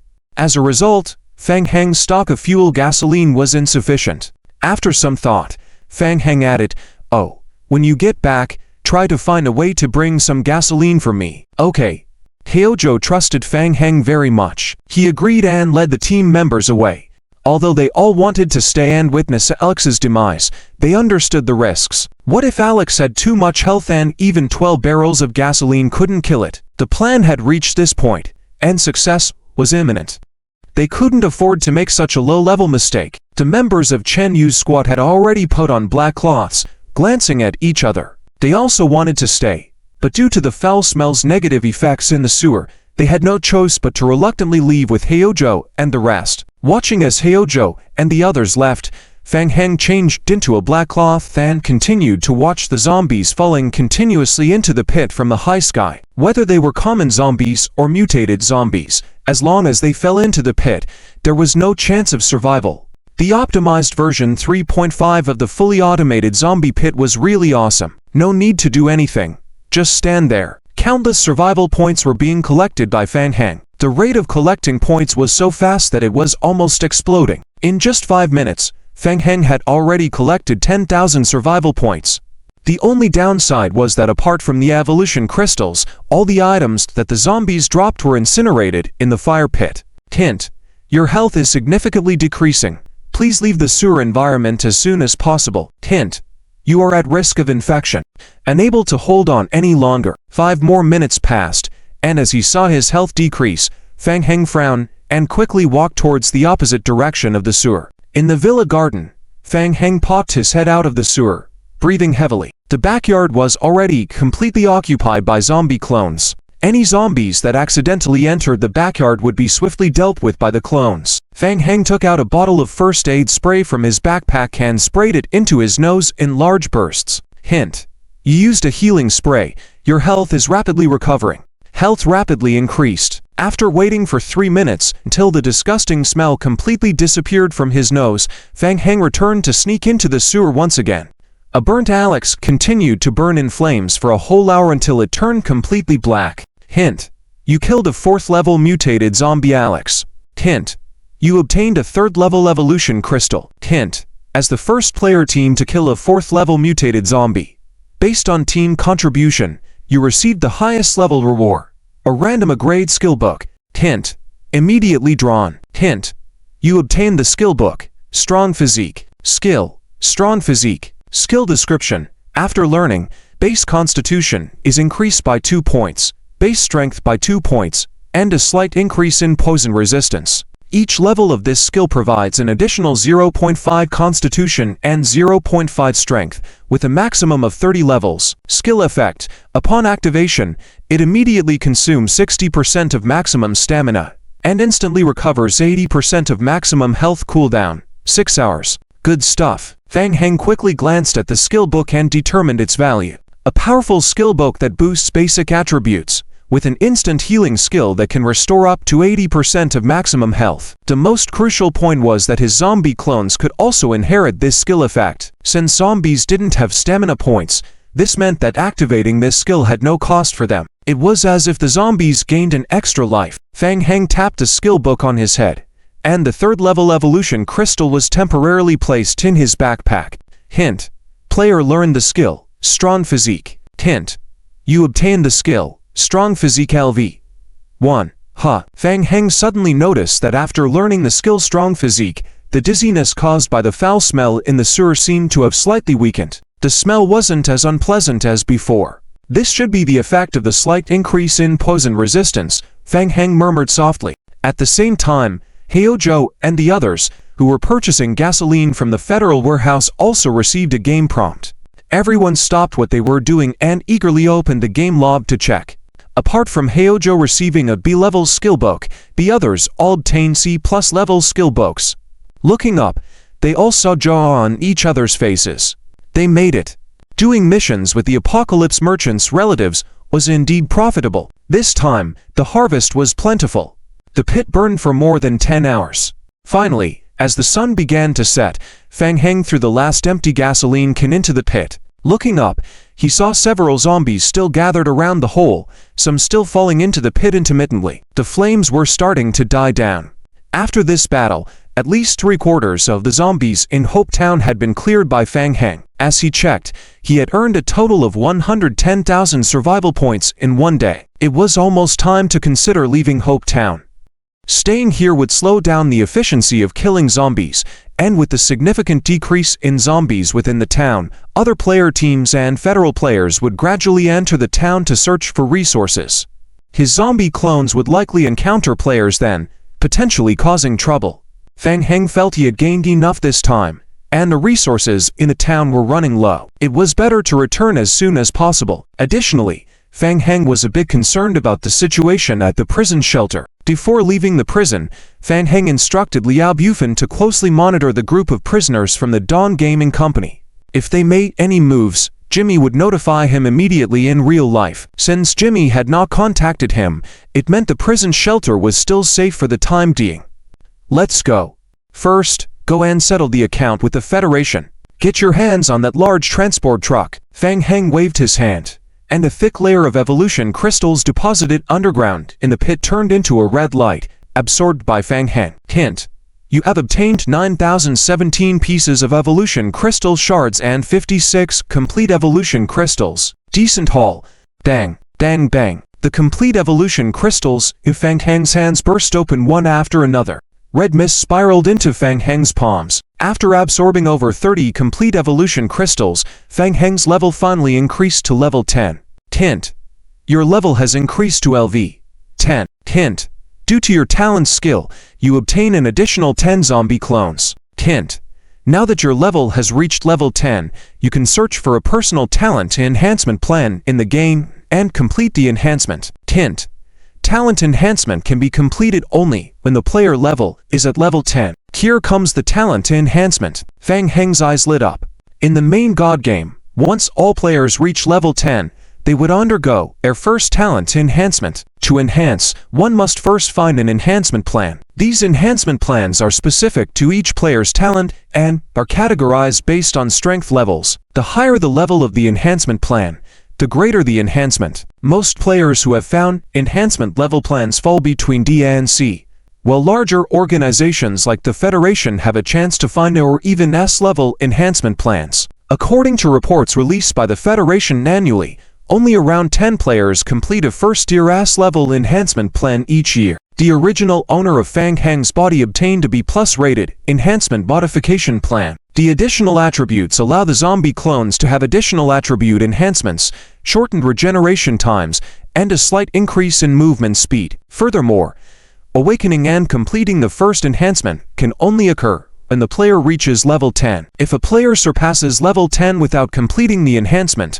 the first enhancement opportunity would be wasted. Fang Heng contemplated. Enhancing his talent was a must. Leveling up could be delayed, as one extra level would only grant him 11 more zombie clones, which wouldn't be a significant change. The question now was where to find the enhancement plan. Phoenix Cry Gaming Company. As a major gaming company, Phoenix Cry Gaming Company had established a super large shelter in the 6th zone of the zombie apocalypse server, ranking 4th among the top 10 forces in the entire zone. Fang Heng recalled reading an article online where the original owner of his body discovered that Phoenix Cry Gaming Company had completed 2 S-level talent enhancements within 8 years. This meant there must be data on S-level talent enhancement plans within Phoenix Cry Gaming Company. Looks like I have to figure out a way internally within the company to get my hands on the plan, Fang Heng muttered to himself. In addition, there was the Dark Knights Alliance. They were part of the main storyline of the zombie apocalypse world. Similarly, they were one of the most mysterious and top-tier NPC forces in the game. They surely had top-tier talent enhancement modification plans. The rewards he received from the T-Virus mission should be enough to allow him to join the Dark Knights Alliance. So it was a matter of getting the enhancement plan from them. Working on both fronts simultaneously should lead me to the talent enhancement plan, Fang Heng mumbled to himself as he turned away from the sewers. In any case, he needed to return first to exchange for the large transport vehicle with the Federation before heading back to the prison. I'm too tired. I really want to get some good sleep. After a busy night yesterday and staying awake all day by vigorously drinking coffee, the negative effects of fatigue started to set in as soon as the caffeine wore off. Quickly, Fang Heng left the sewer in Hope Town. He yawned his way to the Federation's warehouse and submitted the footage of killing Alex to the young lady at the Federation's counter. Thank you for your help to the Federation. We will continue the investigation on Alex and verify your video records. The officer in charge of this mission, Chief Li Weiyu, is very pleased with your actions this time. He has approved the early delivery of the mission rewards.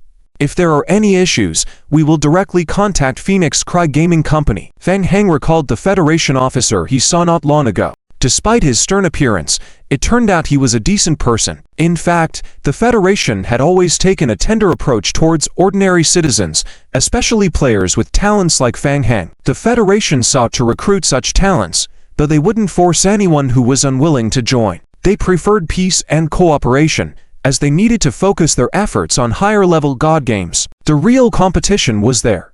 As for the Zombie Doomsday, Vampire Doomsday, and Wasteland Doomsday, these three basic game worlds add up to more than 30 mirror servers in total. The Federation is really having a bit of trouble managing them all. Their task is to ensure the stability of these foundational games and maintain the stability of the entire society. If someone can establish a large force in the Zombie Doomsday to provide housing for players, the Federation would be pleased and would even provide some assistance for free. The condition is that the person's identity must be clean and they cannot disrupt the stability of the game world. As for becoming the leader of the server, the Federation isn't concerned. Their annual investment in the game far exceeds the returns. Of course, there is one thing the Federation would strive to achieve: the ending of the game world.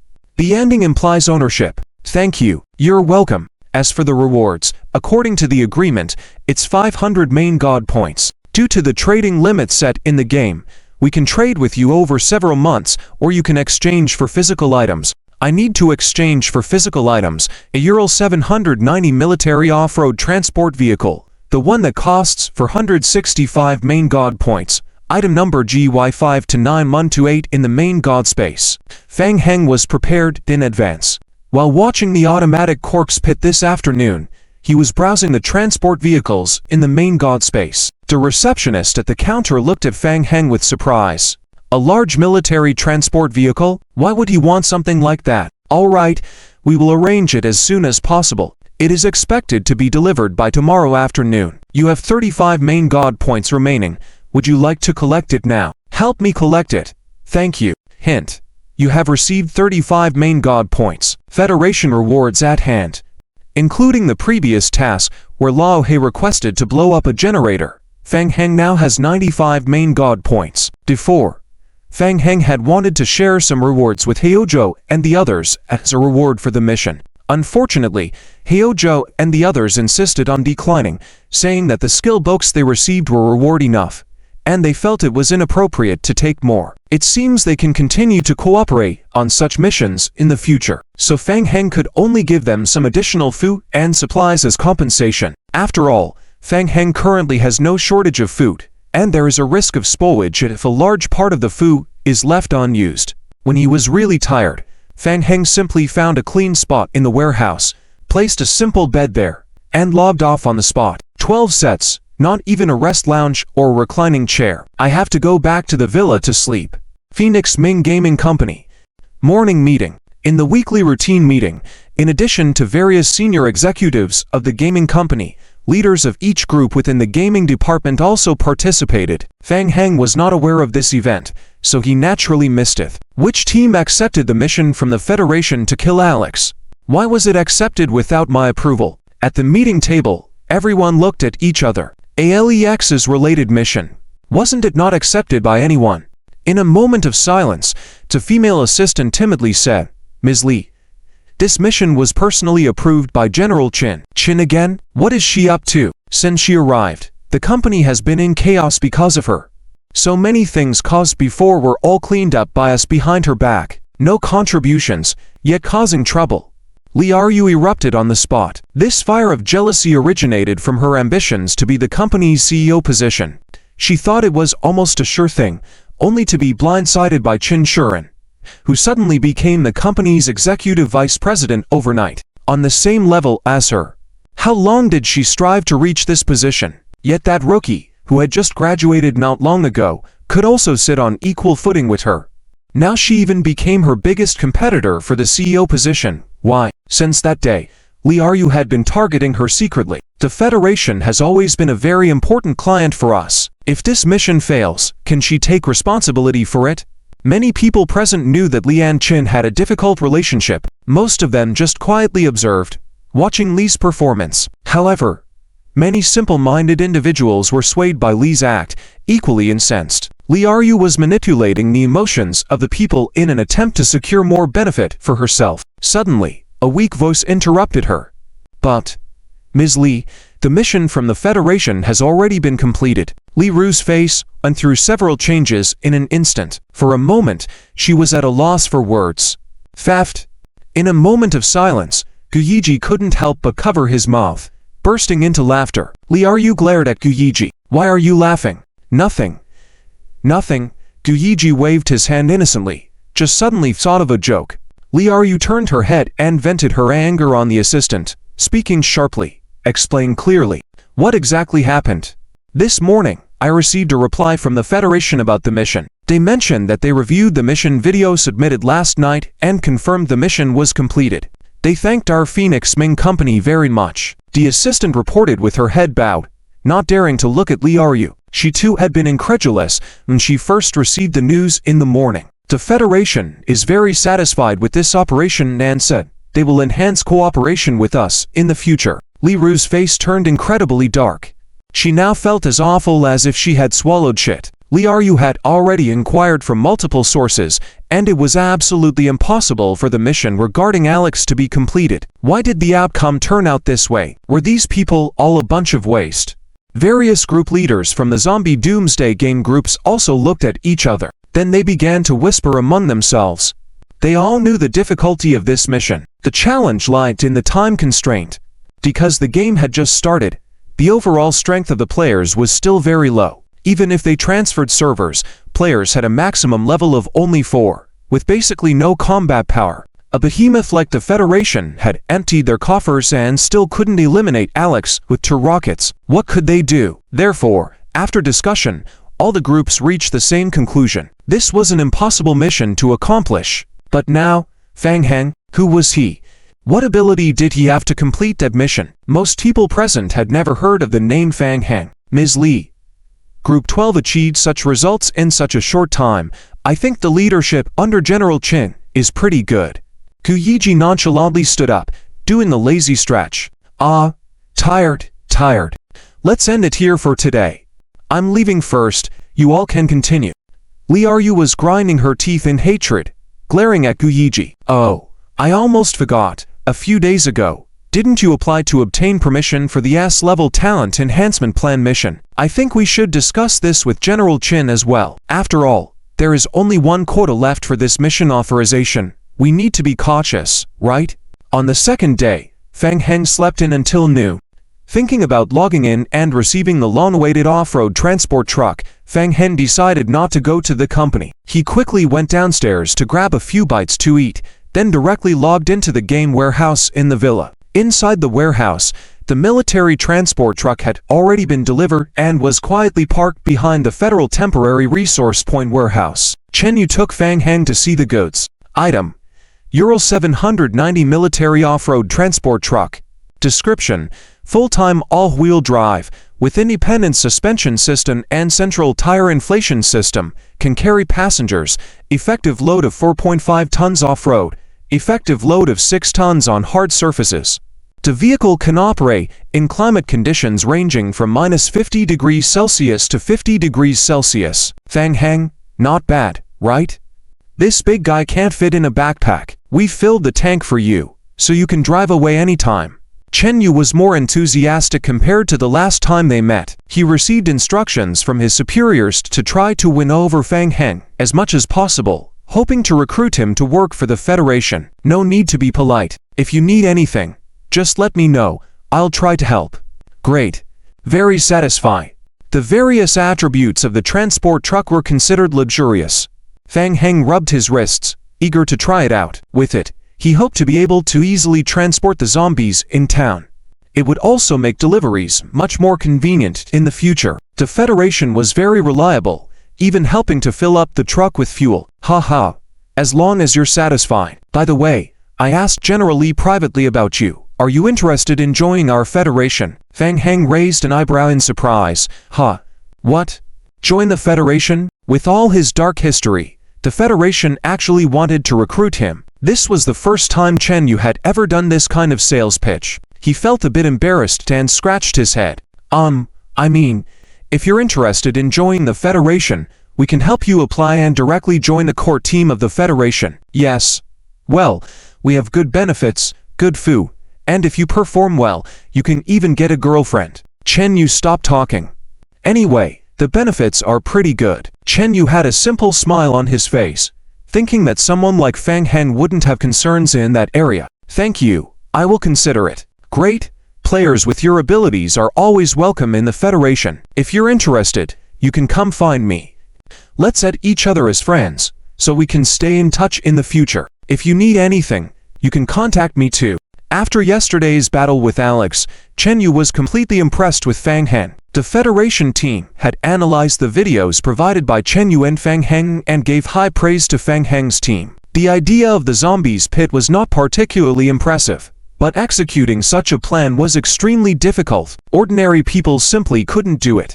After several replays, the Federation team was still puzzled by two questions. First, it took a considerable amount of time to manually break through the durability of the ceiling in the sewer tunnels to create the sinkholes that collapsed during the explosion. How long did it take to manually break the durability? And how long to dig out the deep pits in the sewer tunnels? How did Fang Heng's team manage to address these two issues in such a short time?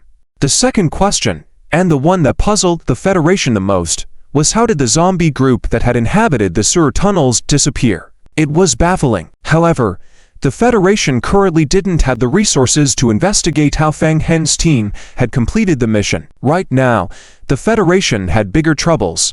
They had previously spent a lot of effort and even offered high rewards to try to kill Alex, with the main goal of obtaining Alex's body after his death. The body had been burned to ashes. They needed to expend more effort, spending a large amount of main god points to exchange for high-level items from the main god space, in order to obtain a small sample of research from Alex's body. This was part of the main quest of the zombie apocalypse, closely related to the final. Regardless of the cost, the Federation had to complete the main quest as quickly as possible. We'll keep cooperating in the future. Definitely.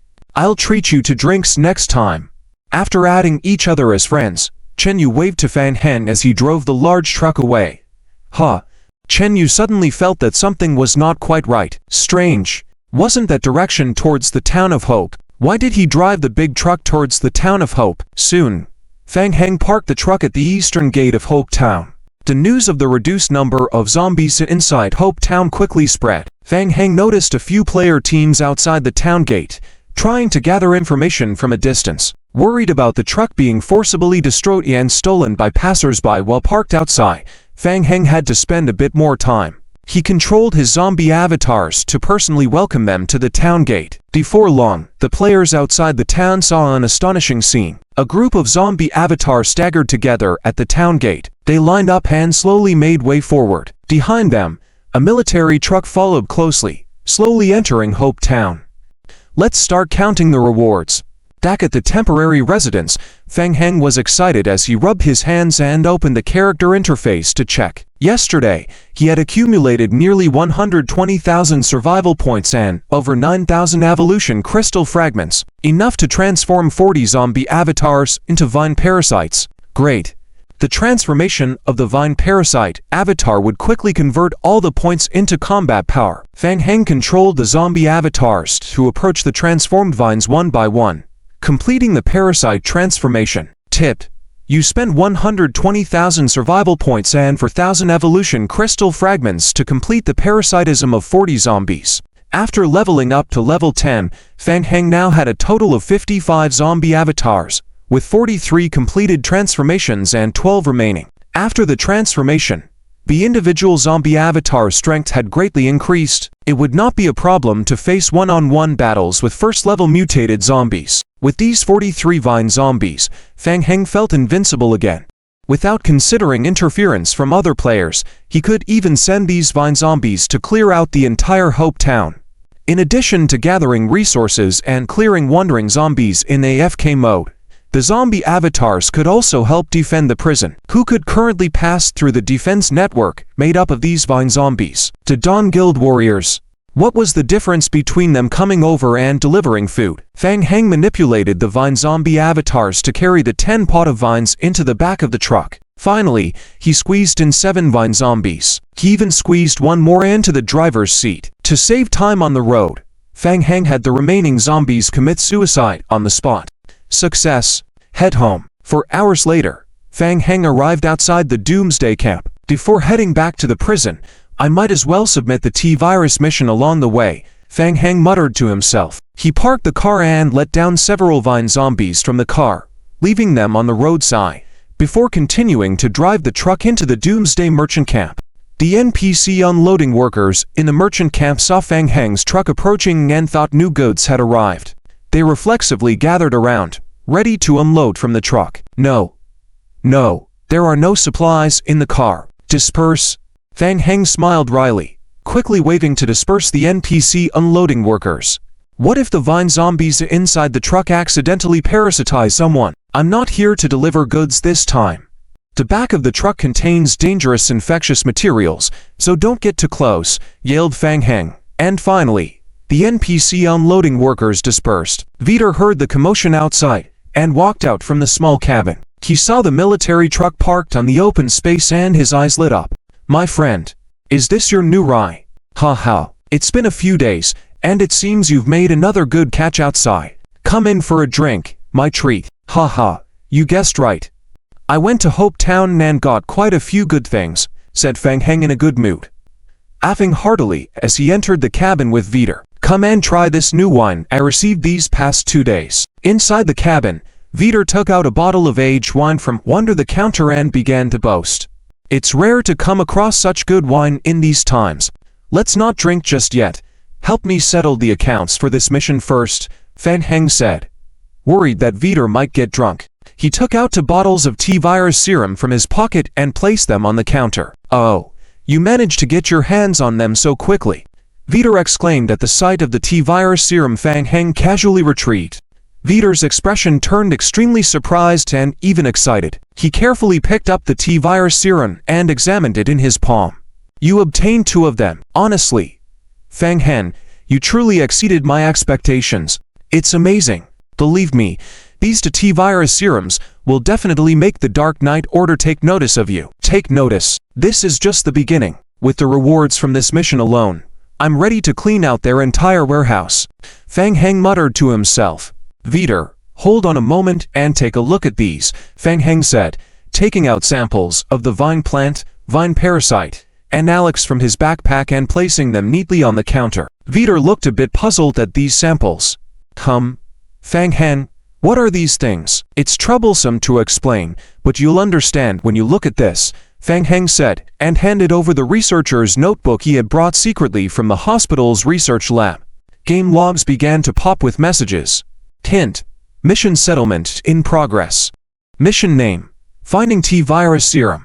Difficulty: SSS. Basic mission requirement: find T-Virus serum. Current basic mission completion: 200%. Optional side quest 1: collect vine samples, additional 1.5 times base reward.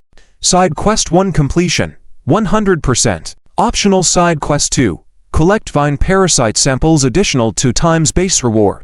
Side quest to completion: 507%. Optional side quest 3: Find Alex body or sample additional for times base reward. Side quest 3 completion. 200%. Total mission completion. 200% asterisk. 1 plus 1.5 asterisk 100% plus to 507% plus equals 4,128%. Wow. A whopping 41 times reward. I didn't realize I was this greedy. Fang Heng was amazed by the row of messages in the game log. The calculation formula was somewhat different from what he had anticipated, but it was still impressive. Vitor quickly flipped through the experiment notes Fang Heng had handed over. The more he read, the more excited he became, his bearded face flushing red with excitement. Fang Heng, this is incredible. I never expected you to accomplish this. Divine plant. That mutated plant truly exists. It's unbelievable. Oh my. It's a high-level test subject. Alex. You killed it and even obtained a sample of its living body. You know, with these samples, the Dark Knight Order's research project can greatly advance. Maybe we can even find a way to restore peace to this world. Vitor was babbling in excitement like never before. He stared intensely at Fang Heng, his voice raising several levels due to his excitement. Fang Heng, your discovery and these samples you brought back are truly valuable. You know, you might change this world with these. Do we really need this level of excitement? It's a bit much. Ahem. Fang Heng coughed lightly. Okay, I understand. Vitor, calm down. Don't get too excited. Excited? No. This is not excitement. The Dark Knight Order will go even crazier than me once they learn about these samples from you. Vitor made an effort to calm himself down, carefully collecting the various samples on the counter. Fang Heng, I could have settled the rewards with you directly, but I'm sorry. Your mission completion far exceeds what I can reward. I will contact my friends from the Dark Knight Order now, and they will come to meet you personally and settle your mission rewards. Is that acceptable? Of course, no problem. Vitor. Haha. With a friend like you, I also have face. Stay here tonight. We won't return until we're drunk. I'll call my friend now. Believe me. Once he hears this news, he will rush over overnight. I bet you'll see him at dawn tomorrow. Hint. You had excellently completed the mission. Your friendship with Vitor has greatly increased. Vitor, how about we skip tonight's celebration and do it next time? I have something urgent and need to quickly return to the prison shelter, Fang Heng said, pointing to the large truck outside. I brought back some specialties from Hope Town, and it's not safe to leave them here overnight. Vitor glanced at the truck outside. All right, let's save this good wine for tomorrow's celebration. Will you have time to come here tomorrow morning? That friend from the Dark Knight Order will definitely want to see you as soon as possible. Of course, no problem, Vitor. Han, it's happening so quickly.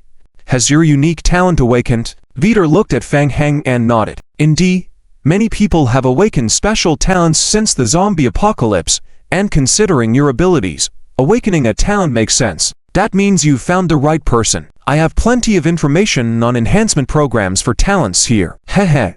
Based on our relationship, I can provide you with the best one for free. Just don't mention it to anyone, Vettel said as he turned around and retrieved a rolled-up paper list from a box behind the counter. Here, this is my personal collection. Hint. You obtained a personal talent enhancement program. *1. Hint. You can spend 300 survival points to appraise this program. Explanation. After the appraisal is completed, the main god will generate a talent evolution program suitable for the current player's talent. Explanation. After the appraisal is completed, the program will be soulbound. An rank enhancement program. It was said that the highest level of enhancement programs that could be exchanged in the post-apocalyptic merchant camp was B rank, but Vettel unexpectedly provided an rank 1. Fang Henshin thought that this could indeed be considered as Vettel's Autumn of the Barrel treasure, even though his current goal was an S-rank talent enhancement program. Thank you, Vettel. I feel the deep friendship between us. Of course, I am always generous to friends. That's what people say about me outside. Hint. You deduct 300 survival points to complete the appraisal, and you obtain a personal talent enhancement transformation program. Enhanced Zombie Physique. Personal Talent Enhancement Program. Enhanced Zombie Physique. Rank. Add. Enhancement Description. Collect relevant materials to complete talent enhancement. Enhancement Effect Description. Your zombie clone can inherit an additional 300% bonus to life points from the main body, and gain additional carrying capacity. It also receives an additional 30% judgment bonus when determining physique attribute values.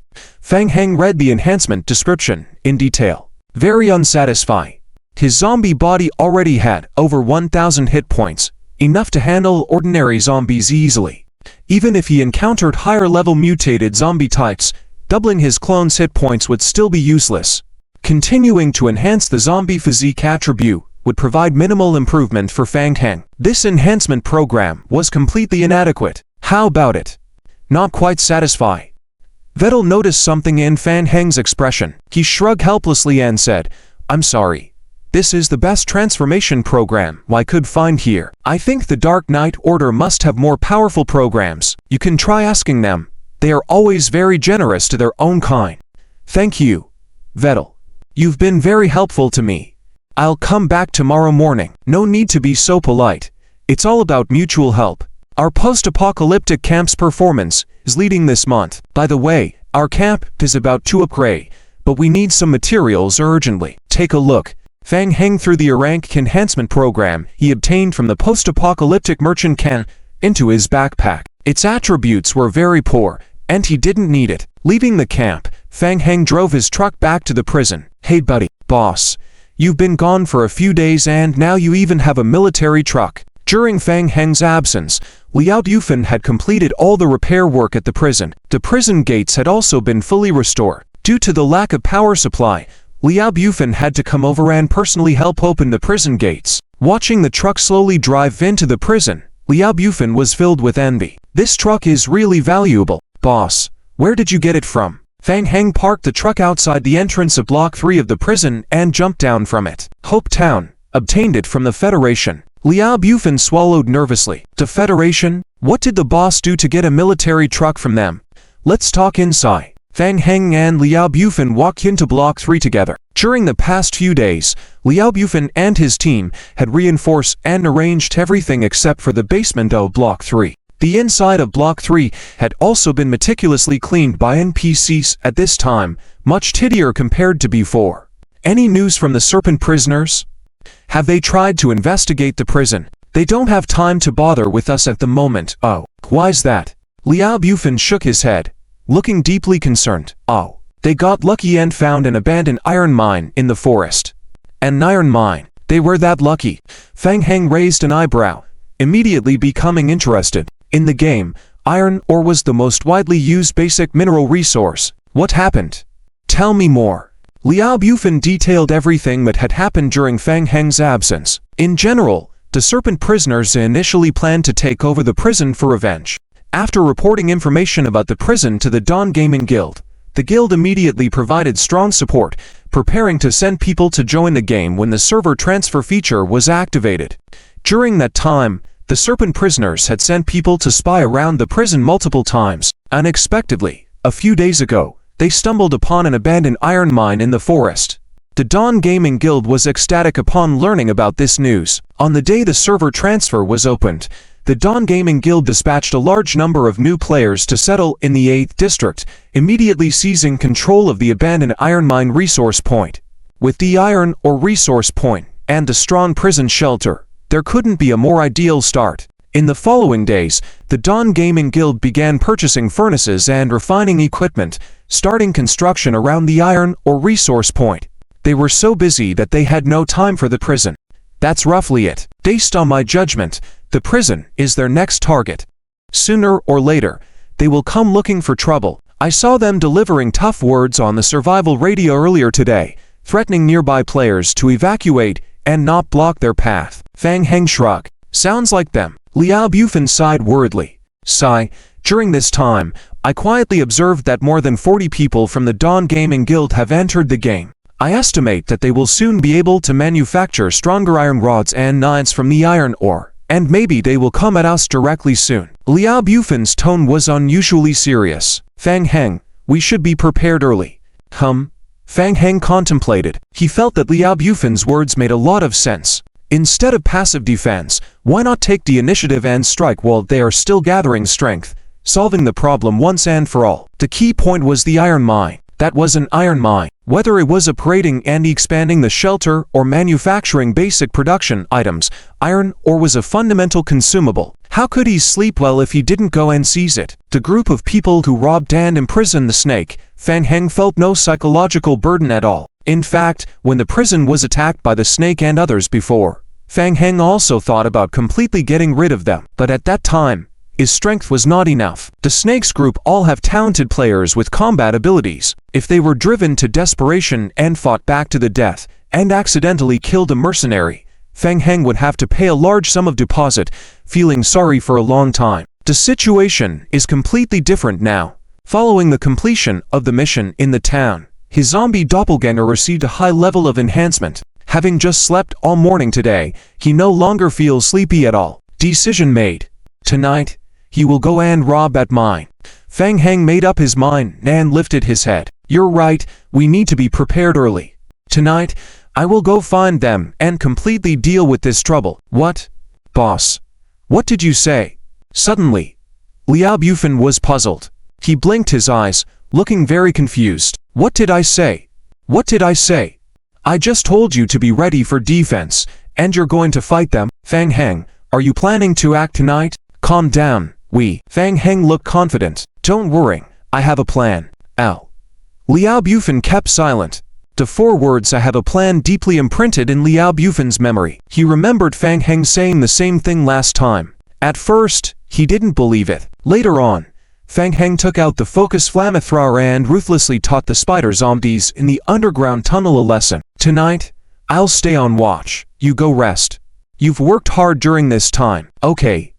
I'll nap then. Call me if anything comes up. Liao Bufan quickly understood. Why was he worrying so much? Whatever the boss says goes. If he says fight someone, just fight them. Don't worry about it. Just hold on to the boss's coattails. After Liao Bufan went offline, Fang Heng walked out of the 3rd floor building. He controlled the vine zombies on the military truck back and forth several times, moving all the corpse vines into the newly built large underground shelter. After thinking for a while, Fang Heng personally made a wooden sign that said "Do not enter" and posted it at the entrance of the underground shelter. Anyone who dared to enter would be out of luck. After completing all this, Fang Heng ordered the 8 vine zombies to head to the abandoned iron mining area. He returned to the private lounge on the 1st floor that had just been cleared. Fang Heng lit a bonfire and set up a barbecue rack. As he played with the skewers on the grill, he pondered. The upgraded vine zombies had an 8-to-2 win ratio in one-on-one combat against first-tier mutated zombies. So how effective would they be in real combat against players? Currently, very few players had reached level 5. At most, they could handle ordinary zombies. Using vine zombies should easily crush them, right? After all, his vine zombie doppelganger had a health pool of 1,000 points, at least 6 to 7 times that of an average player. Not to mention the 30% physical damage reduction and the skill that instantly recover 80% of its health. Moreover, they could release vine entanglement skill in close combat. Thinking about facing such a large group of vine zombies himself, it was terrifying to think about it. Fang Heng involuntarily rubbed his hands together. He was getting impatient. Using the prison snake and his group as test subjects for the vine zombies' damage was a good idea. Besides, we can also gain a mine. Fang Heng was in a good mood. He opened the game log to check on the vine zombies' status. Initially, the Dawn Game Guild didn't believe what the prison snake said. A player who, within a few days of the game's launch, single-handedly occupied the entire prison and even built a large shelter. Could that be possible? You're definitely kidding me. That's not the end of it. That player even recruited several high-level NPCs and had firearms. If you're going to lie, at least be more sincere. But to the surprise of the game company, the prison snake was not lying. After confirming it multiple times, the guild immediately made a decision. They gathered players to prepare to settle in the 8th zone, aiming to occupy the prison and rapidly expand in the game around the prison. But soon, things changed. An abandoned iron mine was found in the forest near the prison. This suddenly made Zone 8 of the zombie apocalypse become the top priority for the Dawn Game Guild's recent work. With the rich resources of the mine and the powerful shelter, what kind of dreamy start was this? After discussions within the upper echelons of the Dawn Game Guild, it was unanimously agreed to invest the maximum resources in Zone 8. A total investment of 200 main deity points. Almost all the guild's budget for this year was invested here. At night, inside the temporary hut built in the abandoned mine, the prison snake and several other players sat around the bonfire. The prison snake held a newly forged iron knife in his hand. Looking at the reflection of a face on the blade, a hint of fierceness appeared on the prison snake's face. Because high-level players within the Dawn Gain Guild had long surpassed level 5 and could not enter the game, after careful consideration and deliberation, the team command in the game was handed over to the prison snake. The prison snake knew that the people in the prison had guns, and if a direct confrontation occurred, the casualties would be too high. So this time, he planned to focus on developing honestly. In pursuit of revenge, the prison snake put in his utmost effort. These days he had put in a lot of effort in constructing the abandoned mine. Modules, furnaces, iron shovels, all the 200 main deity points obtained from the Gain Guild were invested into the construction of the abandoned mine. Fortunately, everything was worth it. The newly forged iron knife in his hand was the best proof. The iron mine had officially started operations, and in another 2 to 3 days, all the members of his team would be equipped with iron knives, and the guild-provided explosives would also arrive. With the increased combat power, he could easily go and confront the people in the prison. Just a little longer. Let them struggle a few more days. The day of revenge would soon come. To wipe out the shame and take over the prison. Stand firmly in the game world. Become superior. As the prison snake was feeling mentally invigorated, 2 new players hurriedly ran over from outside the temporary residence. Snake bro, something's wrong. We're being attacked by zombies. Useless. You can't even handle a few zombies. The prison snake scolded. He didn't pay much attention to it. The mine had never been safe, and wandering zombies often came to cause trouble, especially at night. Sometimes there were several waves in a row. Come on. Let's go check it out together. The prison snake drew out his iron knife and led more than a dozen players from the temporary residence back to the cave entrance to provide support. Rushing to the cave entrance, the prison snake immediately noticed a few players who were continuously retreating, while using bows and arrows for long-range attacks on the zombies. They were shooting while retreating. There were only 8 zombies. Why were they so pathetic? The prison snake frowned. The guild's new players were getting increasingly incapable. Sean, you all are scared by just these few zombies. The prison snake sneered contemptuously, took a large step forward, and charged towards the nearest zombie swaying towards them. It was a good opportunity to try out the newly acquired iron knife. The all-people game. Starting from the zombie apocalypse, hang the prisoner snake holding an iron knife, take big strides forward, heading straight for the swaying zombie coming towards you. Snake bro, don't go over there. Be careful. Seeing the movements of the prisoner snake, the players holding wooden bows and retreating all shouted. The prisoner snake paid no attention. He was very confident, raising his iron knife up towards the zombie's neck to strike. He believed this strike was perfect. Whether it was the angle or the force, it was impeccable. With this strike, there was a chance the zombie's head could be chopped off. Click. The confident prisoner snake's expression changed. The big knife unexpectedly got stuck on the zombie's neck. The prisoner snake paused. Couldn't cut through. Was the iron knife a poor quality product? Hiss, hiss. In the next moment, several vines sprang out from the wound on the zombie's neck where the iron knife had cut through. The vines quickly spread along the big knife and reached out towards the prisoner snake's wrist. Damn. What is this thing? Startled, the prisoner snake quickly released the handle of the iron knife and retreated backwards. The further away from that strange zombie, the better. Snake bro, that's a mutated zombie. Just a moment ago, 2 brothers fell into its hands. Absolutely must not get close for melee. Use long-range attacks. Everyone stay away. Don't let them get close. The new players were explaining to the newly arrived reinforcements in a flurry of voices. Asterisk. Why didn't you say earlier? Gritting his teeth, the prisoner snake retreated into the crowd. He had never seen this type of mutated zombie before that could actually grow vines out of its body. He almost fell for it. Since melee wasn't effective, then use range arrows to shoot it dead. The prisoner snake also took out a wooden longbow from his backpack, aiming at the mutated zombie while retreating. As a long-range weapon in the early stages of the game, the wooden bow was more cumbersome to use, requiring constant reloading and aiming. Additionally, the accuracy of the wooden bow itself was not that great, with at least 2 to 3 arrows missing out of 10 shots. The prisoner snake was shooting arrows while moving back with the others. Soon, he noticed something was wrong. Why were these zombies so tough? Over a dozen players had been shooting at 8 zombies for over 10 minutes. Almost every mutated zombie had 30 or so arrows stuck in their bodies. Yet they were still lively and energetic. There were no signs of injuries on them, still swaying and approaching as before. It seemed like these arrows were completely ineffective against them. Damn it, where did these mutated zombies come from? Beads of sweat dripped down the prisoner snake's forehead. What's going on? The game had only started a few days ago. Why were high-level mutated zombies suddenly appearing? And all at once like this? This didn't match the game's settings at all. What made the prisoner snake feel the most despair was they were running out of spare wooden arrows. Unable to hold on much longer, their ranged wooden arrows posed very little threat to these zombies. After careful observation, the prisoner snake made a horrifying discovery. It seemed like these zombies had a solid armor made of branches and vines under their damaged skin. The arrows simply couldn't penetrate this armor. Why are these zombies so tough? Damn, I'm out of arrows. Can someone lend me some? Snake bro, can't retreat anymore. We're about to be cornered. A chill ran down the prisoner snake's spine.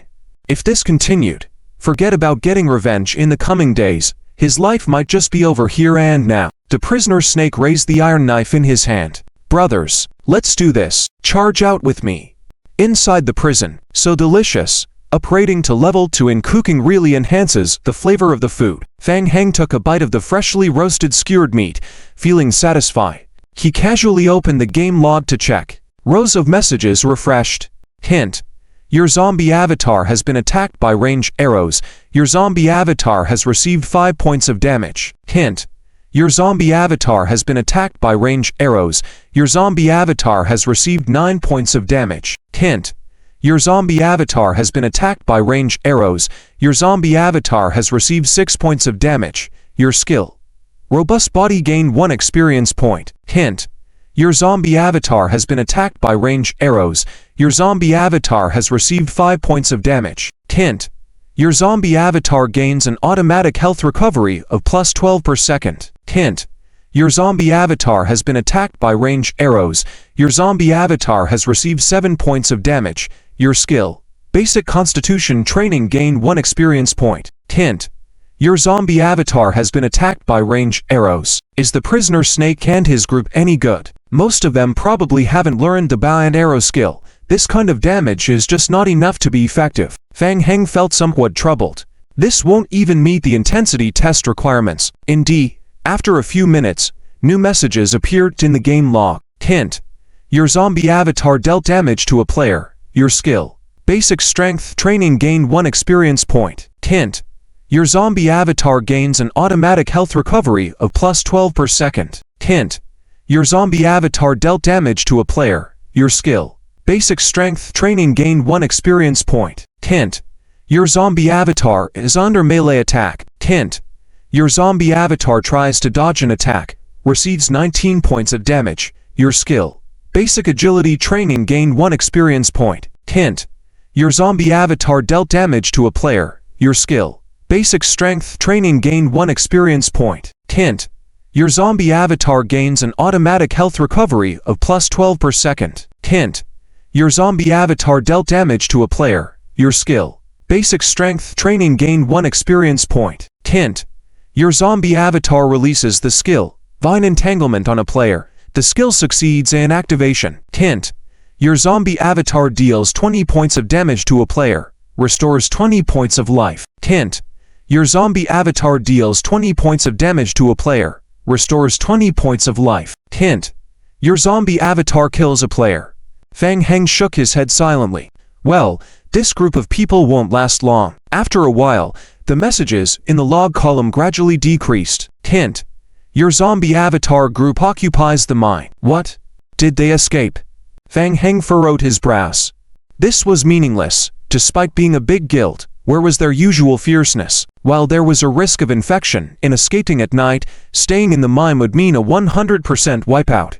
Feeling disappointed, Fang Heng had hoped to resolve this issue completely tonight. He rechecked the records and tallied the losses. In this battle, there were no casualties on their side. 7 enemies killed, and for enemies severely wounded. Fang Heng pondered.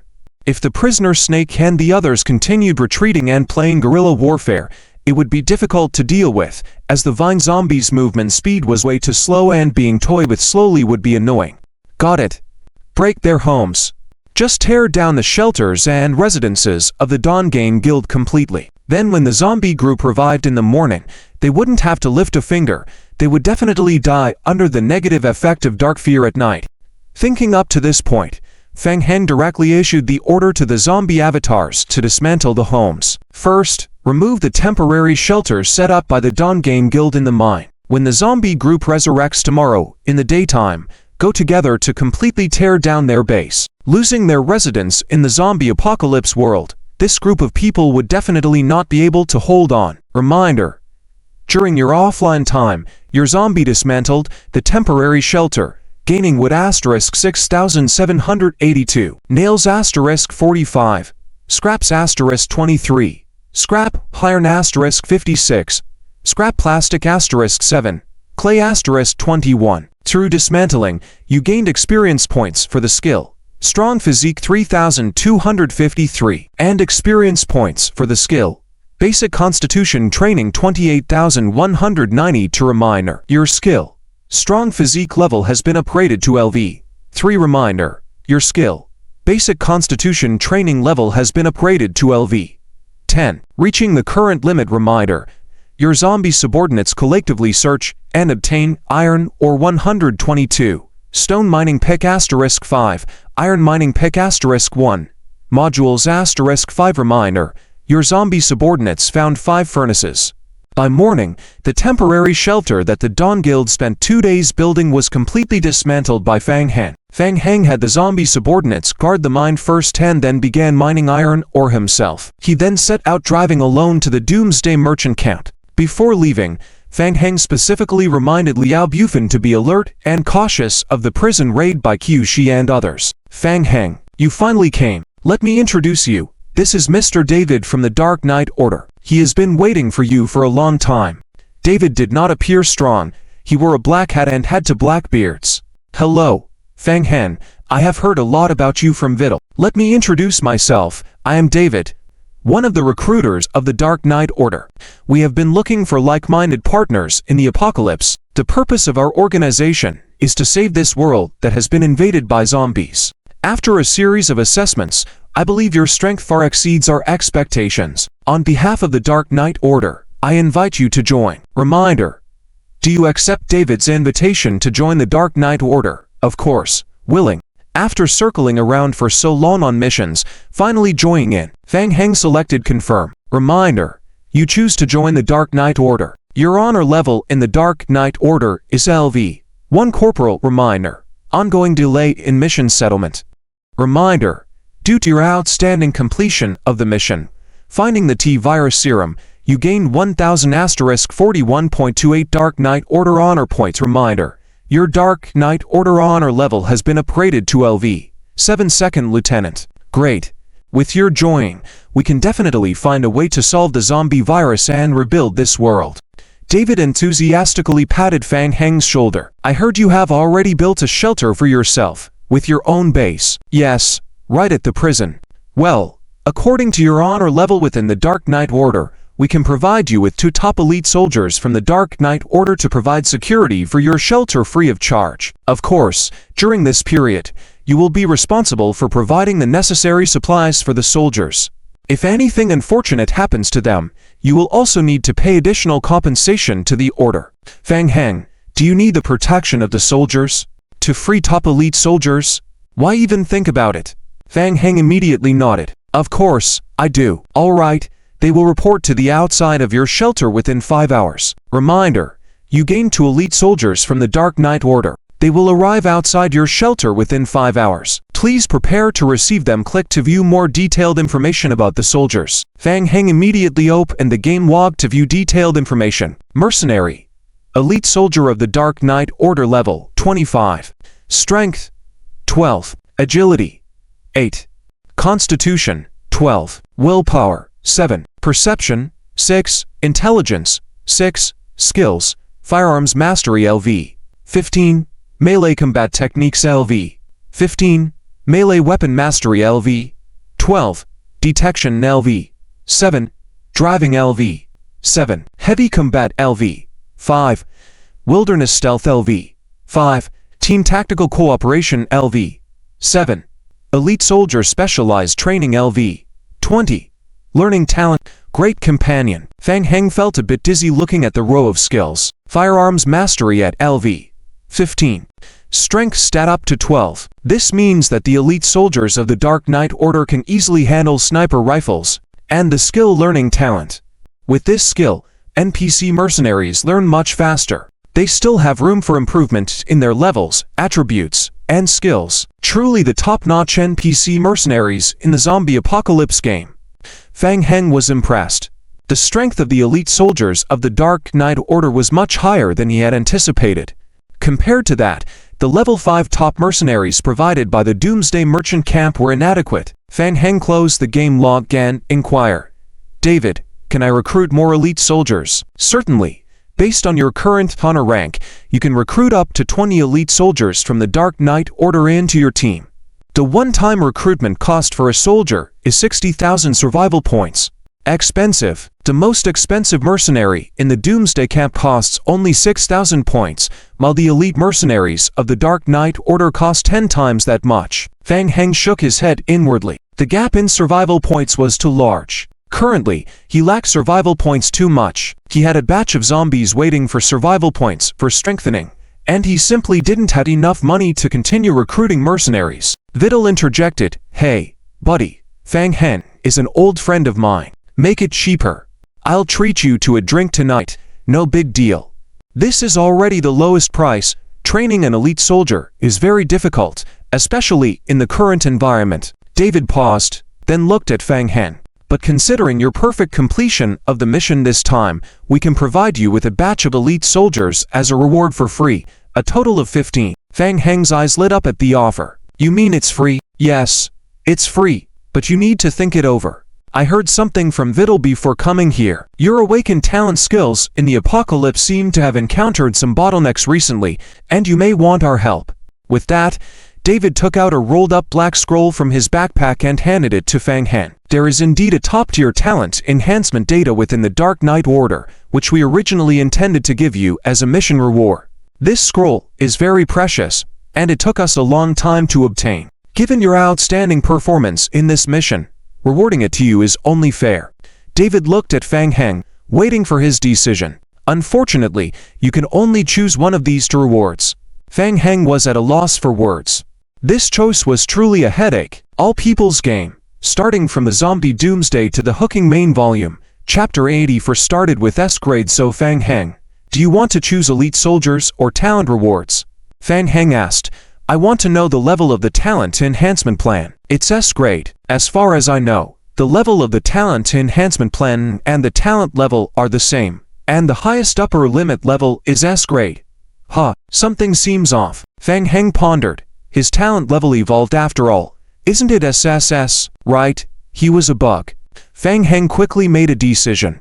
Choose the enhancement plan. The Dark Knight's NPC mercenaries are quite strong, but he doesn't need them urgently right now. 2 mercenaries defending the prison are already enough. After all, he only has 3 sniper rifles on hand. Plus, with the Vine zombie guards inside the prison, even if another 10,000 snake prisoners come, they would all end up dead. Fang Heng believed that the prison's security was already guaranteed. Now that he has successfully joined the Dark Knights, he can slowly figure out how to earn survival points. As long as he spends time, mercenaries can always be exchanged for. However, the enhancement plan is different. Missing this opportunity will make it difficult to obtain from other sources. Fang Heng believed that he couldn't keep stalling at level 10 without upgrading and keep waiting to gather enhancement plans. The earlier the talent enhancement is completed, the earlier the level up, the bigger the gap he can create with other players. "I choose the enhancement plan." David smiled and turned to look at Vettel. See, he would choose the enhancement plan. "TCH, lucky dog, I'll treat you tonight. We won't return until we're not drunk." David handed over the black scroll in his hand. "This is your deserved reward. You did very well, and these survival points are extra rewards from the Knights. Hint: mission rewards are delayed completion settlement. Hint. You obtained a personal talent enhancement plan *1. Hint. You can consume 1,000 survival points to appraise this plan. Hint. You received an additional 19,299 survival points compensation reward, plus an additional 19,000 survival points. He could modify a few more vine zombies. Fang Heng's attention was quickly drawn to the S-grade enhancement plan. S-grade, the highest level talent enhancement plan in the game. Let's see what the attributes are. With the plan in hand, Fang Heng immediately spent points to appraise it. Hint. You deducted 1,000 survival points to complete the appraisal. You obtained a personal talent enhancement and remodeling plan. Zombie Summon. Personal talent enhancement plan. Zombie Summon. Enhancement plan level. S. Enhancement explanation. Collecting relevant materials can complete the talent enhancement. Enhancement effect explanation. You can use summoning ability to forcibly summon your zombie avatar to your side. Fang Heng's brow slightly furrowed. The skill effect seems very trash. But upon careful consideration, this skill still has a lot of operational space. For example, in the simplest sense, when the zombies are transporting goods, it can save a lot of time. In terms of combat, if Fang Heng wants to attack the enemy base, he can secretly infiltrate enemy lines alone. And then, snap. A snap of the fingers. A group of zombies instantly teleport into the enemy's base. But still, dissatisfied. Alright, Fang Heng, the mission rewards have been distributed. I need to hurry back to the Dark Knights. Your findings in Hope Town are very useful for our team. Everyone is waiting for me to return. Hey, David, Sergeant, what about our drink tonight? Next time for sure. David hopped on the motorcycle, then suddenly remembered something and took out a map from his backpack to hand to Fang Heng. Almost forgot. These are the locations of our Dark Knights outposts nearby. You can contact us at any of them, anytime. Usually, we also issue missions to Knight members there. Of course, in case of a special trouble, we will also contact you through various end-of-days merchant camps. We'll see each other soon, friend. For saving this world. David waved goodbye and rode off on his motorcycle. Most of the Dark Knights people are like him. They're always striving to save the world. Vettel came over with 2 bottles of beer and handed one to Fang Heng. I'd say even in the end of days, one must learn to balance work and rest, right? Well, balancing work and rest doesn't mean drinking beer early in the morning. Fang Heng took the beer, clinking it with Vettel. You're right, Vettel. Vettel took a big sip of beer. By the way, Fang Heng, someone came looking for you last night. Who? Mr. Q, that eccentric scientist, the one you helped with the delivery last time. Q Yaokon, that guy who looks a bit off. Fang Heng nodded. What did he say? He asked me to tell you that the potion you wanted is ready. You can go and collect it, and bring the goods you promised him. Vettel was curious. Q seldom calls himself. What did you promise him? Evolution crystal fragments for research. Fang Heng pondered. It seems that the potions Q Yaokon asked him to make last time are ready. While the zombies have not yet revived, he might as well go and see Q Yaokon, get the potion first to improve basic attributes, and deliver the second major harvest in Hope Town. Alex's tissue sample to him. Maybe he can squeeze out some treasures from him. After all, he's an advanced scientist in the game.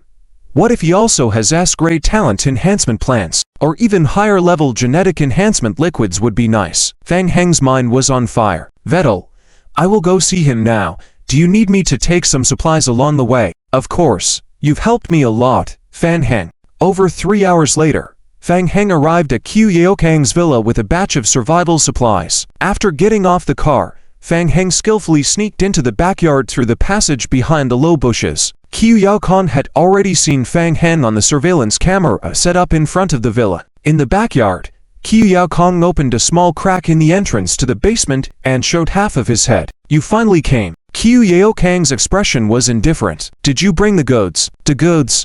Evolution crystal fragments? Yes, I brought them. Only then did Q Yaokang nod satisfactorily and fully open the door leading to the basement. He walked out of the basement and carefully looked at Fang Heng. Help me move the goods inside first, thank you. I can do it alone. Good. During this time, Fang Heng's strength and physical attributes had greatly increased, allowing him to easily move several heavy boxes by himself.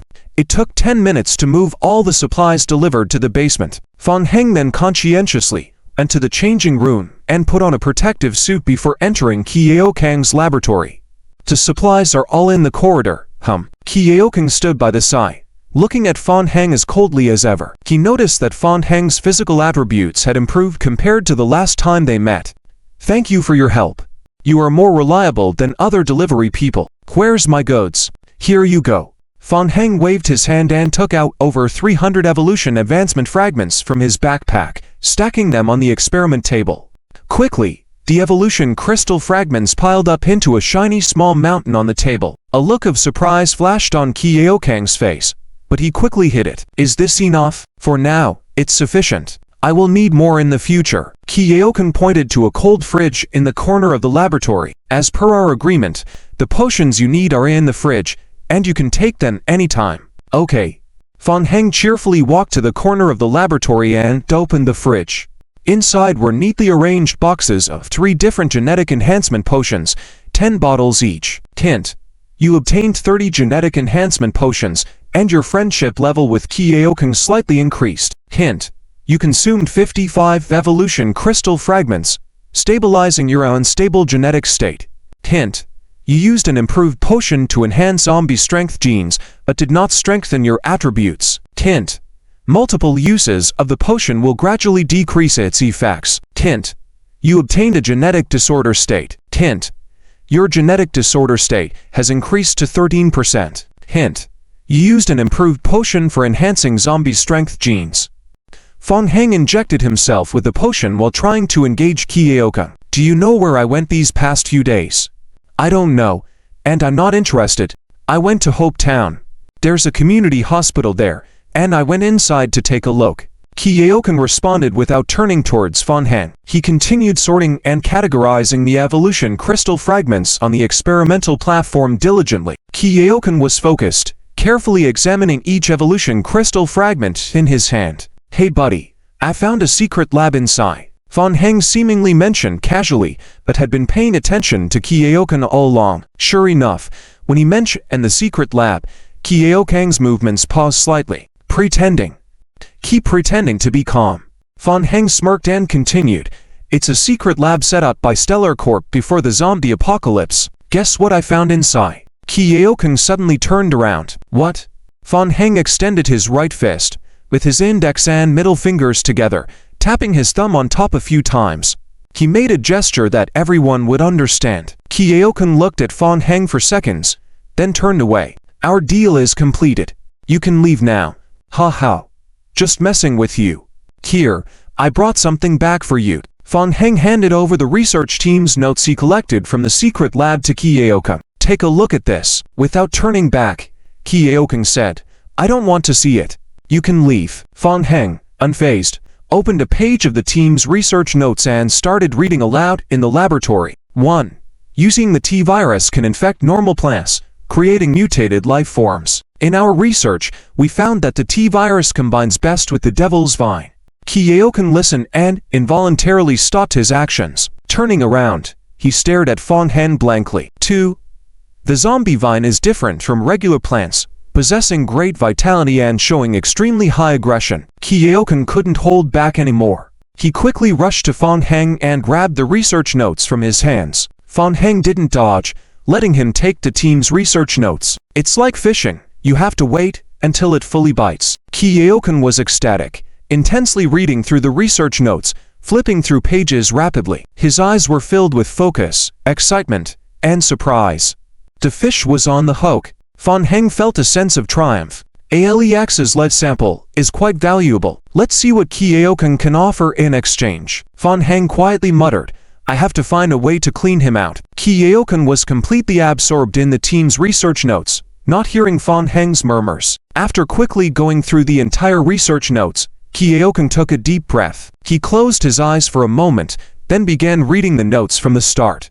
This time, Kyeokang read through the team's notes word by word, meticulously examining every detail on the pages. Fan Heng was patient, yawning and waiting for Kyeokang to finish reading the entire team's manual.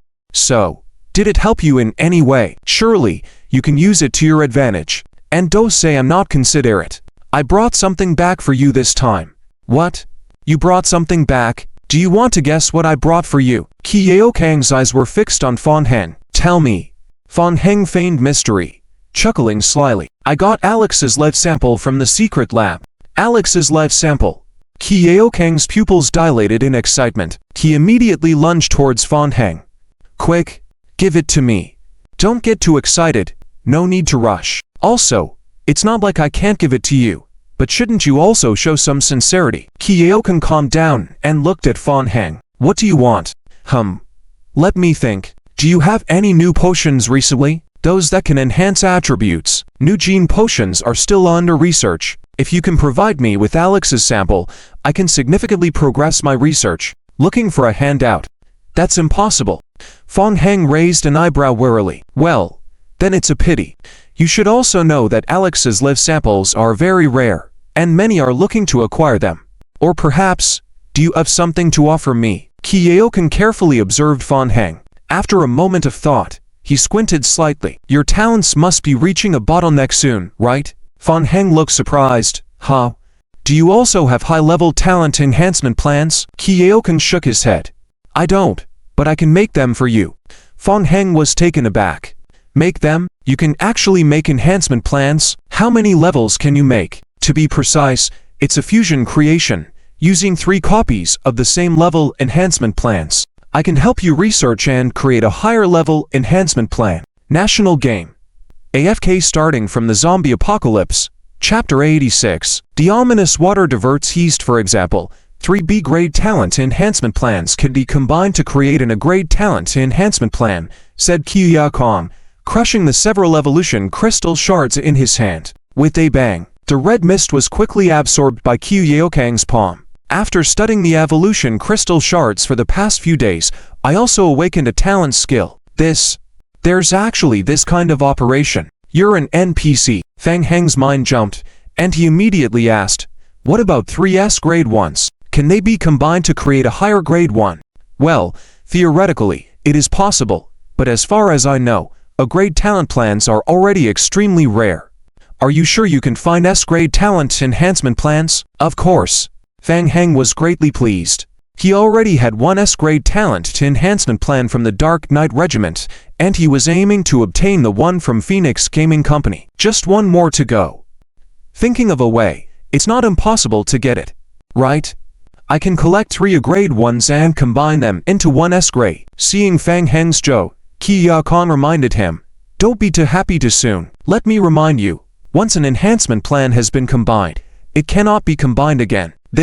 Fan Heng's excitement diminished suddenly. In other words, don't think you can create an S-grade enhancement plan by combining 9 B-grade ones. Also, the fusion materials require evolution crystals as mediators, and you are responsible for this part.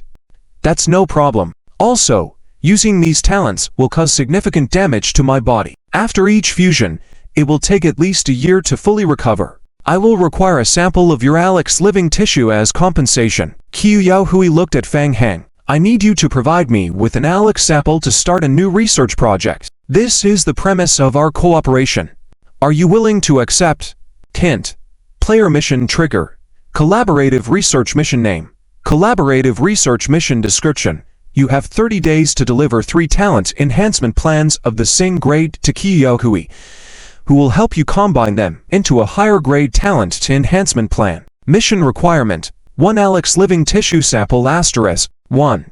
Time limit: 30 days. Fan Heng carefully read the mission instructions. It was true. Just like his talent attributes, there was a hidden higher grade above S grade, known as SSS grade. However, reaching SSS grade required extremely strict conditions to trigger. Teal. Fan Heng had no reason to refuse and immediately accepted the mission. He handed over a sample of Alex research. I will quickly find 3 enhancement plans to bring back.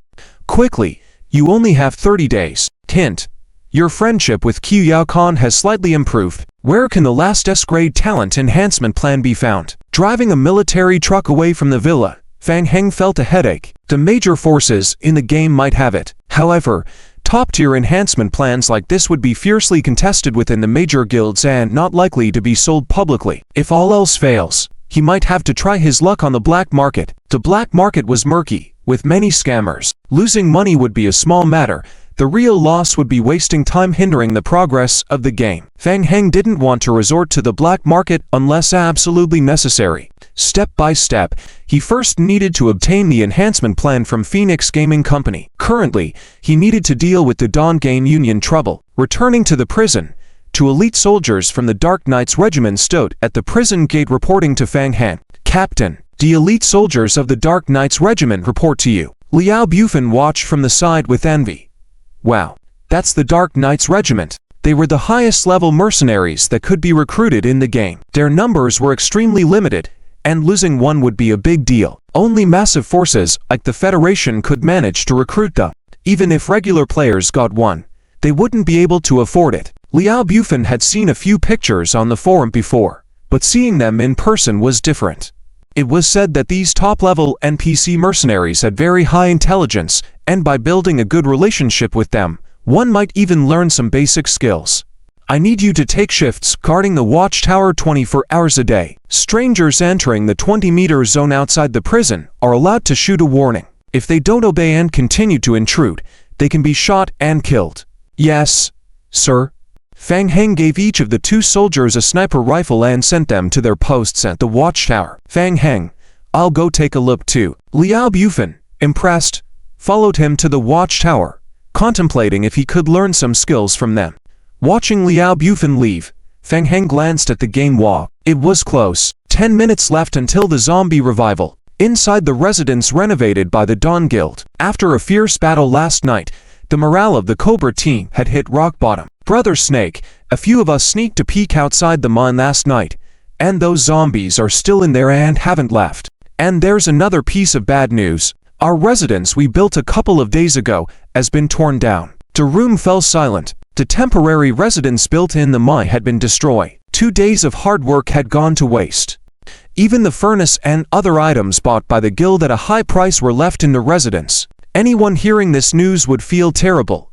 For the Cobra team, hearing this was even more distressing. It was over. The Dawn Game Union had invested a large amount of God points to build the mine. If they didn't quickly find a way to recapture it and recover the losses, the upper echelons of the Union would definitely want to tear him apart when they heard this news. With a bang, Cobra couldn't contain his anger and kicked the corner of the table.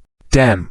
He couldn't understand why the zombies kept targeting him. It was the same last time, and now again. The attacks were even stronger this time.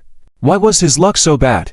Why was he the only one having such bad luck? Comparing to the people at the prison, why could they easily occupy the prison? Why didn't the zombies go after them? Suddenly, Cobra's eyes lit up. He got it. The prison. Those people there were well equipped, right? The mutated zombies they encountered last night were strong, right? What would happen if the two groups fought each other, provoking trouble and guiding the mutated zombies to the prison? The more Cobra thought about it, the more feasible the plan seemed. If both sides suffered losses, he wouldn't lose out. The best outcome would be a mutual defeat, with him reaping the benefits alone. A kill. Brothers, I have an idea. Cobra smirked, briefly explaining the plan to lure the mutated zombies into the prison to the players. The players were immediately enlightened upon hearing it. It's feasible. Divine Zombie had high health and powerful close combat abilities, but its movement speed was still as slow as an ordinary zombie. The danger posed by the mutated zombies wasn't significant. All right, gear up. We're leaving now. Cobra, eager to make up for his past mistakes, made a quick decision and led the players back to the mine once again. Inside the abandoned mine, several zombies are continuously swinging pickaxes to mine iron ore. The lone remaining zombie, shuttling back and forth, carrying the iron ore mine from the cave and stacking it in a corner. This scene confuses the group of people hiding and observing in the shadows. What is going on? What are these zombies doing? Are they cooperating to mine? Since when did zombies develop such high intelligence? A player nudged the perplexed group of observers. Snake Brother, what do you think? Snake Brother gritted his teeth. Attack. The Dawn Guild is very unhappy with him. This is his last chance. Snake Brother cautiously pulled out a wooden bow from his backpack, aiming at the zombies. Swish. Due to the distance, the arrow lost most of its power when it landed behind the vine zombie, getting bounced off by the vine armor under its skin. Click. After being attacked, the vine zombie paused, turned around, and looked towards Snake and his group. Release the arrows. Snake gestured. Dozens of people simultaneously raised their wooden bows. Swish, swish, swish. Another round of arrows rained down. Divine zombies carrying iron ore all turned around. They dropped their pickaxes and stumbled towards Snake and his group. Success. Seeing the distracted zombies approaching, Snake felt elated. Quick, lure them to the prison. Snake immediately led the players towards the cave exit. Luring the zombies was not as easy as imagined. It required a delicate balance. Snake noticed that these zombies seemed to have a unique attachment to the mine. If they got too far, the vine zombies would run back to the cave.